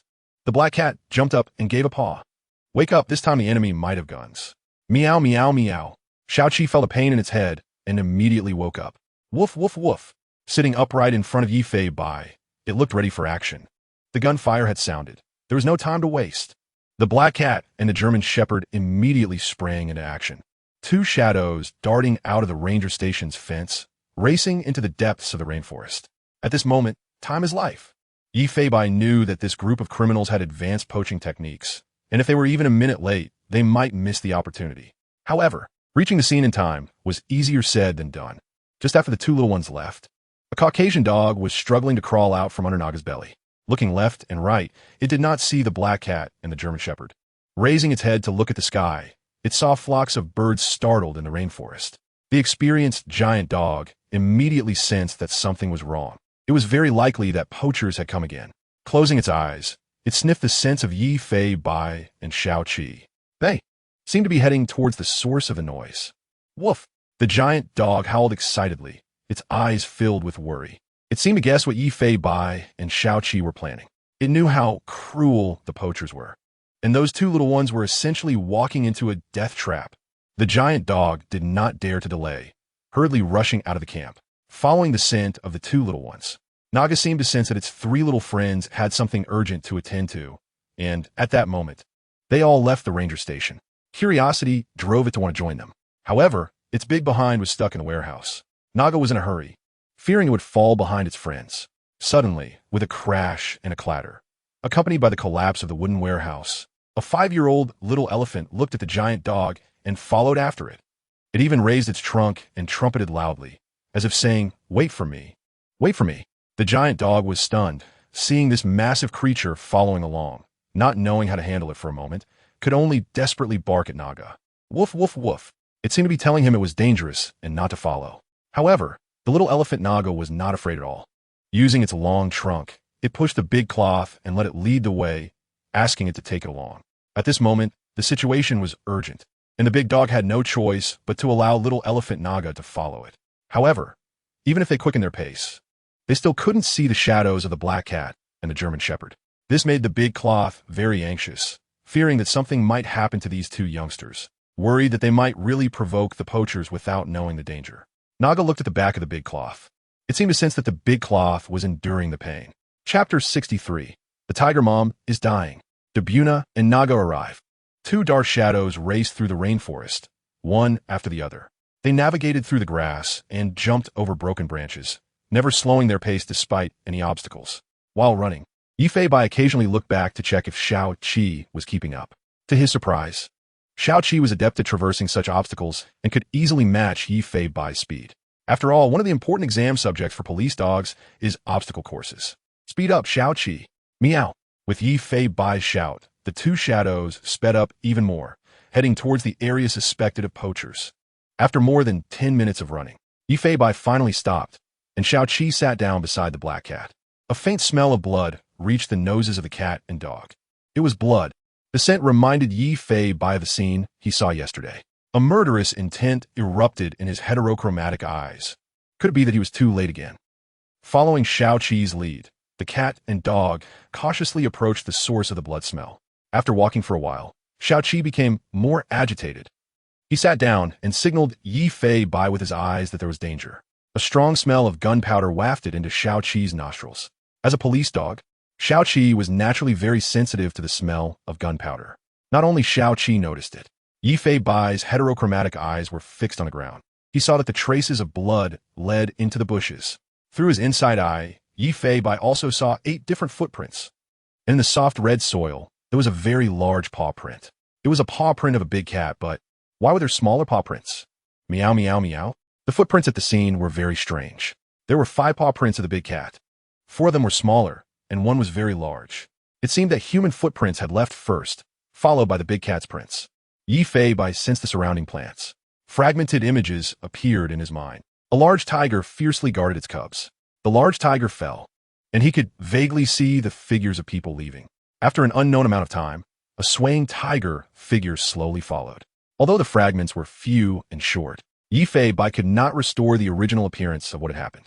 What exactly happened? Although he did not know what had occurred at this moment, The life of that tiger was also hanging by a thread. Xiao Qi, lead the way. Meow. With the black cat's command. Xiao Qi sniffed the blood of this big cat, then fixed his gaze in a certain direction.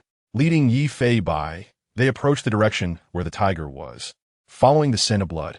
Just as Yi Fei by and Xiao Qi left the area, thud thud thud, accompanied by heavy footsteps, a large elephant and a giant dog burst out of the bushes. Whoosh whoosh whoosh. Dabu sniffed the air, growing more worried as he caught the rich scent of blood. There was also the scent of the black cat and the German shepherd. Could it be that they were harmed? Dabu continued to lead Naga deeper into the rainforest, constantly paying attention to their surroundings. He was not worried about being targeted by poachers, but was concerned that this little elephant beside him would be targeted by poachers. On the bank of a tributary, a large yellow and black tiger stood dazed by the river. The tiger gazed into the distance. At this moment, she knew she could not catch up. She realized that she seemed to have lost her cubs. Looking towards the depths of the river, the tiger let out a mournful cry. With this howl, blood continuously gushed from her abdomen. Before long, she fell heavily to the ground, and with every breath, blood flowed down uncontrollably. At this moment, she looked painful but still unwilling to lower her head, gazing towards the river as if still expecting to see her cubs again. Just then, two dark shadows, one large and one small, sprang out from the bushes beside the tiger. When they saw the tiger on the riverbank, Yi Fei Bai remained relatively calm. Xiao Qi, however, widened his dog eyes, seemingly surprised that there was such a large cat in the world. Xiao Qi looked at the tiger, then back at Yi Fei Bai. His silly expression seemed to say, "It's your relative. It's your relative." Yi Fei Bai gave him a paw to calm him down. "Be careful, one bite from this guy, and you're done." Meow meow, Yi Fei Bai called softly. At this moment, Xiao Qi also saw the tiger's exaggerated fangs and the muscular body, causing him to feel a bit nervous. Even a severely injured tiger still exudes dominance. It is still not an ordinary animal that can be approached. Inside eye. Species, Southeast Asian tiger, female. Body length, 2.42 m. Weight, 156 kilograms. Age, 5 years and 8 months. Over 2 meters in length, although smaller than the previous Northeast tiger, it could still swallow Xiao Qi whole. According to the inside eye scan, this tiger had 2 or 3 penetrating wounds. The good news is that the bullets did not remain in the body. The bad news is that almost all the wounds are chronic and life-threatening. The most severe one is a penetrating wound in the stomach. At this moment, the tiger's gastric juice was slowly dripping into the abdominal cavity, burning other organs. Just looking at it made one feel immense pain. The corrosiveness of the gastric juice was like digesting the organs in the abdominal cavity as food. One can imagine how exaggerated the pain this mother was enduring. Mind reading, cubs? Cubs, cubs. I want them back. Yi Fei Bai listened to a mother's heartache. The images of what had just happened appeared in his mind. Poachers took her cubs away by boat, and hearing the wails of the little tigers, this mother's heart hurt more than the wounds. Xiao Qi seemed to sense the tiger's emotions at this moment as well. Being an animal, he could detect her overwhelming sadness. He saw the black cat slowly approaching the tiger. But after just a few steps, the tiger's acute hearing detected danger. It immediately raised its head, and its tiger eyes locked onto a black cat 10 meters away. In an instant, it opened its massive mouth and let out a terrifying roar. Grr! The tiger growled, refusing to let any danger approach in her life-or-death situation. Yi Fei Bai also stopped in his tracks. How could this creature still have strength? Truly, the vitality of a tiger is too resilient. Even after being shot multiple times, and with a ruptured stomach, it still looked like it had plenty of strength left. If he didn't use his skills to go over, he might be taken down by the fierce mother tiger in one blow. He tried to take a step forward. You tigers are really stubborn. I can be considered your relative. Can you be a little gentler? Meow, meow, meow, he called out with soft sounds. At this moment, the tiger seemed to sense the emotions from its kind. It paused for a moment, but seeing this black cat still approaching, a roar, an exaggerated howl, came again. And just then, from the bushes, hud hud, woof woof woof, accompanied by the sound of barking dogs and heavy footsteps, the little elephant Naga and Dabu rushed out together. However, when these two big ones saw the scene before them, they were completely stunned. Dabu looked at the large black and yellow feline and quickly became cautious. It seemed to have witnessed the ferocity of a tiger and its fighting prowess. Dabu knew very well that if this guy wanted to attack them, it could easily take out all of them. Naga, the little elephant, a bit scared, hid behind Dabu. Her instincts told her that this was a beast that could kill her, but unfortunately, her size couldn't hide her. 2 chapters presented. It was a bit later because I ate something. Chapter 64. Stealing tiger milk? Nonsense. I'm saving a life. Cough, cough, cough. The exaggerated roar of the Emperor engine sounded once more. The fierce mother tiger glared at the group of animals, threateningly howling to keep them away. However, there was a little guy who didn't listen. A black cat completely ignored the mother tiger's roar, stepping closer and closer. Seeing that the black cat wasn't afraid at all, the tiger felt a bit anxious. It had been lying comfortably, but suddenly moved its upper body, as if it was about to pounce on Yifei Bai. But it still had no effect. Those unusual eyes showed no fear, but instead a strange sense of pressure. It left the mother tiger's wide-open mouth in shock. Clearly, the opponent's eyes was less than half of its own. But why did it feel such a sense of dread? As a mother tiger, it had once dared to confront male tigers to protect its cubs. Even when elephants intruded into its territory, it bravely charged at them, scaring them away. Yet now, facing such a small cat, its heart was racing wildly. Thump, thump, thump, thump, woof, woof, woof. At this moment, Dabu was a bit flustered, seeing that the tiger still seemed capable of attacking Yifei Bai. It hurriedly howled loudly from the side. Its anxious gaze seemed to say, "This silly child. Why does it dare to provoke any animal?" Woof, woof, woof. Seeing that the black cat had no intention of retreating and was only 4 meters away from the tiger, already within its attack range. Don't be fooled by the fact that it was an injured tiger. Once it truly went all out, the black cat wouldn't last even 2 seconds. Dabu couldn't care less about the tiger's danger at this moment. It was ready to rush up to stop Yifei Bai, not knowing what this black cat was planning. Woof! Just as Dabu was gathering all its strength to rush forward, it suddenly felt a pain in its tail. Turning its head, it saw a black-backed German shepherd tugging at its tail, seemingly unwilling to let it pass. Woof, woof, woof. Dabu howled in anger, not understanding why Xiao Qi could watch its companion head to death without doing anything. But the German shepherd's eyes were filled with trust, seemingly unconcerned about the black cat. Yifei Bai was getting closer to the tiger. Only 1 meter away, just a paw swipe from the tiger could directly crush the black cat. Whoa!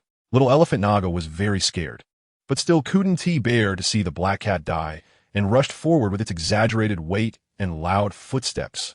Whoa! Thump, thump, thump. Unfortunately, it was still a step too late. The tiger in front was instead startled by this exaggerated sound. The tiger, which had been lying down, suddenly flipped over and stood up, enduring the intense pain as it lunged at the black cat. Why was it being so reckless? Sigh. Meow as Yifei Bai helplessly howled. The black shadow flashed.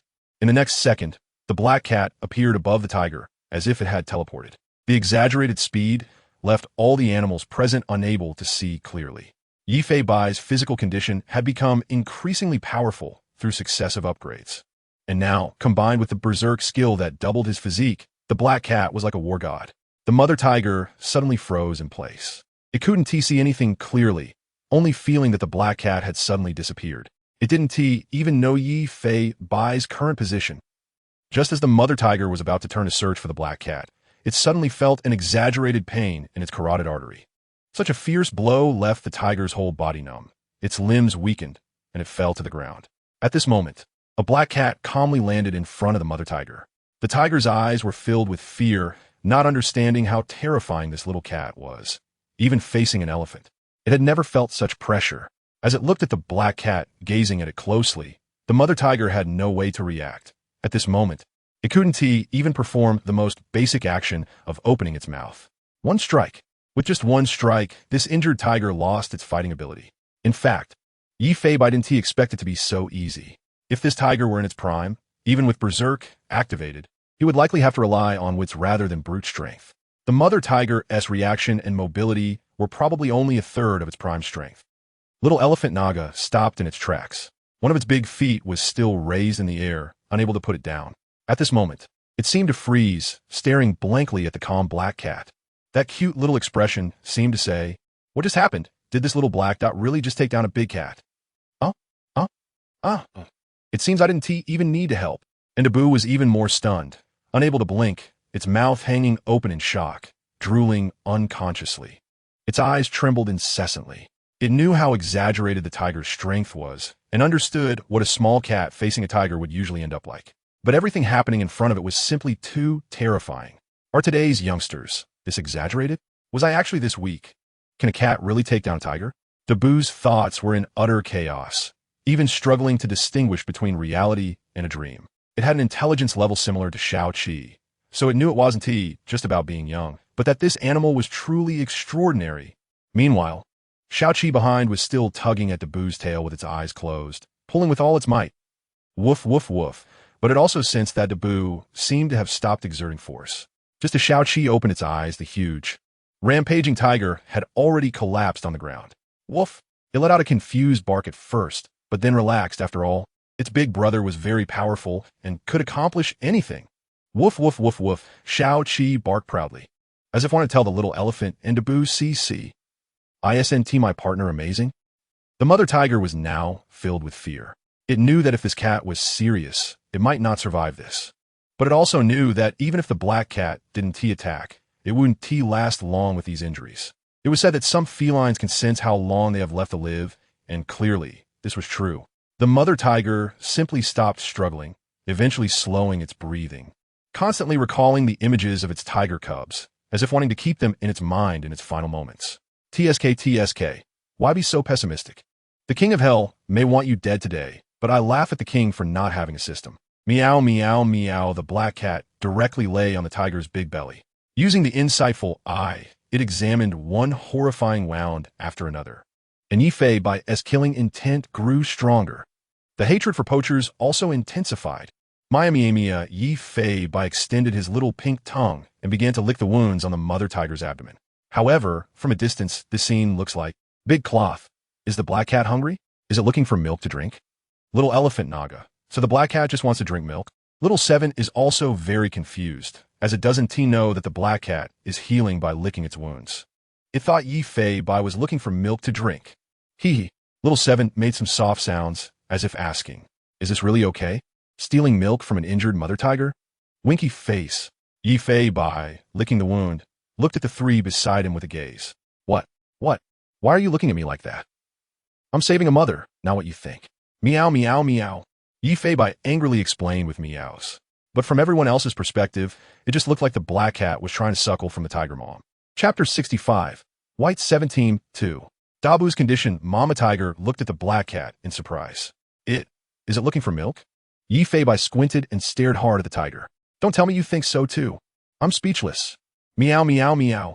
Yifei Bai couldn't be bothered and continued to lick the gunshot wound on the tiger's abdomen, a strong metallic smell of blood filling his mouth. After a while, he looked at the injured organs of the tiger through the inside eye. At this moment, they were slowly recovering. Even some of the flesh burned by gastric acid was healing, and the wounds on the stomach were also slowly closing. Although the wounds weren't as neatly stitched as in surgery, at least they were saving its life and could fully recover to its previous state. Mama tiger felt the pain inside her body disappearing. It seemed to realize that the black cat was saving her, and it had no malicious intent. This should be enough. You stay here, and we'll go find your cubs. Meow, meow, meow. At this moment, the tiger's mobility was slowly recovering, and it no longer felt as numb as before. The pain in its abdomen had also vanished. It could have continued to attack the black cat in front of it. But Mama tiger obediently lay on the ground, waiting for her wounds to heal completely. Let's go, Xiao-Qi. The poachers should have left not long ago. Meow, meow, meow. Accompanied by Yifei Bai's howl, Xiao-Qi hurriedly rushed over and sat down in front of him. Dabu and Naga also approached, seemingly knowing what they were about to do and wanting to follow along. This left Yifei Bai in a bit of a dilemma. One was an elderly dog with cancer on the brink of death, and the other was a curious Asian elephant. Looking at Dabu, who was panting in pain, Yifei Bai knew that Dabu was worried about him and Xiao-Qi, which was why he rushed over. He felt a bit guilty for making this old dog so worried, although Dabu could definitely be a reliable helper. It was hard to continue bringing him along for the mission. Meow, meow, meow. Yifei Bai meowed and pushed Dabu with his paw, while Xiao-Qi pushed Naga from the side. The 2 little ones seemed to want them to go back. Unexpectedly, Dabu stepped forward, his massive body sitting firmly in place. His eyes were fixed on Yifei Bai with determination. Naga, on the other hand, was a bit evasive under Yifei Bai's gaze, but still very much wanted to go along. Little did they know at that moment, Naga was thinking, I don't have milk. I still don't have milk. Don't suck on me, but I want to play with you guys. If Yifei Bai knew what Naga was thinking, he would probably be infuriated. Looking at Dabu and Naga in front of him, Yifei Bai knew they were very intelligent. Furthermore, the poachers had more manpower, and their participation would greatly help him and Xiao Qi. However, to let them join, he had to ensure their safety at all times. All right then. Meow meow meow. Somehow, they formed a white 7 team too. Yi Fei Bai called out helplessly, but looking at his companions, he couldn't help but recall the several little friends from Longyue village. Feeling quite nostalgic, Dabu and Naga seemed to know that the black cat had agreed, and their mood improved significantly. Their old eyes looked at the black cat. Dabu knew that if he followed it, he might really be able to deal with that group of ruthless poachers that were giving the forest rangers headaches. He also knew that he didn't have much time left and wanted to do something for the rangers while he was still alive. White 7 team 2 move out. Meow meow. Dabu woof woof. Xiaoqi woof woof. Naga woo woo. The black cat arrived at the riverbank, closed its eyes, and felt the information brought by the river. Pieces of information flooded into its mind. Yi Fei Bai also saw the poachers leaving with a little tiger on a boat. They hadn't left for long. At this moment, he might still be able to find their whereabouts. The black cat looked up at the sky, watching a bird soaring high above, and closed its eyes to sense its presence. Whoosh whoosh whoosh. The strong wind whistled at its ears. It found itself at a height of 100 meters. Looking down at everything below, it saw that this tributary eventually flowed into Nabii Lake. Nabii Lake bordered the rainforests of Myanmar and the southern rainforests. And at this moment, there seemed to be a small black, rapidly moving across the lake's surface. Found it. Yi Fei Bai felt a surge of joy. If he wasn't mistaken, that was the poacher's presence. Coincidentally, there was a goose near a small boat in the distance. Yi Fei Bai tried to use the bird's vision to sense the goose's existence. The next second, the vision changed again. It had already switched to the goose's perspective. He had to say that the passive skill, merge with nature, was incredibly useful. It was essentially an outrageous intelligence web, and it hadn't even been fully developed yet. From the goose's perspective, he saw a boat carrying 8 people, rapidly heading towards the lakeshore. At this moment, he could also deduce the location where they would land. That place was already within Myanmar's territory. It seemed that, as Grandpa Mu said, this was a group of foreign poachers. With such a brazen operation, Yi Fei Bai found it hard to believe that the border patrols in Myanmar hadn't noticed. However, just as the goose flew about 2 kilometers away from him, the vision flashed back to his own body. It seemed that the maximum distance for visual sharing was about 2 kilometers. Yi Fei Bai firmly memorized this information for future use. He then turned to look at his system app. The White 7 team couldn't take the water route, so they could only take a detour to the landing spot of the poachers and follow their footprints to find their direction. After planning the route, Yi Fei Bai led Xiao Qi, Dabu, and Naga on their journey to the Myanmar border. The detour was about 6 kilometers long. They had to pick up the pace. After all, if they were late and the poachers had moved those little tigers, it would let them get away with it. Let's go. Meow. Not long after the White 7 team 2 left, a mother tiger slowly stood up on the shore, incredulously feeling the injuries in her body. Ow! At this moment, not only were her injuries completely healed, but her stamina had also recovered quite well. She looked in the direction the black cat had left, deep in thought, raising her tiger head to sniff the cat's scent, and finally, the tiger figure flashed and disappeared into the bushes. Along the way, the black cat would sometimes slow down to check on Dabu's tumor, fearing that this old grandpa might accidentally suffer a rupture and die. But Dabu seemed to sense that the black cat was worried about him, coming alongside Yi Fei Bai, nudging him with his body and looking over with determined old eyes. Accompanied by a low howl, it seemed to say to Yi Fei Bai, "I can do it, don't worry about me." Woof woof. Yi Fei Bai also felt Dabu's resolute heart and admired this old dog who had fought against poachers his whole life. He quickened his pace. He could also hear Dabu's breathing becoming more rapid. He seemed to be enduring immense pain, but didn't utter a sound, running swiftly. In that moment, Yi Fei Bai seemed to see Dabu in his younger days. A strong and robust middle-aged man in his 50s, along with several young and strong men in their 30s, is running through the rainforest, chasing poachers with a newly adult fierce dog. Dabu, veldone. When we get back, I'll reward you with some beef jerky. Dabu is really impressive. Woof woof woof. Along the way, Yi Fei Bai seems deep in thought. His passive skill is healing, which, according to the skill description, can heal all non-fatal injuries. However, Dabu is battling cancer cells, which is a terminal illness. Healing should not be able to cure his terminal condition, but it can definitely make him feel better. After this mission, he must give a good try. Yi Fei Bai doesn't want to see this working dog, who has devoted his life to forest protection, suffer and die in pain. But he doesn't know the limits of this passive skill. He just hopes to be able to help Dabu. Chapter 66. 4 Tiger Cubs. Pulhustine. Inside Myanmar. In the rainforest. The rainforest here is several times wetter than the Nanan rainforest. The environment is also harsher, with many areas filled with miasma, not to mention humans. Even some cold-blooded animals find it difficult to tread here. If the Nanan rainforest is the sunny side, then this rainforest bordering Myanmar is the shady side. Some wild animals prefer to reside within the Nanan rainforest. This also leads to poachers in Myanmar having to set their sights on the Nanan rainforest if they want to hunt. Nabi Lake, 4 kilometers away. Myanmar Rainforest Ranger Station. 8 poachers in outdoor gear walk through the ranger station's gate, dragging 4 struggling little tigers. Roar, roar, roar. The 4 little tigers cried out in a babyish voice, their small paws desperately trying to escape. Unfortunately, they were tightly gripped by the neck, and no matter how strong their desire to attack, they could not harm the poachers at all. Instead, this scene made the poachers burst into laughter. Ha ha, we're going to get rich now. Yeah, it's a pleasant surprise. These are worth much more than ivory, just a bit harder to sell. Do you need to worry about that? We got tiger cubs over on the Huagwa side before you even arrived. Our big brother has solid channels, and we directly sold them to Persia. The 8 poachers spoke in Southeast Asian languages. Their skin was slightly darker, their build not particularly robust, but they were all sinewy. A few of them carried somewhat old hunting rifles on their backs. They seemed to regard the little tigers not as rare animals, but rather as toys to be tossed around. Thud, thud, thud. The dull sound of the little tigers hitting the ground was accompanied by their pitiful wails.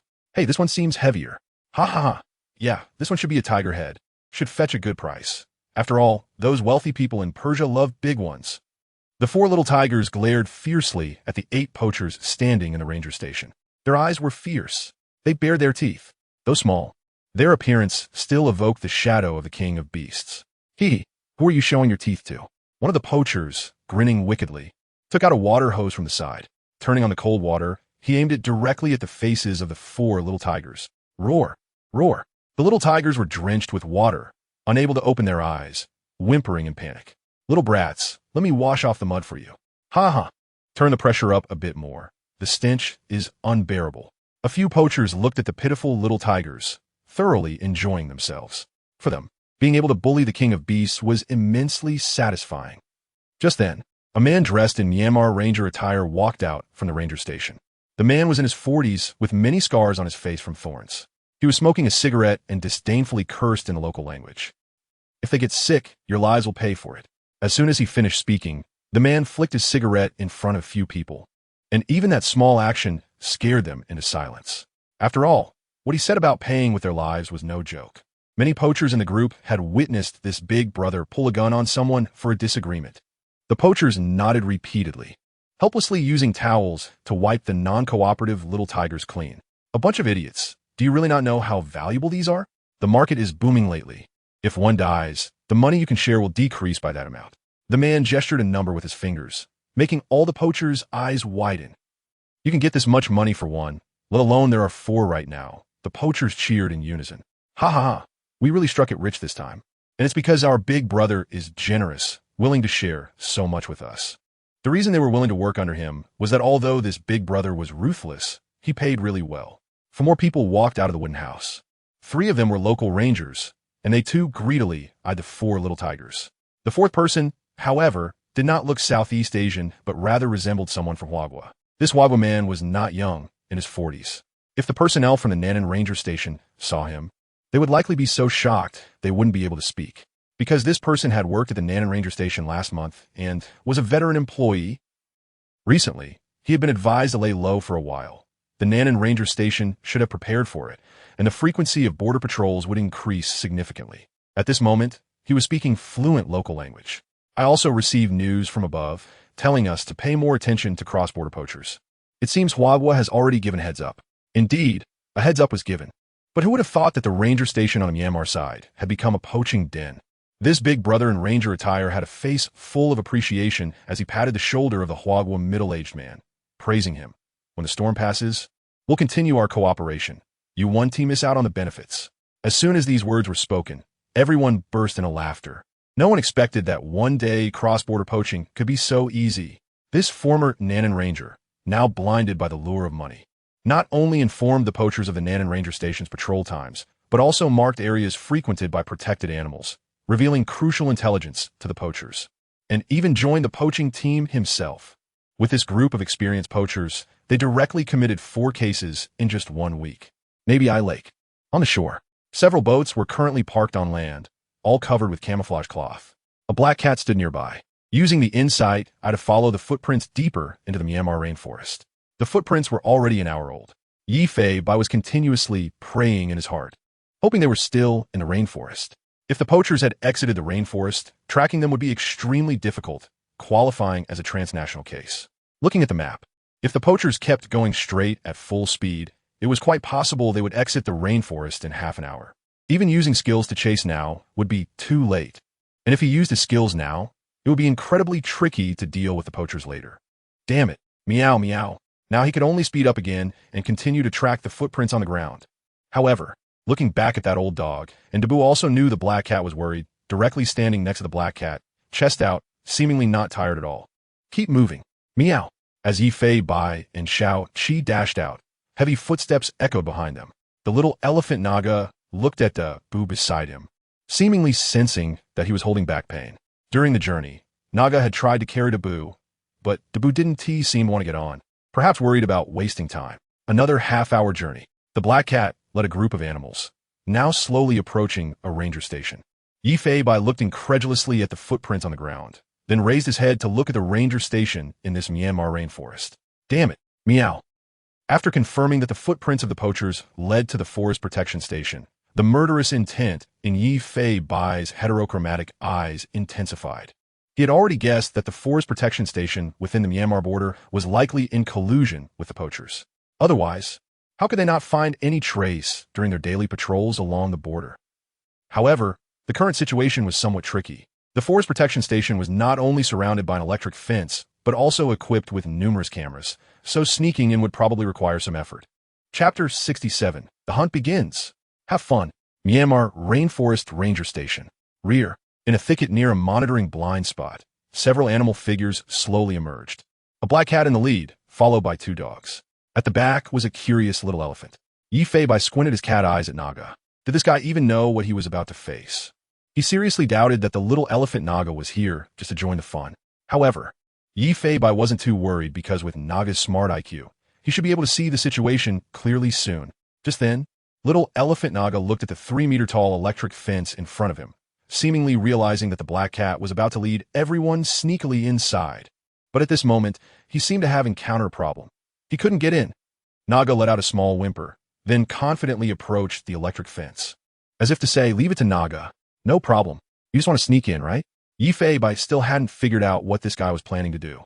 The next second, Naga actually stretched out his long trunk to touch the electric fence, seemingly trying to use brute force to break it down. And at the moment the trunk made contact with the fence, crack, accompanied by a flash of electricity. Naga was startled and hurriedly stepped back, feeling a sharp pain at the tip of his trunk. Just as he was about to whimper out loud, Yi Fei Bai jumped up and gave him a paw. This made Naga realize that they needed to be quiet. Was he stupid? Meow meow meow.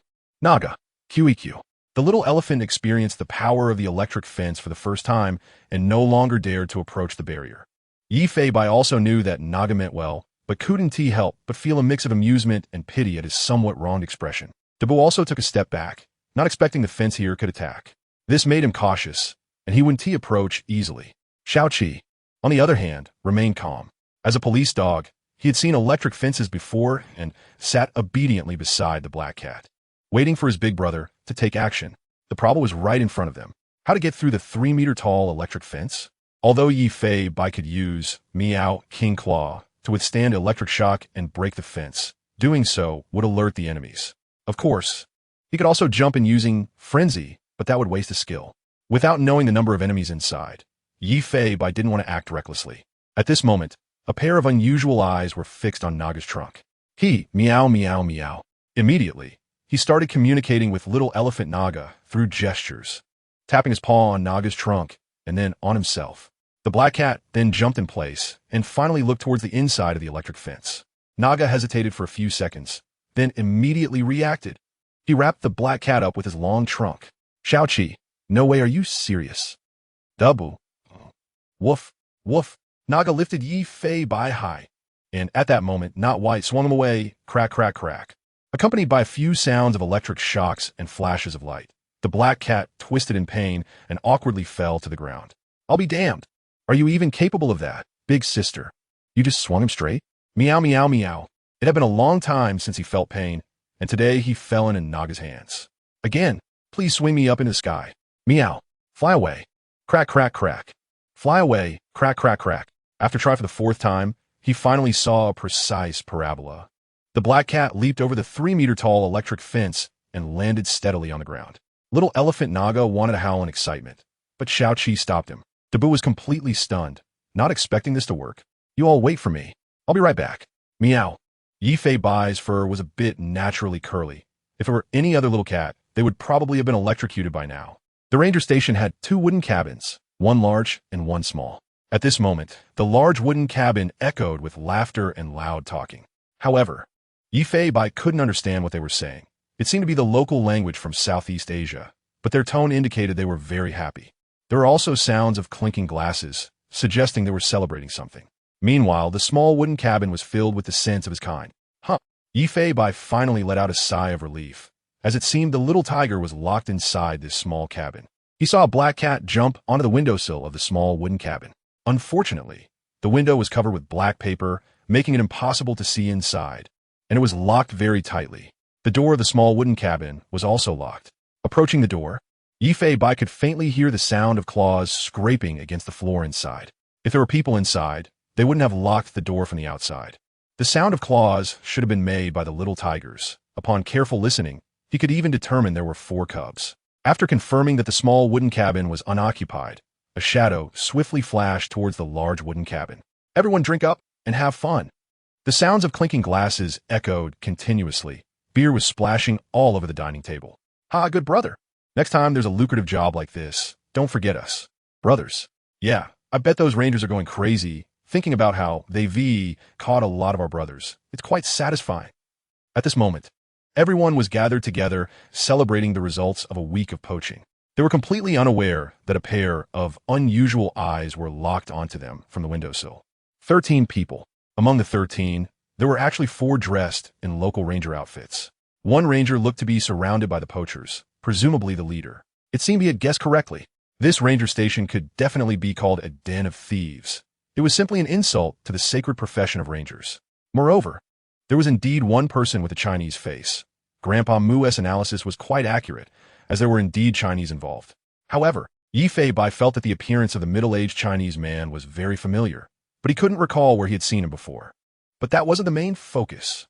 First, he needed to understand the situation inside the wooden cabin and learn about the enemy's weapons.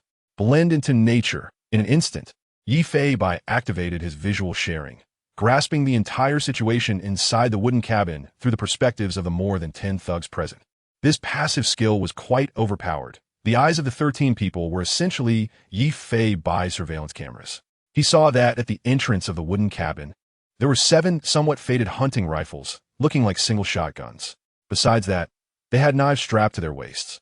Originally worried about the enemy's firearms, Yifei Bai's mouth curled into a smirk upon seeing the hunting rifles placed by the door of the wooden cabin. Good, good, good. Let us make sure you feel what it's like to be hunted. Meow, meow. Yifei Bai grumbled as he jumped down from the windowsill and approached the door of the wooden cabin. Just as the poachers inside the wooden cabin were drinking merrily, they were unaware that a shadow had slipped in through the crack of the door. Meow, King Claw. Yifei Bai cautiously extended his paw and gave all the hunting rifles a little modification.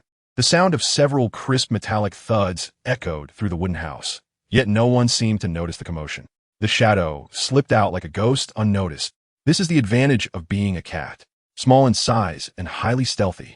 Even infiltrating deep into enemy territory would not raise suspicion, even if discovered. It might not be taken seriously. The black cat swaggered out of the wooden house, not forgetting to destroy all the surveillance in the forest station. Finally, after shutting off the power to the electric fence, it stood inside the iron gate, looking at Xiao-Qi, Dabu, and Naga. Brothers, the hunting moment has arrived. Have fun. Meow, meow, meow. Yifei Bai looked at Naga, then pointed with his paw at the electric fence in front of him. Naga, let's get started. Meow. It's my birthday today, so the update is a bit late, but I won't miss it. Chapter 68. Little 7 showing off? Got himself in trouble. Don't worry. Make some noise. Meow, meow, meow. Along with Yifei Bai's repeated meows, Little 7 was also howling excitedly. while Dabu was ready, his sharp eyes fixed on the forest guard station. Woof, woof, woof. They seemed to understand Yi Fei Bai's call to attack. Little Elephant Naga was even more excited, stomping its 4 big feet. Although it didn't know why it didn't need to hide any longer. It believed that this little cat would take care of everything.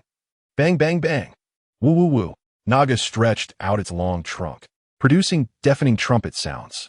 Inside the wooden house, the cheers from clinking glasses had just subsided, and at this moment, everyone furrowed their brows, listening carefully to the commotion outside.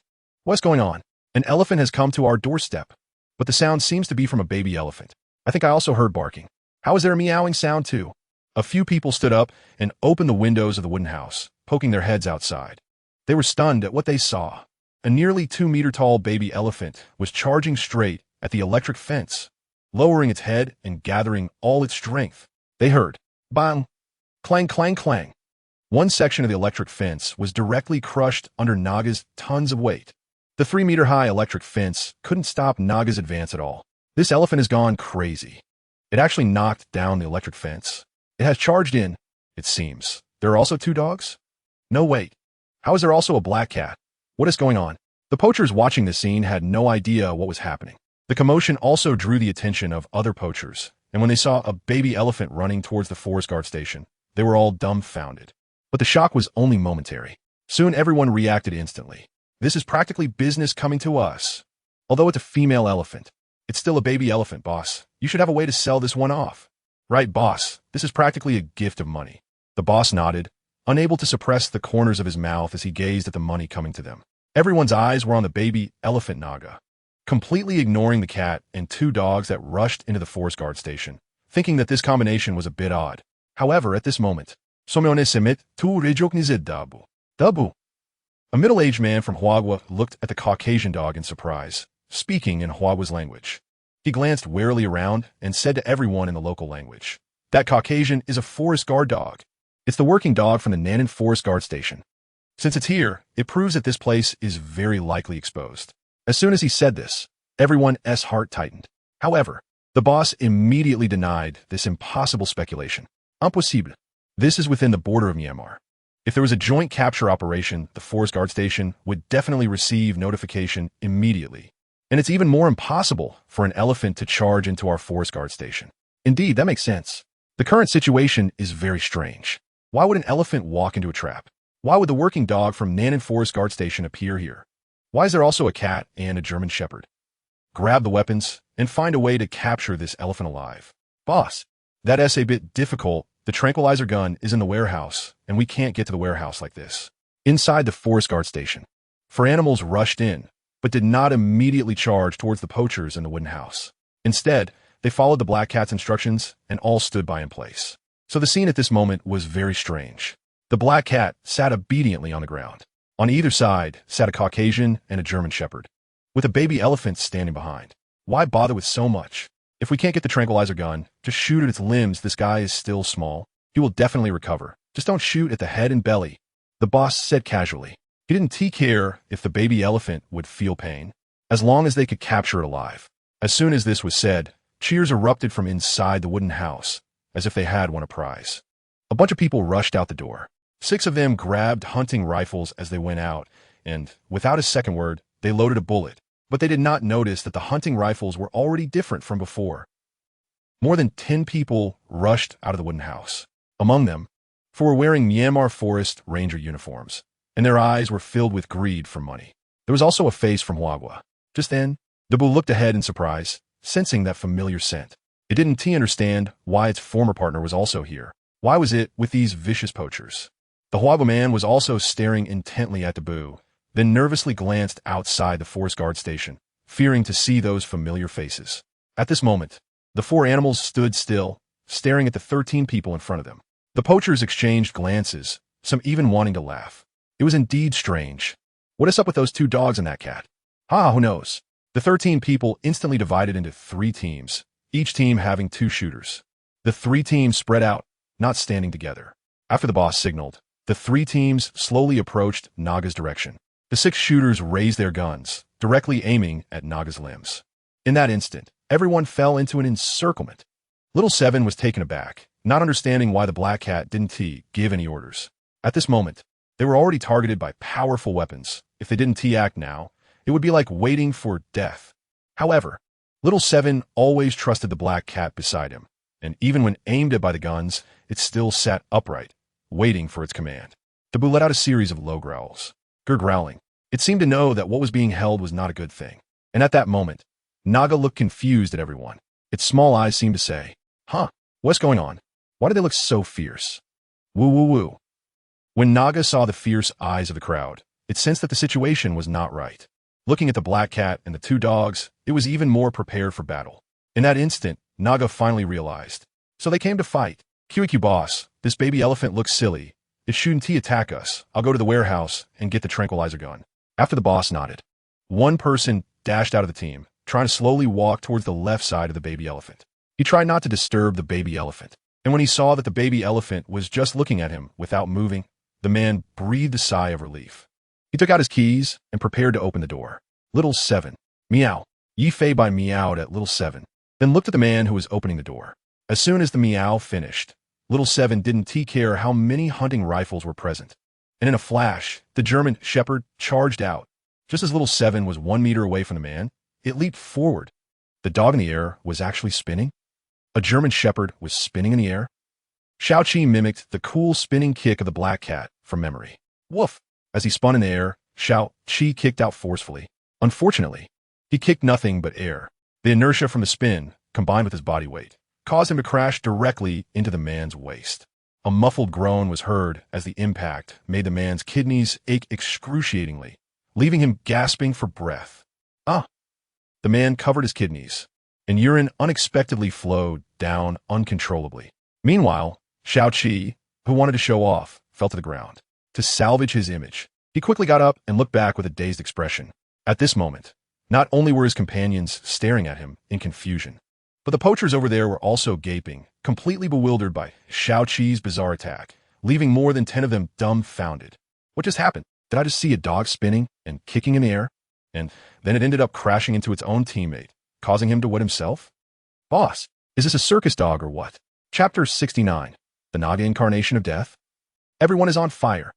A tough character has arrived. The scene became very awkward. Dabu was filled with shock. It believed that Xiao-Qi was very impressive. And it must be said that the young ones nowadays really know how to have fun. Such a whimsical attack method was something Dabu had never thought of. The key was that it was also very practical. Just one strike. It directly knocked the poacher down, so they couldn't move. These two partners were indeed unique, always managing to solve problems in unexpected ways. Yi-Fei Bai. What are you doing? Performing acrobatics. Meow. Hee. Xiao-Qi let out a few aggrieved hums, but this move did indeed intimidate all the poachers. The few gunmen who reacted immediately aimed their guns at Xiao-Qi's head. Although its attack method was very absurd, this dog attacking people clearly affected their control over the little elephant. Just as the guns were being aimed, there was a sound of claws scraping on the ground. Dabu charged directly at Xiao-Qi, knocking it aside. Yi-Fei Bai was shocked. Dabu, this dog grandpa, really was well informed. Actually noticing that Xiao-Qi was being targeted by the gunmen, it wanted to save Xiao-Qi, but there were no gunshots at all, just silence. Shoot! What are you waiting for? These two dogs are too aggressive. Take them out first. The big brother in the forest ranger uniform shouted loudly. Although Yi-Fei Bai couldn't understand, he vaguely felt that he was ordering an attack. However, all the gunmen present looked bewildered at their shotguns. When they saw the trigger, all the gunmen were completely dumbfounded. Where's the trigger? Where's my gun's trigger? Mine is broken too. What's going on? It was fine when we came. Dabu and Xiao-Qi looked at the gunmen in confusion. The two clever dogs instantly realized that their weapons seemed to be unusable. Xiao-Qi looked at the black cat. It immediately knew that all of this was the doing of Yi-Fei Bai. That adoring gaze made it want to rush forward and lick the cat's face madly right now. But attacking was the priority. The black cat, with its unique eyes, looked playfully at everyone present, enjoying their expressions after losing their absolute firepower. The poachers, upon hearing that their shotguns were unusable, slowly retreated, nervously staring at the two large dogs and the little elephant, afraid they would go crazy and attack. Brothers, start hunting. Meow, meow, meow. With Yi-Fei Bai's meow, Dabu and Xiao-Qi fearlessly charged into the crowd. As Yi-Fei Bai's partner, Xiao-Qi naturally learned the rules of attack. It emphasized speed ruthlessness and accuracy, resolving battles in the shortest time possible.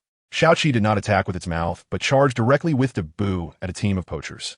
Dabu's strong body pounced forward, instantly disrupting the enemy formation. Its exaggerated weight and immense strength directly pinned one person down. It bit onto their arm. Meanwhile, Xiaoqi seized the opportunity of a separated poacher, using speed and momentum to charge at their vital points. Woof woof, exploding eggs. Woof woof, exploding liver. Woof woof, dog claws poking eyes. The sounds of screams echoed throughout the scene. Dabu transformed into a control player.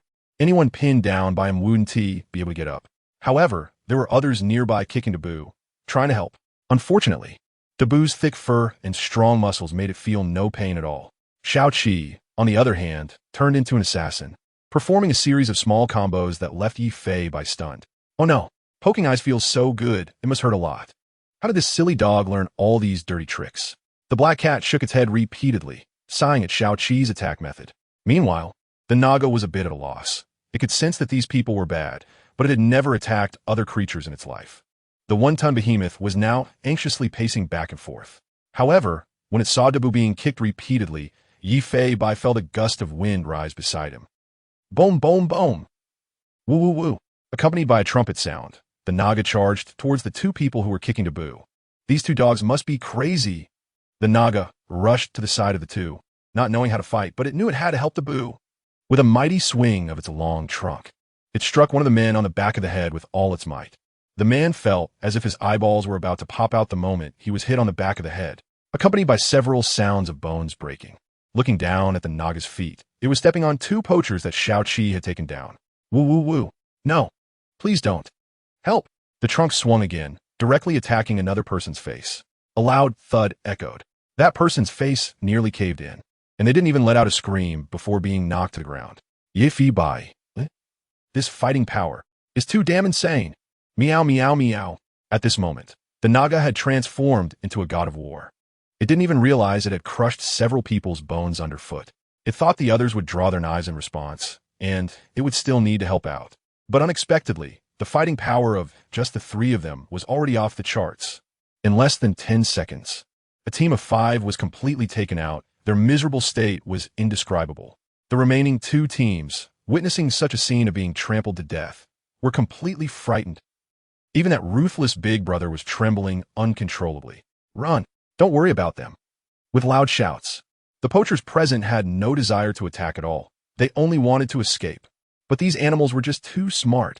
Just as they were about to flee, the giant dog and the German shepherd charged at them, and the little elephant Naga joined in as well. The 2 dogs, along with 1 elephant, herded the remaining 2 teams together as if they were sheep. Oh my God, I don't want to die. God bless, God bless. They spoke strange local dialects, as if praying, like they were raging in helplessness. Don't panic. Let's run separately. The elder brother said not to panic, but he was on the verge of wetting himself. Don't underestimate that little elephant. With its weight of over a ton, it could easily take them out. At this point, the only hope of survival was to scatter and escape. Run. In that instant, the remaining 8 people scattered, not daring to attack these monstrous animals. This time, they personally experienced what it felt like to be prey. Not to mention, their plan indeed worked. After all, there were too many of them, and Xiaoqi and Dabu could only control 3 people, while Naga was flailing its trunk around aimlessly. Although it hit 1 person, 4 others were still running towards the black cat. Sigh, and I thought I was just watching the fun. Meow, just as Yi Fei was about to take action. Suddenly, a strong sense of killing intent from behind startled Yi Fei. There was something behind him. He had been too focused on their battle, neglecting his own situation. At that moment, it seemed as if the sunlight above his head was blocked by something. He looked up and saw a gigantic creature swooping overhead. Roar. Chapter 70. The hunting moment of the tiger mother. The inner thoughts of Dabu, a yellow and black striped beast, leaped over from above. Even Yi Fei had no time to react. It's it. The tiger mother actually followed me here. It's hard to imagine how close this creature was to me just now. Its concealment capabilities are simply unfathomable. It's very likely that this big cat has been following at the end of the group all along, but we just didn't notice. Is this the terror of large felines? Even Yi Fei felt a shiver in his heart. A massive creature over 2 meters long landed in front of Yi Fei. Turning his head, a pair of tiger eyes looked at Yi Fei. not sensing any killing intent, nor the previous hostility. The tiger mother once again gazed at the four trembling individuals retreating before her. Among them was the leader of the poachers. The four could hardly believe what they were seeing. I must be seeing things, it's it. How is this possible? Why is it still alive? Everyone swallowed hard, trembling and retreating. Panic? What are you panicking for? Hurry up and attack. We can hold it off. The leader shouted loudly. But in reality, he was already prepared to flee. But those three poachers were not fools. This is a tiger. A wild tiger. Not to mention 4 people attacking together. Even 10 people would only be able to fill its belly. Who? The tiger mother exhaled a breath of hot air, glaring fiercely at the 4 before her. She would never forget their scent. Roar. The low growl of the Imperial engine echoed. You guys hurry up. The middle-aged leader's heart felt like dead ashes, his face turning pale, desperately urging his companions beside him to charge forward to die for him. Go. The man dramatically drew his dagger from his waist. Do you still want to run? If you don't fight for your lives, don't expect to live. Seeing this, the 3 beside him also shakily drew their hunting knives, holding them backward, looking at the tiger before them in fear. They all knew that they were now facing death. The tiger mother seemed to also recognize that the shiny metallic objects were their weapons, because she had seen these people use them to skin other animals in the bushes. However, the tiger mother didn't take the dozens of centimeters long hunting knives seriously, looking at them as if they were toys. Accompanied by the leaders shouting in an incomprehensible language, in that instant, the 4 people charged directly at the mother tiger with their knives raised. Where their eyes could see were all vital points of the mother tiger. Yi Fei-bai also knew that the 4 before him were already dead men. Charging at a wild tiger with knives was pure foolishness. As expected, just as the 4 charged at the mother tiger, a fierce scraping sound came from the ground, accompanied by a cloud of dust, as the tiger mother elegantly sidestepped to the side of the 4. With a deafening roar, her claws lunged with all their might towards the man's thigh. Roar! The scene of them taking away the tiger cubs was still fresh in her memory, constantly enraging this tiger mother. In that moment, the tiger mother seemed to embody the wrath of the beast king, making those who disrupt the ecological balance feel the fury of nature.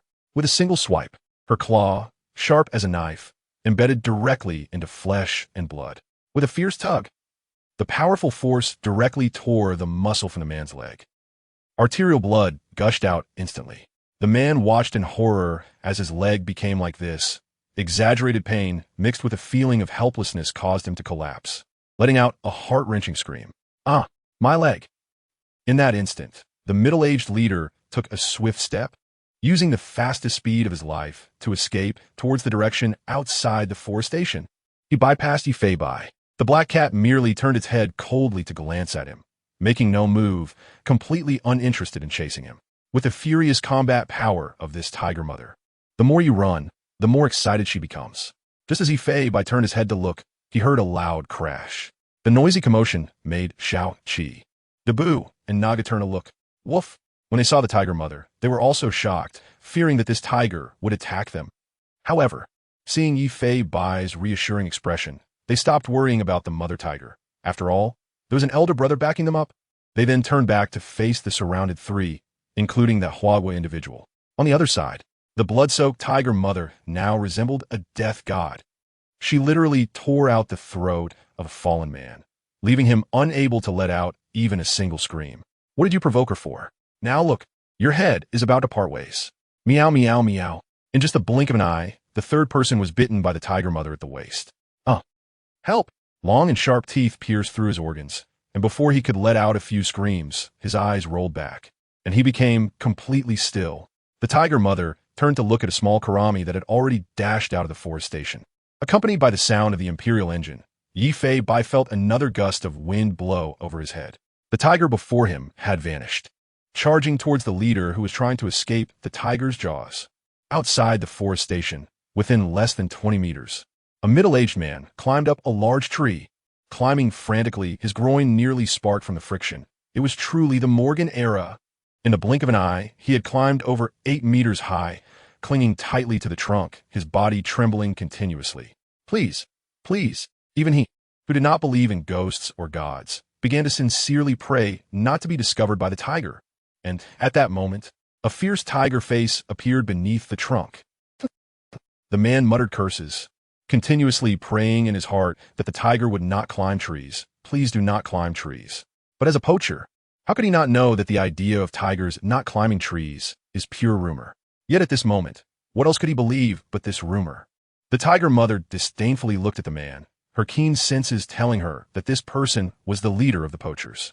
The mother tiger lowered her hind legs, taking a jumping stance. The muscles in her strong hind legs bulged, providing incredible explosive power. In an instant, the mother tiger leapt directly to 4 meters up the trunk. Her sharp claws embedded in the trunk, as if running on it, charging directly at the man above. At this moment, the middle-aged man was almost in despair, tears streaming from his eyes in fear of this killing machine. He was directly bitten on the leg and brutally dragged down from the trunk. The tiger mother did not kill him with one blow. You must know that felines are known for torturing their prey. The more you struggle, the happier they are. Before long, the rainforest was filled with outrageous screams. This middle-aged man was like undergoing slow slicing, constantly having pieces of flesh ripped off by sharp claws. Xiao-Qi here. At this moment, only a middle-aged man from Huagua was trembling in front of 2 dogs and an elephant. The other companions had long been trampled by Naga. And looking at the bloody scene, the man was so scared he was almost sick. But they never thought that the pain they inflicted on wild animals was far greater. Dabu stood there hesitating, looking at him, still unable to understand why he was here. This companion who had been raised with his master for over 10 years, why would he appear in this place? Naga also did not approach. It seemed to recognize that this Huagua man was one of those who had raised it since childhood. Dabu. The Huagua man looked at Dabu as if he had grasped a lifeline. A familiar call echoed. Then he tried calling the little elephant's name. Naga. The elephant's appearance was not easy to distinguish. He didn't know if this little elephant was Naga, just feeling somewhat familiar. After he called out Naga's name and saw the little elephant's reaction, the heavy stone in the man's heart instantly fell. But he was not happy to see them. Rather, he was grateful for the chance to survive. How could you be here? If you don't go back, they will worry. The man said, trembling. He still couldn't understand why these animals were attacking so frantically. Xiao-Qi glared at him fiercely, but it seemed to sense that this middle-aged man had called the names of the little elephant and Dabu. So he did not rush to attack. The man fumbled in his pocket and pulled out a plastic bag. From the bag, he took out slices of fresh meat. Dabu. Don't you recognize me? It's me. The smell of meat, accompanied by a strange scent, entered Dabu and Xiao-Qi's noses. Although Xiao-Qi didn't know what this smell was, the meat slices were definitely suspicious. And Dabu was now standing in despair. Its master had taught it that some fresh meat in the rainforest could not be eaten. And Dabu had witnessed poachers using poison meat to kill wild animals. The piece of meat in front of it had the exact same smell as that poison meat. The man could never have imagined that Dabu had become this smart. Dabu looked desperately at the hunting knife at the man's waist. It had seen with its own eyes how such a knife skinned animals. The anger in its heart could no longer be suppressed. The clever Dabu seemed to perceive everything. Its massive body lunged directly at the man. Dabu! What are you doing? It pinned the man to the ground, its eyes filled with a fierce light as if it wanted to bite him to death. Dabu, it's me. It was me and old Moo who brought you back. Dabu, take a good look at me. It's me. The middle-aged man shouted desperately. Kalink da busname. Dogs are very loyal animals. Hearing the familiar calls, memories of the past surged into his mind. While he shouted, his hand cautiously reached for the knife at his waist. This chapter is a bit longer.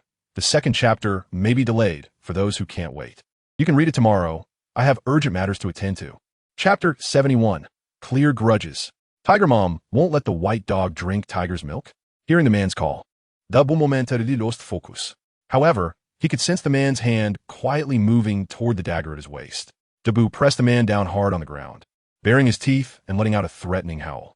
Yet, Dabu did not continue his attack. Instead, he fixed his piercing gaze on him. He wanted an answer. Yifei Bai's sharp vision naturally noticed the man's subtle movements. A silver dagger with a bloodletting hole was already drawn. It was pointed directly at Dabu's abdomen. Just as the black cat was about to rush over to stop it, Yifei Bai felt that Dabu seemed to have already detected the man's actions. Mind reading, will he hurt me? Will he really hurt me? Accompanied by Dabu's thoughts, a series of images flashed before his eyes. From a low perspective, Dabu seemed to be a little puppy at that time. A man in his 30s was laughing heartily while playing with the puppy. Dabu, come here, let me scratch your little belly. You eat so much every day, hurry up and grow bigger. from the man's eyes and brows. It was clear that he was the middle-aged man that Dabu had pinned down. Yi Fei Bai suddenly understood everything. No wonder he felt like he had seen this man somewhere before. He couldn't help but recall the employee photo board at the forest station. This man had once been a member of the forest station and could even be considered one of Dabu's caretakers. And at this moment, the man's heart held no compassion. Instead, he wanted to kill Dabu outright. Blinded by money, he had long discarded any feelings. To him, Dabu was merely a dog that could threaten his life. Kill it, run into the cabin. The handgun is in the cupboard. The man had already devised his plan in his mind. Only in this way could he survive. Only in this way could he kill all these crazy animals. Dabu was still waiting, and Yi Fei Bai did not step forward to stop him. He knew Dabu was waiting for a definitive answer. A dog's life is very short, and those who treat them well will be remembered for their appearance, scent, and voice. They will express their affection to their owner. For Dabu, everyone at the forest station counted as his caretaker, partner, and master. At that moment, Dabu felt the middle-aged man suddenly exert force, and a murderous intent erupted in his eyes. With the answer obtained, Dabu was completely disheartened. Just as the man lunged for his abdomen, Dabu swiftly dodged to the side, seemingly already prepared. "Damn it, you bunch of beasts!" The man's eyes were filled with bloodshot rage, seeing Dabu evade. He flipped over and continued to slash toward Dabu's neck. Crack! With a sharp sound, Dabu bit down on the blade of the dagger. Feeling the force coming from the man's hand, it was clear he wanted to take his life. "Beast!" The man cursed madly as if to bolster his courage. His other hand swung at Dabu. Swish! With a sound, accompanied by the baton being swung out, it heavily struck Dabu's brow bone. Yet Dabu remained silent and continued to stare at him. Xiao Qi and Naga watched from the side, wanting to help at any moment, but Dabu's gaze seemed to signal them not to come over. The middle-aged man swung the baton frantically. With blood flowing to his mouth, Dabu suddenly exerted strength. He tore the dagger from the man's hand. Accompanied by a fierce dog bark, he bit toward the man's windpipe, even though he had long confirmed that the middle-aged man was in cahoots with the poachers. He still endured several hits before starting to fight back. Grandpa Mu had taught him that when encountering poachers, there should be no reservations. Just bite with all your might. This time he gave it his all, until the man slowly gasped for breath in convulsions. Dabu finally sat beside the man, gazing at this unfamiliar yet familiar face. It was unclear what he was thinking. Yi Fei Bai was also shocked by Dabu's intelligence. Dabu truly resembled a tough guy, distinguishing clearly between gratitude and resentment.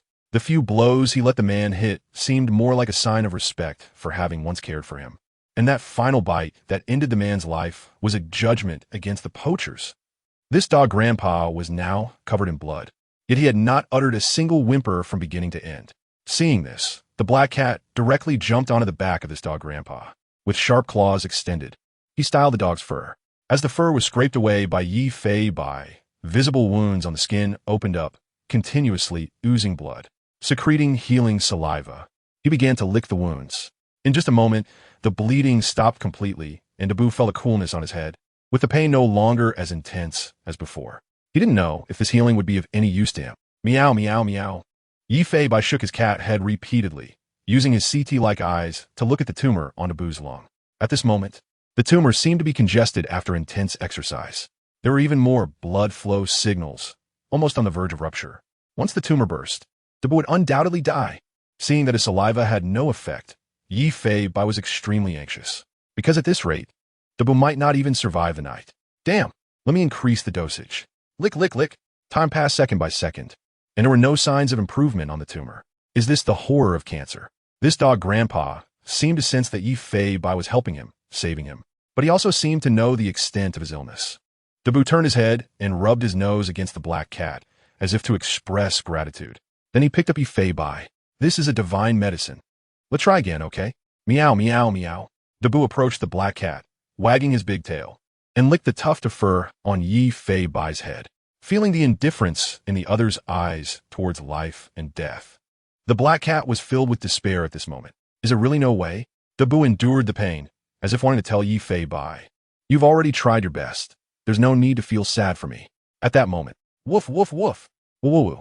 Accompanied by Xiao Qi and Naga's loud reminders, a bloodied old tiger walked into the forest station from the rainforest. It seemed to have some flesh and blood hanging from its mouth. Seeing this scene, even Yi Fei Bai couldn't help but shiver. This tiger mom had clearly made the big boss accept retribution from nature. The tiger mom slowly walked towards the black cat, her fierce gaze causing several animals to bristle. Seeing that the target was Yi Fei Bai, Xiaoqi still issued a threatening sound even in the face of the tiger. The tiger approached, but the black cat remained motionless. What's wrong? What are you planning to do? Do you want to fight? Meow, meow, meow. Accompanied by Yi Fei Bai's question, he felt a sticky saliva suddenly assaulting his face. Whoosh, whoosh. The tiger mom seemed to want to express her gratitude in this way, leaving Dabu, Xiaoqi, and Naga stunned. At that moment, the tiger's eyes were full of tenderness as she lovingly groomed the black cat's fur.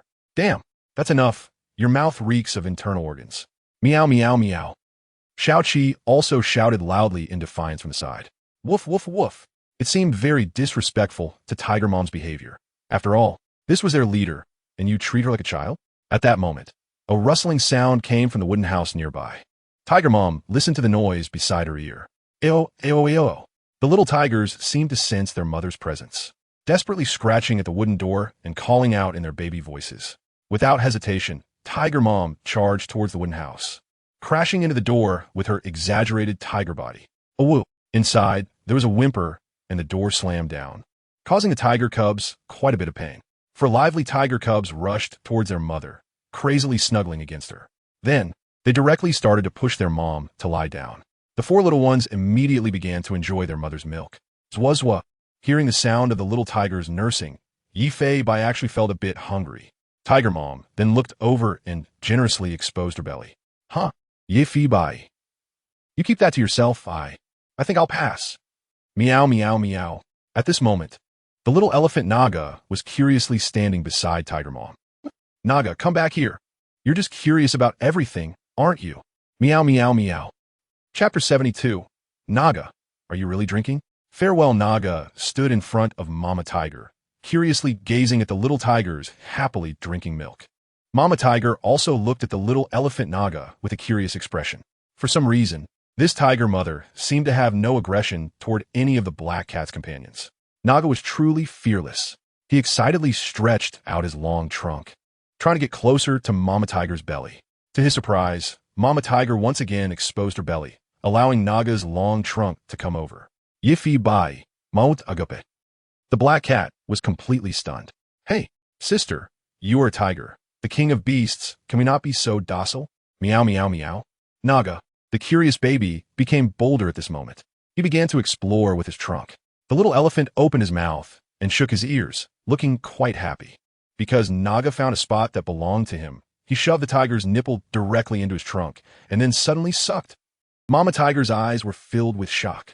Winky face, she didn't expect Naga to have such an exaggerated sucking power. The tiger milk was sucked into his trunk, and then Naga held his trunk in his mouth, starting to enjoy the tiger milk. The German shepherd beside the black cat unconsciously licked his lips, watching Naga's delightful performance, beginning to feel a bit envious. Unable to resist, he stepped forward. Immediately, he felt a sharp blow to the back of his head from the cat. What are you thinking? Naga is still a baby, but you're already an adult. Meow, meow, meow.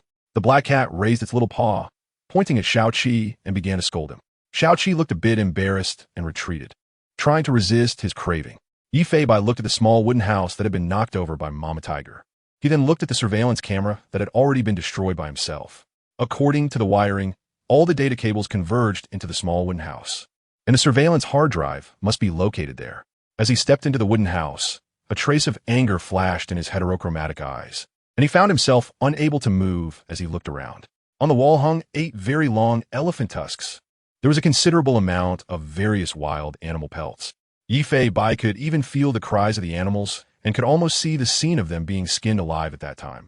Looking at the numerous pangolin shells in the corner, as well as a pile of severed elephant trunks kept as trophies, it could be determined that this group had only recently set their sights on the Nanan protected area. They must have already begun to slaughter indiscriminately in the rainforests of Myanmar. An eye for an eye. Meow. Looking at an old display screen, many of the images on it had turned into a garbled mess. Following the wiring, Yi Fei Bai took out the surveillance hard drive.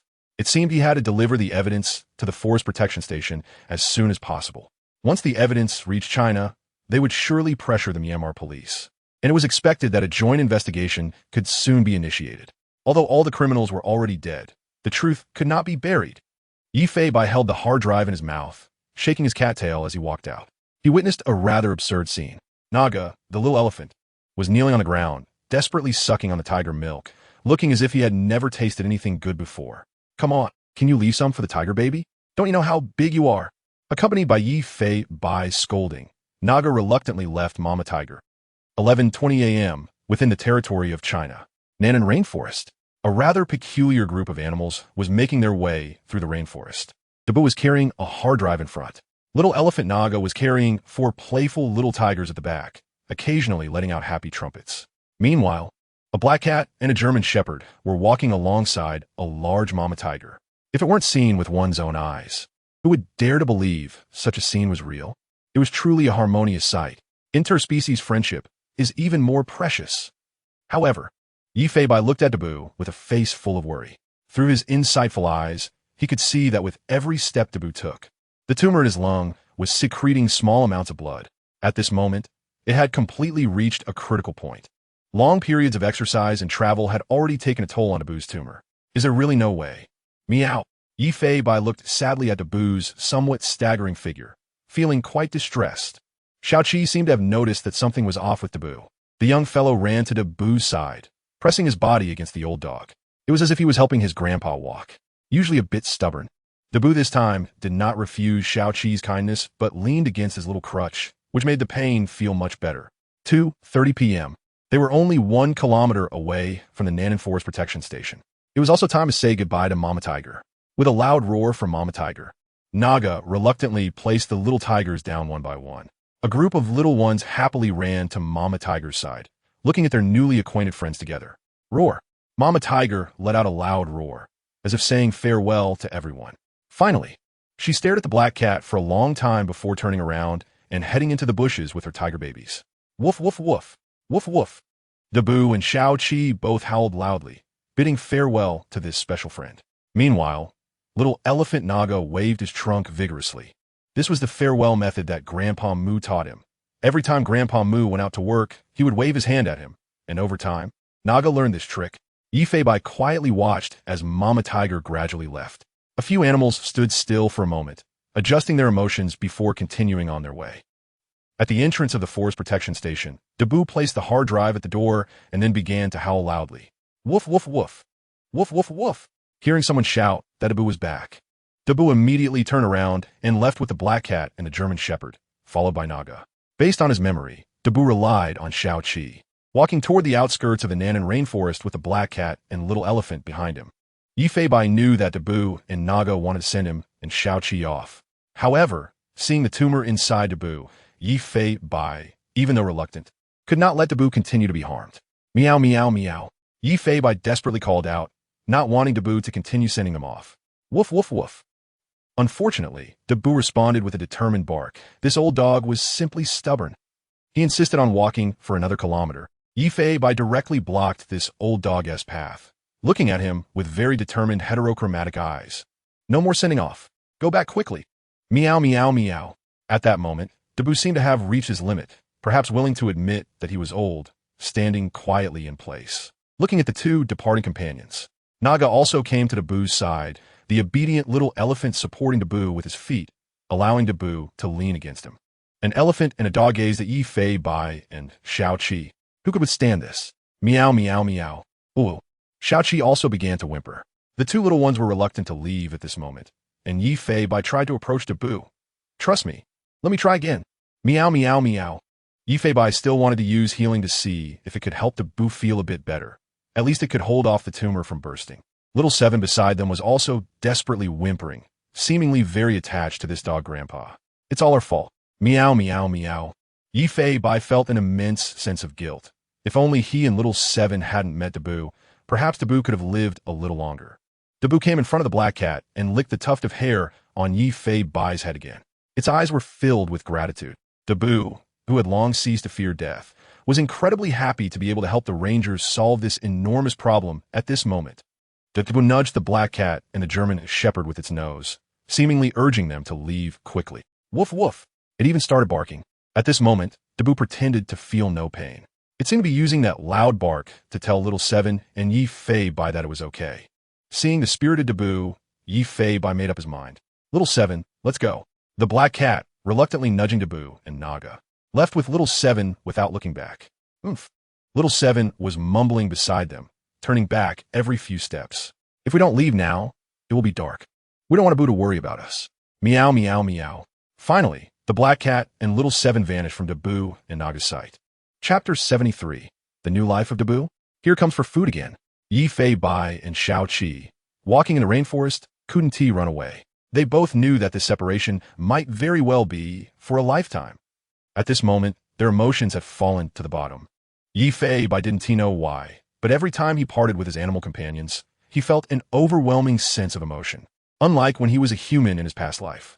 Maybe the feelings of animals are more pure. Watching the black cat and the German shepherd leave, Dabu was reluctant to part, standing there in a daze. It was not until Na Jia gently nudged him with his nose that Dabu came back to his senses. Woof, woof, woof.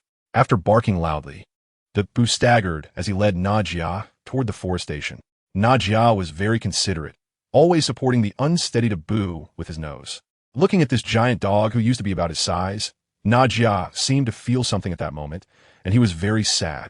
Wu Na Jia emitted a series of trumpeting sounds, seemingly awakening Dabu's memories. When little elephant Na Jia was taken in by the forestation, he would cling to Dabu every day, never wanting to part. And this giant dog was very gentle, always playing with the little elephant at the forestation, and the pair had long become inseparable companions. As memories flooded back, Dabu and the little elephant arrived at the forestation. Wu Na Jia trumpeted again. Soon, several anxious-looking forest rangers emerged from the bushes beside the station. One of them was Grandpa Mu. Dabu. Najie. Where have you been? We finally found you. The rangers rushed to the pair, their words filled with reproach, but their eyes were full of joy. Grandpa Mu hugged Dabu tightly and scolded his colleagues, saying, "Did you see that? With Dabu's physique, how could he die so easily?" These little brats said that dogs would leave home when they were dying, so I gave them a good beating for saying such ominous things.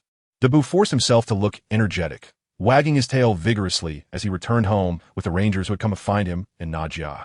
Just as they entered the forest station, a ranger rushed out with an excited and shocked expression. Mu. Captain Mu. It's Myanmar. And him. And Brother Zhao. Grandpa Mu immediately realized there was a new situation and hurried with his colleagues into the wooden house. Everyone gathered to watch the surveillance footage displayed on the screen. Inside the forestation, Dabu looked at the delicious fresh meat in front of him, but had no appetite at all. However, he nostalgically ate the fresh meat. After that, he came to the door of the wooden house and looked at the excited faces of the rangers. Hey, is this the border defense comrades? I have some news to report to you. Grandpa Mu, looking furious, was on the phone, seemingly already aware of the contents of the surveillance. First, he called the Border Defense Department, then called the local police department, requesting a joint investigation from the upper authorities. These damn bastards. By the way, who sent the hard drive? I don't know, I thought I heard barking and thought it was Dabu, but when I went out, I saw a hard drive. Who cares who sent it? We must settle the score first. Right. And that traitor, I was really blind back then. Don't let me catch him. Dabu felt incredibly relieved watching the rangers, who were full of spirit. After glancing back several times, he gradually left. He went to Na Jia's little nest. Seeing Na Jia standing and sleeping at this moment, Dabu walked over to the little elephant. Just like when Na Jia was a baby, the dog and the elephant pressed tightly against each other, feeling each other's warmth, not knowing how long it had been. A large gray-black dog trembled as it walked out of the forestation, heading to a place from its memories. The sunset hung over the mountains. In a crevice of the rocks lay a large dog looking toward the sunset. Watching the gradually darkening sky, it began to worry about its two little companions. They must still be in the rainforest. Would they have to endure the cold again? It really wanted to be beside them to help them warm up. The dog looked toward the horizon, but didn't have the strength to stand up, so it could only close its eyes and lay down on the ground. This brief life flashed like a movie in its mind. At this moment, accompanied by the rupture of the tumor, Dabu didn't feel any pain. Instead, a cool sensation spread in his chest. This feeling was similar to when the black cat licked his wounds, not only alleviating pain, but also seeming to allow him to feel the wounds slowly healing. The dormant cells felt revitalized and began to work hard. Not only did they stop the bleeding, but that cool sensation became more and more comfortable, and at that moment, the tumor in his lungs was slowly shrinking. As Dabu comfortably fell asleep, this was the best sleep he had in the past year. At this moment, The tumor had even shrunk to 1/3 of its previous size. It finally stabilized at this point, although the cancer cells in his body still existed. It was enough for an old dog to live a few more years. 2130 Fei Bai and Xiao Qi were sitting in a pink Wuling Hong Miao van. They thought they had said goodbye to Lan Bo Miao and I and left the eye-catching package behind. Unexpectedly, this Wuling Hong Miao was even more ferocious. It was simply an ultimate cute cartoon van. However, at this moment, Yi Fei Bai had no mood to think about these things. Xiao Qi was also numbly operating the accelerator and brake. It seemed that the cat and dog had not yet come out of their feelings of separation. A 2-hour journey. At this moment, an extremely eye-catching package disappeared in a dark alley in the bustling city, while the cat and dog helped each other put on their police uniforms before they walked out of the alley. Along the way, many people were surprised to see the black cat and the German shepherd hurriedly taking out their phones to call the hotline provided by the Hongxiao police station. Meanwhile, the two little ones ignored the passers-by and headed toward a berry coffee shop. Xiao Qi, don't be sad. If you can live to the boo's age, that would be a blessing. We should properly accept the boo's departure. Meow, meow, meow, meow. Xiao Qi looked at the black cat, seemingly understanding Yi Fei Bai's meaning, and at that moment, perked up. Who knows? We might have to go on a mission soon. We can't be like this. Meow, meow, woof, woof. Xiao Qi also excitedly barked. The two little ones firmly etched the image of that mighty Caucasian shepherd in their hearts. And that little elephant who is growing strong. I wonder what Na Jia will be like the next time they meet. Meow, meow. The intelligence from the Skynet had cooled down by noon, but it still had not detected any criminal activity. However, Yi Fei Bai knew this was just a moment of peace. What is the most important thing now? Of course, it's time to eat.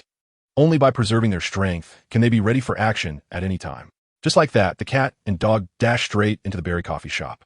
The German shepherd pretended to be starved and staggered into the store, seemingly about to collapse at any moment. Yi Fei Bai was beside himself, crying out, meow. Please save my dog. It's about to starve to death. It's a police dog, QAQ. How can you bear to see it suffer from hunger? Meow, meow. Just then, a familiar voice reached the ears of the cat and dog. Wu Bai. Xiao Qi. P.S. Each case is a story. If you enjoy the author's plot, feel free to follow. I only write about beastly creatures. Chapter 74. Did the Rangers find out? A terrorist attack. As Xiao Qi just got into character, preparing to feign weakness and collapse, a voice called out, causing both the black cat and the German shepherd to pause. Looking in the direction of the voice, they saw a male police officer in uniform, who was staring in shock at Yi Fei Bai and Xiao Qi. You, it really is you. Officer Li was standing alongside the CAF's female manager, whose tablet was playing a video of Yi Fei Bai and Xiao Qi from yesterday, where they had fainted from hunger while trying to scrounge food. I'm sorry for the trouble, manager. I'll cover yesterday's meal. Li Hao repeatedly thanked the manager. He hurried over to the black cat and German shepherd, patting Xiao Qi's large head with his left hand and stroking Yi Fei Bai's chin with his right.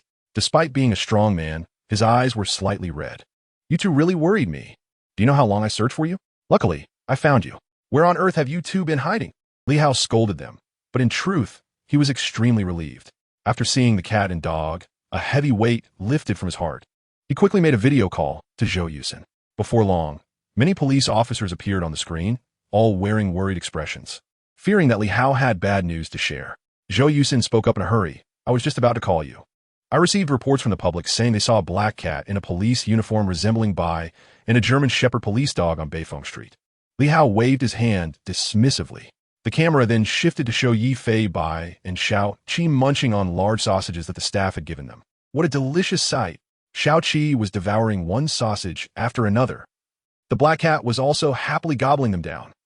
Happy sounds were coming from their mouths. Meow, meow, meow, meow. Woof, woof. Seeing this scene, the police officers finally breathed a sigh of relief. They all clutched their chests, unable to help but laugh at the sight of them eating so ravenously. The escape of Bai and the police dog had finally come to an end.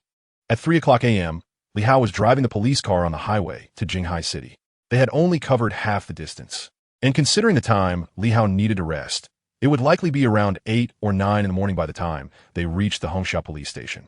Xiao Qi was sleeping beside Yi Fei Bai, snoring softly. Hoo-hoo, woof, hoo-hoo. The black cat was lazily lying on Xiao Qi's big belly, gazing at the starry sky outside. Strangely enough, since the case had ended, there had been no further developments. Meow. Yi Fei Bai's system had not issued any alerts. Logically, with the cat's information network now extended over 100 kilometers, It should have been easy to detect any criminal activities. Although they were on the highway, they still passed through some small towns and counties, yet no alarms have been triggered. The Meow Meow Information Network only collects information on major cases, such as theft, mutual assault. For minor cases, please have Officer Cat and the police respond together. The system's prompt seemed to answer Yi Fei Bai's doubts. This was a good thing. It meant he wouldn't miss any major cases. The fact that the information network had detected no criminal activity was precisely the outcome he had hoped for, as it represented peace. However, I have completed a case, so why haven't I received any alerts yet? Meow, meow, meow. Yi Fei Bai couldn't help but complain, and he began to worry about the situation at the Nannan Forest Station. Unbeknownst to him at that moment, the police departments of Myanmar and China were standing in the chaotic forest station. In the night, the areas illuminated by lights were shocking to behold. Had they been attacked by tigers? No, these people also bore the marks of having been trampled by elephants. How could this be? Tigers and elephants attacking together? The scene at the site was truly horrifying.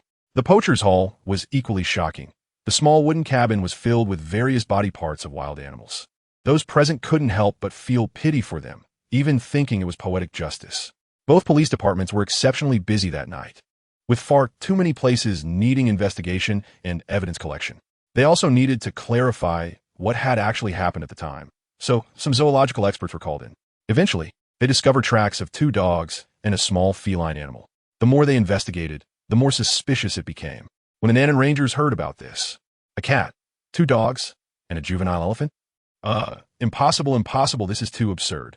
Grandpa Moo squatted down to carefully identify the footprints, already shocked into speechlessness. He looked at the bodies of the poachers, staring at the man who had betrayed everyone for money. With a cold snort, Grandpa Moo got approval to take all the contraband and led the team away, leaving the rest of the matter for others to handle. Along the way, one ranger looked around. After confirming there were no outsiders, he said, "Actually, even though all the monitors malfunctioned during the attack, one of the distant cameras captured something before the incident." Upon hearing this, everyone turned to the ranger wearing glasses.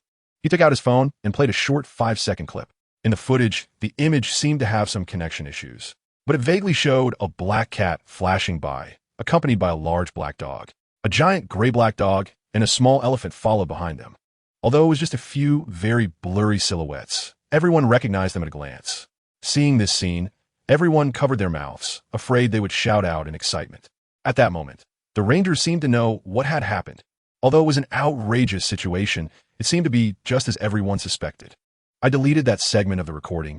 There shouldn't be anything discovered. After all, the monitor had poor contact and was intermittent. I only kept a backup on my phone. I shouldn't be in trouble. Grandpa Moo waved his hand and continued walking forward, as if he hadn't seen anything. What are you talking about? This hard drive is just like this when it reaches us, right? And isn't it normal for monitors in the rainforest to capture animals? As soon as he said this, all the rangers exchanged glances and then smiled and shook their heads. They didn't want to dwell on what had happened at that time, and were too lazy to investigate why these animals had appeared there. They only knew that these villains had received their due punishment. Now, they happily returned to the forest station. As the first rays of the sun gradually rose, gentle sunlight bathed the earth. In a crevice of the rocks, a large dog slowly opened its eyes, feeling the warmth on its face. The busatut up in dispedief. No longer feeling the pain in its chest, feeling as light as a feather. The dog stepped out of the crevice and looked toward the rising sun. At this moment, it felt as if it had been reborn, as if it had suddenly understood something. A black cat's figure involuntarily appeared in its mind. Woof, woof, woof. Dabu howled wildly, startling the birds in the forest. He sprinted directly towards the grass, and a large gray-black figure was seen running wildly on the lawn. Dabu panted, breathing in the fresh air, as if he hadn't felt this kind of freedom for a long, long time. Xin Morgens, Jinghai City, Hongxiao Police Station. A black cat was being held in the arms of several police officers, while Xiao-Qi lay on the ground, allowing the officers to rub his belly, unknowingly blending into this big family. Not by, not by. Come give me a hug too. Hey, it's my turn, it's my turn. I'm the highest ranking here. Are you trying to snatch him from me? Nie Dongxing was so excited that he hurriedly snatched Not By from a male officer and pressed his stubble against the black cat.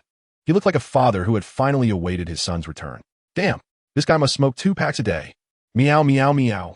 Yi Fei Bai called out in disdain. Ha ha ha. This silly dog is so fun to pet. Quickly send a video to the SWAT team to report safety. They're probably worried sick. Wow, This dog's size is impressive. Woof woof woof. Xiao Qi was a bit overwhelmed by everyone's enthusiasm, hurriedly flipped back onto his belly, looking at the officers with a face of fright. Zhou Yusin was also beside him, laughing heartily, recording the reunion scene with her phone. And she posted a short video on the official account to inform the netizens of their safety. Title: Not By, and Xiao Qi successfully returned to the team.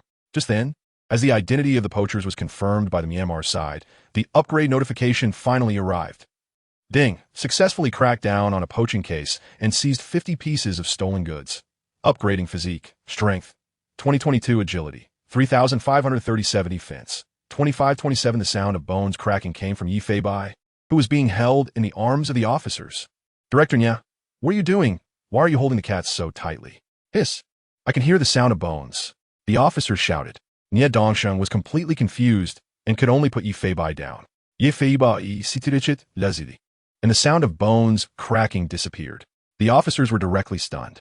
However, Officer Lee said, calm down, calm down. Not Bai is very clever. That was just the sound of it stretching. Zhou Yusin nodded repeatedly beside him. Yes, I remember the last time I saw the little guy stretching. It made that kind of sound too. Hiss. Along with the skill extraction interface, the Meow Meow Intelligence Skynet sounded the alarm first. Alarm alarm. Detected that a murder case suspected terrorist attack will occur at Jingyang Building in 1 hour, 35 minutes, and 20 seconds. Seeing the words terrorist attack, Yi Fei Bai couldn't help but recall the tiger escape case. The mark of that demonic eye still fresh in his memory. I worked overtime today and will be a bit late. After dinner, I will write another chapter. For those who can't wait, you can read it tomorrow. Chapter 75, Quirky Skills. What the hell is a reverse? Suspicious individuals. There's only a short hour and a half left. The good news is that the Jingyang Building is located in the city center, not far from Hongxia Street, and taking a shortcut might even be faster than driving. The bad news is that the Jingyang Building is indeed in the city center. If this case were to happen, the societal harm would be exceedingly severe. A terrorist attack. Meow meow meow. The last incident occurred at the zoo, and I only managed to stop the tiger's attack. I didn't truly apprehend the perpetrator. I was just one step away from completely missing the killer. This has caused Yi Fei Bai to often reflect on the matter, bringing him considerable unease. Because the methods employed by the assailant are too intricate, even after so many days, the local police have made no breakthroughs. Now, hearing about this suspected terrorist attack again, the black cat feels as if it has been injected with adrenaline. Although it's unclear whether it's the same person or organization, this time, I absolutely cannot miss it again. Xiao Qi, we're getting ready to go on duty. Meow meow meow. Accompanied by Yi Fei Bai's meowing, Xiao Qi immediately stood up and came to the black cat's side, standing at attention. Fortunately, this guy had enough rest yesterday, and now he is full of spirit. Yi Fei Bai stood in front of the German shepherd like a captain. The officers watching this scene found it amusing, all laughing and saying, "Oh, what are you standing at attention for?" Huh, Officer Xiao Qi looks quite spirited. Look, doesn't it look like our captain? Ha ha, it seems like he's giving a lecture. And Yi Fei Bai was indeed lecturing Xiao Qi. This time, we must showcase all our intelligence.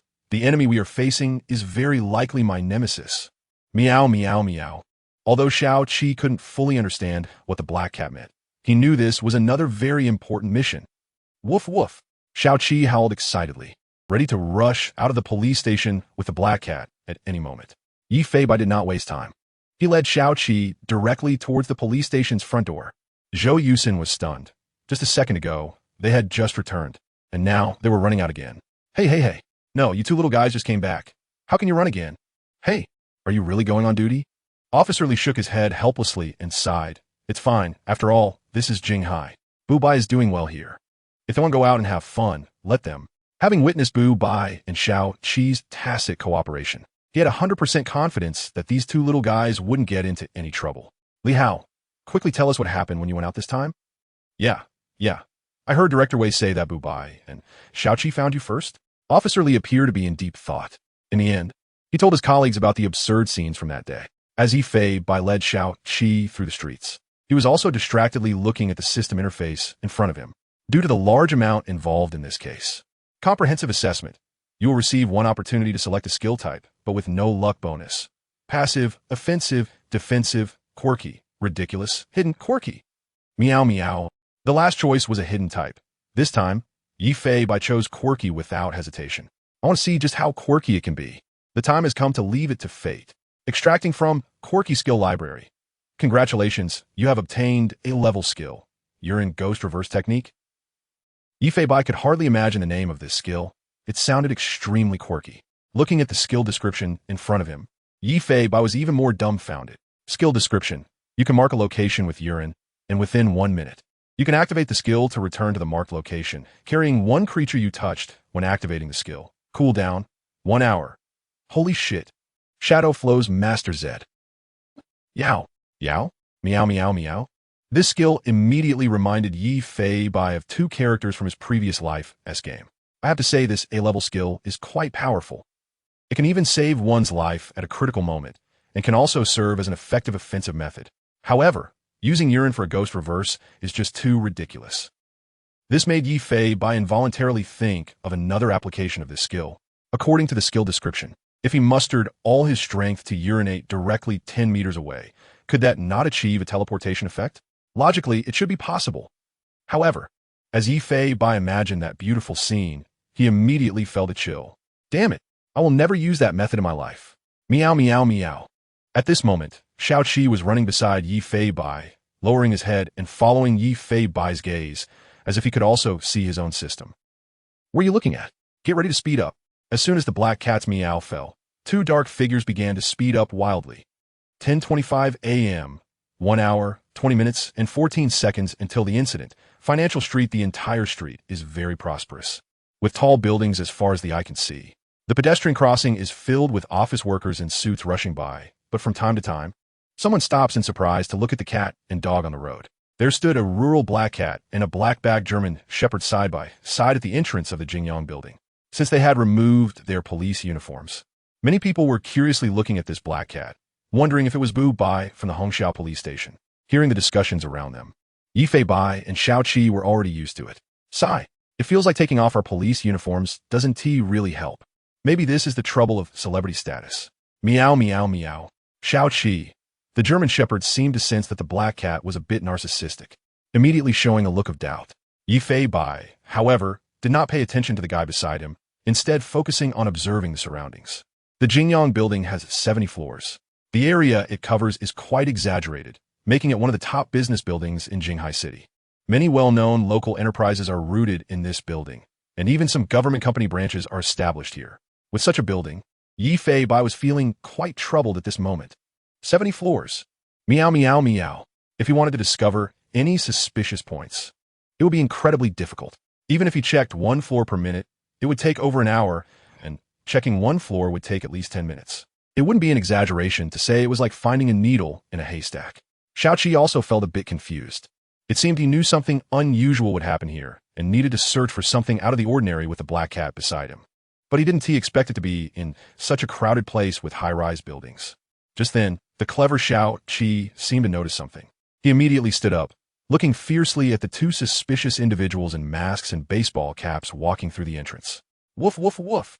With Xiao Qi's alert, Yifei Bai turned to the entrance and instantly locked onto the tracks of the 2 suspicious individuals.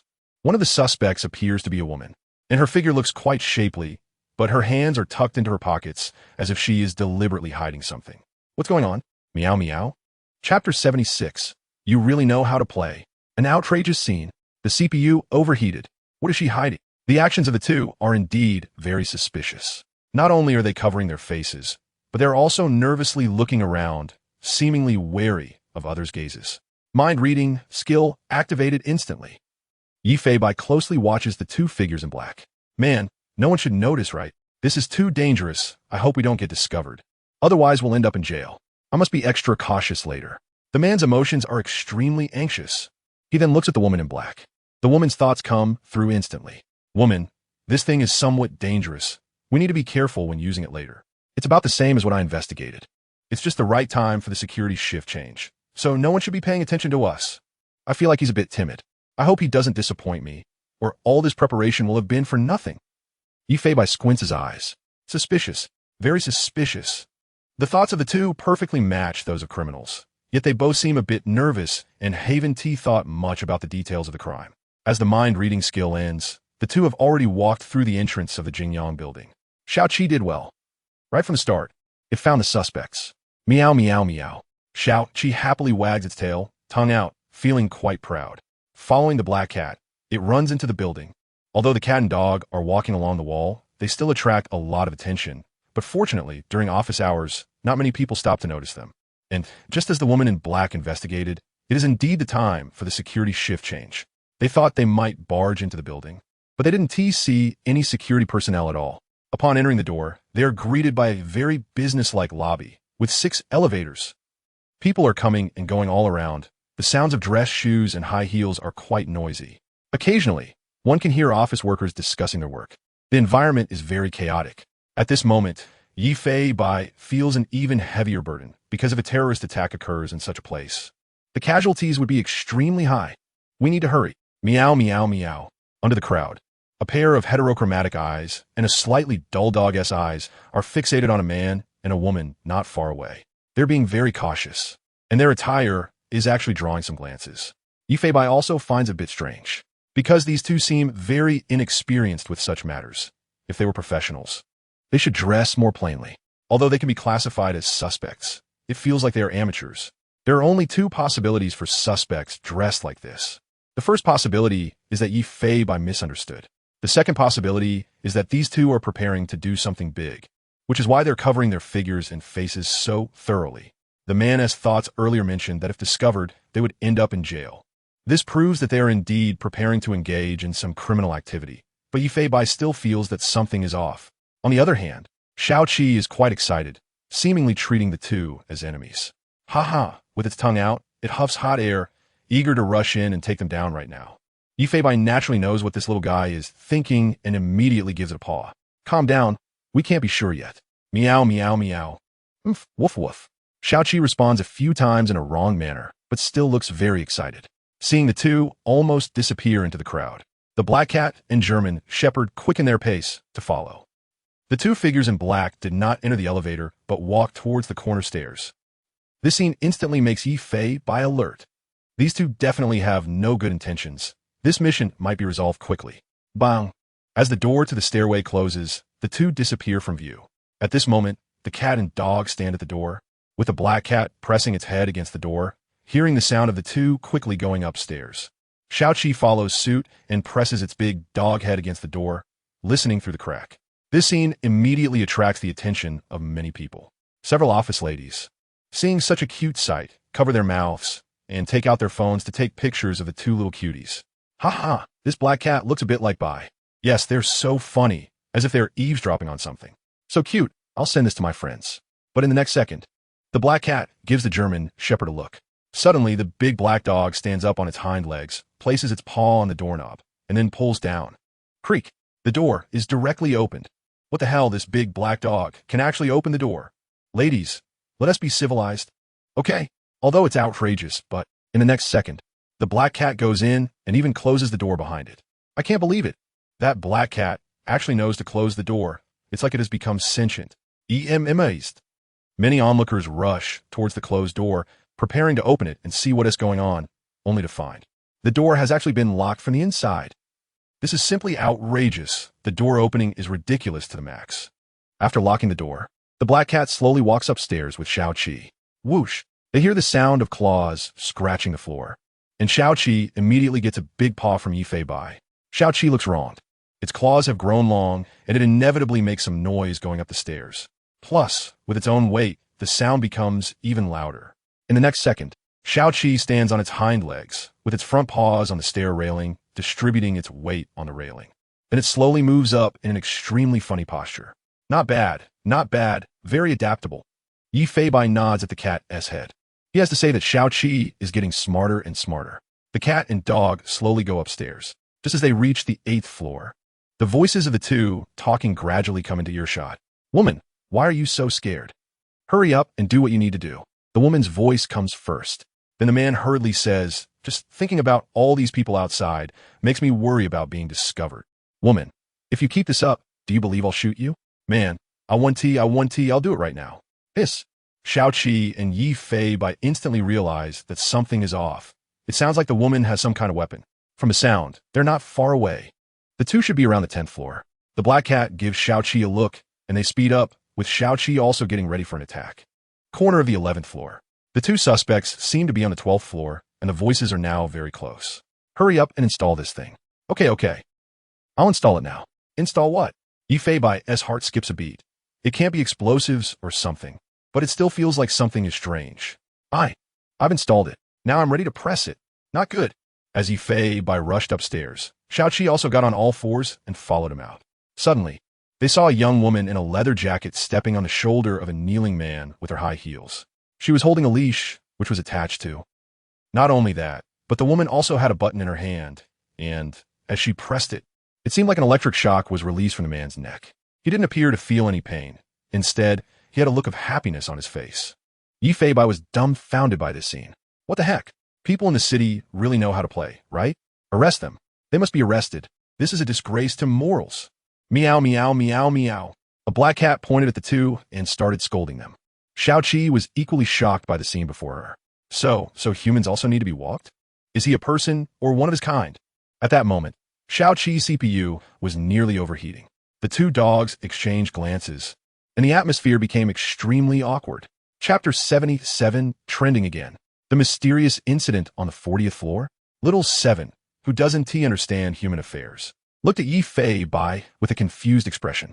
Glancing at the black cat next to him, it was quite agitated, as if it wanted to rush forward and throw the two people down. Woof, woof, woof. Little Seven barked in confusion. At this moment, a man and a woman who were enjoying the atmosphere were also bewildered by this sudden scene. What's going on?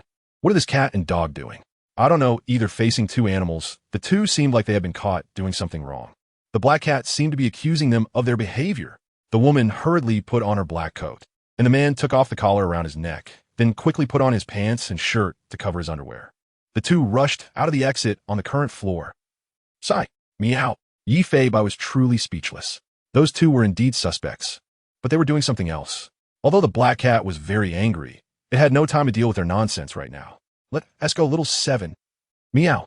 Meanwhile, the police dog was still frozen in place, his mind filled with the image of the man being led away, still unable to understand why he was tied up. Stop thinking, silly dog. Don't you also have a heat period? Hurry up. Meow, meow, meow. With a big paw from the black cat, Little Seven was finally awakened. The clever Little Seven seemed to realize that these two were not the target, and the mission was still ongoing. Seeing the black cat looking so anxious, something big must happen here. The cat and dog descended to the first floor again, opened a stairwell door, and walked toward the hall. Looking at the time now, 1 hour and 5 minutes until the incident occurs. There was only 1 hour left, and Yifei Bai was about to face this 70-story building. Little Seven, sniff around and see if there are any prohibited items nearby.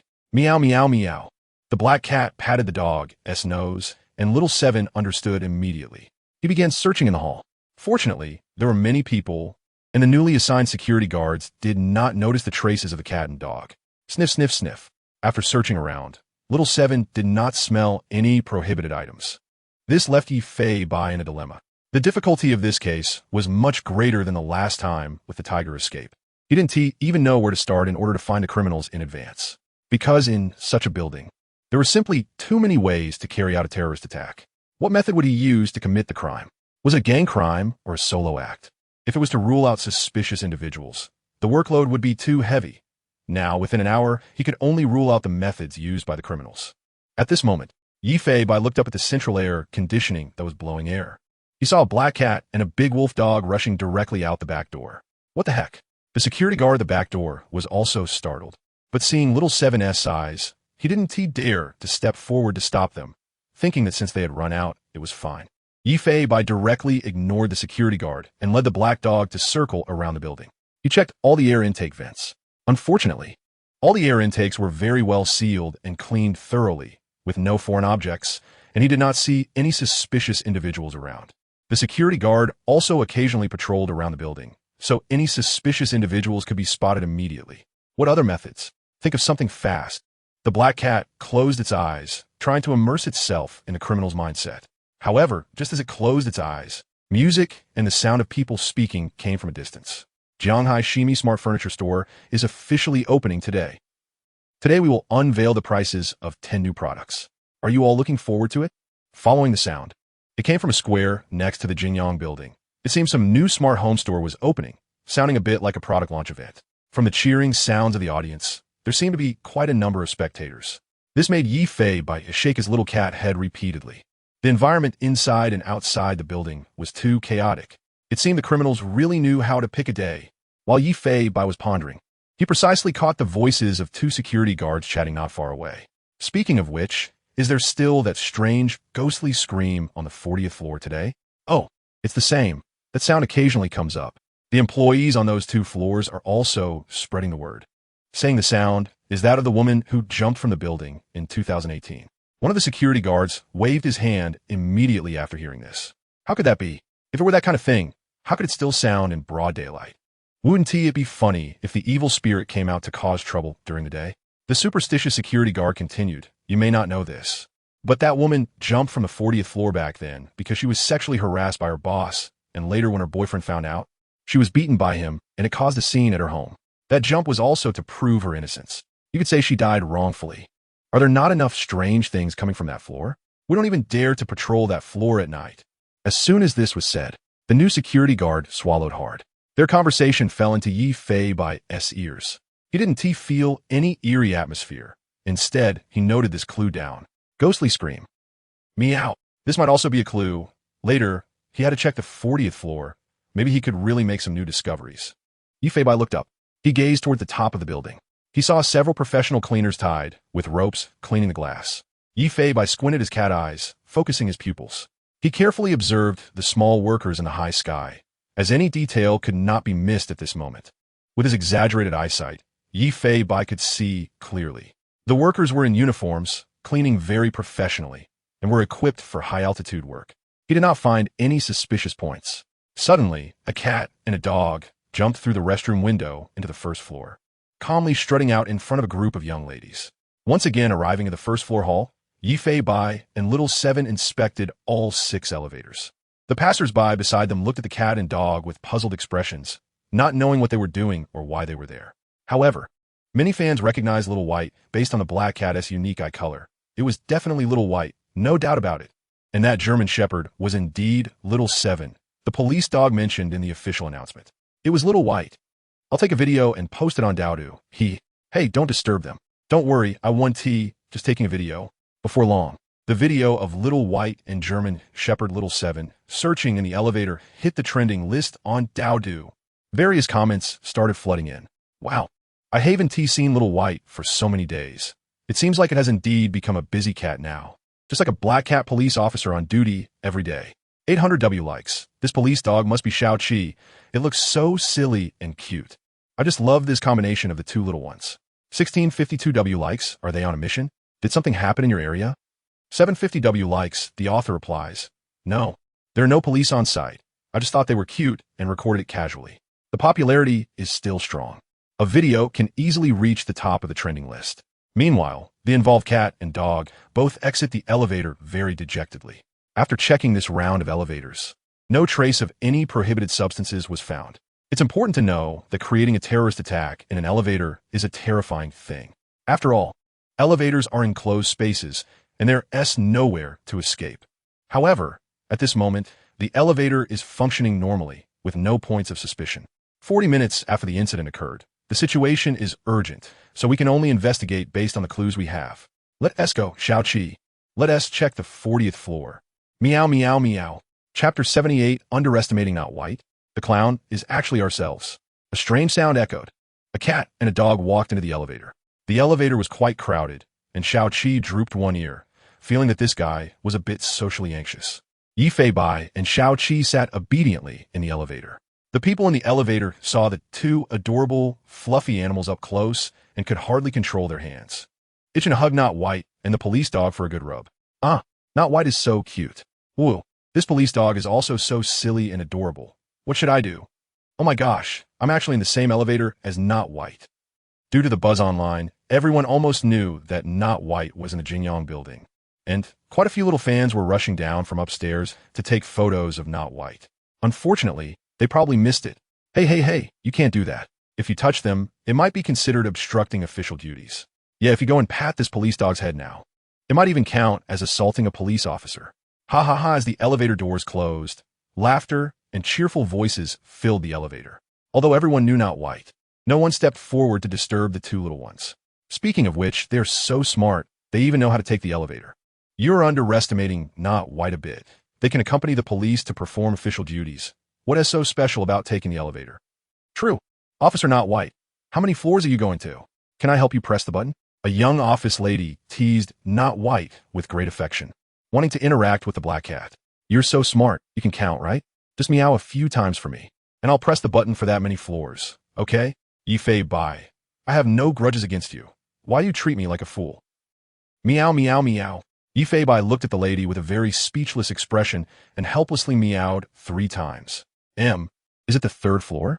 But we've already passed the 3rd floor. Ha, Not White. You're too late, you little fool. The people in the elevator became more familiar with Not White, and no one felt socially anxious. All were laughing heartily. Xiaoqi also looked helplessly at the black cat, as if saying, boss, they seem to think you're a fool. In the next second, a black cat jumped into the air and directly pressed the button for the 40th floor. After landing gracefully, it glanced at everyone. Then it quietly waited for the elevator with Xiaoqi. Everyone was left with their mouths agape, seemingly unable to react to what had just happened. Although they knew this black cat was very smart, seeing it jump up to press the elevator button with their own eyes startled everyone, right? Moreover, Not White only pressed the button for the 40th floor, proving that this guy wasn't just pressing randomly. Oh no, the clown is actually myself. Also, considering Not White's intelligence, it makes perfect sense that it recognizes Arabic numerals, right? The office lady who just said she would press the elevator button for Not White. QEQ reflecting on how she asked Not White to meow a few times, and she would press that many floors. Turns out the fool was herself. Xiaoqi looked at this group of office workers who had never seen the world, snorting disdainfully. If they saw Not White's other operations, like blocking bullets with its body, they would probably be scared to death. Ding floor 40, bye-bye Not White. Everyone watched as Not White and Xiaoqi exited the elevator. And quite a few even missed their floors just to see if this black cat really knew it had to get off at the 40th floor. The facts proved it did. This further confirmed that Not White could definitely understand Arabic numerals. Did you record it? Damn. If you had mentioned it, I would have forgotten. Oh no. Oh no. The kitty can now recognize characters. Will they take over the earth? As the elevator doors closed, the noisy sound behind them finally disappeared. The cat and dog were now frozen in the elevator, because a somewhat pungent smell wafted in from all directions. Yifei Bai, of course, smelled this odor, but without training. He didn't know whether it belonged to any prohibited substances. Woof, woof, woof. Xiaoqi indicated that it smelled something strange. But it didn't sit down. Yifei Bai squinted his cat eyes. It was a smell even Xiaoqi didn't recognize. Although he couldn't be 100% sure that this smell didn't come from prohibited substances, it was necessary to investigate it thoroughly to ensure nothing went wrong. Let us find it. Meow meow. The dog looked around, wanted to go left, and also wanted to go right. Unfortunately, the smell had filled the entire floor, making it impossible to track. It felt like being lost in the ocean, surrounded by water. Xiaoqi, can you find it? Meow meow meow. Umph. Xiaoqi whimpered a few times, but still seriously led the black cat to search for the source of the smell with all its might. Leaving the elevator, they entered a company called Yaoguang Technology Company, Limited. It seemed to be quite large. It looked like the entire floor was occupied by this company. Inside the company, there were sounds of keyboard typing and document organizing, with most of the employees being post-00s young people, occasionally passing by a few post-90s leaders. Seeing the employees focused on their work, Yifei Bai and Xiaoqi felt a bit embarrassed to step into the company. Forget it, let us investigate. Meow meow meow. With a loud meow from the black cat, Xiaoqi, sniffing the smell in the air, walked directly into the company, with the black cat closely following. The front desk staff was also stunned upon seeing this scene. Just a moment ago, they had seen the video of Not White in the Jingyang building elevator on their phones, and the next minute, they saw Not White and the police dog walk in. The 2 front desk ladies hurriedly stood up, reaching out to say something. Not White. This is the office area. We can't. But they are so cute QAQ. However, the 2 were completely ignored by the cat and dog, as the German Shepherd and the black cat walked directly into the company. Sniff, sniff, sniff. The German Shepherd was desperately sniffing, but the whole room was filled with this odor, and the air conditioning was blowing the smell around, making it nearly impossible to distinguish. However, the employees didn't seem to react much, because humans don't have such sensitive noses, at most. They felt that the air today seemed a bit off, but accompanied by a series of low-voiced gasps. Soon all the employees in the company were looking at the cat and dog in astonishment. Hey, team leader, Look quickly. Oh my, it's not white. I just saw it on a short video. I'm seeing the real cat. Wow. Soon, everyone in the company began to discuss excitedly. The employees were very surprised to see Yi Fei Bai appear in the company. But as they looked at the serious expressions of the police dog and Not White, as if they were searching for something, they began to speculate. They wouldn't be investigating a case, would they? I've heard before that they could go on duty alone. That's just a legend. Anyway, the videos circulating online show Not White going on duty with the police officers. So what are they doing? Who knows? This matter even caused quite a few higher-ups in the company to come out. The front desk girl was initially worried about being scolded and was following behind Bubai, preparing to apologize to the leaders. But several leaders took out their phones and started recording videos. Their smiles were bright. It's fine. Their chances of causing harm are lower than mine, so let them roam around the company. All right, okay. Manager, just like that. Yi Fei Bai and Xiao Qi directly conducted their investigation in the company without any obstacles. The face recognition trick was simply unbeatable. Meanwhile, Xiao Qi was completely lost. Wong, the dog sat there with droopy ears, looking apologetic towards the black cat, worried that Yi Fei Bai might criticize him. But the next second, Yi Fei Bai raised a paw and patted Xiao Qi. All right. I know you did your best. Let's look for other breakthroughs. Meow, meow, meow. Xiao Qi excitedly barked. And just then, ooh, a very eerie crying sound came from all directions. Chapter 79. The case is solved, but not completely. Xiao Qi slap woo, woo woo, woo woo. The sounds coming from all directions were extremely eerie, as if many people were crying. This sudden noise made both Yi Fei Bai and Xiao Qi a bit on edge, as it came without any warning. The 100-pound big dog, Xiao Qi, hurriedly moved closer to the black cat beside him. However, the employees and leaders in the company remained quite calm, even looking somewhat speechless. Sigh, this annoying noise is really affecting our mood and work. Yes, this is already the 8th time today, and just thinking about being tortured in the afternoon is unbearable. Does the property management even care? Don't mention it. They can't figure out what's wrong. And one property manager even suggested calling the TV station to take a look. I'm just speechless. I think that's not a bad idea. Don't you think this is a supernatural event? The employees seem to have already gotten used to it. After all, hearing it dozens of times a day would make anyone numb. They even started discussing whether this counts as a supernatural event, with the leaders joining in, making it feel like a debate. I don't care. This is a supernatural event. How can a leader refute an employee? Believe it or not, I'll quit. All right. You're using this to pressure me, huh? Listening to the laughter and chatter around, I have to say that the atmosphere in this company is very friendly. The leaders and employees are completely united. It also showed Yi Fei by what it's like for post-00s to work. The leaders even have to serve them tea. However, at this moment, he had no time to listen to their debate and instead closed his eyes, trying to focus on his hearing. He carefully distinguished the wailing sound around him. His powerful hearing allowed Yi Fei Bai to hear things that humans usually couldn't perceive. Sure enough, amidst the ghostly wails, he could faintly hear some bubbling sounds. This is meow. It sounds somewhat like the sound of water not coming up. Meow, meow, meow. Yi Fei Bai suddenly opened his eyes and, based on his judgment, rushed to the restroom. He jumped to the sink and turned on the faucet. Water gushed out wildly. There was definitely no water stoppage. However, this sound was 100 coming from the water pipes. 20 minutes and 21 seconds until the case occurs. At this moment, Yi Fei Bai was quite anxious. He didn't know whether to continue investigating on the 40th floor. Although there were many strange factors that couldn't be figured out on the 40th floor, he also couldn't guarantee that the incident would occur there. Yet, his intuition kept telling him that something significant might really happen on this floor. The black cat was shaking its head desperately, knowing that it was crucial to remain calm at such a time. Finally, Yi Fei Bai made a firm decision to trust his instincts and stayed on the 40th floor. Although he couldn't find the source of the sound, he had to thoroughly investigate all suspicious personnel on the 40th floor. At this moment, integrating with nature played an incredibly powerful role. Yi Fei Bai could share the vision of everyone present, essentially giving him hundreds of cameras. As long as he noticed suspicious individuals, he could immediately integrate into their field of vision to see what they were looking at. He saw a big black cat and a big black dog running around the company, even heading to the kitchen. They checked every possible place, ruled out over 10 suspicious individuals, yet still found nothing. Yi Fei Bai was completely stunned. It seemed he could feel himself in a struggle with something unseen.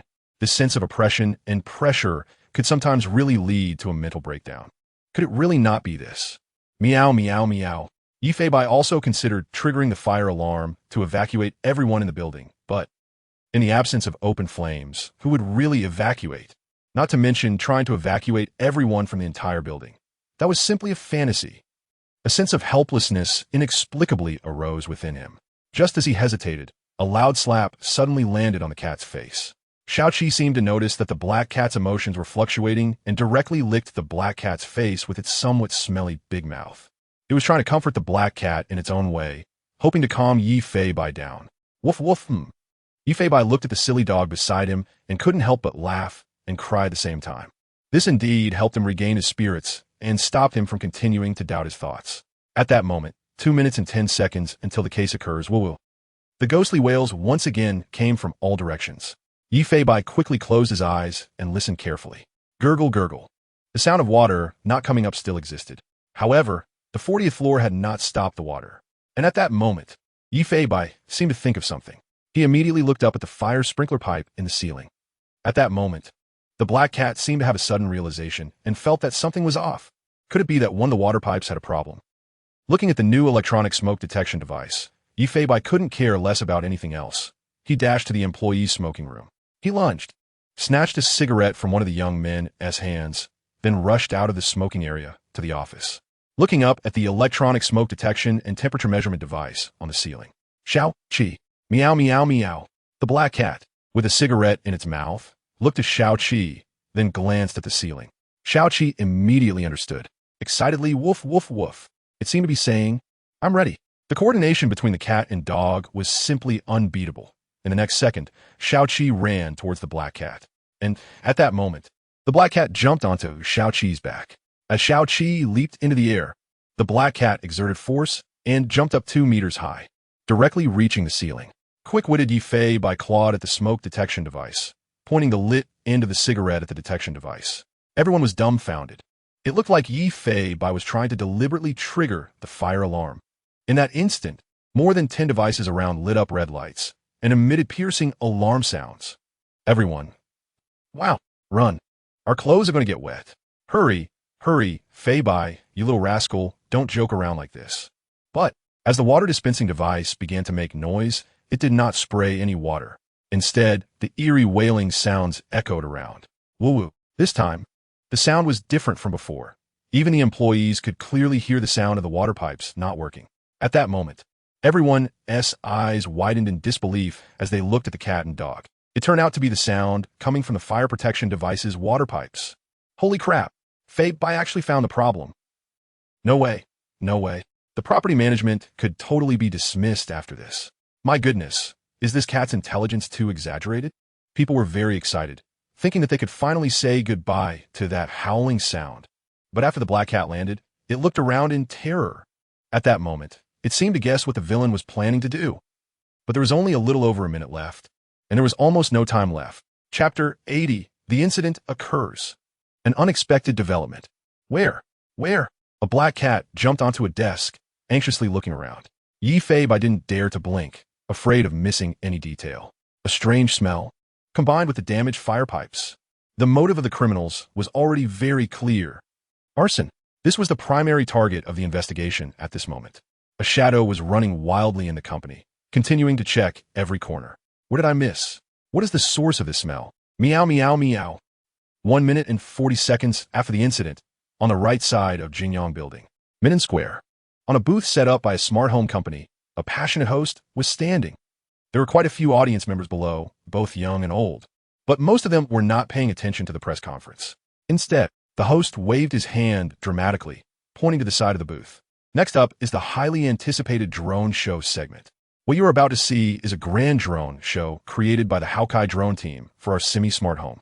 The host deliberately stretched his voice, as if afraid others wouldn't know. Following the direction pointed by the host, as the silver cloth on the ground was lifted, a sea of drones came into view. It was clear that this company had indeed spent a fortune. Wow, oh my gosh, are all these drones? My goodness, how much would all these drones cost? The promotional flyer wasn't lying, there really is a drone show. The crowd gasped, and many had come to the site specifically for this drone show. This drone show was not only to celebrate the opening of the branch, but also a very effective marketing strategy. Next, These more than 500 drones would bring a stunning performance, allowing everyone to feel the charm of modern technology. Just as the host finished speaking, woo woo woo, the site was suddenly filled with the sound of countless propellers. Over 500 drones entered standby mode, and the people on site could feel gusts of wind blowing past their ears. The level of shock was simply indescribable, and everyone was staring with their mouths agape at the drones that were about to take flight. Dad, we're the drone operators. How many people does it take to operate so many drones? Silly child, you can think of these drones as robots. Once they are programmed, they can be controlled collectively. Voices of explanation could be heard among the crowd. Many drone enthusiasts had come to worship and were quite knowledgeable about drones. Huh, that's strange. Why do I feel like the drones in this part are not carrying strong light equipment? Indeed, what is installed on them? I've never seen this before. By the way, which team is the Hawkeye drone team? I feel like I've never heard of them. They can't be some amateur team making such a basic mistake with their equipment. It shouldn't be the case. These drones are all top-notch, right? If the team isn't impressive, how can they use such configurations? That's true. Maybe they have some new type of performance to surprise us. The drone enthusiasts were all discussing excitedly. After a while, the scene gradually quieted down, and the more than 500 drones began to flash colorful lights, allowing for a great performance even during the day. Many phones in the crowd were raised high. Woo woo woo. As the propeller speed increased, the sound became even more exaggerated. In the next second, all the drones took to the sky together. More than 500 drones, perfectly synchronized, flew up like a giant net. Wow, this is so awesome. People witnessing a drone performance for the first time were completely stunned. Those not on site could hardly imagine the shock of this scene. More than 500 drones instantly rose to several dozen meters in the air. In the blink of an eye, the drone formation began to change, and the colorful lights displayed an Arabic numeral. 3. The formation changed again. 2. The formation continued to change. 1. Just as the drone formation became 1.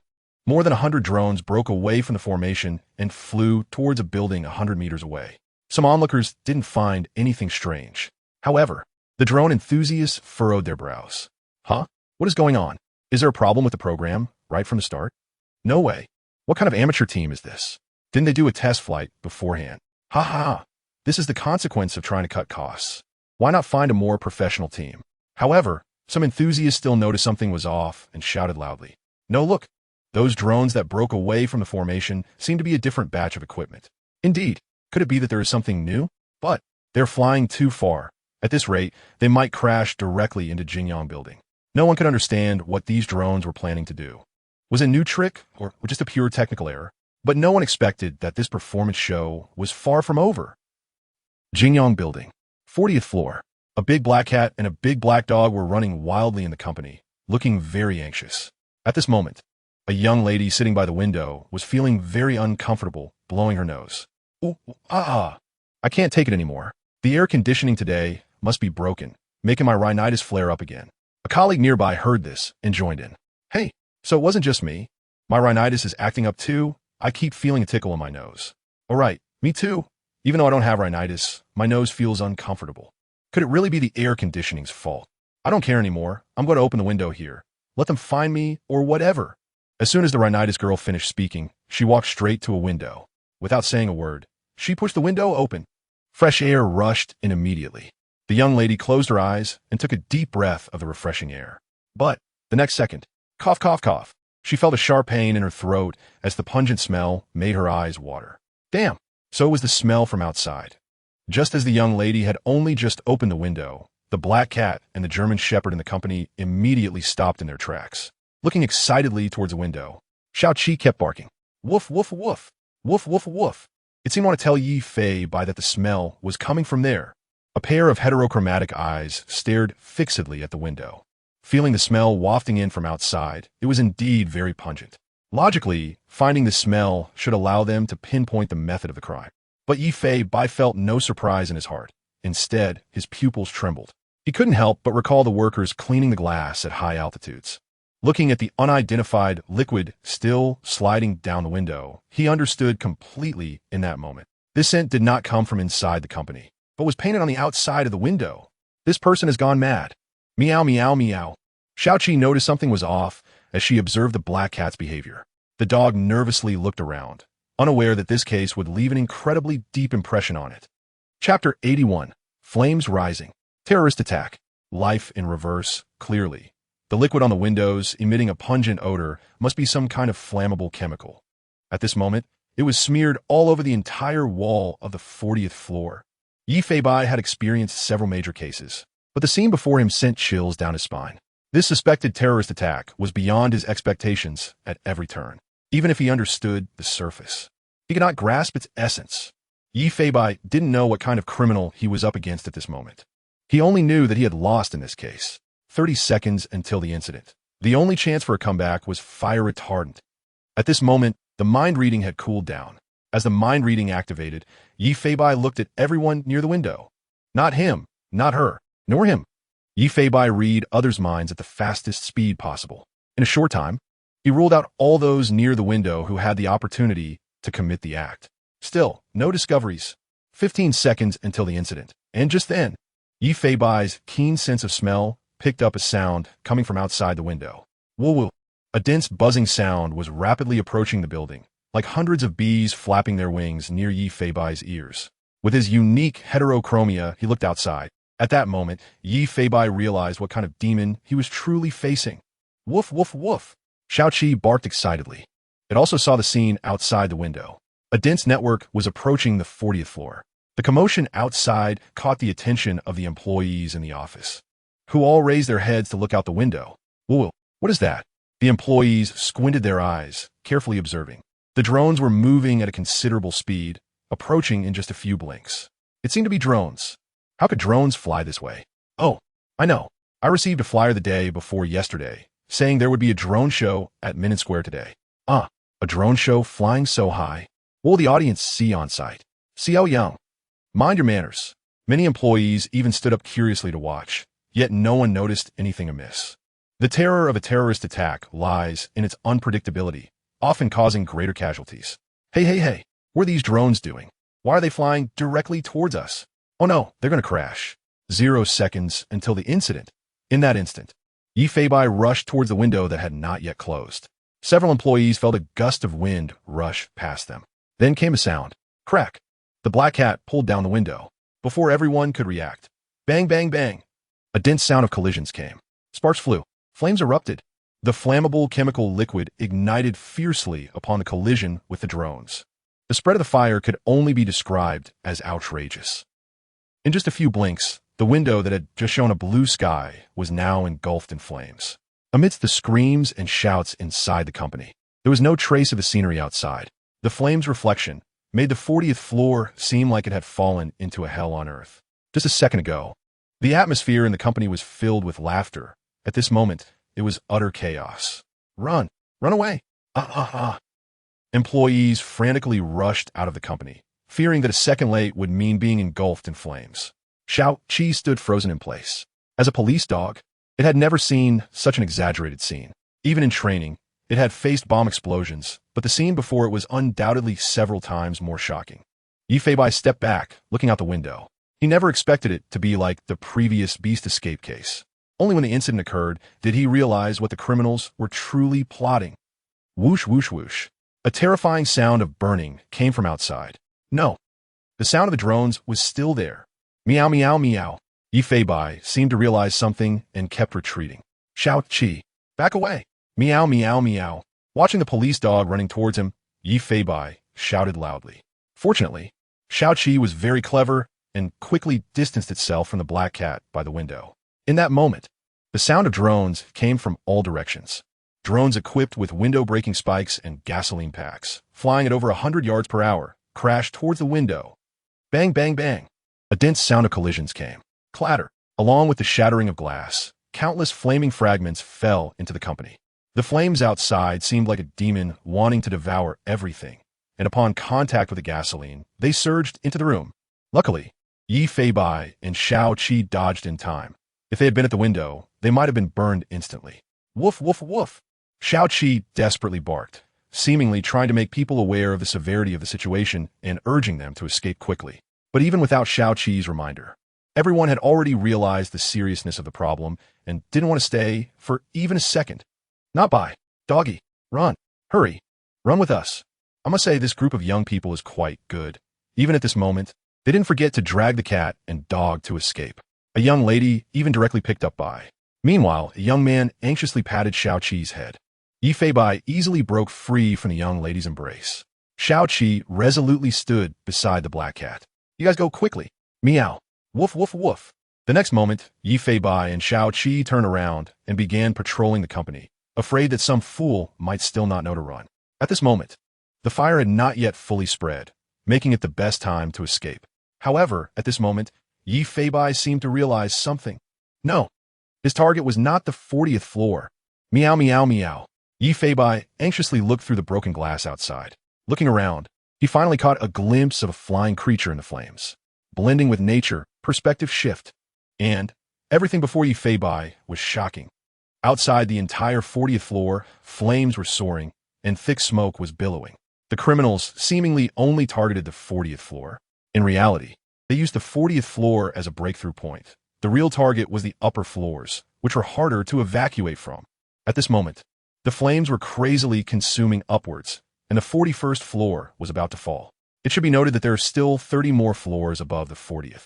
At least 1,000 people had not evacuated. The time for the elevators to operate was running out. Even with 6 elevators, it was impossible to support the evacuation of thousands of people. However, if the evacuation was orderly, it should be possible to achieve a perfect evacuation through the 2 fire escape corridors left intentionally in the building. Thinking of this, the black cat stopped. But what if the people upstairs can't use the fire escape? Meow meow meow. Realizing something, Yi Fei Bai looked at Xiao Qi. Go! Up the stairs! Meow meow meow. A black cat and a German shepherd rushed out of the company, heading towards the fire escape. At that moment, many people could be seen evacuating in an orderly manner. It seemed that fire safety training in Huagua was quite effective, even though black smoke hadn't filled the corridor yet.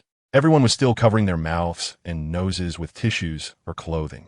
But Yi Fei Bai didn't believe that the person who orchestrated this attack would leave so many opportunities for the crowd to escape. The black cat and the German shepherd stayed close to the side, not running down but going against the flow upwards. Xiao Qi let out the loudest howl of his life. Woof woof woof woof. Woof woof woof. Xiao Qi frantically alerted passers-by, using his large body to shield Yi Fei Bai. The barking also allowed the crowd to notice the cat and dog going against the flow, making way slightly whenever they heard the sound. Yi Fei Bai checked the fire escape doors on each floor. Up to the 50th floor, things were still normal. But as they went higher, the number of people evacuating decreased more and more.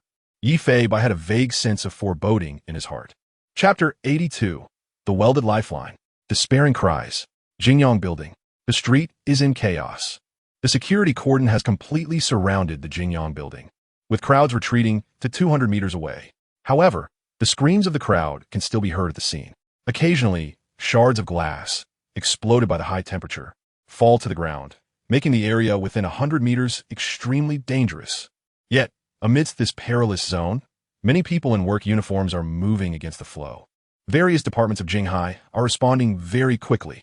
The 1st and 2nd fire brigades are closest to the Jingyang Building and arrived on the scene within 8 minutes of the fire outbreak. 5 large fire trucks are parked on the street, with nearly 50 firefighters joining this operation. The fire broke out on the 40th floor, spreading fiercely to the 45th floor above and the 39th floor below. A small team is setting up a ladder to try to control the fire from spreading further down. Teams 2, 3, and 5 are entering the fire zone to assist in evacuating the crowd and rescuing those trapped. Team 4 is checking for any combustible pipes inside the building. The firefighters are dressed in orange uniforms, wearing safety helmets, and holding many professional tools. Their eyes are determined, unafraid of danger, and their roles are clearly defined. The ladder can only reach the 40th floor at most, making it impossible to control the flames from spreading upwards. The reality is here. After all, a fire in such a high-rise building is extremely tricky. What the firefighters can do is to control the fire from spreading downwards, minimizing the damage costs. They also have to rush into the fire to snatch lives from the hands of death. Team leaders, lead your teams into action. The firefighters organize their tasks within just 1 minute. As soon as the captain finished speaking, all the firefighters began to run desperately. At this moment, time is life, and they cannot afford to waste a second. Hongxiao Police Station, Jingyang Police Station, and Danyun Police Station have over 30 officers joining the battle. They maintain order at the scene and assist the firefighters. If Yi Fei Bai and Xiao Qi were here, they would see many familiar faces, Niet Dongsheng, Li Hao. Zhou Yusin, Officer Zheng, Captain He. Everyone, don't panic. Evacuate in an orderly manner. Evacuate in an orderly manner. Don't crowd at the entrance. It will only slow things down. Cover your heads when you come out. Be careful of falling objects. The Hongxiao police station has dispatched more than 10 officers to the scene, with clear division of labor and perfect execution. It's not just the police and firefighters.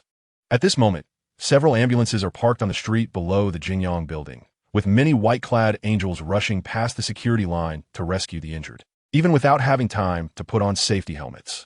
Even when they hear the sound of glass shards falling nearby, even when they are frightened and screaming, they do not stop their work. Ah! Crackle. The sound of glass shards comes, making their backs sweat from fright. But they still remind the stretcher bearers not to move his legs. He has a comminuted fracture. All right, this is the crisis faced by the Jingyang building. It is also a crisis faced by the entire Jinghai city. This terrorist attack is unprecedented in Jinghai city and is the largest scale to date, with casualties currently difficult to estimate. The ferocity of the fire is simply unimaginable, just 10 minutes after it started. The raging flames are already about to engulf the 50th floor. Just reaching the 60th floor, the black cat and the German shepherd stand in the stairwell, looking at the evacuation crowd below that is disproportionate to the lower floors. The cat and dog exchange a glance, seemingly guessing that something must have happened upstairs. Xiao-Qi, keep going up. Meow. With a meow, the cat and dog resolutely continue to rush upstairs. They didn't consider what to do when the fire spreads to a point where there is no escape.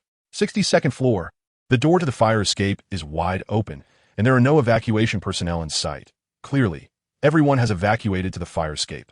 Yi Fei-bai rushes into the elevator shaft, only to find that all the elevators have stopped on the first floor. It seems they have been stopped by the firefighters, because at this moment, continuing to take the elevator in such a fire would undoubtedly be a suicidal act. This also means that there is only the 2 fire escape routes in the Jingyang building for evacuation. Why are there so few people here? Could it be that most people ran down from the other side? This doesn't make sense. Let us go. Xiao-Qi. Meow meow meow. The black cat and German shepherd continue upwards. 63rd floor. The door to the fire escape is also wide open. But just then, a sharp hearing catches the sound of thumping. Some faint sounds, and it seems to be accompanied by cries from the crowd. But the sounds are too soft for Yi Fei-bai to be certain. Continuing up 2 more floors. 65th floor. The door to this floor's hallway is also open. The crowd should have all evacuated. But the sounds from above are getting louder. Thump, thump, thump. Thump, thump, thump. It sounds like many hands are desperately pounding on the door. Occasionally, there are very violent crashing sounds and the sound of things being smashed. 66th floor. As Yi Fei-bai arrives at the 66th floor, he is stunned. The door to the fire escape has been completely welded shut. The metal door frame is surrounded by at least 7 or 8 rings of welds. Listening to the exaggerated knocking sound from above, Yi Fei-bai realizes what has happened. Damn it. Meow meow meow. If nothing unexpected, the fire escape routes on the 66th to 70th floors have all been completely welded shut. It should be noted that there are cleaning staff who come every morning to empty the garbage bins in the fire escape. This means that the welding of the doors was completed by the criminals sometime between this morning and noon. 2 fire escape routes over 5 floors mean 10 doors. If each door was welded like this, even with several hours of time, at least 3 skilled workers would be needed. Help! I don't want to die. I really don't want to die, Mom. Woo. Standing at the door, Yi Fei-bai can even hear the wailing of the crowd inside, along with their desperate cries. Thump, thump, thump. There are still people desperately pounding on the hallway door. But with it welded like this, even if 10 people crashed into it at once, it would be impossible to break open. Even if Yi Fei-bai activated the frenzy skill, trying to break through a door that is welded shut would likely require 2 or 3 attempts. The building used many non-flammable metal materials for safety in the fire escape, but this has ironically become the breakthrough point for the criminals. A shadow rushes through the stairwell. Yi Fei-bai checks all the doors from the 66th to 70th floors. Sure enough, the entrance doors on all 5 floors have been welded shut like this. Each door is met with desperate banging sounds. At this moment, the fire escape corridor is already filled with a strong smell of burning, and if this drags on, everyone on these 5 floors will die in here.